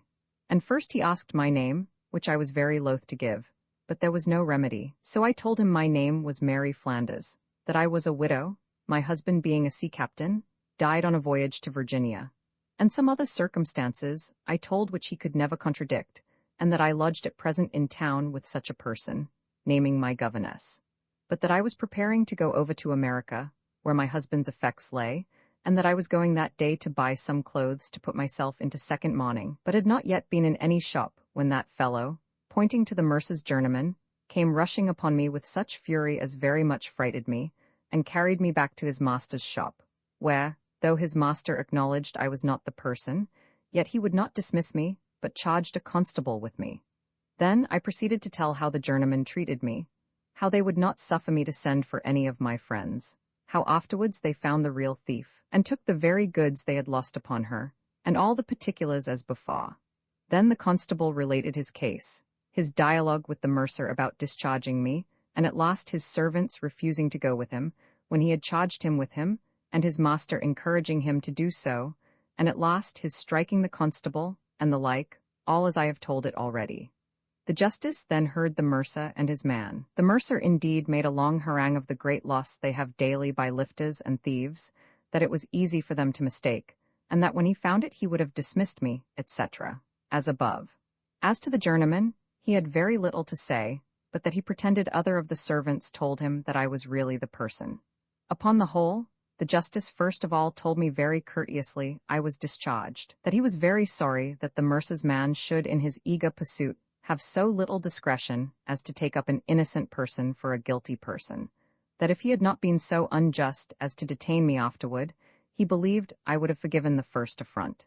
That, however, it was not in his power to award me any reparation for anything, other than by openly reproving them, which he should do, but he supposed I would apply to such methods as the law directed. In the meantime, he would bind him over. But as to the breach of the peace committed by the journeyman, he told me he should give me some satisfaction for that, for he should commit him to Newgate for assaulting the constable, and for assaulting me also. Accordingly, he sent the fellow to Newgate for that assault, and his master gave bail, and so we came away. But I had the satisfaction of seeing the mob wait upon them both as they came out, hallooing and throwing stones and dirt at the coaches they rode in, and so I came home to my governess. After this hustle, coming home and telling my governess the story, she falls laughing at me. "Why are you merry?" says I. "The story has not so much laughing room in it as you imagine. I am sure I have had a great deal of hurry and fright too, with a pack of ugly rogues." "Laugh," says my governess. "I laugh, child, to see what a lucky creature you are. Why, this job will be the best bargain to you that ever you made in your life, if you manage it well." "I warrant you," says she, "you shall make the mercer pay you £500 for damages, besides what you shall get out of the journeyman."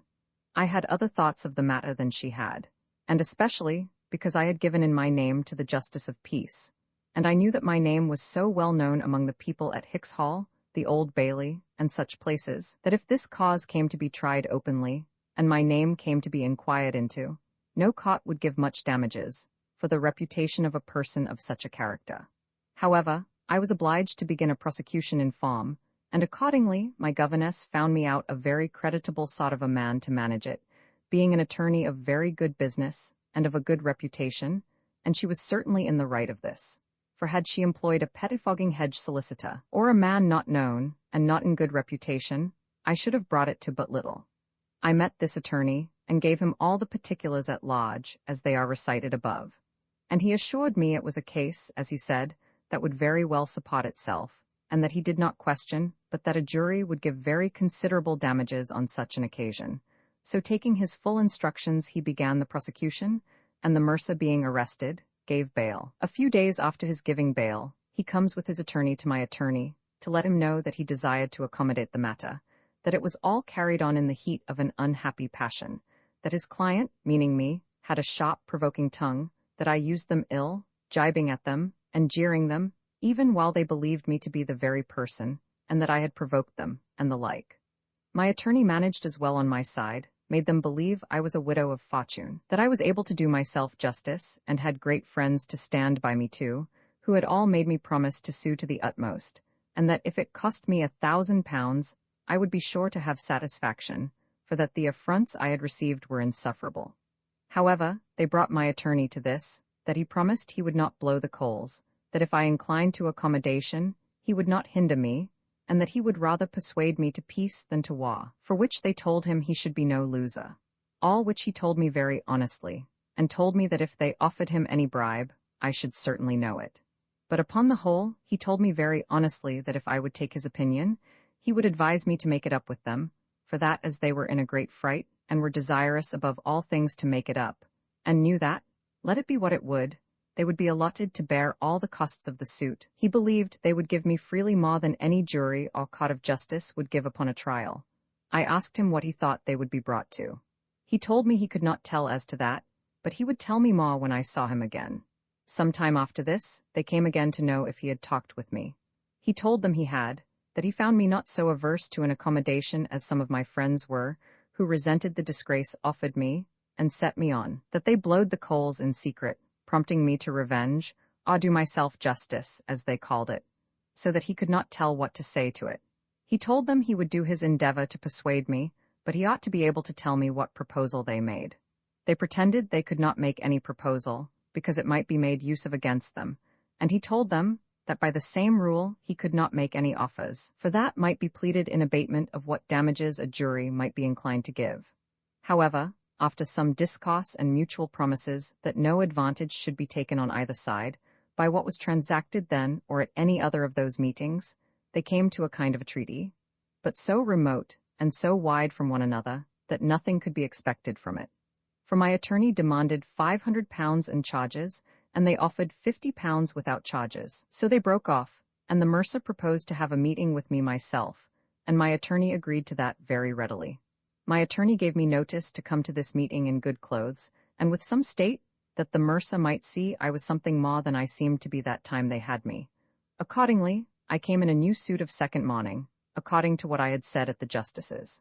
I set myself out, too, as well as a widow's dress in second mourning would admit. My governess also furnished me with a good pearl necklace that shut in behind with a locket of diamonds, which she had in pawn, and I had a very good figure. And as I stayed till I was sure they were come, I came in a coach to the door, with my maid with me. When I came into the room, the mercer was surprised. He stood up and made his bow, which I took a little notice of, and but a little, and went and sat down where my own attorney had pointed to me to sit, for it was his house. After a little while the mercer said, he did not know me again, and began to make some compliments his way. I told him, I believed he did not know me at first, and that if he had, I believed he would not have treated me as he did. He told me he was very sorry for what had happened, and that it was to testify the willingness he had to make all possible reparation that he had appointed this meeting, that he hoped I would not carry things to extremity, which might be not only too great a loss to him, but might be the ruin of his business and shop, in which case I might have the satisfaction of repaying an injury with an injury 10 times greater. But that I would then get nothing, whereas he was willing to do me any justice that was in his power, without putting himself or me to the trouble or charge of a suit at law. I told him I was glad to hear him talk so much more like a man of sense than he did before, that it was true, acknowledgment in most cases of affronts was counted reparation sufficient, but this had gone too far to be made up so, that I was not revengeful, nor did I seek his ruin, or any man's else, but that all my friends were unanimous not to let me so far neglect my character as to adjust a thing of this kind without a sufficient reparation of honor, that to be taken up for a thief was such an indignity as could not be put up, that my character was above being treated so by any that knew me, but because in my condition of a widow, I had been for some time careless of myself, and negligent of myself, I might be taken for such a creature, but that for the particular usage I had from him afterwards. And then I repeated all as before. It was so provoking I had scarce patience to repeat it. Well, he acknowledged all, and was might humble indeed. He made proposals very handsome. He came up to £100, and to pay all the law charges, and added that he would make me a present of a very good suit of clothes. I came down to £300, and I demanded that I should publish an advertisement of the particulars in the common newspapers. This was a clause he never could comply with. However, at last he came up, by good management of my attorney, to £150 and a suit of black silk clothes, and there I agree, and as it were, at my attorney's request, complied with it, he paying my attorney's bill and charges, and gave us a good supper into the bargain. When I came to receive the money, I brought my governess with me, dressed like an old duchess, and a gentleman very well dressed, who we pretended courted me, but I called him cousin, and the lawyer was only to hint privately to him that his gentleman courted the widow. He treated us handsomely indeed, and paid the money cheerfully enough, so that it cost him £200 in all, or rather more. At our last meeting, when all was agreed, the case of the journeyman came up, and the mercer begged very hard for him.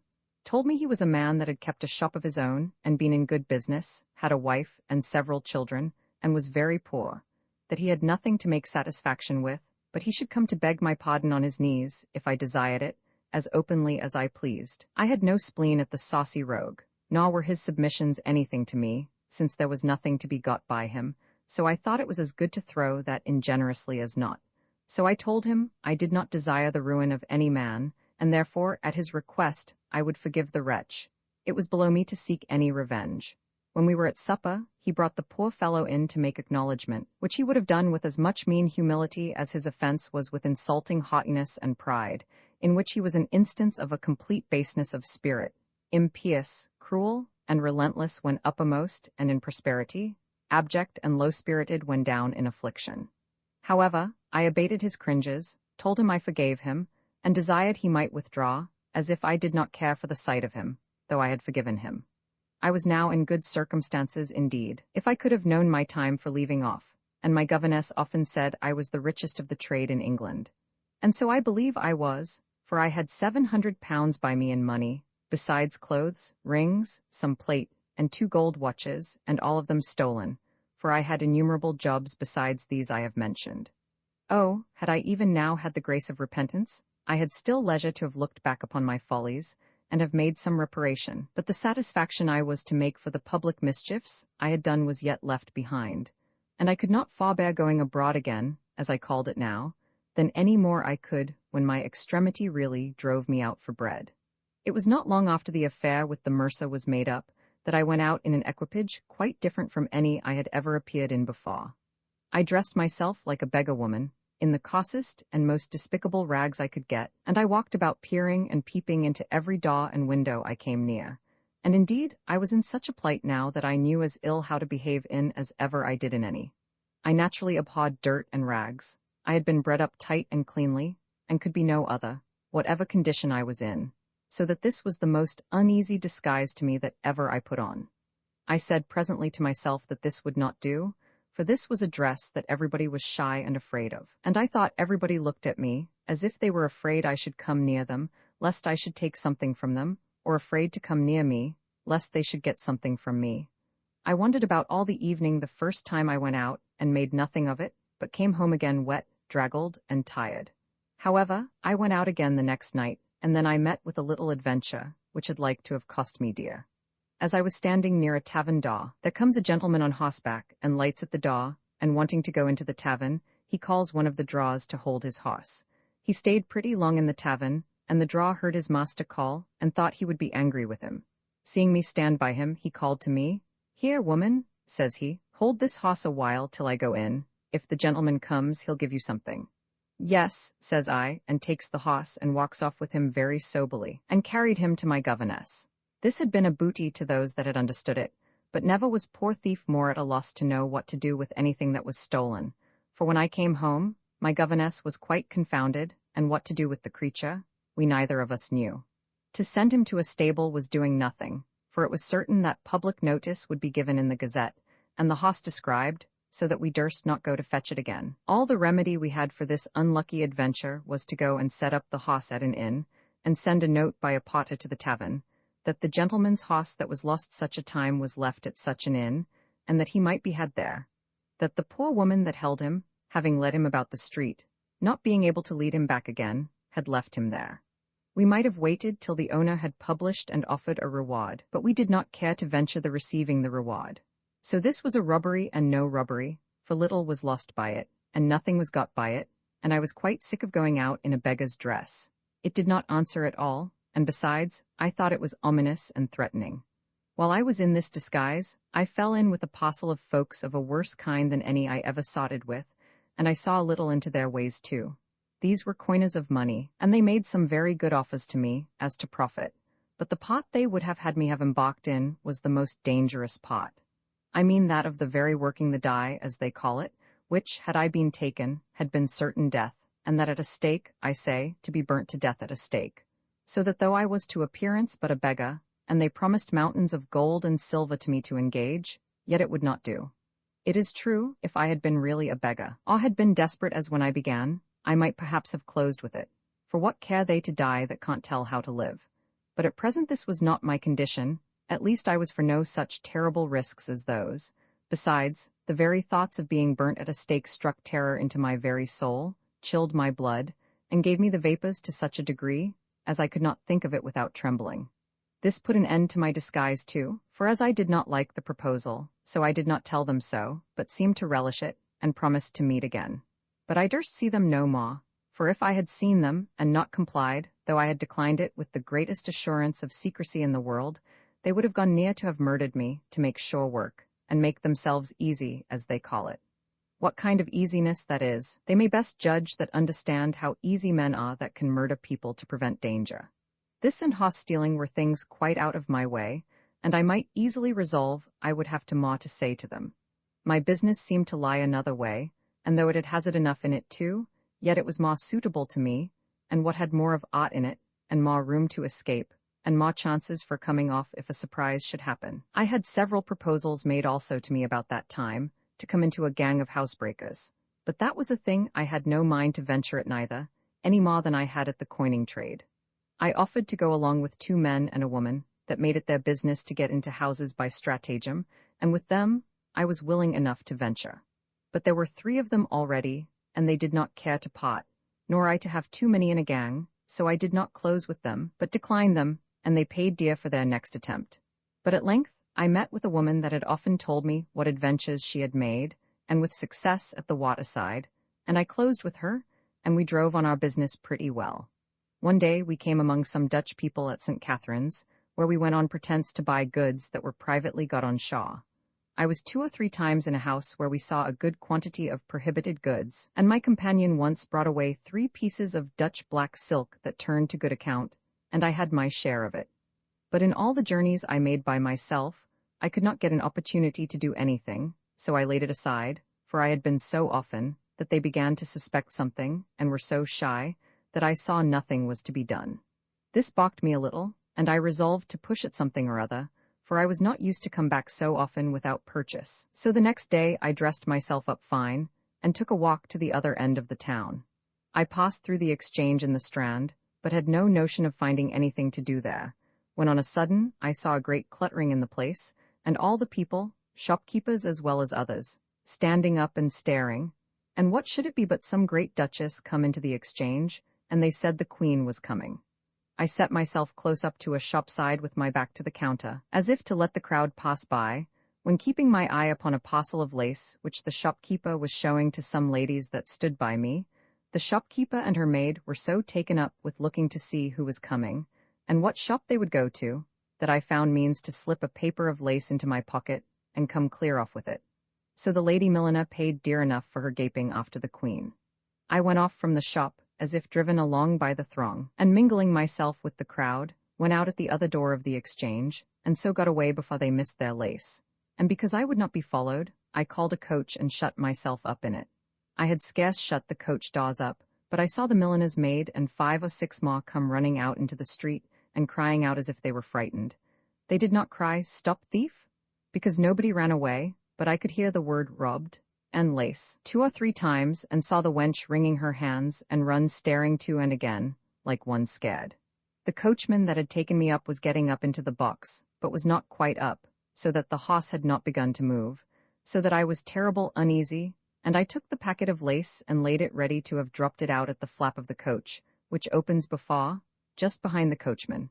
But to my great satisfaction, in less than a minute the coach began to move, that is to say, as soon as the coachman had got up and spoken to his horses.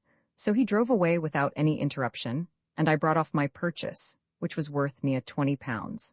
The next day I dressed up again, but in quite different clothes, and walked the same way again, but nothing offered till I came into St. James's Park, where I saw abundance of fine ladies in the park, walking in the Mall, and among the rest there was a little miss, a young lady of about 12 or 13 years old, and she had a sister, as I suppose it was, with her, that might be about 9 years old. I observed the biggest had a fine gold watch on, and a good necklace of pearl, and they had a footman in livery with them. But as it is not usual for the footman to go behind the ladies in the Mall, so I observed the footman stopped at their going into the Mall, and the biggest of the sisters spoke to him, which I perceived was to bid him be just there when they came back. When I heard her dismiss the footman, I stepped up to him and asked him what little lady that was, and held a little chat with him about what a pretty child it was with her, and how genteel and well-carriaged the lady, the eldest, would be, how womanish and how grave, and the fool of a fellow told me presently who she was, that she was Sir Thomas' eldest daughter of Essex, and that she was a great fortune, that her mother was not come to town yet, but she was with Sir William's lady of Suffolk at her lodging in Suffolk Street, and a great deal more, that they had a maid and a woman to wait on them, besides Sir Thomas's coach, the coachman, and himself, and that young lady was governess to the whole family, as well here as at home too, and in short, told me abundance of things enough for my business. I was very well dressed, and had my gold watch as well as she, so I left the footman, and I puts myself in a rank with this young lady, having stayed till she had taken one double turn in the Mall, and was going forward again. By and by, I saluted her by her name, with the title of Lady Betty. I asked her when she heard from her father, when my lady, her mother, would be in town, and how she did. I talked so familiarly to her of her whole family that she could not suspect, but that I knew them all intimately. I asked her why she would come abroad without Mrs. Chime with her. That was the name of her woman. To take of Mrs. Judith, that was her sister. Then I entered into a long chat with her about her sister, what a fine little lady she was, and asked her if she had learned French, and 1,000 such little things to entertain her, when on a sudden we saw the guards come, and the crowd ran to see the king go by to the Parliament House. The ladies ran all to the side of the Mall, and I helped my lady to stand upon the edge of the boards on the side of the Mall, that she might be high enough to see, and took the little one and lifted her quite up, during which I took care to convey the gold watch so clean away from the Lady Betty, that she never felt it, nor missed it, till all the crowd was gone, and she was gotten into the middle of the Mall among the other ladies. I took my leave of her in the very crowd, and said to her, as if in haste, "Dear Lady Betty, take care of your little sister." And so the crowd did as it were thrust me away from her, and that I was obliged unwillingly to take my leave. The hurry in such cases is immediately over, and the place clear as soon as the king is gone by. But as there is always a great running and clutter just as the king passes, so having dropped the 2 little ladies, and done my business with them without any miscarriage, I kept hurrying on among the crowd, as if I ran to see the king, and so I got before the crowd and kept so till I came to the end of the Mall, when the king going on towards the horse guards, I went forward to the passage, which went then through against the lower end of the Haymarket, and there I bestowed a coach upon myself, and made off, and I confess I have not yet been so good as my word, viz., to go and visit my Lady Betty. I was once of the mind to venture staying with Lady Betty till she missed the watch, and so have made a great outcry about it with her, and have got her into the coach, and put myself in the coach with her, and have gone home with her. For she appeared so fond of me, and so perfectly deceived by my so readily talking to her of all her relations and family, that I thought it was very easy to push the thing farther, and to have got at least the necklace of pearl. But when I considered that though the child would not perhaps have suspected me, other people might, and that if I was searched I should be discovered, I thought it was best to go off with what I had got, and be satisfied. I came accidentally afterwards to hear that when the young lady missed her watch, she made a great outcry in the park, and sent her footman up and down to see if he could find me out, she having described me so perfectly that he knew presently that it was the same person that had stood and talked so long with him, and asked him so many questions about them, but I gone far enough out of their reach before she could come at her footman to tell him the story. I made another adventure after this, of a nature different from all I had been concerned in yet, and this was at a gaming house near Covent Garden. I saw several people go in and out, and I stood in the passage a good while with another woman with me, and seeing a gentleman go up that seemed to be of more than ordinary fashion, I said to him, "Sir, pray don't they give women leave to go up?" "Yes, madam," says he, "and to play too, if they please." "I mean so, sir," said I, and with that he said he would introduce me if I had a mind, so I followed him to the door, and he looking in, "There, madam," says he, "are the gamesters, if you have a mind to venture."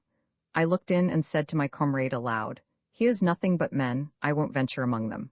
At which one of the gentlemen cried out, "You need not be afraid, madam, here's none but fair gamesters, you are very welcome to come and set what you please." So I went a little nearer and looked on, and some of them brought me a chair, and I sat down and saw the box and dice go round apace. Then I said to my comrade, "The gentlemen play too high for us, come, let us go." The people were all very civil, and one gentleman in particular encouraged me and said, "Come, madam, if you please to venture. If you dare trust me, I'll answer for it you shall have nothing put upon you here." "No, sir," said I, smiling. I hoped the gentleman would not cheat a woman. But still, I declined venturing, though I pulled out a purse with money in it, that they might see I did not want money. After I had sat a while, one gentleman said to me, jeering, "Come, madam, I see you are afraid to venture for yourself. I always had good luck with the ladies, you shall set for me, if you won't set for yourself." I told him, "Sir, I should be very loath to lose your money," though I added, "I am pretty lucky too, but the gentlemen play so high that I dare not indeed venture my own." "Well, well," says he, "there's 10 guineas, madam, set them for me." So I took his money and set, himself looking on. I ran out 9 of the guineas by 1 and 2 at a time, and then the box coming to the next man to me, my gentleman gave me 10 guineas more, and made me set 5 of them at once, and the gentleman who had the box threw out, so there was 5 guineas of his money again. He was encouraged at this, and made me take the box, which was a bold venture. However, I held the box so long that I had gained him his whole money, and had a good handful of guineas in my lap, and which was the better luck, when I threw out, I threw but at 1 or 2 of those that had set me, and so went off easy. When I was come this length, I offered the gentleman all the gold, for it was his own, and so would have had him play for himself, pretending I did not understand the game well enough. He laughed, and said if I had but good luck, it was no matter whether I understood the game or no, but I should not leave off. However, he took out the 15 guineas that he had put in at first, and bade me play with the rest. I would have told them to see how much I had got, but he said, "No, no, don't tell them. I believe you are very honest, and 'tis bad luck to tell them." So I played on. I understood the game well enough, though I pretended I did not, and played cautiously. It was to keep a good stock in my lap, out of which I every now and then conveyed some into my pocket, but in such a manner, and at such convenient times, as I was sure he could not see it. I played a great while, and had very good luck for him, but the last time I held the box, they set me high, and I threw boldly at all. I held the box till I gained near 4 guineas, but lost above half of it back in the last throw, so I got up, for I was afraid I should lose it all back again, and said to him, "Pray come, sir, now, and take it and play for yourself. I think I have done pretty well for you." He would have had me play on, but it grew late, and I desired to be excused. When I gave it up to him, I told him I hoped he would give me leave to tell it now, that I might see what I had gained, and how lucky I had been for him. When I told them, there were 3 guineas. "I," says I, "if it had not been for that unlucky throw, I had got you 100 guineas. So I gave him all the money, but he would not take it till I had put my hand into it and taken some for myself, and bid me please myself. I refused it, and was positive I would not take it myself.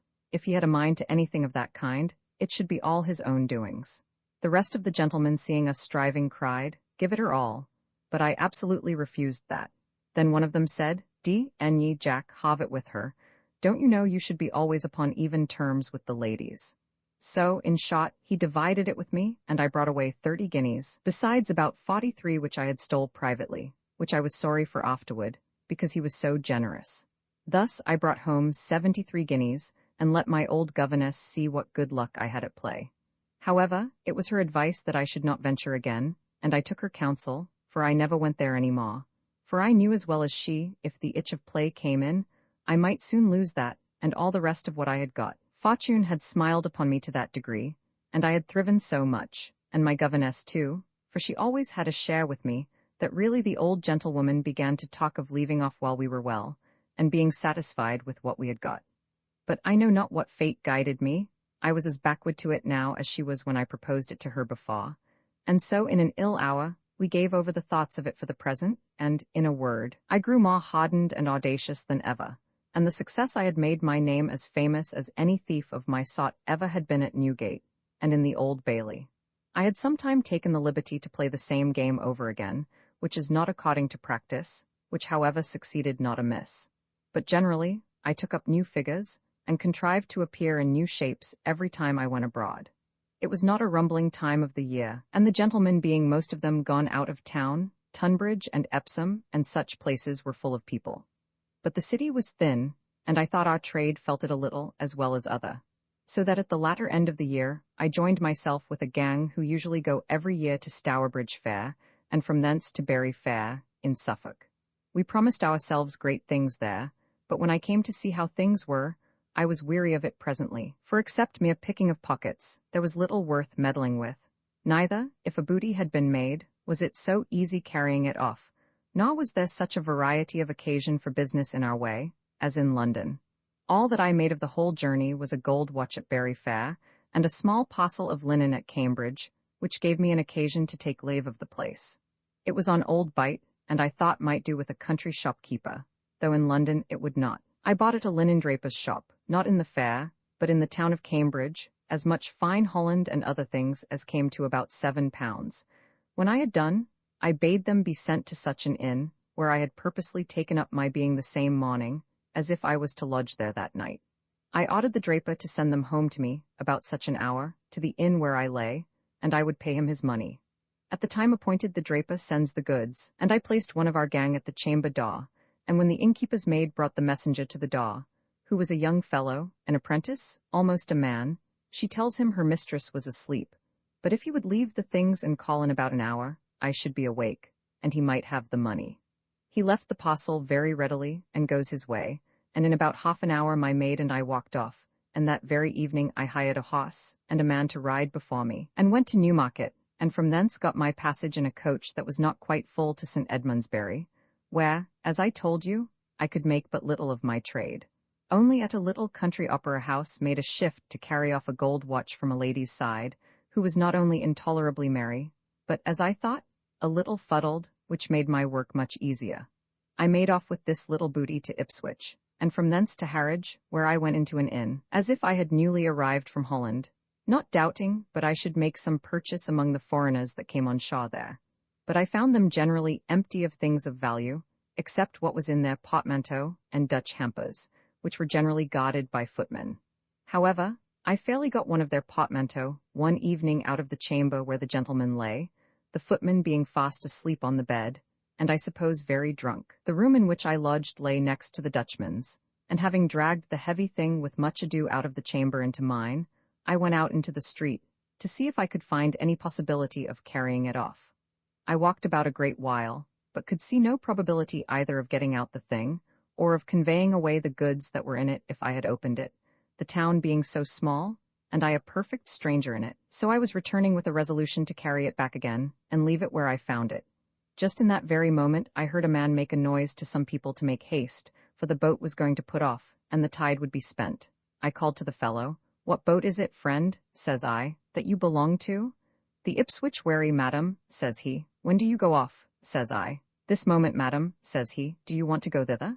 "Yes," said I, "if you can stay till I fetch my things." "Where are your things, madam?" says he. "At such an inn," said I. "Well, I'll go with you, madam," says he very civilly, "and bring them for you." "Come away then," says I, and takes him with me. The people of the inn were in a great hurry, the packet boat from Holland being just come in, and 2 coaches just come also with passengers from London, for another packet boat that was going off for Holland, which coaches were to go back next day with the passengers that were just landed.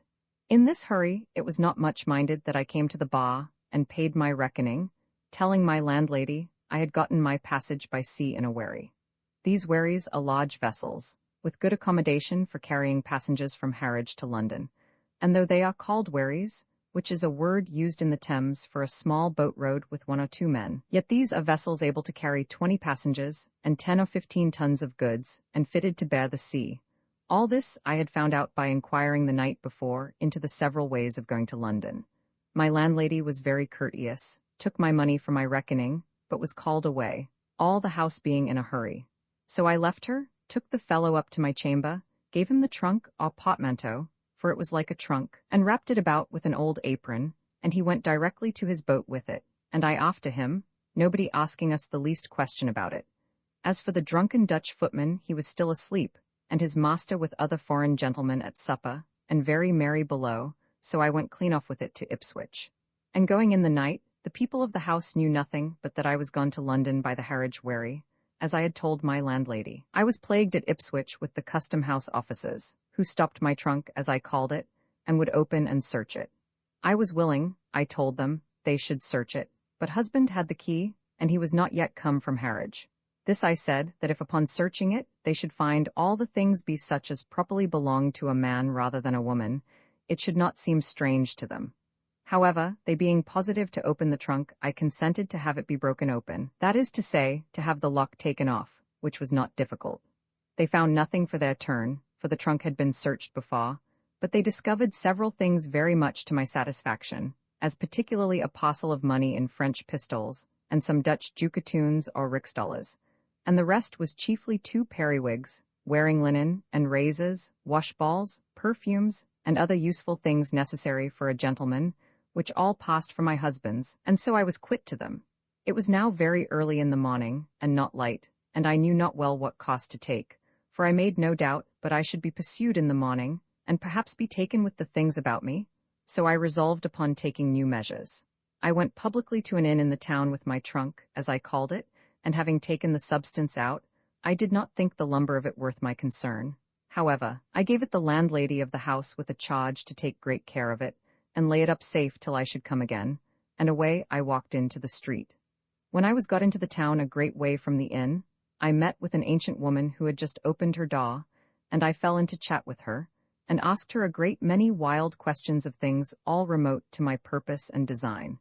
But in my discourse, I found by her how the town was situated, that I was in a street that went out towards Hadley, but that such a street went towards the waterside, such a street towards Colchester, and so the London road lay there.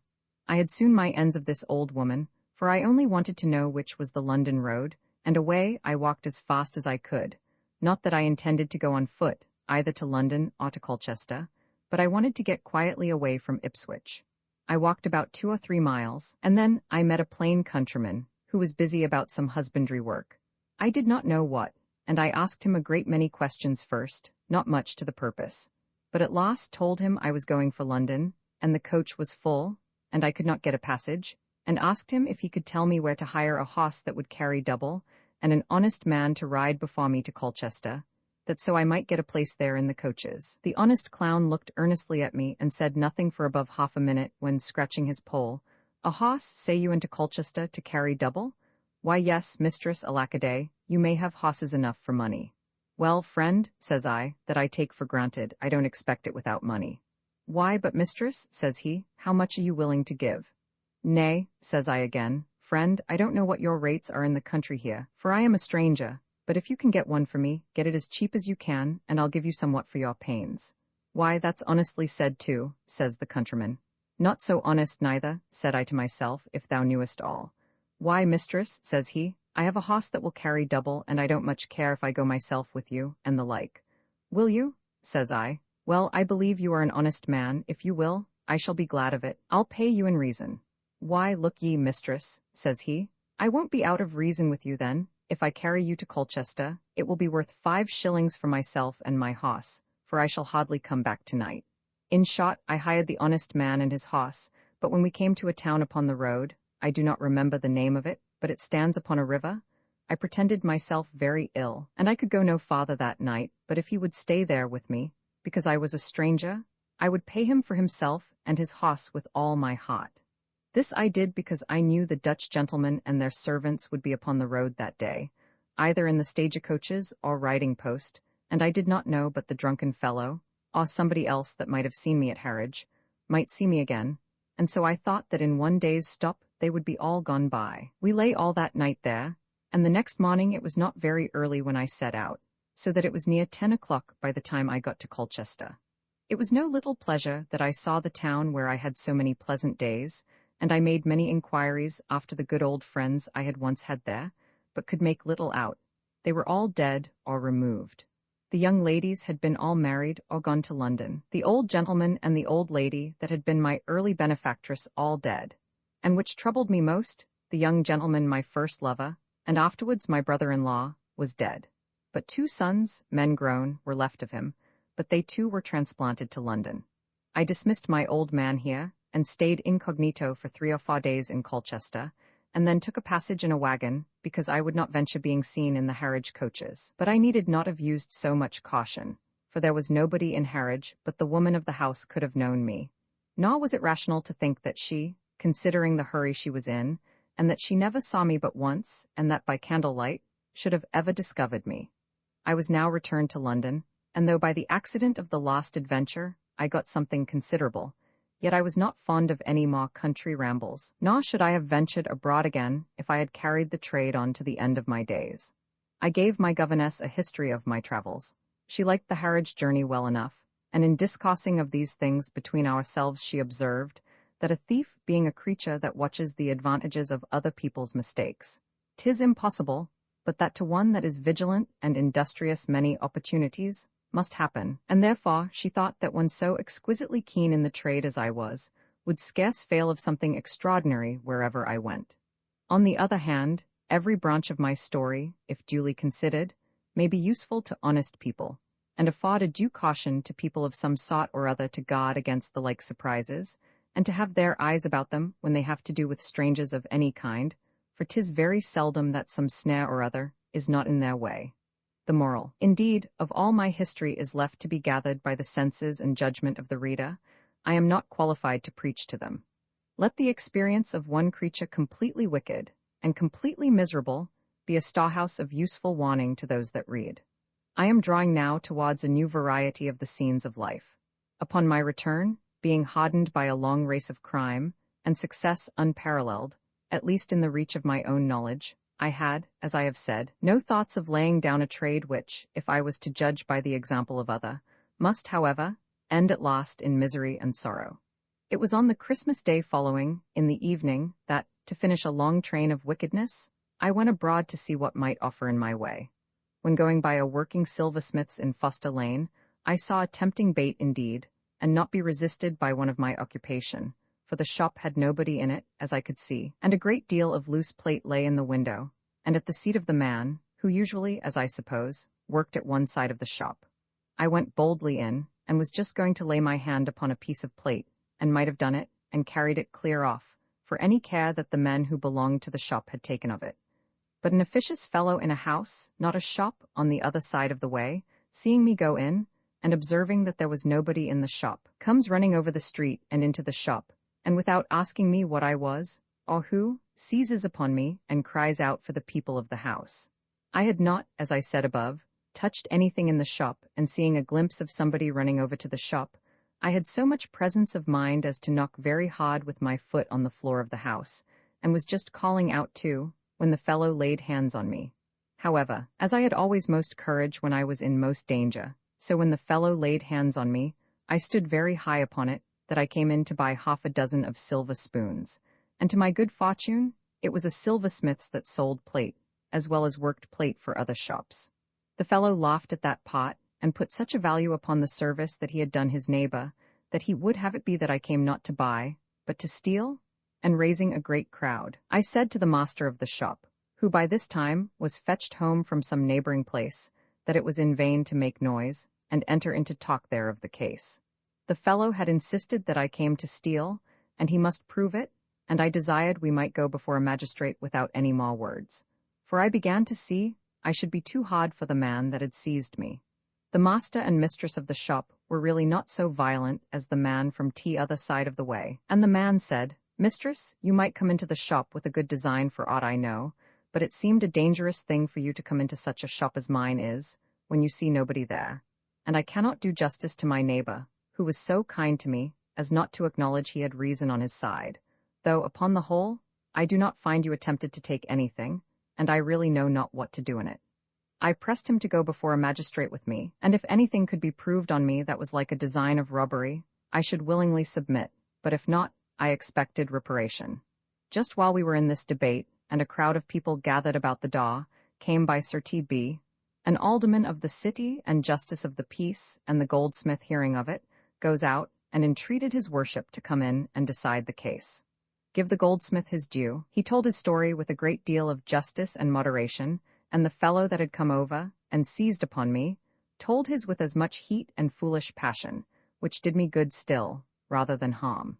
It came then to my turn to speak, and I told his worship that I was a stranger in London, being newly come out of the north, that I lodged in such a place, that I was passing this street, and went into the goldsmith's shop to buy half a dozen of spoons. By great luck I had an old silver spoon in my pocket, which I pulled out, and told him I had carried that spoon to match it with half a dozen of new ones, that it might match some I had in the country.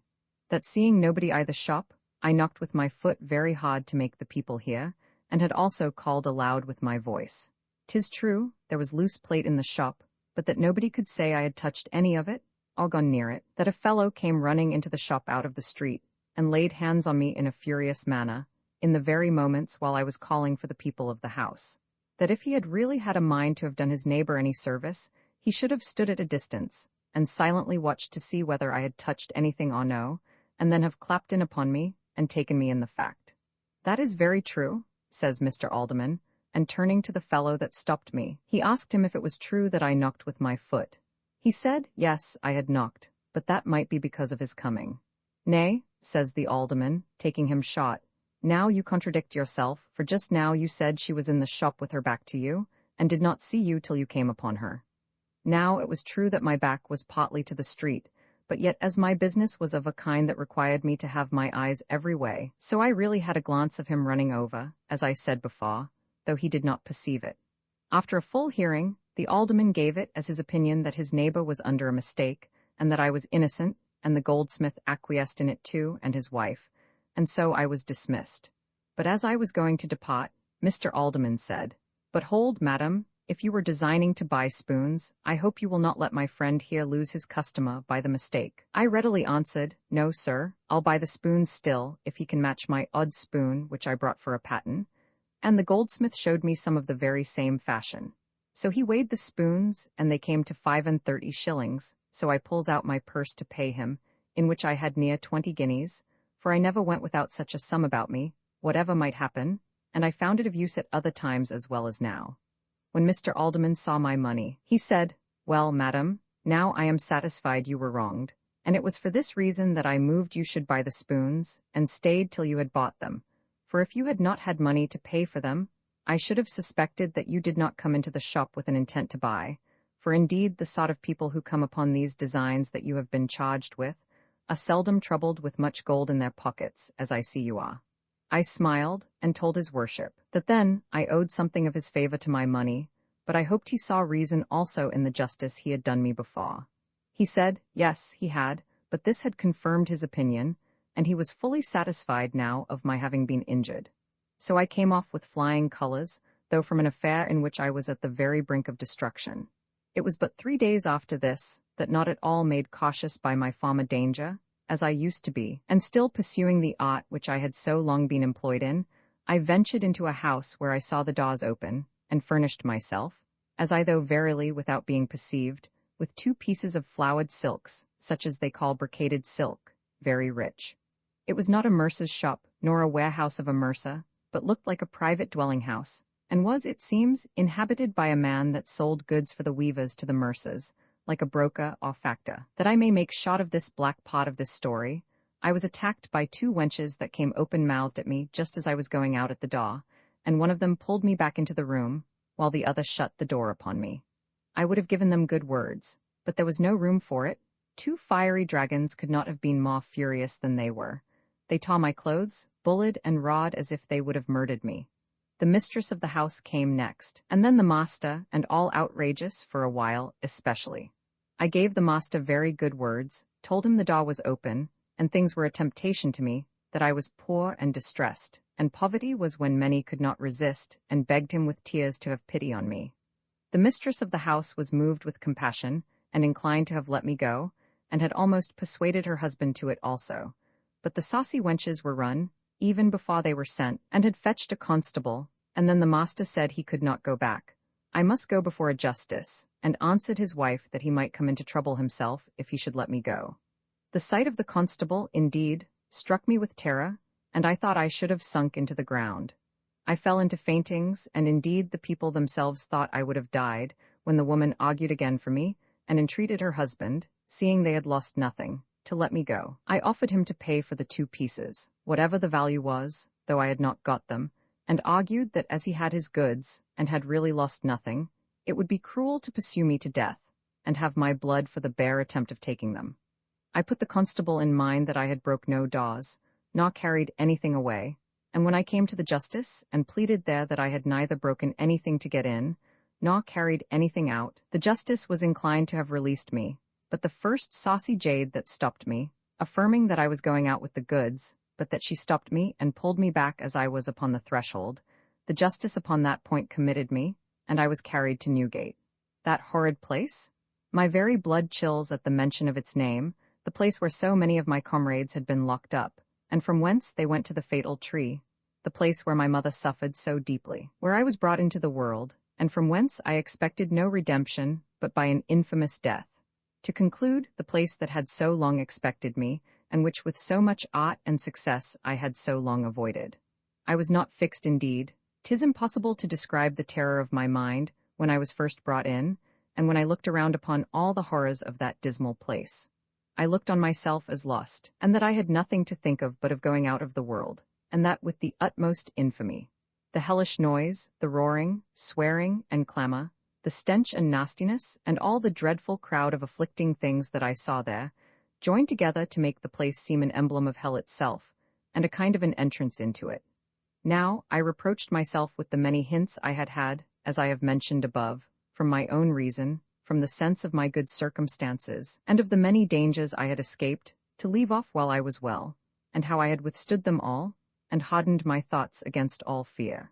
It seemed to me that I was hurried on by an inevitable and unseen fate to this day of misery, and that now I was to expiate all my offenses at the gallows, that I was now to give satisfaction to justice with my blood, and that I was come to the last hour of my life and of my wickedness together. These things pawed themselves in upon my thoughts in a confused manner, and left me overwhelmed with melancholy and despair.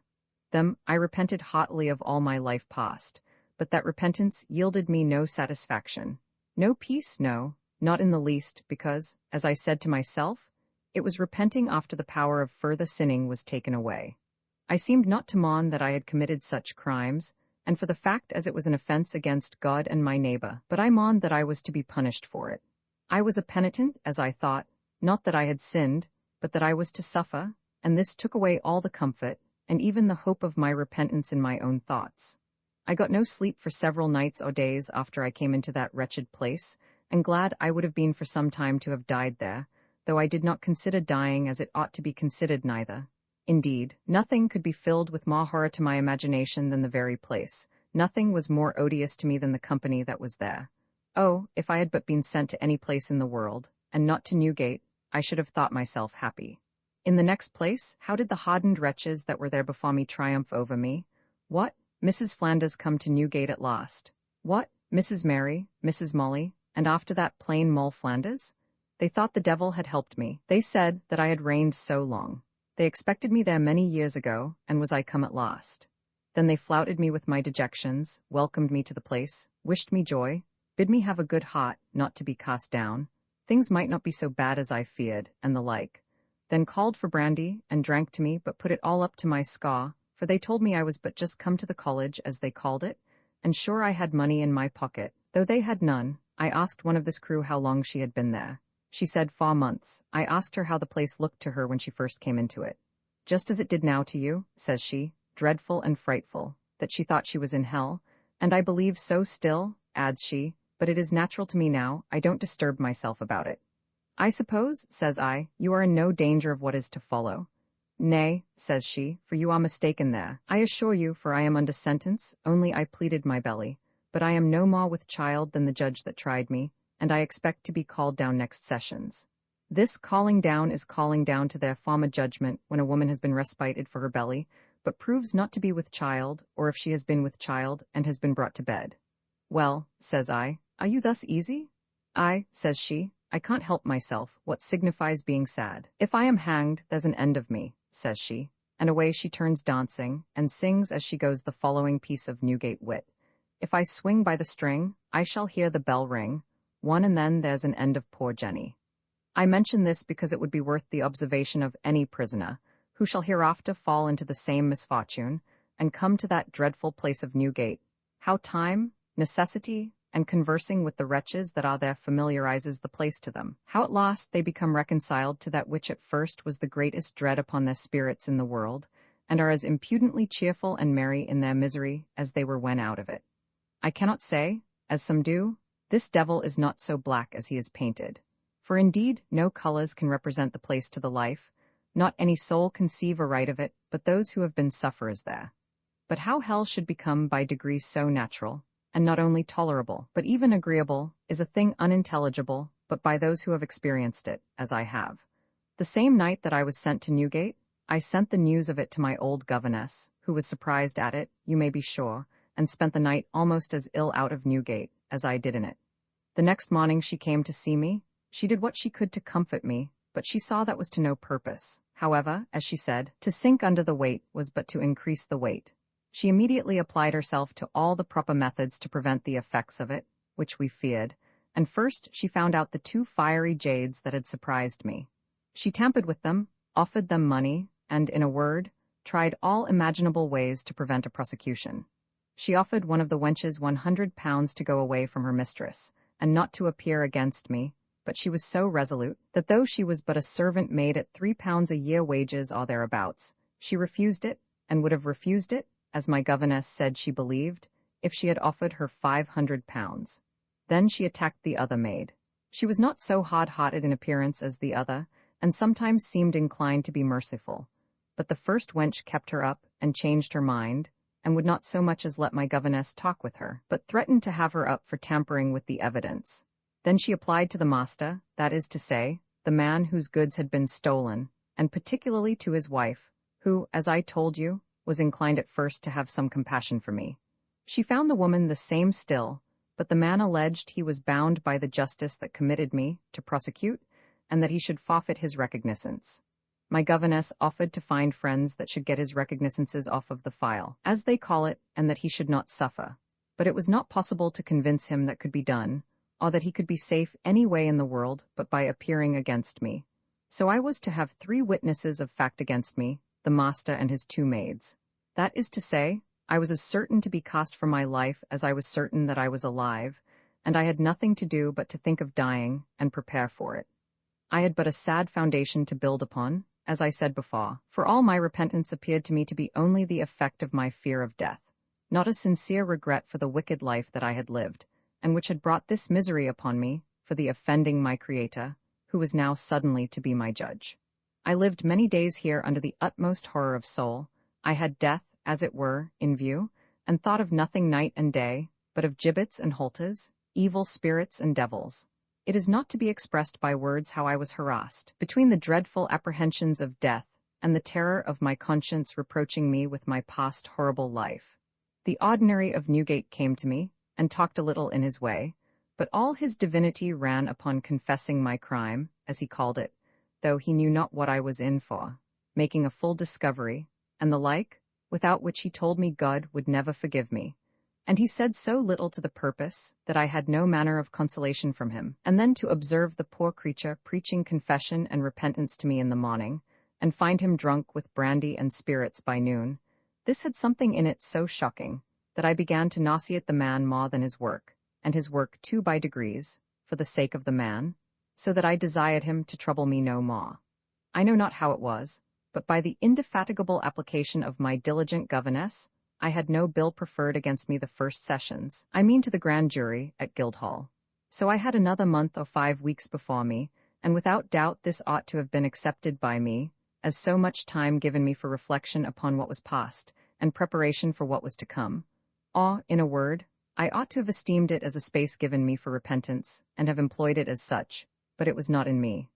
I was sorry, as before, for being in Newgate, but had very few signs of repentance about me. On the contrary, like the waters in the cavities and hollows of mountains, which petrify and turn into stone whatever they are suffered to drop on, So the continual conversing with such a crew of hellhounds as I was, had the same common operation upon me as upon other people. I degenerated into stone. I turned first stupid and senseless, then brutish and thoughtless, and at last raving mad as any of them were. And in short, I became as naturally pleased and easy with the place, as if indeed I had been born there. It is scarce possible to imagine that our natures should be capable of so much degeneracy, as to make that pleasant and agreeable that in itself is the most complete misery. Here was a circumstance that I think it is scarce possible to mention a worse. I was as exquisitely miserable as, speaking of common cases, it was possible for anyone to be that had life and health, and money to help them, as I had. I had weight of guilt upon me enough to sink any creature who had the least power of reflection left, and had any sense upon them of the happiness of this life, of the misery of another. Then I had at first remorse indeed, but no repentance. I had now neither remorse nor repentance. I had a crime charged on me, the punishment of which was death by our law, the proof so evident that there was no room for me so much as to plead not guilty. I had the name of an old offender, so that I had nothing to expect but death in a few weeks' time, neither had I myself any thoughts of escaping, and yet a certain strange lethargy of soul possessed me. I had no trouble, no apprehensions, no sorrow about me. The first surprise was gone. I was, I may well say, I know not how. My senses, my reason, nay, my conscience were all asleep. My course of life for 40 years had been a horrid complication of wickedness, whoredom, adultery, incest, lying, theft, and, in a word, everything but murder and treason had been my practice from the age of 18, or thereabouts, to 60. And now I was engulfed in the misery of punishment, and had an infamous death just at the door, and yet I had no sense of my condition, no thought of heaven or hell at least, that went any farther than a bare flying touch, like the stitch or pain that gives a hint and goes off. I neither had a heart to ask God's mercy, nor indeed to think of it. And in this, I think, I have given a brief description of the completest misery on earth.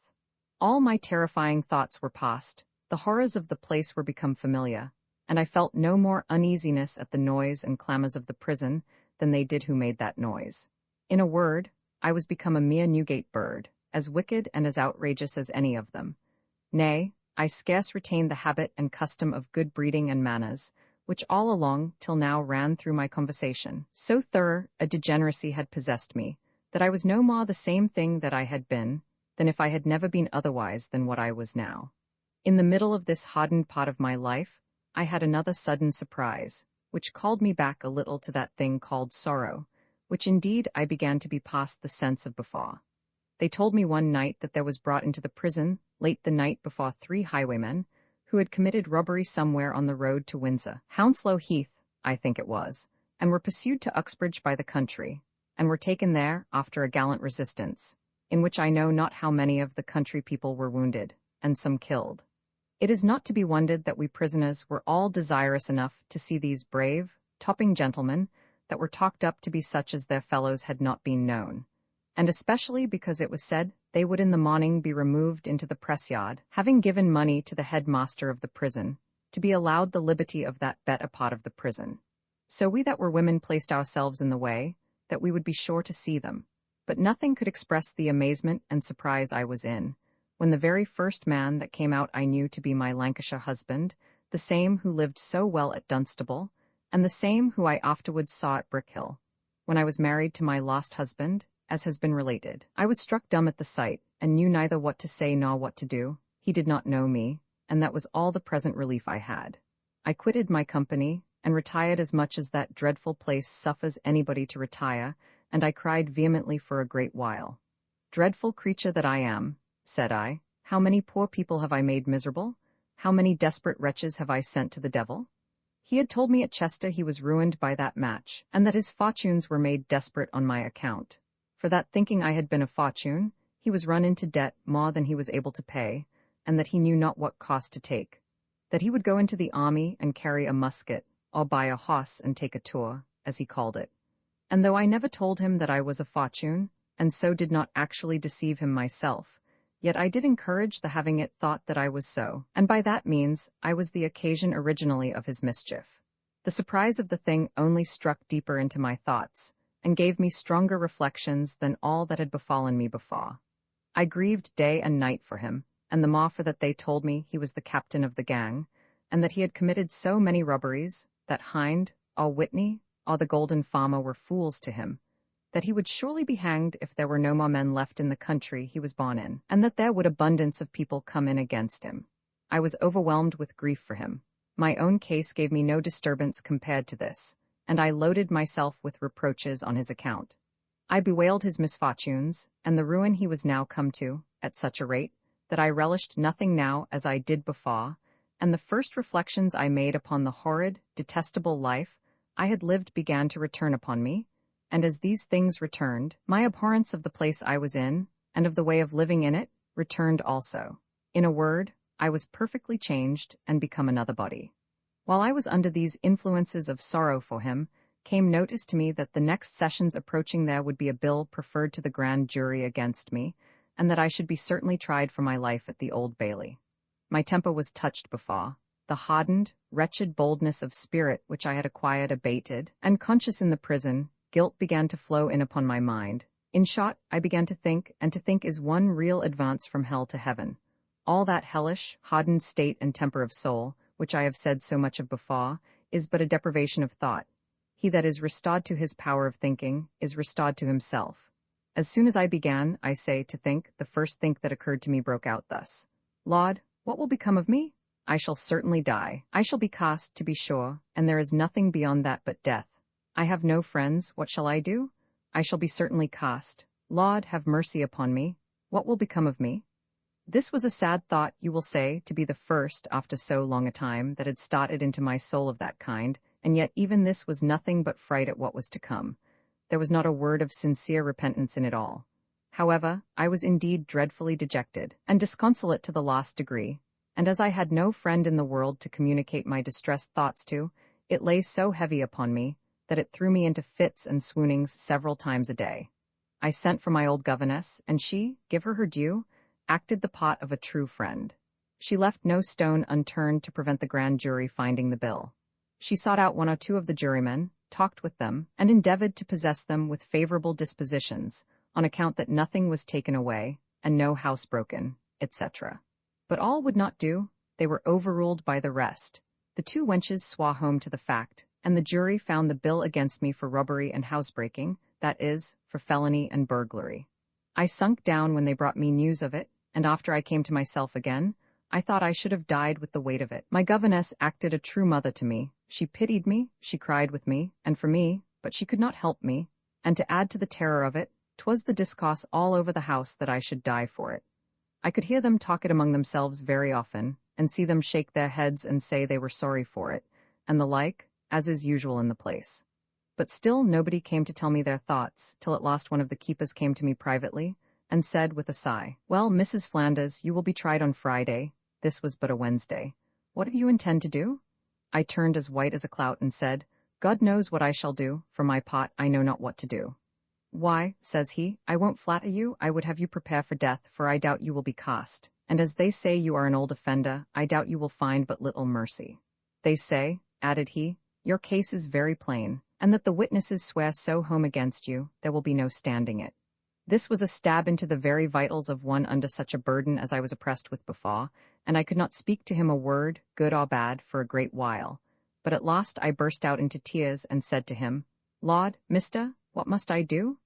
"Do," says he, "send for the ordinary, send for a minister and talk with him. For indeed, Mrs. Flanders, unless you have very good friends, you are no woman for this world." This was plain dealing indeed, but it was very harsh to me, at least I thought it so. He left me in the greatest confusion imaginable, and all that night I lay awake. And now I began to say my prayers, which I had scarce done before since my lost husband's death, or from a little while after. And truly I may well call it saying my prayers, for I was in such a confusion, and had such horror upon my mind, that though I cried, and repeated several times the ordinary expression of "Lord, have mercy upon me," I never brought myself to any sense of my being a miserable sinner, as indeed I was, and of confessing my sins to God, and begging pardon for the sake of Jesus Christ. I was overwhelmed with the sense of my condition, being tried for my life, and being sure to be condemned, and then I was as sure to be executed, and on this account I cried out all night, "Lord, what will become of me? Lord, what shall I do? Lord, I shall be hanged. Laud have mercy upon me, and the like. My poor afflicted governess was now as much concerned as I, and a great deal more truly penitent, though she had no prospect of being brought to trial and sentence. Not but that she deserved it as much as I, and so she said herself, but she had not done anything herself for many years, other than receiving what I and others stole, and encouraging us to steal it. But she cried, and took on like a distracted body, wringing her hands, and crying out that she was undone, that she believed there was a curse from heaven upon her, that she should be damned, that she had been the destruction of all her friends, that she had brought such a one, and such a one, and such a one to the gallows. And there she reckoned up 10 or 11 people, some of which I have given account of, that came to untimely ends, and that now she was the occasion of my ruin, for she had persuaded me to go on, when I would have left off. I interrupted her there. No, mother, no, said I, don't speak of that, for you would have had me left off when I got the mercer's money again, and when I came home from Harwich, and I would not hearken to you. Therefore you have not been to blame. It is I only have ruined myself, I have brought myself to this misery. And thus we spent many hours together. Well, there was no remedy. The prosecution went on, and on the Thursday I was carried down to the Sessions House, where I was arraigned, as they called it, and the next day I was appointed to be tried. At the arraignment I pleaded not guilty, and well I might, for I was indicted for felony and burglary. That is, for feloniously stealing 2 pieces of brocaded silk, value £46, the goods of Antony Johnson, and for breaking open his doors, whereas I knew very well they could not pretend to prove I had broken up the doors, or so much as lifted up a latch. On the Friday I was brought to my trial. I had exhausted my spirits with crying for 2 or 3 days before, so that I slept better the Thursday night than I expected, and had more courage for my trial than indeed I thought possible for me to have. When the trial began, the indictment was read. I would have spoke, but they told me the witnesses must be heard first, and then I should have time to be heard.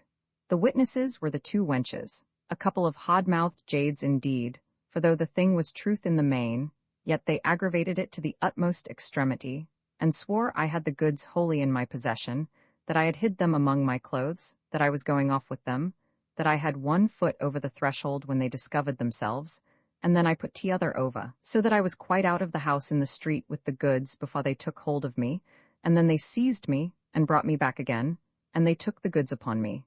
The fact in general was all true, but I believe, and insisted upon it, that they stopped me before I had set my foot clear of the threshold of the house. But that did not argue much, for certain it was that I had taken the goods, and I was bringing them away, if I had not been taken. But I pleaded that I had stole nothing, they had lost nothing, that the door was open, and I went in, seeing the goods lie there, and with design to buy. If seeing nobody in the house, I had taken any of them up in my hand, it could not be concluded that I intended to steal them, for that I never carried them farther than the door to look on them with the better light. The court would not allow that by any means, and made a kind of a jest of my intending to buy the goods, that being no shop for the selling of anything, and as to carrying them to the door to look at them, the maids made their impudent mocks upon that, and spent their wit upon it very much. Told the court I had looked at them sufficiently, and approved them very well, for I had packed them up under my clothes, and was a-going with them. In short, I was found guilty of felony, but acquitted of the burglary, which was but small comfort to me, the first bringing me to a sentence of death, and the last would have done no more. The next day I was carried down to receive the dreadful sentence, and when they came to ask me what I had to say why sentence should not pass, I stood mute a while, but somebody that stood behind me prompted me aloud to speak to the judges, for that they could represent things favorably for me. This encouraged me to speak, and I told them I had nothing to say to stop the sentence, but that I had much to say to bespeak the mercy of the court, that I hoped they would allow something in such a case for the circumstances of it, that I had broken no doors, had carried nothing off, that nobody had lost anything, that the person whose goods they were was pleased to say he desired mercy might be shown, which indeed he very honestly did, that, at the worst, it was the first offence, and that I had never been before any court of justice before. And in a word, I spoke with more courage than I thought I could have done, and in such a moving tone, and though with tears, yet not so many tears as to obstruct my speech, that I could see it moved others to tears that heard me. The judges sat grave and mute, gave me an easy hearing, and time to say all that I would, but, saying neither yes nor no to it, pronounced the sentence of death upon me, a sentence that was to me like death itself, which, after it was read, confounded me. I had no more spirit left in me, I had no tongue to speak, or eyes to look up either to God or man. My poor governess was utterly disconsolate, and she that was my comforter before, wanted comfort now herself. And sometimes mourning, sometimes raging, was as much out of herself, as to all outward appearance, as any mad woman in Bedlam. Nor was she only disconsolate as to me, but she was struck with horror at the sense of her own wicked life, and began to look back upon it with a taste quite different from mine, for she was penitent to the highest degree for her sins, as well as sorrowful for the misfortune. She sent for a minister, too, a serious, pious, good man, and applied herself with such earnestness, by his assistance, to the work of a sincere repentance, that I believe, and so did the minister too, that she was a true penitent. And which is still more, she was not only so for the occasion, and at that juncture, but she continued so, as I was informed, to the day of her death. It is rather to be thought of than expressed what was now my condition. I had nothing before me but present death, and as I had no friends to assist me, or to stir for me, I expected nothing but to find my name in the dead warrant, which was to come down for the execution, the Friday afterwards, of 5 more and myself. In the meantime, my poor distressed governess sent me a minister, who at her request first, and at my own afterwards, came to visit me. He exhorted me seriously to repent of all my sins, and to dally no longer with my soul, not flattering myself with hopes of life, which, he said, he was informed there was no room to expect, but unfeignedly to look up to God with my whole soul, and to cry for pardon in the name of Jesus Christ. He backed his discourses with proper quotations of Scripture, encouraging the greatest sinner to repent and turn from their evil way, and when he had done, he kneeled down and prayed with me. It was now that, for the first time, I felt any real signs of repentance. I now began to look back upon my past life with abhorrence, and having a kind of view into the other side of time, and things of life, as I believe they do with everybody at such a time, began to look with a different aspect and quite another shape than they did before.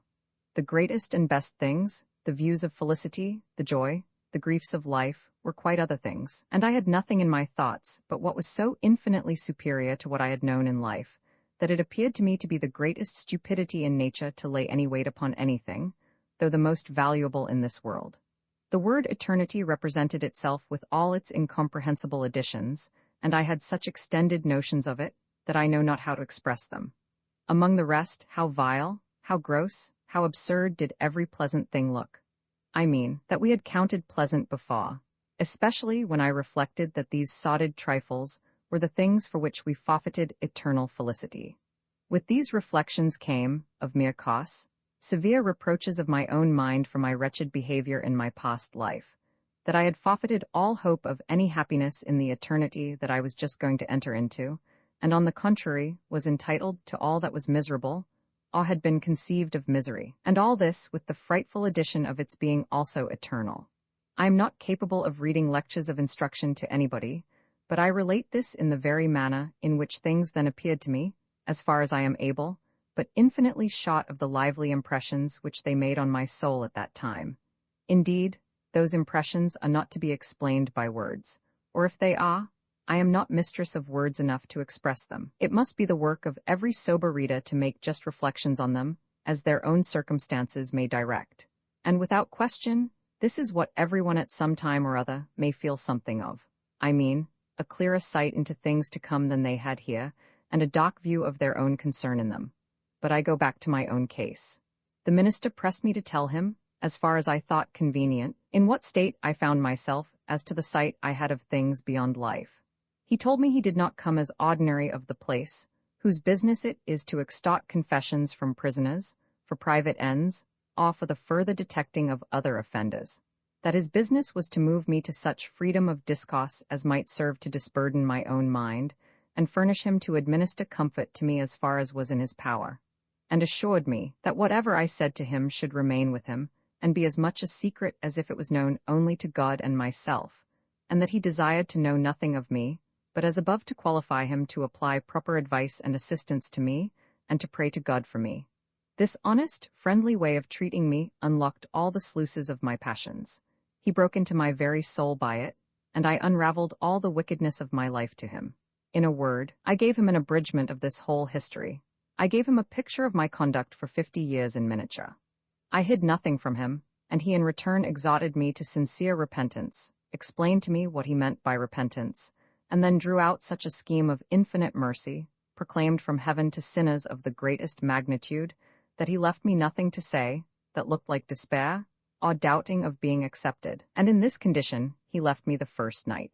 He visited me again the next morning, and went on with his method of explaining the terms of divine mercy, which according to him consisted of nothing more or more difficult than that of being sincerely desirous of it and willing to accept it, only a sincere regret for and hatred of those things I had done, which rendered me so just an object of divine vengeance. I am not able to repeat the excellent discourses of this extraordinary man.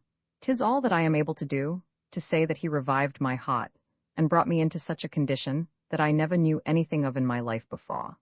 I was covered with shame and tears for things past, and yet had at the same time a secret surprising joy at the prospect of being a true penitent, and obtaining the comfort of a penitent, I mean, the hope of being forgiven. And so swift did thoughts circulate, and so high did the impressions they had made upon me run, that I thought I could freely have gone out that minute to execution, without any uneasiness at all, casting my soul entirely into the arms of infinite mercy as a penitent. The good gentleman was so moved also in my behalf, with a view of the influence which he saw these things had on me, that he blessed God he had come to visit me, and resolved not to leave me till the last moment, that is, not to leave visiting me. It was no less than 12 days after our receiving sentence before any were ordered for execution, and then upon a Wednesday the dead warrant, as they call it, came down, and I found my name was among them. A terrible blow this was to my new resolutions. Indeed, my heart sank within me, and I swooned away twice, one after another, but spoke not a word. The good minister was sorely afflicted for me, and did what he could to comfort me with the same arguments, and the same moving eloquence that he did before, and left me not that evening so long as the prison keepers would suffer him to stay in the prison, unless he would be locked up with me all night, which he was not willing to be. I wondered much that I did not see him all the next day, it being the day before the time appointed for execution, and I was greatly discouraged and dejected in my mind, and indeed almost sank for want of the comfort which he had so often, and with such success, yielded me on his former visits. I waited with great impatience, and under the greatest oppressions of spirits imaginable, till about 4 o'clock he came to my apartment. For I had obtained the favor, by the help of money, nothing being to be done in that place without it, not to be kept in the condemned hole, as they call it, among the rest of the prisoners who were to die, but to have a little dirty chamber to myself. My heart leaped within me for joy when I heard his voice at the door, even before I saw him. But let anyone judge what kind of motion I found in my soul, when after having made a short excuse for his not coming, he showed me that his time had been employed on my account, that he had obtained a favorable report from the recorder to the Secretary of State in my particular case, and, in short, that he had brought me a reprieve.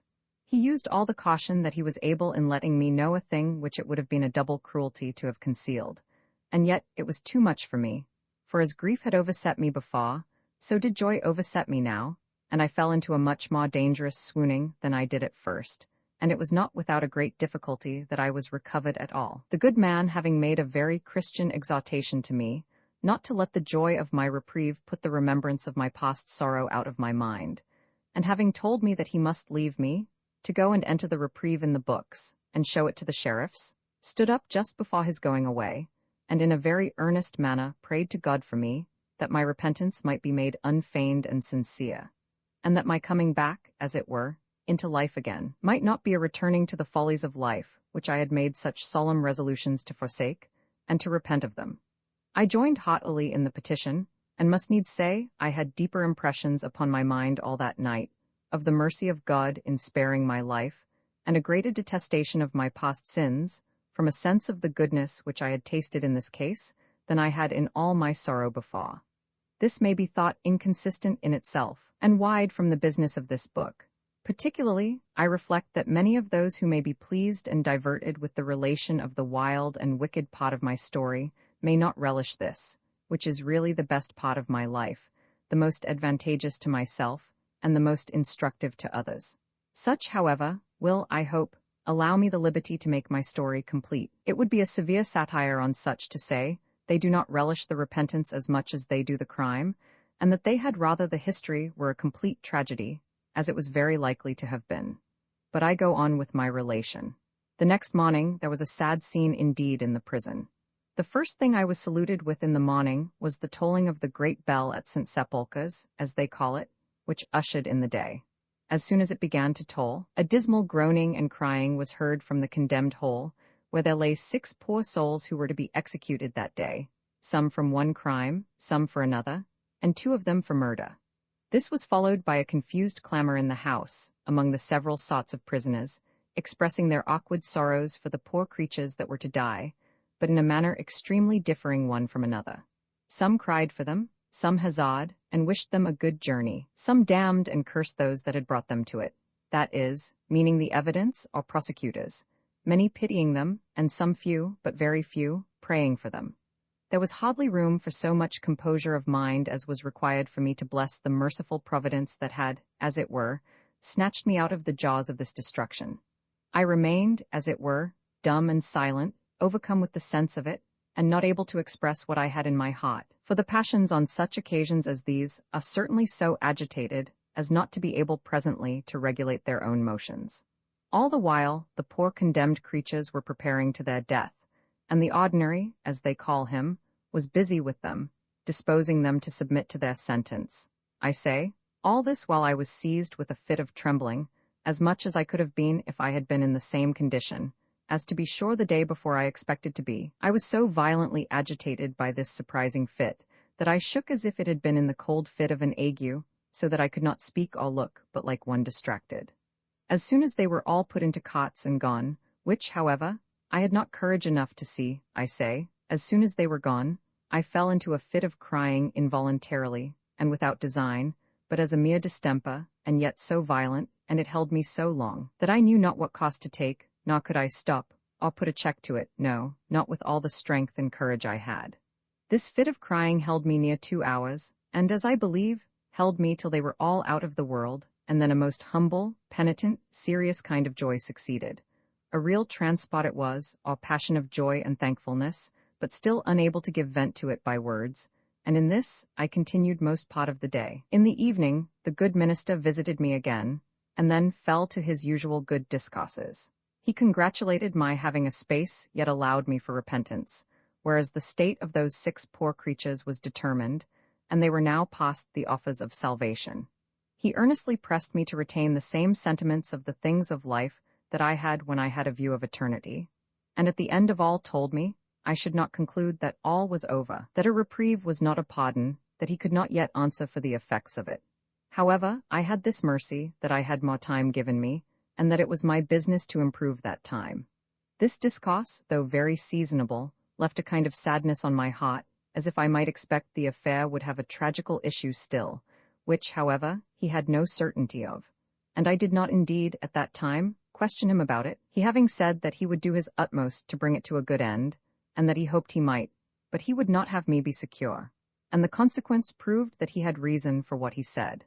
It was about a fortnight after this that I had some just apprehensions that I should be included in the next dead warrant at the ensuing sessions, and it was not without great difficulty, and at last a humble petition for transportation, that I avoided it. So ill was I beholding to fame, and so prevailing was the fatal report of being an old offender, though in that they did not do me strict justice, for I was not in the sense of the law an old offender, whatever I was in the eye of the judge, for I had never been before them in a judicial way before. So the judges could not charge me with being an old offender, but the recorder was pleased to represent my case as he thought fit. I had now a certainty of life indeed, but with the hard conditions of being ordered for transportation, which indeed was hard condition in itself, but not when comparatively considered, and therefore I shall make no comments upon the sentence, nor upon the choice I was put to. We shall all choose anything rather than death, especially when 'tis attended with an uncomfortable prospect beyond it, which was my case. The good minister, whose interest, though a stranger to me, had obtained me the reprieve, mourned sincerely for this pot. He was in hopes, he said, that I should have ended my days under the influence of good instruction, that I should not have been turned loose again among such a wretched crew as they generally are, who are thus sent abroad, where, as he said, I must have more than ordinary secret assistance from the grace of God, if I did not turn as wicked again as ever. I have not for a good while mentioned my governess, who had during most, if not all, of this pot been dangerously sick, and being in as near a view of death by her disease as I was by my sentence, was a great penitent. I say, I have not mentioned her, nor indeed did I see her in all this time. But being now recovering and just able to come abroad, she came to see me. I told her my condition, and what a different flux and reflux of tears and hopes I had been agitated with. I told her what I had escaped, and upon what terms, and she was present when the minister expressed his fears of my relapsing into wickedness upon my falling into the wretched companies that are generally transported. Indeed, I had a melancholy reflection upon it in my own mind, for I knew what a dreadful gang was always sent away together, and I said to my governess that the good minister's fears were not without cause. Well, well, says she, but I hope you will not be tempted with such a horrid example as that. And as soon as the minister was gone, she told me she would not have me discouraged, for perhaps ways and means might be found out to dispose of me in a particular way, by myself, of which she would talk further to me afterward. I looked earnestly at her, and I thought she looked more cheerful than she usually had done, and I entertained immediately 1,000 notions of being delivered, but could not for my life image the methods, or think of one that was in the least feasible. But I was too much concerned in it to let her go from me without explaining herself, which, though she was very loath to do, yet my importunity prevailed, and while I was still pressing, she answered me in a few words, thus: "Why, you have money, have you not? Did you ever know one in your life that was transported and had 100 pounds in his pocket, I'll warrant you, child?" says she. I understood her presently, but told her I would leave all that to her. But I saw no room to hope for anything but a strict execution of the order, and as it was a severity that was esteemed a mercy, there was no doubt but it would be strictly observed. She said no more but this: "We will try what can be done," and so we parted for that night. I lay in the prison near 15 weeks after this order for transportation was signed.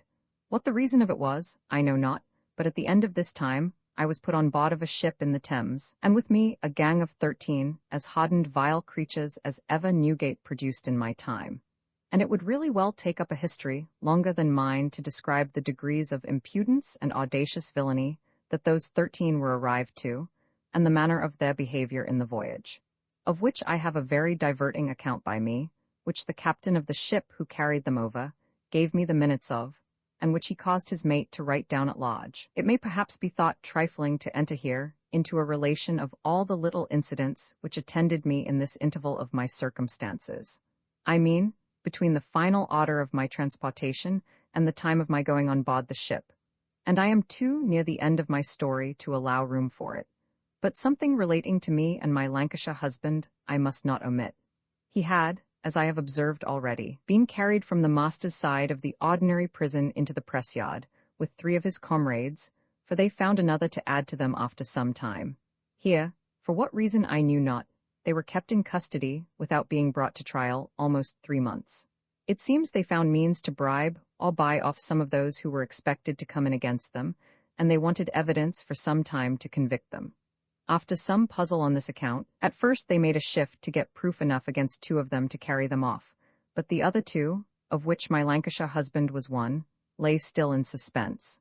They had, I think, 1 positive evidence against each of them, but the law strictly obliging them to have 2 witnesses, they could make nothing of it. Yet it seems they were resolved not to part with the men neither, not doubting but a further evidence would at last come in. And in order to this, I think publication was made, that such prisoners being taken, anyone that had been robbed by them might come to the prison and see them. I took this opportunity to satisfy my curiosity, pretending that I had been robbed in the Dunstable coach, and that I would go to see the 2 highwaymen. But when I came into the press yard, I so disguised myself, and muffled my face up so, that he could see little of me, and consequently knew nothing of who I was. And when I came back, I said publicly that I knew them very well. Immediately, it was rumored all over the prison that Moll Flanders would turn evidence against one of the highwaymen, and that I was to come off by it from the sentence of transportation. They heard of it, and immediately my husband desired to see this Mrs. Flanders that knew him so well, and was to be in evidence against him.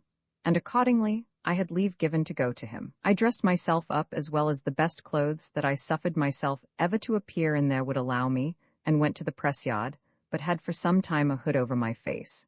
He said little to me at first, but asked me if I knew him.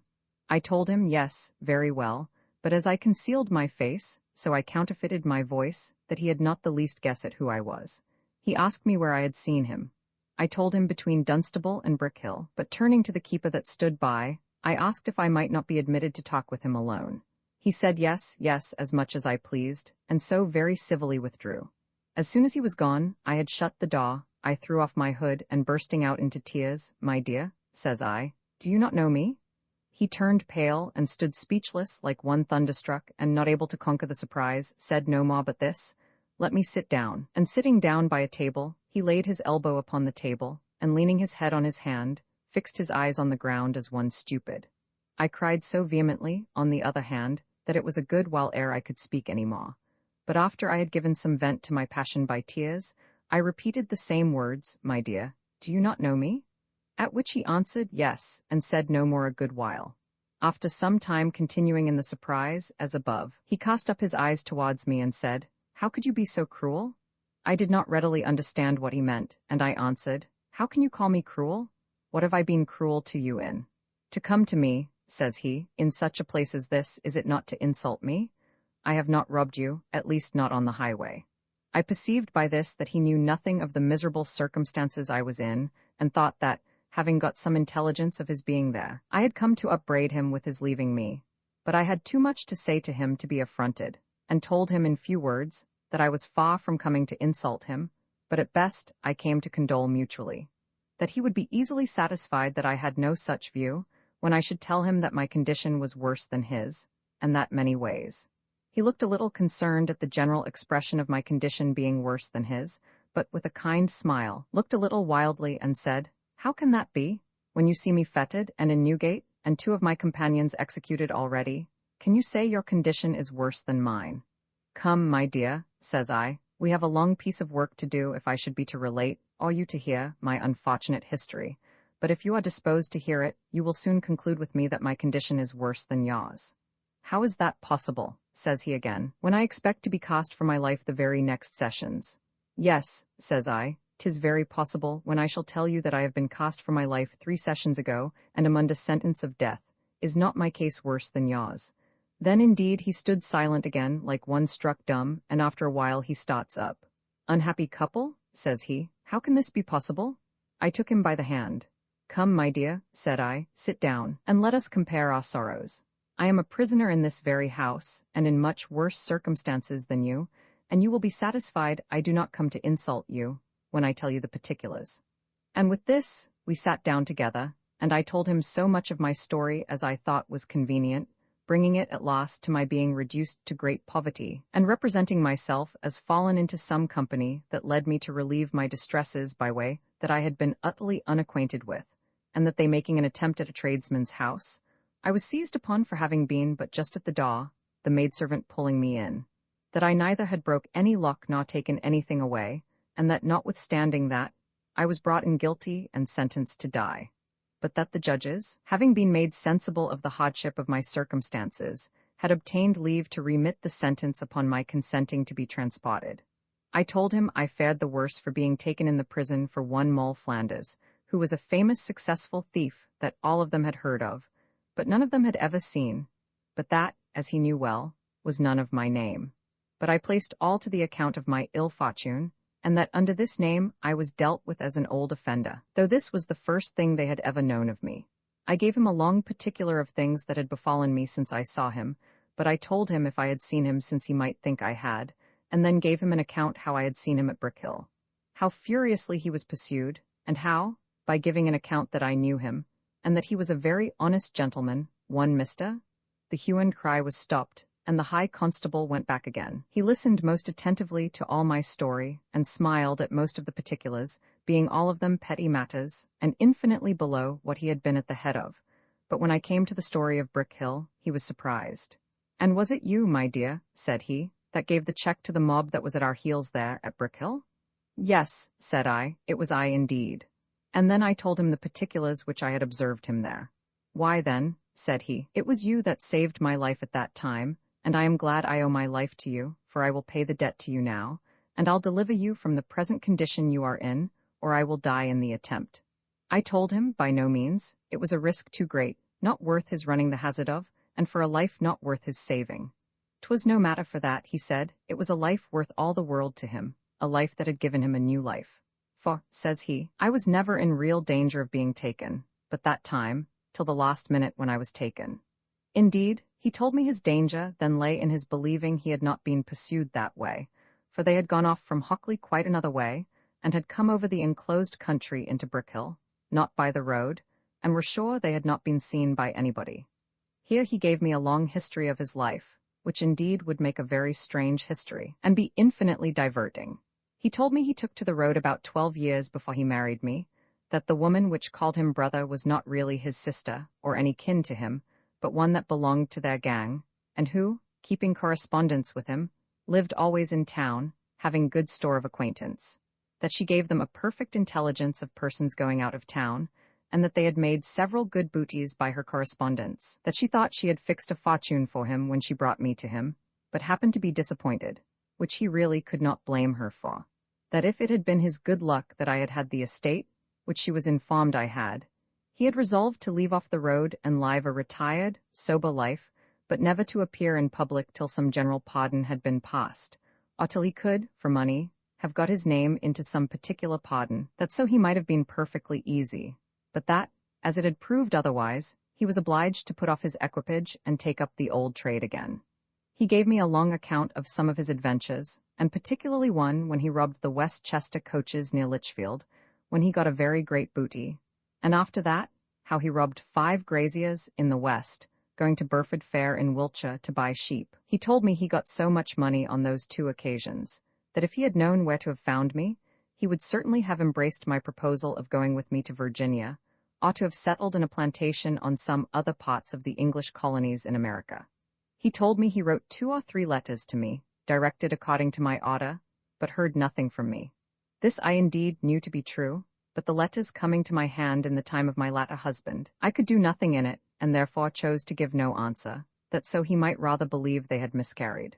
Being thus disappointed, he said, he carried on the old trade ever since, though when he had gotten so much money, he said, he did not run such desperate risks as he did before. Then he gave me some account of several hard and desperate encounters which he had with gentlemen on the road, who parted too hardly with their money, and showed me some wounds he had received. And he had 1 or 2 very terrible wounds indeed, as particularly one by a pistol bullet, which broke his arm, and another with a sod, which ran him quite through the body, but that missing his vitals, he was cured again, one of his comrades having kept with him so faithfully, and so friendly, as that he assisted him in riding near 80 miles before his arm was set, and then got a surgeon in a considerable city, remote from that place where it was done, pretending they were gentlemen traveling towards Carlisle, and that they had been attacked on the road by highwaymen, and that one of them had shot him into the arm and broke the bone. This, he said, his friend managed so well, that they were not suspected at all, but lay still till he was perfectly cured. He gave me so many distinct accounts of his adventures, that it is with great reluctance that I decline the relating them, but I consider that this is my own story, not his. I then inquired into the circumstances of his present case at that time, and what it was he expected when he came to be tried. He told me that they had no evidence against him, or but very little. For that of 3 robberies, which they were all charged with, it was his good fortune that he was but in one of them, and that there was but 1 witness to be had for that fact, which was not sufficient, but that it was expected some others would come in against him. That he thought, indeed, when he first saw me, that I had been one that came of that errand, but that if somebody came in against him, he hoped he should be cleared. That he had had some intimation, that if he would submit to transport himself, he might be admitted to it without a trial, but that he could not think of it with any temper, and thought he could much easier submit to be hanged. I blamed him for that, and told him I blamed him on 2 accounts. First, because if he was transported, there might be 100 ways for him that was a gentleman, and a bold enterprising man, to find his way back again, and perhaps some ways and means to come back before he went. He smiled at that pot, and said he should like the last the best of the 2, for he had a kind of horror upon his mind at his being sent over to the plantations, as Romans sent condemned slaves to work in the mines, that he thought the passage into another state, let it be what it would, much more tolerable at the gallows, and that this was the general notion of all the gentlemen who were driven by the exigence of their fortunes to take the road. That at the place of execution, there was at least an end of all the miseries of the present state, and as for what was to follow, a man was, in his opinion, as likely to repent sincerely in the last fortnight of his life, under the pressures and agonies of a jail, and the condemned hole, as he would ever be in the woods and wilderness of America. That servitude and hard labor were things gentlemen could never stoop to, that it was but the way to force them to be their own executioners afterwards, which was much worse, and that therefore he could not have any patience when he did but think of being transported. I used the utmost of my endeavor to persuade him, and joined that known woman's rhetoric to it. I mean, that of tears. I told him the infamy of a public execution was certainly a greater pressure upon the spirits of a gentleman than any of the modifications that he could meet with abroad could be, that he had at least in the other a chance for his life, whereas here he had none at all, that it was the easiest thing in the world for him to manage the captain of a ship, who were, generally speaking, men of good humor and some gallantry, and a small matter of conduct, especially if there was any money to be had, would make way for him to buy himself off when he came to Virginia. He looked wistfully at me, and I thought I guessed at what he meant, that is to say, that he had no money, but I was mistaken. His meaning was another way. "You hinted just now, my dear," said he, "that there might be a way of coming back before I went, by which I understood you that it might be possible to buy it off here. I had rather give £200 to prevent going, than £100 to be set at liberty when I came there." "That is, my dear," said I, "because you do not know the place so well as I do." "That may be," said he, "and yet I believe, as well as you know it, you would do the same, unless it is because, as you told me, you have a mother there." I told him, as to my mother, it was next to impossible but that she must be dead many years before, and as for any other relations that I might have there, I knew them not now, that since the misfortunes I had been under had reduced me to the condition I had been in for some years, I had not kept up any correspondence with them, and that he would easily believe I should find but a cold reception from them if I should be put to make my first visit in the condition of a transported felon, that therefore, if I went thither, I resolved not to see them, but that I had many views in going there, if it should be my fate, which took off all the uneasy part of it, and if he found himself obliged to go also, I should easily instruct him how to manage himself, so as never to go a servant at all, especially since I found he was not destitute of money, which was the only friend in such a condition. He smiled, and said he did not tell me he had money. I took him up short, and told him I hoped he did not understand by my speaking that I should expect any supply from him if he had money, that, on the other hand, though I had not a great deal, yet I did not want, and while I had any, I would rather add to him than weaken him in that article, seeing, whatever he had, I knew in the case of transportation he would have occasion of it all. He expressed himself in a most tender manner upon that head. He told me what money he had was not a great deal, but that he would never hide any of it from me if I wanted it, and that he assured me he did not speak with any such apprehensions, that he was only intent upon what I had hinted to him before he went, that here he knew what to do with himself, but that there he should be the most ignorant, helpless wretch alive. I told him he frighted and terrified himself with that which had no terror in it, that if he had money, as I was glad to hear he had, he might not only avoid the servitude supposed to be the consequence of transportation, but begin the world upon a new foundation, and that such a one as he could not fail of success in, with the common application usual in such cases, that he could not but call to mind that it was what I had recommended to him many years before, and had proposed it for our mutual subsistence and restoring our fortunes in the world. And I would tell him now, that to convince him both of the certainty of it, and of my being fully acquainted with the method, and also fully satisfied in the probability of success, he should first see me deliver myself from the necessity of going over it all, and then that I would go with him freely, and of my own choice, and perhaps carry enough with me to satisfy him that I did not offer it for want of being able to live without assistance from him, but that I thought our mutual misfortunes had been such as were sufficient to reconcile us both to quitting this part of the world, and living where nobody could upbraid us with what was past, all we be in any dread of a prison, and without agonies of a condemned hole to drive us to it. This where we should look back on all our past disasters with infinite satisfaction, when we should consider that our enemies should entirely forget us, and that we should live as new people in a new world, nobody having anything to say to us, all we to them. I pressed this home to him with so many arguments, and answered all his own passionate objections so effectually, that he embraced me, and told me I treated him with such sincerity and affection as overcame him, that he would take my advice, and would strive to submit to his fate in hope of having the comfort of my assistance, and of so faithful a counselor and such a companion in his misery. But still, He put me in mind of what I had mentioned before, namely, that there might be some way to get off before he went, and that it might be possible to avoid going at all, which he said would be much better. I told him he should see, and be fully satisfied, that I would do my utmost in that part too, and if it did not succeed, yet that I would make good the rest. We parted after this long conference with such testimonies of kindness and affection as I thought were equal, if not superior, to that at our parting at Dunstable.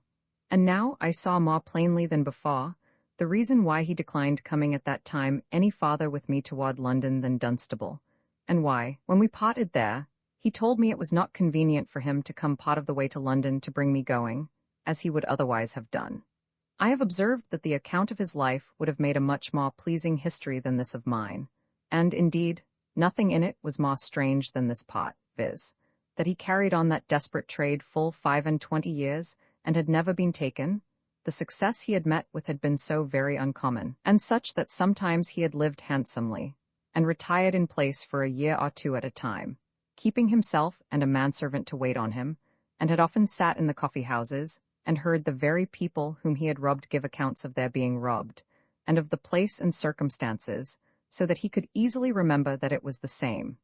In this manner, it seems, he lived near Liverpool at the time he unluckily married me for a fortune. Had I been the fortune he expected, I verily believe, as he said, that he would have taken up and lived honestly all his days.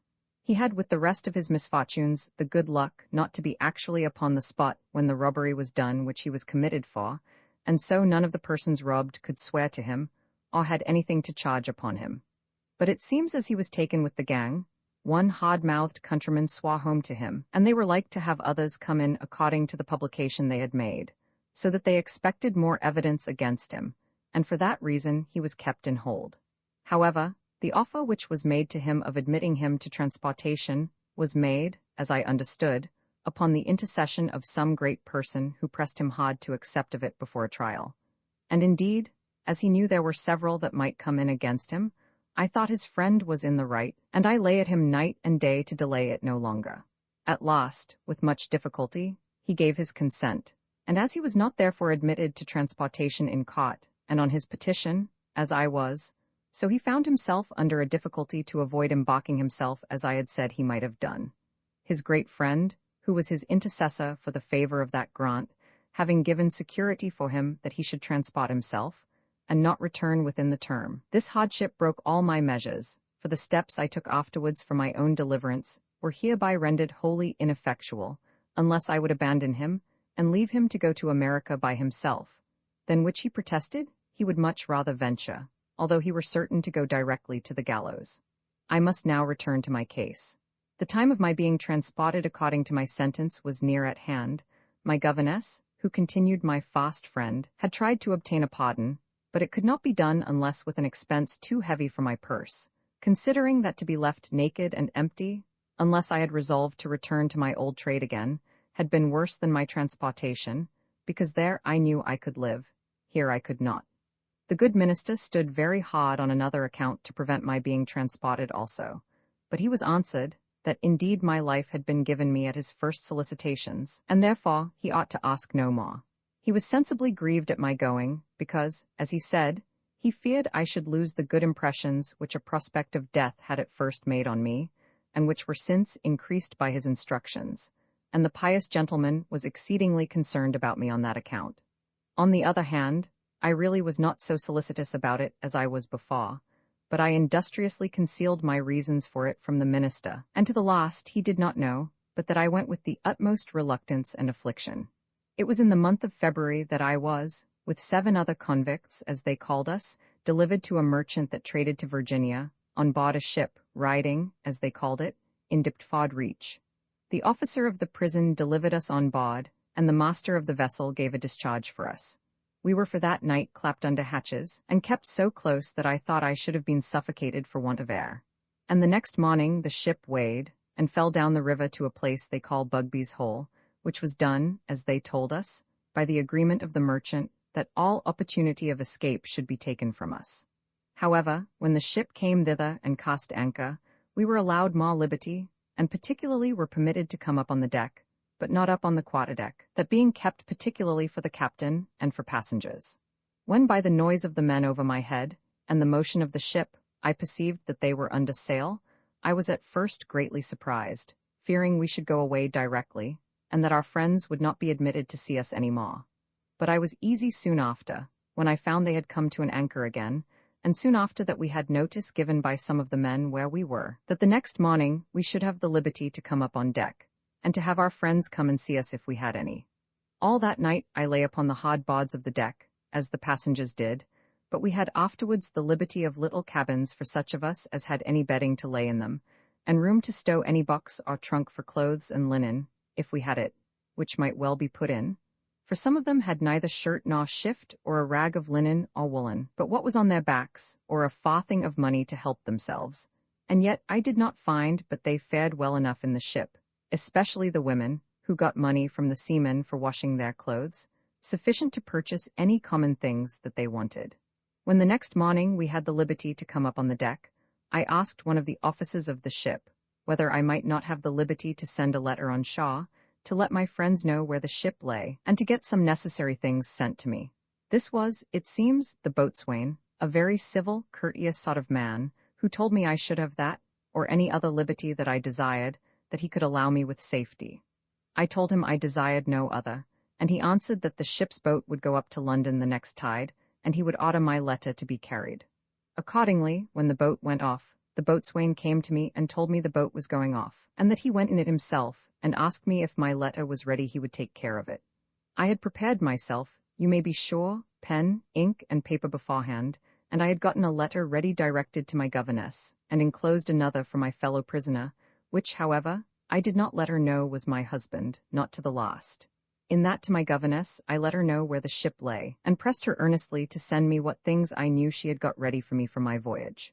When I gave the boatswain the letter, I gave him a shilling with it, which I told him was for the charge of a messenger or porter, which I entreated him to send with the letter as soon as he came on shore, that if possible I might have an answer brought back by the same hand, that I might know what was become of my things. For, sir, says I, if the ship should go away before I have them on board, I am undone. I took care, when I gave him the shilling, to let him see that I had a little better furniture about me than the ordinary prisoners, for he saw that I had a purse, and in it a pretty deal of money, and I found that the very sight of it immediately furnished me with very different treatment from what I should otherwise have met with in the ship. For though he was very courteous indeed before, in a kind of natural compassion to me, as a woman in distress, yet he was more than ordinarily so afterwards, and procured me to be better treated in the ship than, I say, I might otherwise have been, as shall appear in its place. He very honestly had my letter delivered to my governess's own hands, and brought me back an answer from her in writing, and when he gave me the answer, gave me the shilling again. There, says he, there's your shilling again too, for I delivered the letter myself. I could not tell what to say, I was so surprised at the thing, but after some pause I said, Sir, you are too kind, it had been but reasonable that you had paid yourself coach hire then. No, no, says he, I am overpaid. What is the gentlewoman, your sister? No, sir, says I, she is no relation to me, but she is a dear friend, and all the friends I have in the world. Well, says he, there are few such friends in the world. Why, she cried after you like a child. I, says I again, she would give £100, I believe, to deliver me from this dreadful condition I am in. Would she so? Says he. For half the money I believe I could put you in a way how to deliver yourself. But this he spoke softly, that nobody could hear. Alas, sir, said I, but then that must be such a deliverance as, if I should be taken again, would cost me my life. Nay, said he, if you were once out of the ship, you must look to yourself afterwards, that I can say nothing to. So we dropped the discourse for that time.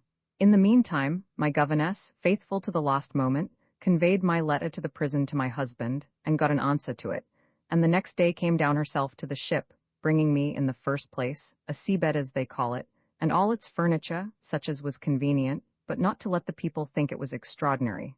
She brought with her a sea chest, that is, a chest such as are made for seamen, with all the conveniences in it, and filled with everything almost that I could want.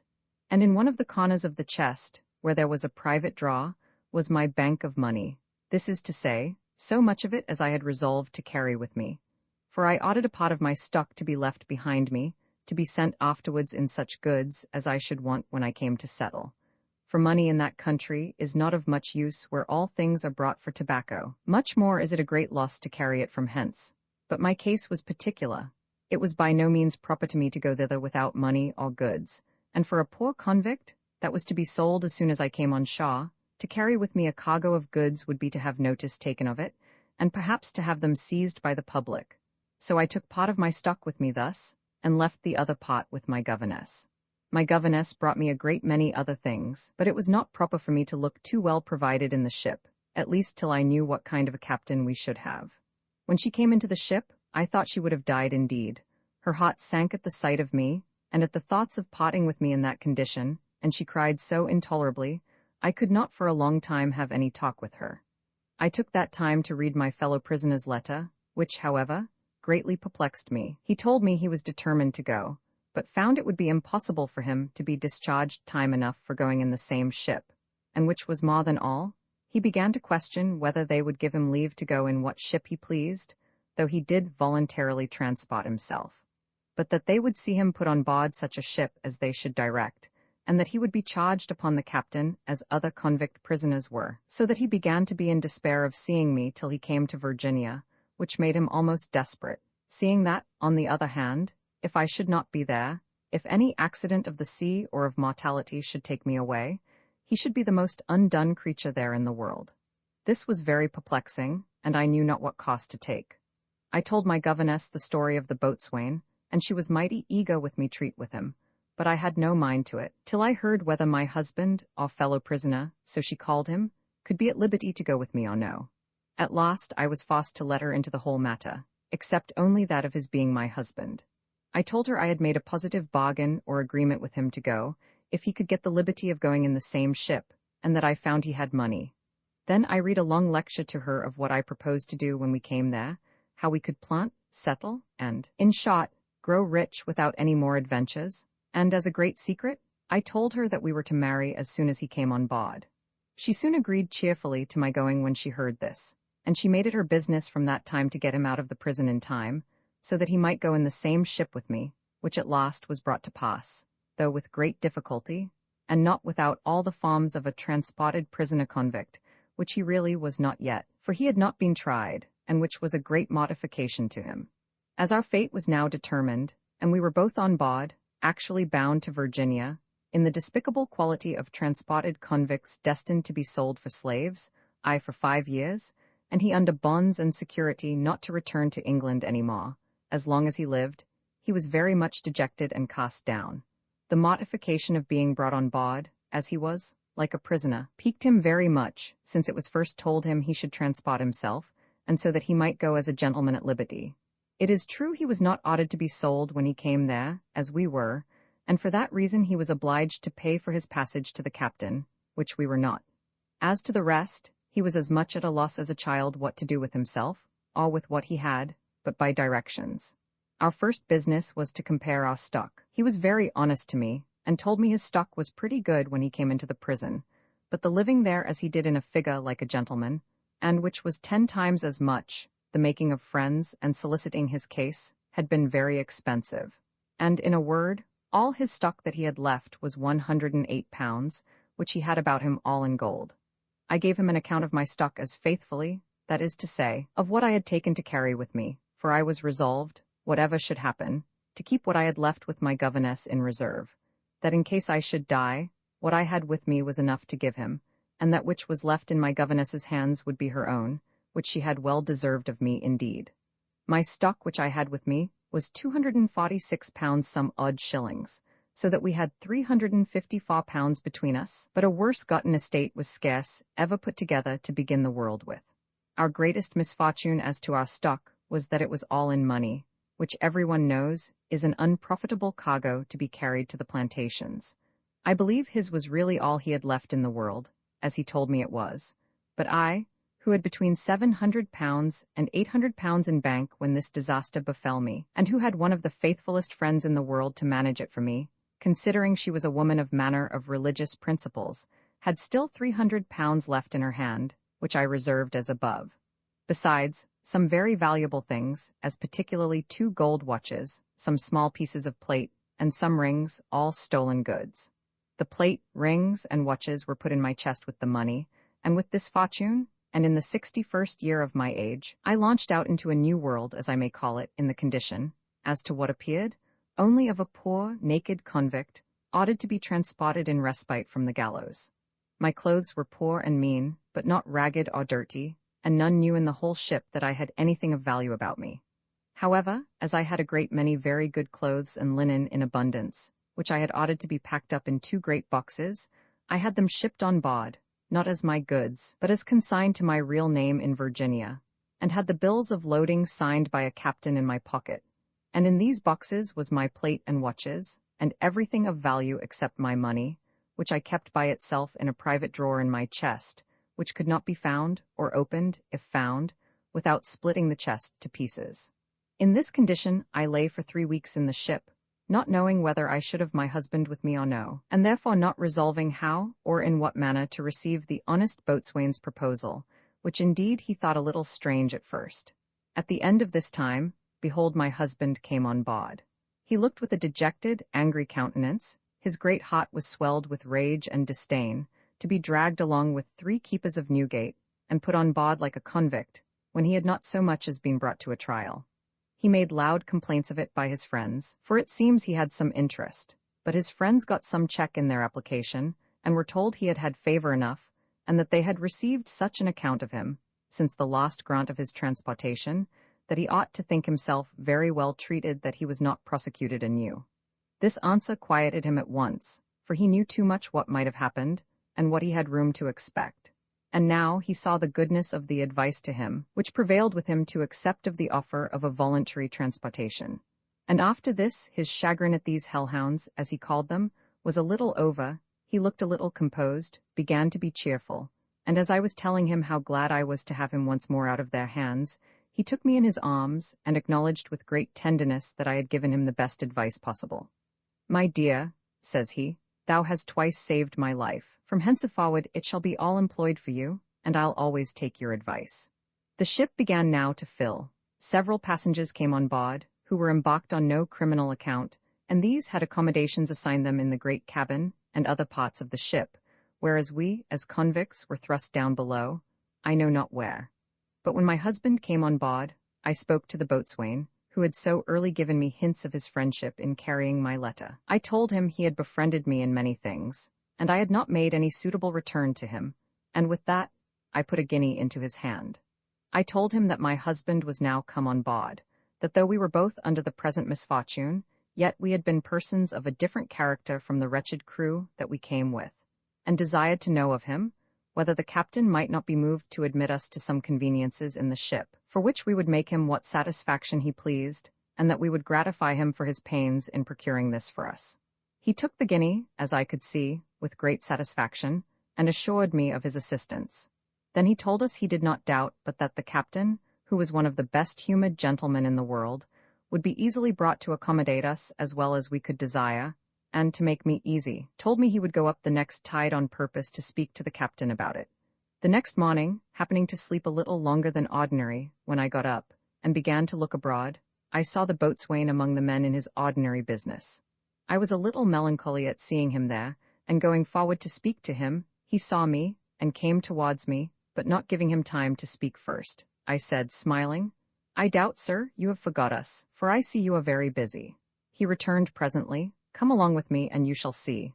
So he took me into the great cabin, and there sat a good sort of a gentlemanly man for a seaman, writing, and with a great many papers before him. "Here," says the boatswain to him that was a writing, "is the gentlewoman that the captain spoke to you of." And turning to me, he said, "I have been so far from forgetting your business that I have been up at the captain's house, and have represented faithfully to the captain what you said, relating to you being furnished with better conveniences for yourself and your husband. And the captain has sent this gentleman, who is mate of the ship, down with me, on purpose to show you everything, and to accommodate you fully to your content, and bid me assure you that you shall not be treated like what you were at first expected to be, but with the same respect as other passengers are treated." The mate then spoke to me, and, not giving me time to thank the boatswain for his kindness, confirmed what the boatswain had said, and added that it was the captain's delight to show himself kind and charitable, especially to those that were under any misfortunes.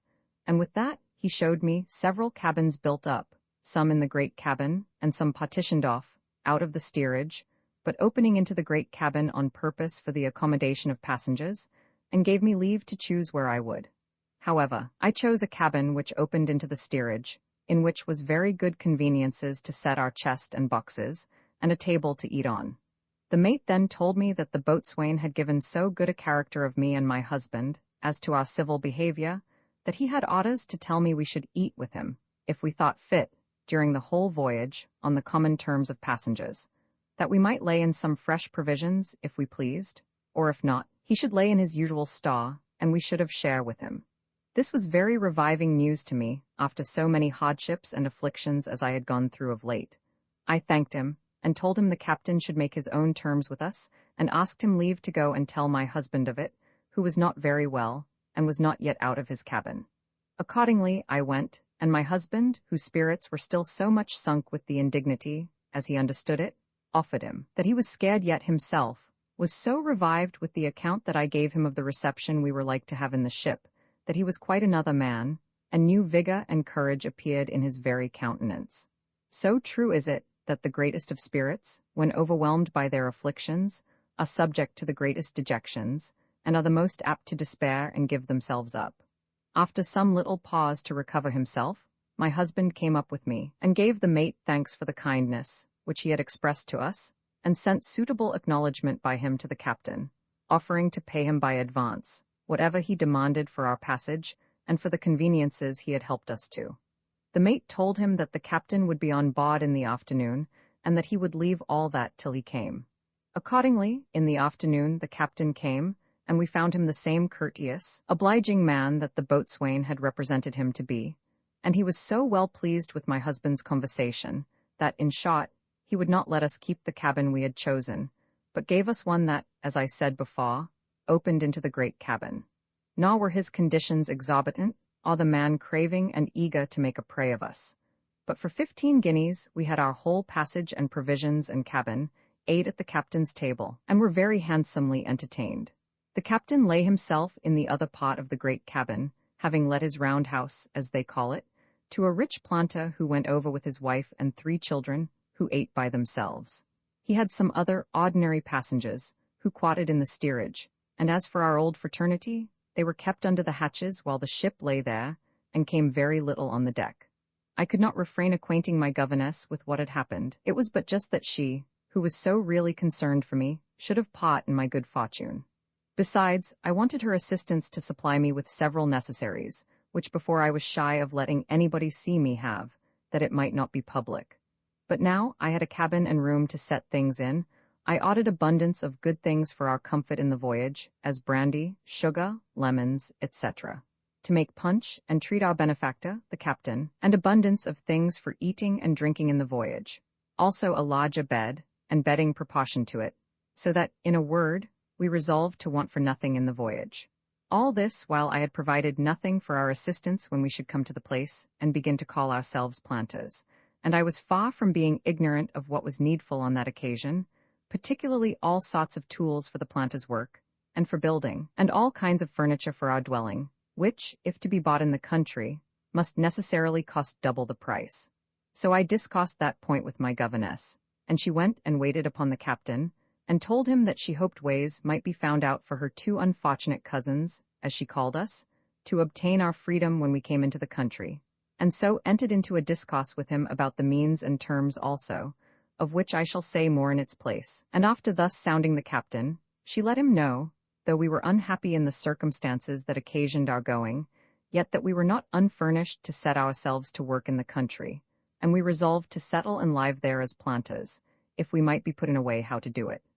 The captain readily offered his assistance, told her the method of entering upon such business, and how easy, nay, how certain it was for industrious people to recover their fortunes in such a manner. Madam, says he, 'tis no reproach to any many in that country to have been sent over in worse circumstances than I perceive your cousins are in, provided they do but apply with diligence and good judgment to the business of that place when they come there. She then inquired of him what things it was necessary we should carry over with us, and he, like a very honest as well as knowing man, told her thus: Madam, your cousins in the first place must procure somebody to buy them as servants, in conformity to the conditions of their transportation, and then, in the name of that person, they may go about what they will. They may either purchase some plantations already begun, or they may purchase land of the government of the country, and begin where they please, and both will be done reasonably. She bespoke his favor in the first article, which he promised to her to take upon himself, and indeed faithfully performed it, and as to the rest, he promised to recommend us to such as should give us the best advice, and not to impose upon us, which was as much as could be desired. She then asked him if it would not be necessary to furnish us with a stock of tools and materials for the business of planting, and he said, yes, by all means. And then she begged his assistance in it. She told him she would furnish us with everything that was convenient, whatever it cost her. He accordingly gave her a long particular of things necessary for a planta, which, by his account, came to about fourscore or 100 pounds. And in short, she went about as dexterously to buy them, as if she had been an old Virginia merchant, only that she bought, by my direction, above twice as much of everything as he had given her a list of.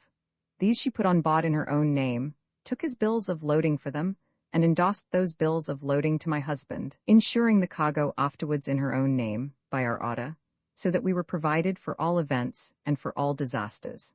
I should have told you that my husband gave her all his whole stock of 108 pounds, which, as I have said, he had about him in gold, to lay out thus, and I gave her a good sum besides, so that I did not break into the stock which I had left in her hands at all, but after we had sorted out our whole cargo, we had yet near 200 pounds in money, which was more than enough for our purpose. In this condition, very cheerful, and indeed joyful at being so happily accommodated as we were, we set sail from Bugby's Hole to Gravesend, where the ship lay about 10 more days, and where the captain came on board for good and all. Here the captain offered us a civility, which indeed we had no reason to expect, namely, to let us go on shore and refresh ourselves, upon giving our words in a solemn manner that we would not go from him, and that we would return peaceably on board again. This was such an evidence of his confidence in us, that it overcame my husband, who, in a mere principle of gratitude, told him, as he could not be in any capacity to make a suitable return for such a favor, so he could not think of accepting of it, nor could he be easy that the captain should run such a risk. After some mutual civilities, I gave my husband a purse, in which was 80 guineas, and he put it into the captain's hand. There, captain, says he, there's part of a pledge for our fidelity. If we deal dishonestly with you on any account, 'tis your own. And on this we went on shore. Indeed, the captain had assurance enough of our resolutions to go, for that having made such provision to settle there, it did not seem rational that we would choose to remain here at the expense and peril of life, for such it must have been if we had been taken again. In a word, we went all on shore with the captain, and supped together in Gravesend, where we were very merry, stayed all night, lay at the house where we supped, and came all very honestly on board again with him in the morning. Here we bought 10 dozen bottles of good beer, some wine, some fowls, and such things as we thought might be acceptable on board. My governess was with us all this while, and went with us round into the Downs, as did also the captain's wife, with whom she went back. I was never so sorrowful at parting with my own mother as I was at parting with her, and I never saw her more. We had a fair easterly wind sprung up the 3rd day after we came to the Downs, and we sailed from thence the 10th of April. Nor did we touch any more at any place, till, being driven on the coast of Ireland by a very hard gale of wind, the ship came to an anchor in a little bay, near the mouth of a river, whose name I remember not, but they said the river came down from Limerick, and that it was the largest river in Ireland. Here, being detained by bad weather for some time, the captain, who continued the same kind, good-humoured man as at first, took us 2 on shore with him again. He did it now in kindness to my husband indeed, who bore the sea very ill, and was very sick, especially when it blew so hard. Here we bought in again a store of fresh provisions, especially beef, pork, mutton, and fowls, and the captain stayed to pickle up 5 or 6 barrels of beef to lengthen out the ship's store. We were here not above 5 days, when the weather turning mild, and a fair wind, we set sail again, and in 42 days came safe to the coast of Virginia. When we drew near to the shore, the captain called me to him, and told me that he found by my discourse I had some relations in the place, and that I had been there before, and so he supposed I understood the custom in their disposing the convict prisoners when they arrived. I told him I did not, and that as to what relations I had in the place, he might be sure I would make myself known to none of them while I was in the circumstances of a prisoner, and that as to the rest, we left ourselves entirely to him to assist us, as he was pleased to promise us he would do. He told me I must get somebody in the place to come and buy us as servants, and who must answer for us to the governor of the country, if he demanded us. I told him we should do as he should direct, so he brought a planter to treat with him, as it were, for the purchase of these 2 servants, my husband and me, and there we were formally sold to him, and went ashore with him. The captain went with us and carried us to a certain house, whether it was to be called a tavern or not I know not, but we had a bowl of punch there made of rum, etc., and were very merry. After some time, the planter gave us a certificate of discharge, and an acknowledgment of having served him faithfully, and we were free from him the next morning, to go whither we would. For this piece of service, the captain demanded of us 6,000 weight of tobacco, which he said he was accountable for to his freighter, and which we immediately bought for him, and made him a present of 20 guineas besides, with which he was abundantly satisfied. It is not proper to enter here into the particulars of what part of the colony of Virginia we settled in, for divers reasons. It may suffice to mention that we went into the great river Potomac, the ship being bound thither, and there we intended to have settled first, though afterwards we altered our minds. The first thing I did of moment, after having gotten all our goods on shore, and placed them in a storehouse or warehouse, which, with a lodging, we hired at the small place or village where we landed. I say, the first thing was to inquire after my mother, and after my brother, that fatal person whom I married as a husband, as I have related at Lodge.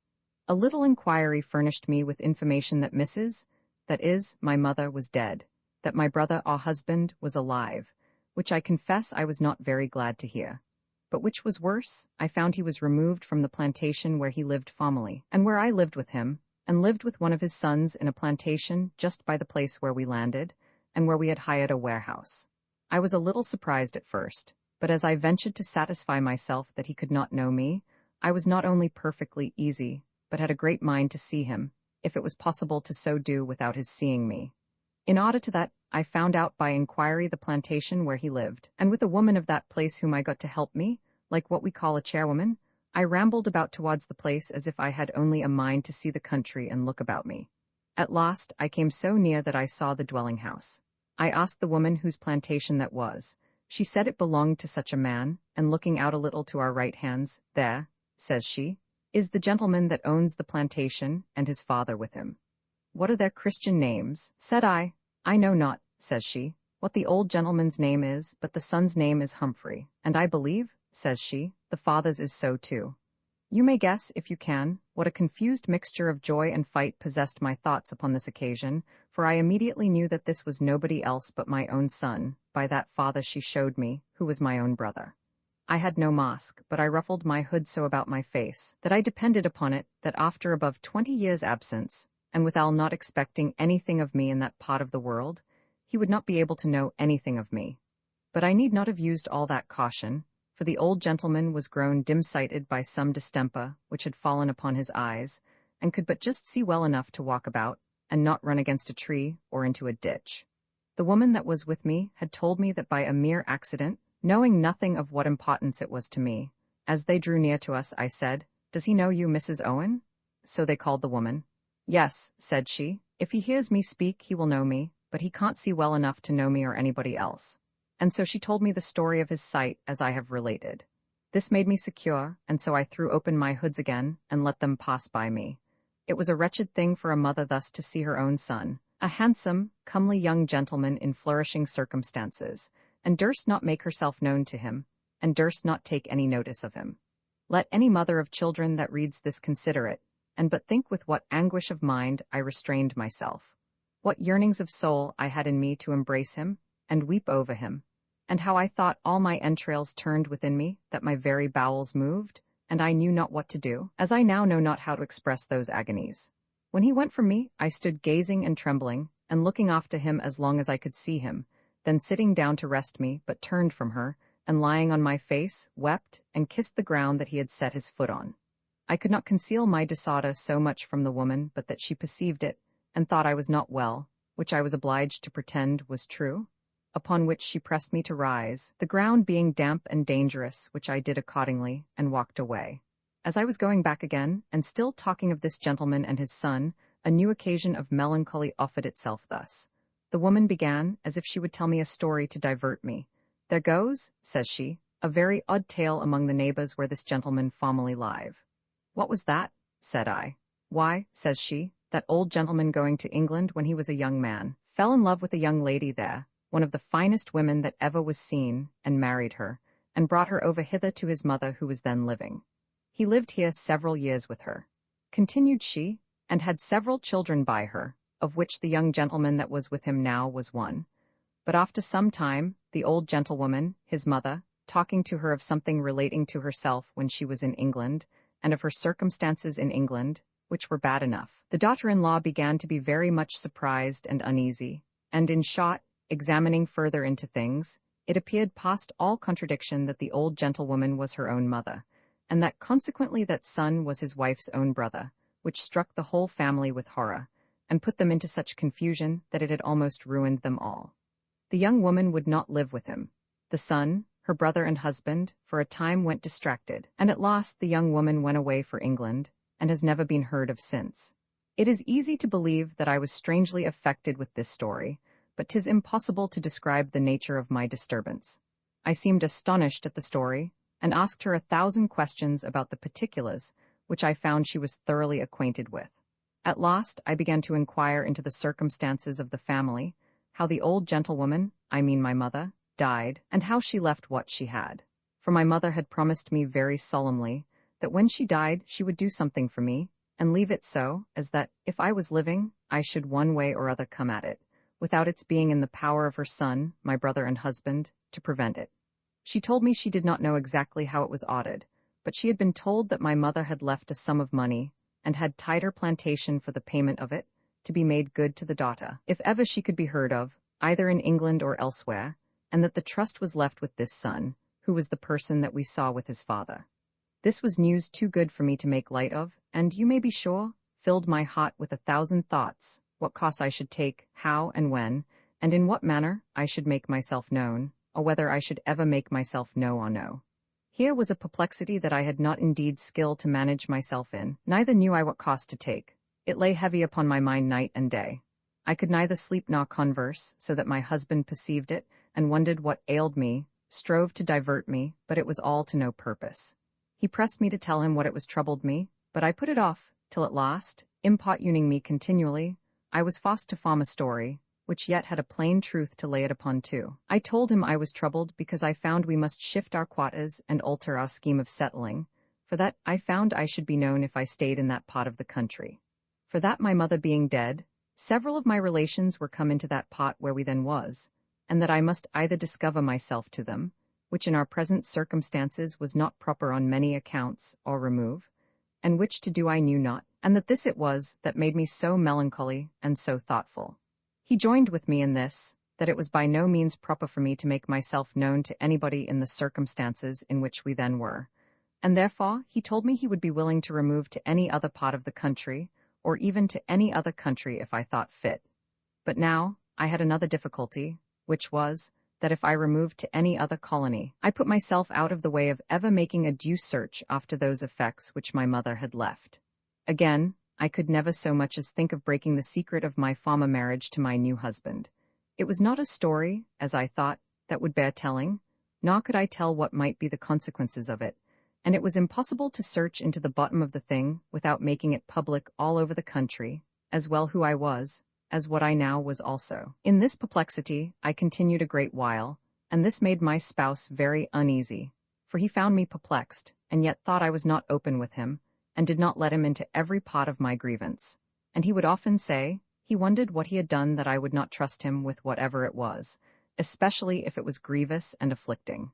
The truth is, he ought to have been trusted with everything, for no man in the world could deserve better of a wife. But this was a thing I knew not how to open to him, and yet having nobody to disclose any part of it to, the burden was too heavy for my mind. For let them say what they please of our sex not being able to keep a secret, my life is a plain conviction to me of the contrary. But be it our sex, or the man's sex, a secret of moment should always have a confidant, a bosom friend, to whom we may communicate the joy of it, or the grief of it, be it which it will, or it will be a double weight upon the spirits, and perhaps become even insupportable in itself. And this I appeal to all human testimony for the truth of. And this is the cause why many times men as well as women, and men of the greatest and best qualities other ways, yet have found themselves weak in this part, and have not been able to bear the weight of a secret joy or of a secret sorrow, but have been obliged to disclose it, even for the mere giving vent to themselves, and to unbend the mind oppressed with the load and weights which attended it. Nor was this any token of folly or thoughtlessness at all, but a natural consequence of the thing. And such people, had they struggled longer with the oppression, would certainly have told it in their sleep, and disclosed the secret, let it have been of what fatal nature soever, without regard to the person to whom it might be exposed. This necessity of nature is a thing which works sometimes with such vehemence in the minds of those who are guilty of any atrocious villainy, such as secret murder in particular, that they have been obliged to discover it, though the consequence would necessarily be their own destruction. Now, though it may be true that the divine justice ought to have the glory of all those discoveries and confessions, yet 'tis as certain that Providence, which ordinarily works by the hands of nature, makes use here of the same natural causes to produce those extraordinary effects. I could give several remarkable instances of this in my long conversation with crime and with criminals. I knew one fellow that, while I was in prison in Newgate, was one of those they called then night flyers.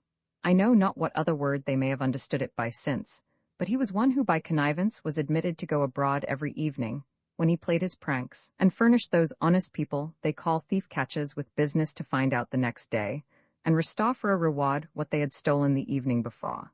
This fellow was as sure to tell in his sleep all that he had done, and every step he had taken, what he had stolen and where, as sure as if he had engaged to tell it waking, and that there was no harm or danger in it, and therefore he was obliged, after he had been out, to lock himself up, or be locked up by some of the keepers that had him in fee, that nobody should hear him. But on the other hand, if he had told all the particulars, and given a full account of his rambles and success, to any comrade, any brother thief, or to his employers, as I may justly call them, then all was well with him, and he slept as quietly as other people.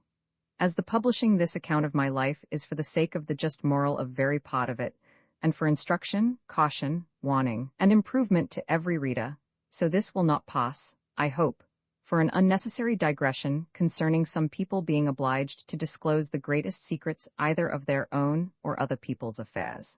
Under the certain oppression of this weight upon my mind, I labored in the case I have been naming, and the only relief I found for it was to let my husband into so much of it as I thought would convince him of the necessity there was for us to think of settling in some other part of the world. And the next consideration before us was, which part of the English settlements we should go to. My husband was a perfect stranger to the country, and had not yet so much as a geographical knowledge of the situation of the several places, and I, that, till I wrote this, did not know what the word geographical signified, had only a general knowledge from long conversation with people that came from or went to several places. But this I knew, that Maryland, Pennsylvania, East and West Jersey, New York, and New England lay all north of Virginia, and that they were consequently all colder climates, to which for that very reason I had an aversion. For that, as I naturally loved warm weather, so now, I grew into years, I had a stronger inclination to shun a cold climate. I therefore considered of going to Carolina, which is the only southern colony of the English on the continent of America, and hither I proposed to go. And the rather because I might with great ease come from thence at any time, when it might be proper to inquire after my mother's effects, and to make myself known enough to demand them. With this resolution, I proposed to my husband our going away from where we was, and carrying all our effects with us to Carolina, where we resolved to settle. For my husband readily agreed to the first part, viz. That was not at all proper to stay where we was, since I had assured him we should be known there, and the rest I effectually concealed from him. But now, I found a new difficulty upon me. The main affair grew heavy upon my mind still, and I could not think of going out of the country without somehow or other making inquiry into the grand affair of what my mother had done for me. Nor could I with any patience bear the thought of going away, and not make myself known to my old husband, brother, or to my child, his son. Only I would fain have had this done without my new husband having any knowledge of it, or they having any knowledge of him, or that I had such a thing as a husband. I cast about innumerable ways in my thoughts how this might be done. I would gladly have sent my husband away to Carolina with all our goods, and have come after myself, but this was impracticable. He would never stir without me, being himself perfectly unacquainted with the country, and with the methods of settling there or anywhere else. Then I thought we would both go first with part of our goods, and that when we were settled, I should come back to Virginia and fetch the remainder. But even then, I knew he would never part with me and be left there to go on alone. The case was plain. He was bred a gentleman, and by consequence was not only unacquainted, but indolent, and when we did settle, would much rather go out into the woods with his gun, which they call their hunting, and which is the ordinary work of the Indians, and which they do as servants. I say, he would rather do that than attend the natural business of his plantation. These were therefore difficulties insurmountable, and such as I knew not what to do in. I had such strong impressions on my mind about discovering myself to my brother, formerly my husband, that I could not withstand them, and the rather, because it ran constantly in my thoughts, that if I did not do it while he lived, I might in vain endeavor to convince my son afterward that I was really the same person, and that I was his mother, and so might both lose the assistance and comfort of the relation, and the benefit of whatever it was my mother had left me. And yet, on the other hand, I could never think it proper to discover myself to them in the circumstances I was in, as well relating to the having a husband with me, as to my being brought over by a legal transportation as a criminal. On both which accounts, it was absolutely necessary to me to remove from the place where I was, and come again to him, as from another place and in another figure. Upon those considerations, I went on with telling my husband the absolute necessity there was of our not settling in Potomac River, at least that we should be presently made public there. Whereas if we went to any other place in the world, we should come in with as much reputation as any family that came to plant. That, as it was always agreeable to the inhabitants to have families come among them to plant, who brought substance with them, either to purchase plantations or begin new ones, so we should be sure of a kind, agreeable reception, and that without any possibility of a discovery of our circumstances.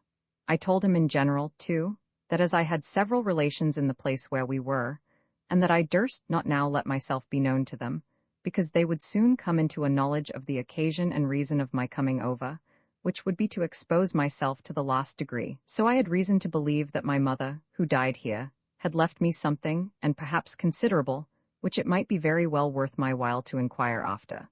But that this too could not be done without exposing us publicly, unless we went from hence. And then, wherever we settled, I might come, as it were, to visit and to see my brother and nephews, make myself known to them, claim and inquire after what was my due, be received with respect, and at the same time have justice done me with cheerfulness and goodwill. Whereas, if I did it now, I could expect nothing but with trouble, such as exacting it by force, receiving it with curses and reluctance, and with all kinds of affronts which he would not perhaps bear to see, that in case of being obliged to legal proofs of being really her daughter, I might be at loss, be obliged to have recourse to England, and it may be to fail at last, and so lose it, whatever it might be.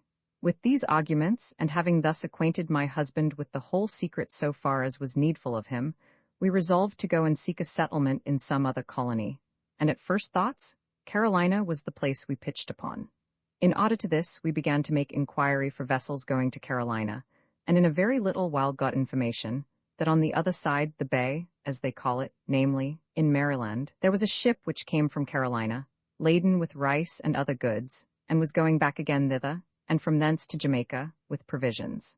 On this news we hired a sloop to take in our goods, and taking, as it were, a final farewell of Potomac River, we went with all our cargo over to Maryland. This was a long and unpleasant voyage, and my spouse said it was worse to him than all the voyage from England, because the weather was but indifferent, the water rough, and the vessel small and inconvenient.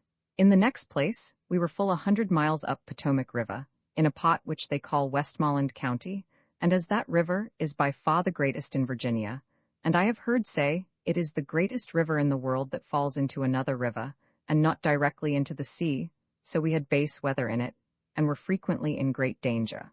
For though we were in the middle, we could not see land on either side for many leagues together.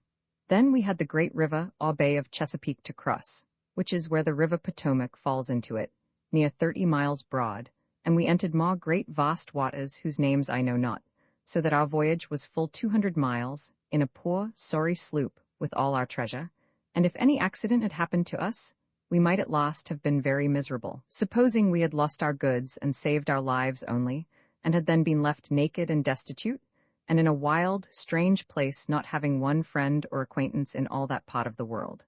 The very thought of it gives me some horror, even since the danger is past. Well, we came to the place in 5 days' sailing. I think they call it Philip's Point. And behold, when we came thither, the ship bound to Carolina was loaded and gone away but 3 days before. This was a disappointment. But however, I, that was to be discouraged with nothing, told my husband that since we could not get passage to Carolina, and that the country we was in was very fertile and good, we would, if he liked of it, see if we could find out anything for our tune where we was, and that if he liked things we would settle here. We immediately went on shore, but found no conveniences just at that place, either for our being on shore or preserving our goods on shore, but was directed by a very honest Quaker, whom we found there, to go to a place about 60 miles east, that is to say, nearer the mouth of the bay, where he said he lived, and where we should be accommodated, either to plant, or to wait for any other place to plant in that might be more convenient. And he invited us with so much kindness and simple honesty that we agreed to go, and the Quaker himself went with us. Here we bought us 2 servants, viz., an English woman-servant just come on shore from a ship of Liverpool, and a Negro manservant, things absolutely necessary for all people that pretended to settle in that country. This honest Quaker was very helpful to us, and when we came to the place that he proposed to us, found us out a convenient storehouse for our goods, and lodging for ourselves and our servants. And about 2 months or thereabouts afterwards, by his direction, we took up a large piece of land from the governor of that country, in order to farm our plantation, and so we laid the thoughts of going to Carolina wholly aside, having been very well received here, and accommodated with a convenient lodging till we could prepare things, and have land enough cleared, and timber and materials provided for building us a house, all which we managed by the direction of the Quaker, so that in 1 year's time we had nearly 50 acres of land cleared, part of it enclosed, and some of it planted with tobacco, though not much. Besides, we had garden ground and corn sufficient to help supply our servants with roots and herbs and bread. And now, I persuaded my husband to let me go over the bay again, and inquire after my friends. He was the willinger to consent to it now, because he had business upon his hands sufficient to employ him, besides his gun to divert him, which they call hunting there, and which he greatly delighted in. And indeed, we used to look at one another, sometimes with a great deal of pleasure, reflecting how much better that was, not the Newgate only, but than the most prosperous of our circumstances in the wicked trade that we had been both carrying on. Our affair was in a very good posture.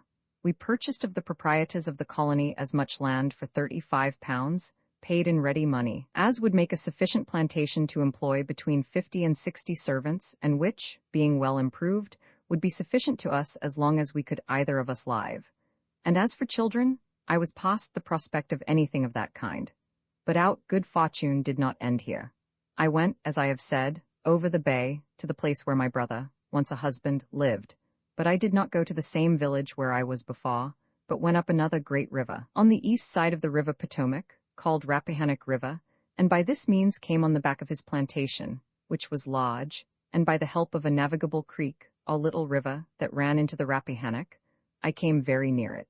I was now fully resolved to go up point-blank to my brother, husband, and to tell him who I was, but not knowing what temper I might find him in, or how much out of temper rather, I might make him by such a rash visit. I resolved to write a letter to him first, to let him know who I was, and that I was come not to give him any trouble upon the old relation, which I hoped was entirely forgot, but that I applied to him as a sister to a brother, desiring his assistance in the case of that provision which our mother, at her decease, had left for my support, and which I did not doubt but he would do me justice in, especially considering that I was come thus far to look after it. I said some very tender, kind things in the letter about his son, which I told him he knew to be my own child, and that as I was guilty of nothing in marrying him, any more than he was in marrying me, neither of us having then known our being at all related to one another, so I hoped he would allow me the most passionate desire of once seeing my one and only child, and of showing something of the infirmities of a mother in preserving a violent affect for him, who had never been able to retain any thought of me one way or other. I did believe that, having received this letter, he would immediately give it to his son to read, I having understood his eyes being so dim that he could not see to read it. But it fell out better than so, for as his sight was dim, so he had allowed his son to open all letters that came to his hand for him, and the old gentleman being from home, or out of the way when my messenger came, my letter came directly to my son's hand, and he opened and read it. He called the messenger in, after some little stay, and asked him where the person was who gave him the letter. The messenger told him the place, which was about 7 miles off, so he bid him stay, and ordering a horse to be got ready, and 2 servants, away he came to me with the messenger. Let anyone judge the consternation I was in when my messenger came back, and told me the old gentleman was not at home, but his son was come along with him, and was just coming up to me. I was perfectly confounded, for I knew not whether it was peace or war, nor could I tell how to behave. However, I had but a very few moments to think, for my son was at the heels of the messenger, and coming up into my lodgings, asked the fellow at the door something. I suppose it was, for I did not hear it so as to understand it, which was the gentlewoman that sent him, for the messenger said, "There she is, sir." At which he comes directly up to me, kisses me, took me in his arms, and embraced me with so much passion that he could not speak, but I could feel his breast heave and throb like a child that cries, but sobs, and cannot cry it out. I can neither express nor describe the joy that touched my very soul when I found, for it was easy to discover that part, that he came not as a stranger, but as a son to a mother, and indeed as a son who had never before known what a mother of his own was. In short, we cried over one another a considerable while, when at last he broke out first. "My dear mother," says he, "are you still alive? I never expected to have seen your face." As for me, I could say nothing a great while. After we had both recovered ourselves a little, and were able to talk, he told me how things stood.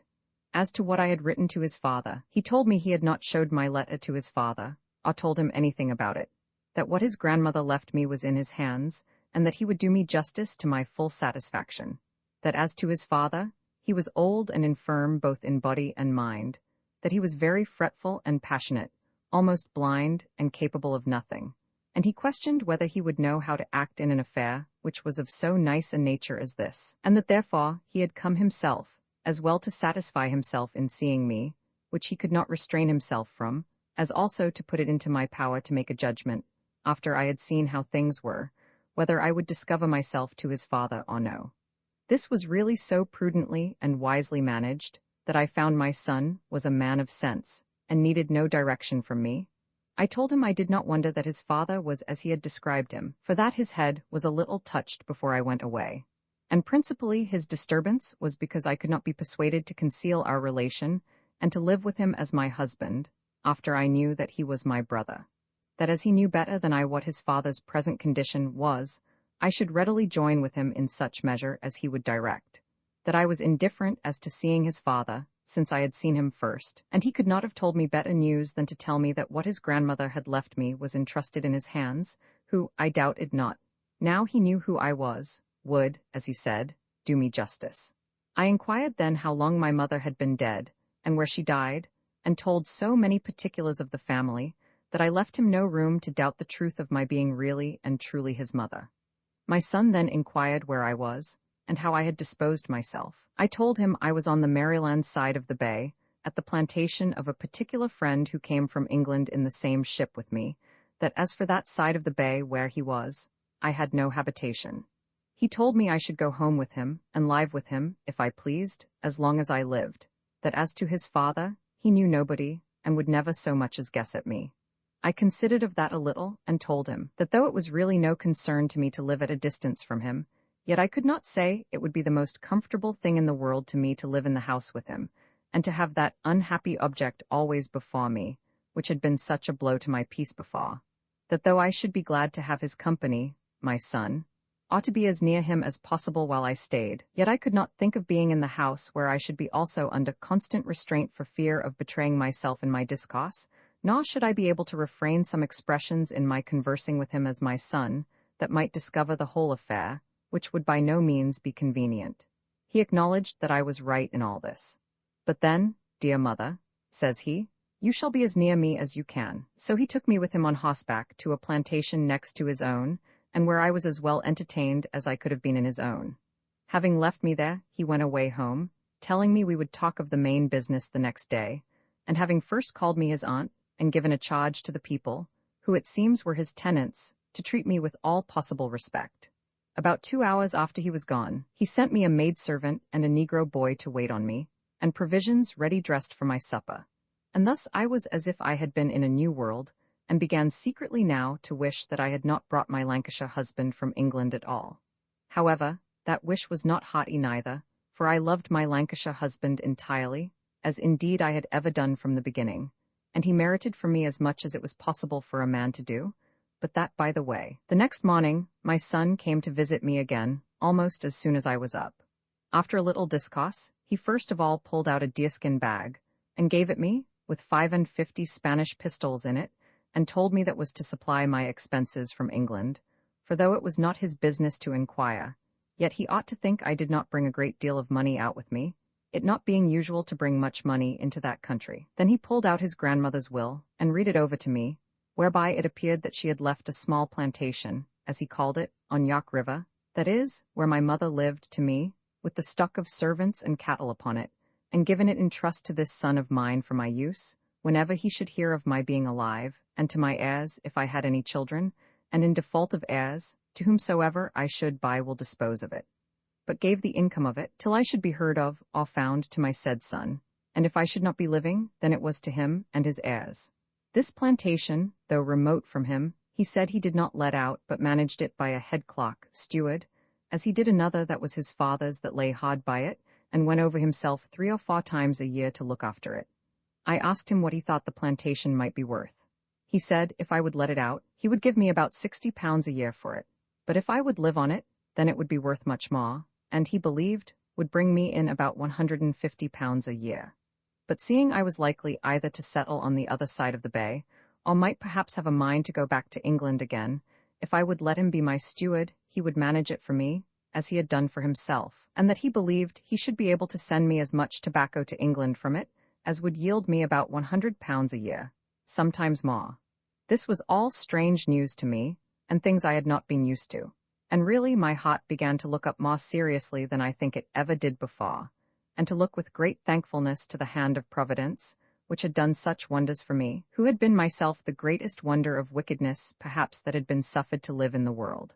And I must again observe, that not on this occasion only, but even on all other occasions of thankfulness, my past wicked and abominable life never looked so monstrous to me, and I never so completely abhorred it, and reproached myself with it, as when I had a sense upon me of Providence doing good to me, while I had been making those vile returns on my part. But I leave the reader to improve these thoughts, as no doubt they will see cause, and I go on to the fact. My son's tender carriage and kind offers fetched tears from me, almost all the while he talked with me. Indeed, I could scarce discourse with him, but in the intervals of my passion. However, at length I began, and expressing myself with wonder at my being so happy to have the trust of what I had left, put into the hands of my own child, I told him that as to the inheritance of it, I had no child but him in the world, and was now past having any if I should marry, and therefore would desire him to get a writing drawn, which I was ready to execute, by which I would, after me, give it wholly to him and to his heirs. And in the meantime, smiling, I asked him what made him continue a bachelor so long. His answer was kind and ready, that Virginia did not yield any great plenty of wives, and that since I talked of going back to England, I should send him a wife from London. This was the substance of our first day's conversation, the pleasantest day that ever passed over my head in my life, and which gave me the truest satisfaction. He came every day after this, and spent a great part of his time with me, and carried me about to several of his friends' houses, where I was entertained with great respect. Also, I dined several times at his own house, when he took care always to see his half-dead father so out of the way that I never saw him, or he me. I made him one present, and it was all I had of value, and that was one of the gold watches, of which I mentioned above, that I had 2 in my chest, and this I happened to have with me, and I gave it him at his 3rd visit. I told him I had nothing of any value to bestow but that, and I desired he would now and then kiss it for my sake. I did not indeed tell him that I had stole it from a gentlewoman's side, at a meeting-house in London. That's by the way. He stood a little while hesitating, as if doubtful whether to take it or no, but I pressed it on him, and made him accept it, and it was not much less worth than his leather pouch full of Spanish gold. No, though it were to be reckoned as if at London, whereas it was worth twice as much there, where I gave it him. At length he took it, kissed it, told me the watch should be a debt upon him, that he would be paying as long as I lived. A few days after he brought the writings of gift, and the scrivener with them, and I signed them very freely, and delivered them to him with 100 kisses. For sure nothing ever passed between a mother and a tender, dutiful child with more affection. The next day, he brings me an obligation under his hand and seal, whereby he engaged himself to manage and improve the plantation for my account, and with his utmost skill, and to remit the produce to my order wherever I should be. And withal, to be obliged himself to make up the produce £100 a year to me. When he had done so, he told me that as I came to demand it before the crop was off, I had a right to produce of the current year, and so he paid me £100 in Spanish pieces of 8, and desired me to give him a receipt for it as in full for that year, ending at Christmas following, this being about the latter end of August. I stayed here about 5 weeks, and indeed had much ado to get away then. Nay, he would have come over the bay with me, but I would by no means allow him to it. However, he would send me over in a sloop of his own, which was built like a yacht, and served him as well for pleasure as business. This I accepted of, and so, after the utmost expressions both of duty and affection, he let me come away, and I arrived safe in 2 days at my friends the Quakers. I brought over with me for the use of our plantation 3 horses, with harness and saddles, some hogs, 2 cows, and 1,000 other things, the gift of the kindest and tenderest child that ever woman had. I related to my husband all the particulars of this voyage, except that I called my son my cousin, and first I told him that I had lost my watch, which he seemed to take as a misfortune. But then I told him how kind my cousin had been, that my mother had left me such a plantation, and that he had preserved it for me, in hopes some time or other he should hear from me. Then I told him that I had left it to his management, that he would render me a faithful account of its produce. And then I pulled him out the £100 in silver, as the first year's produce, and then pulling out the deerskin purse with the pistols. And here, my dear, says I, is the gold watch. My husband, so is heaven's goodness sure to work the same effects in all sensible minds where mercies touch the heart, lifted up both hands, and with an ecstasy of joy, "What is God doing," says he, "for such an ungrateful dog as I am?" Then I let him know what I had brought over in the sloop, besides all this. I mean the horses, hogs, and cows, and other stores for our plantation, all which added to his surprise, and filled his heart with thankfulness. And from this time forward, I believe, he was as sincere a penitent, and as thoroughly a reformed man, as ever God's goodness brought back from a profligate, a highwayman, and a robber. I could fill a larger history than this with the evidence of this truth, and but that I doubt that part of the story will not be equally diverting as the wicked part, I have had thoughts of making a volume of it by itself. As for myself, as this is to be my own story, not my husband's, I return to that part which related to myself. We went on with our plantation, and managed it with the help and diversion of such friends as we got there by our obliging behavior, and especially the honest Quaker, who proved a faithful, generous, and steady friend to us. And we had very good success, for having a flourishing stock to begin with, as I have said, and this being now increased by the addition of £150 sterling in money, we enlarged our number of servants, built us a very good house, and cured every year a great deal of land. The second year I wrote to my old governess, giving her part with us of the joy of our success, and order her how to lay out the money I had left with her, which was £250 as above, and to send it to us in goods, which she performed with her usual kindness and fidelity, and this arrived safe to us.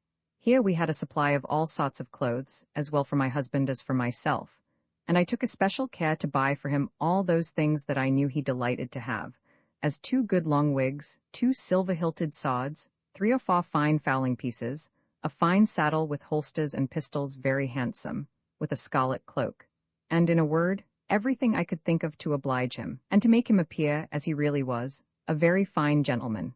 I ordered a good quantity of such household stuff as we yet wanted, with linen of all sorts for us both. As for myself, I wanted very little of clothes or linen, being very well furnished before. The rest of my cargo consisted in ironwork of all sorts, harness for horses, tools, clothes for servants, and woolen cloth, stuffs, serges, stockings, shoes, hats, and the like, such as servants wear, and whole pieces also to make up for servants, all by direction of the Quaker.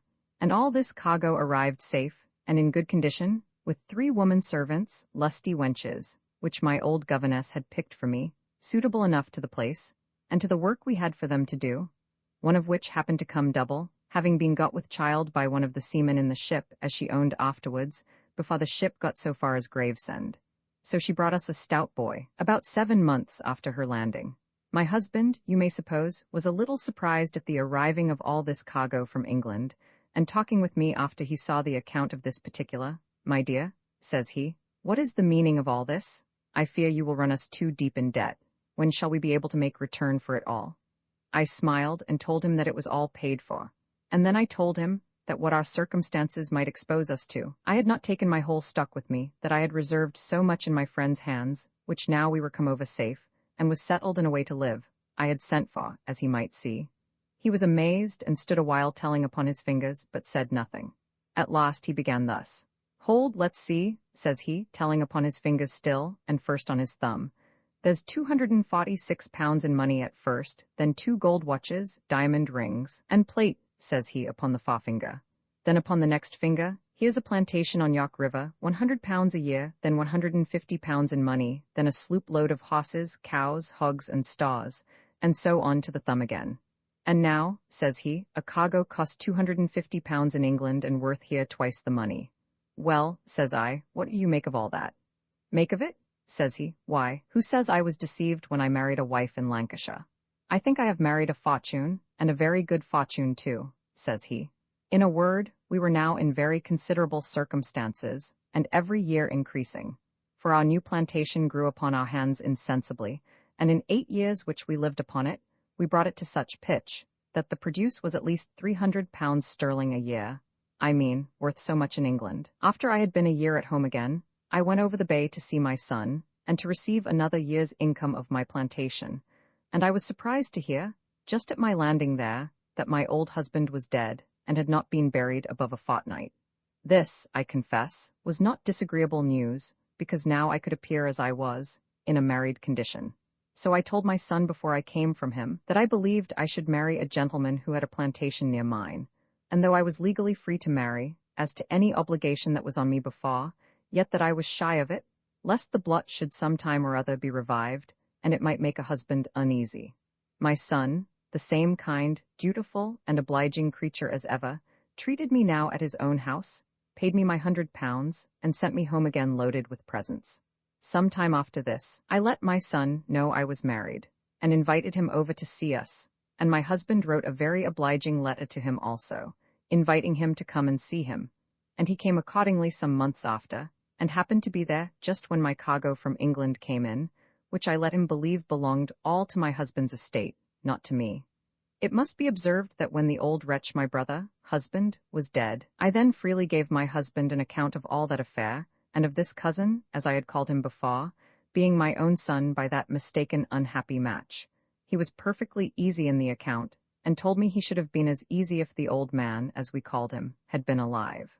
For, said he, it was no fault of yours, nor of his, it was a mistake impossible to be prevented. He only reproached him with desiring me to conceal it, and to live with him as a wife, after I knew that he was my brother, that, he said, was a vile pot. Thus all these difficulties were made easy, and we lived together with the greatest kindness and comfort imaginable. We are grown old. I am come back to England, being almost 70 years of age, husband 68, having performed much more than the limited terms of my transportation. And now, notwithstanding all the fatigues and all the miseries we have both gone through, we are both of us in good heart and health. My husband remained there some time after me to settle our affairs, and at first I had intended to go back to him, but at his desire I altered that resolution, and he has come over to England also, where we resolved to spend the remainder of our years in sincere penitence for the wicked lives we have lived.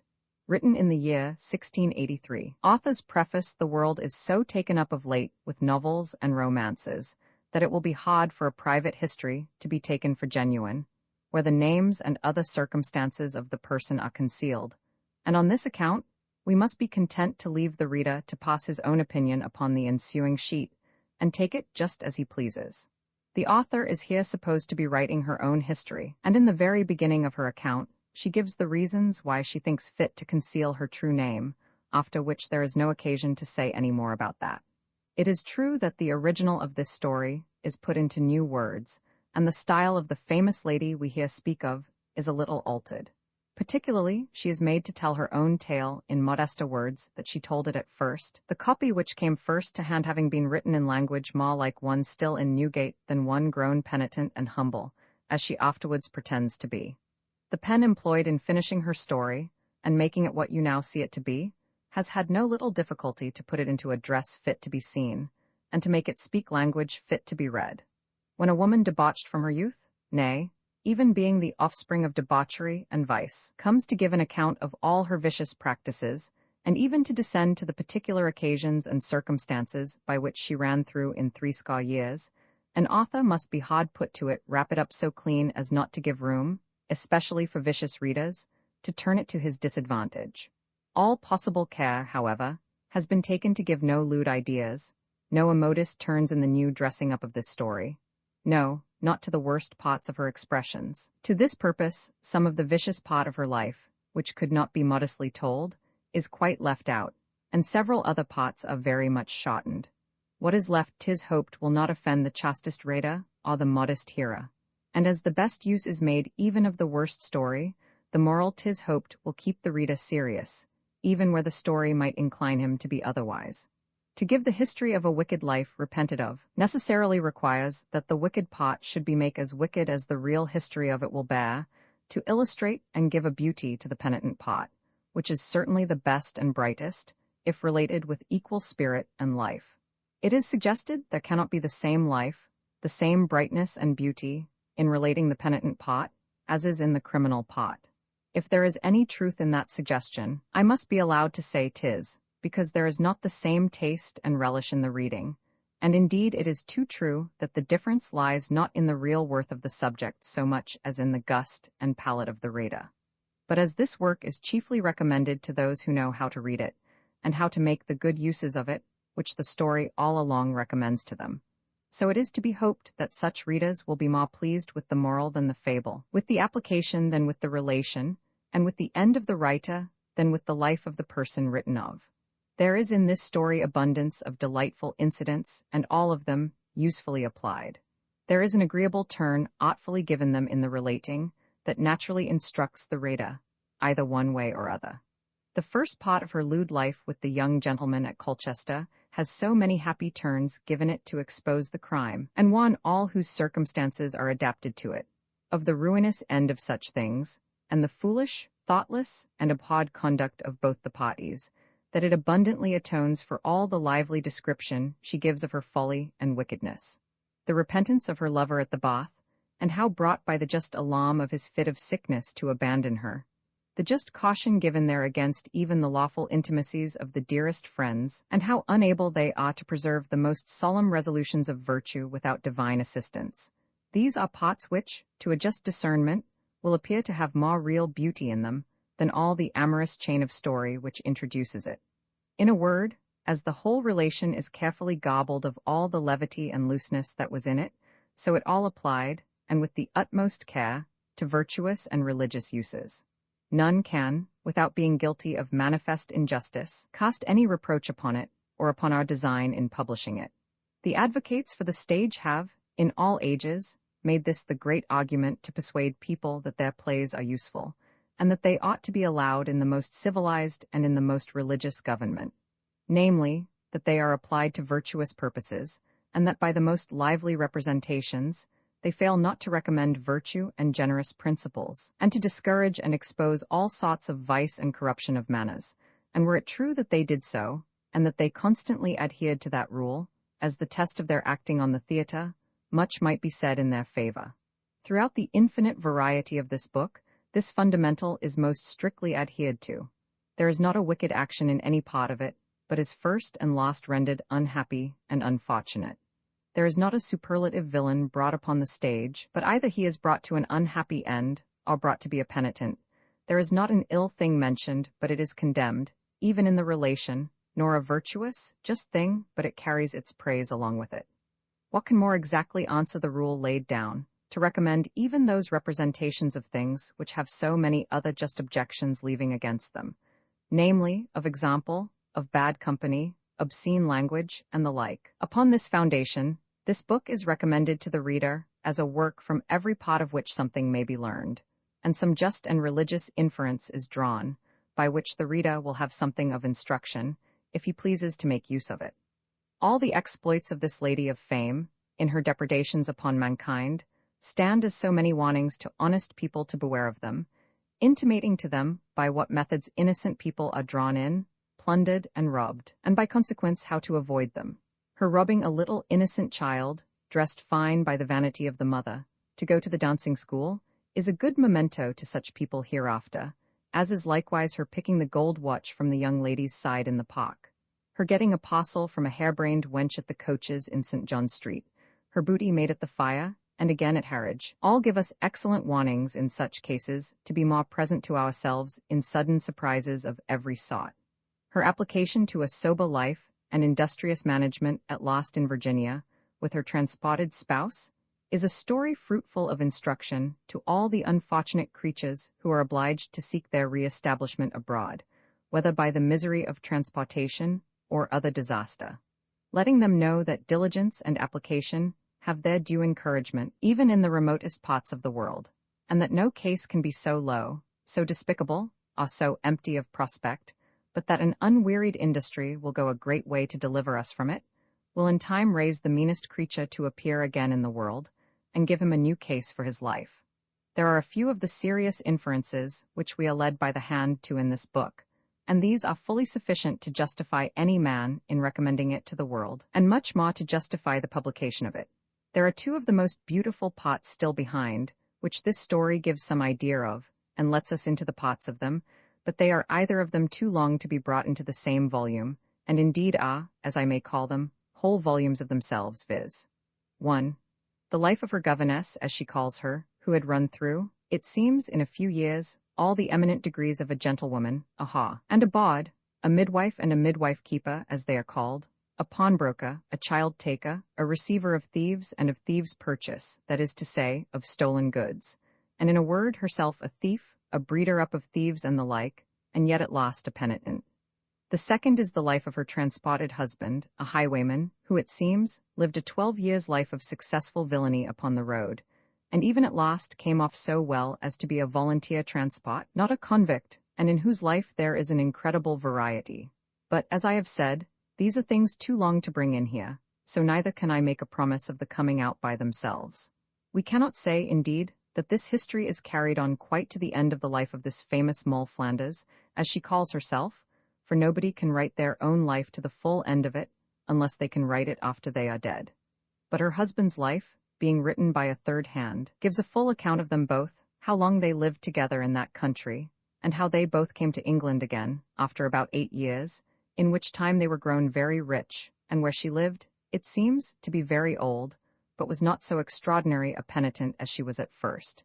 It seems only that indeed she always spoke with abhorrence of her former life, and of every part of it. In her last scene, at Maryland and Virginia, many pleasant things happened, which makes that part of her life very agreeable, but they are not told with the same elegancy as those accounted for by herself, so it is still to the more advantage that we break off here. Moll Flanders by Daniel Defoe. Uncopyright may you do good and not evil. May you find forgiveness for yourself and forgive others. May you share freely, never taking more than you give. Copyright pages exist to tell you that you can't do something. Unlike them, this uncopyright page exists to tell you that the writing and artwork in this ebook are believed to be in the United States public domain. That is, they are believed to be free of copyright restrictions in the United States. The United States public domain represents our collective cultural heritage, and items in it are free for anyone in the United States to do almost anything at all with, without having to get permission. Copyright laws are different all over the world, and the source text or artwork in this ebook may still be copyrighted in other countries.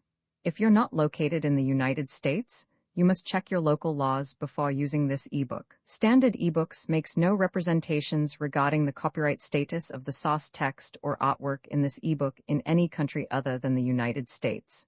Non-authorship activities performed on items that are in the public domain, so-called sweat of the brow work, don't create a new copyright. That means that nobody can claim a new copyright on an item that is in the public domain for, among other things, work like digitization, mock-up, or typography.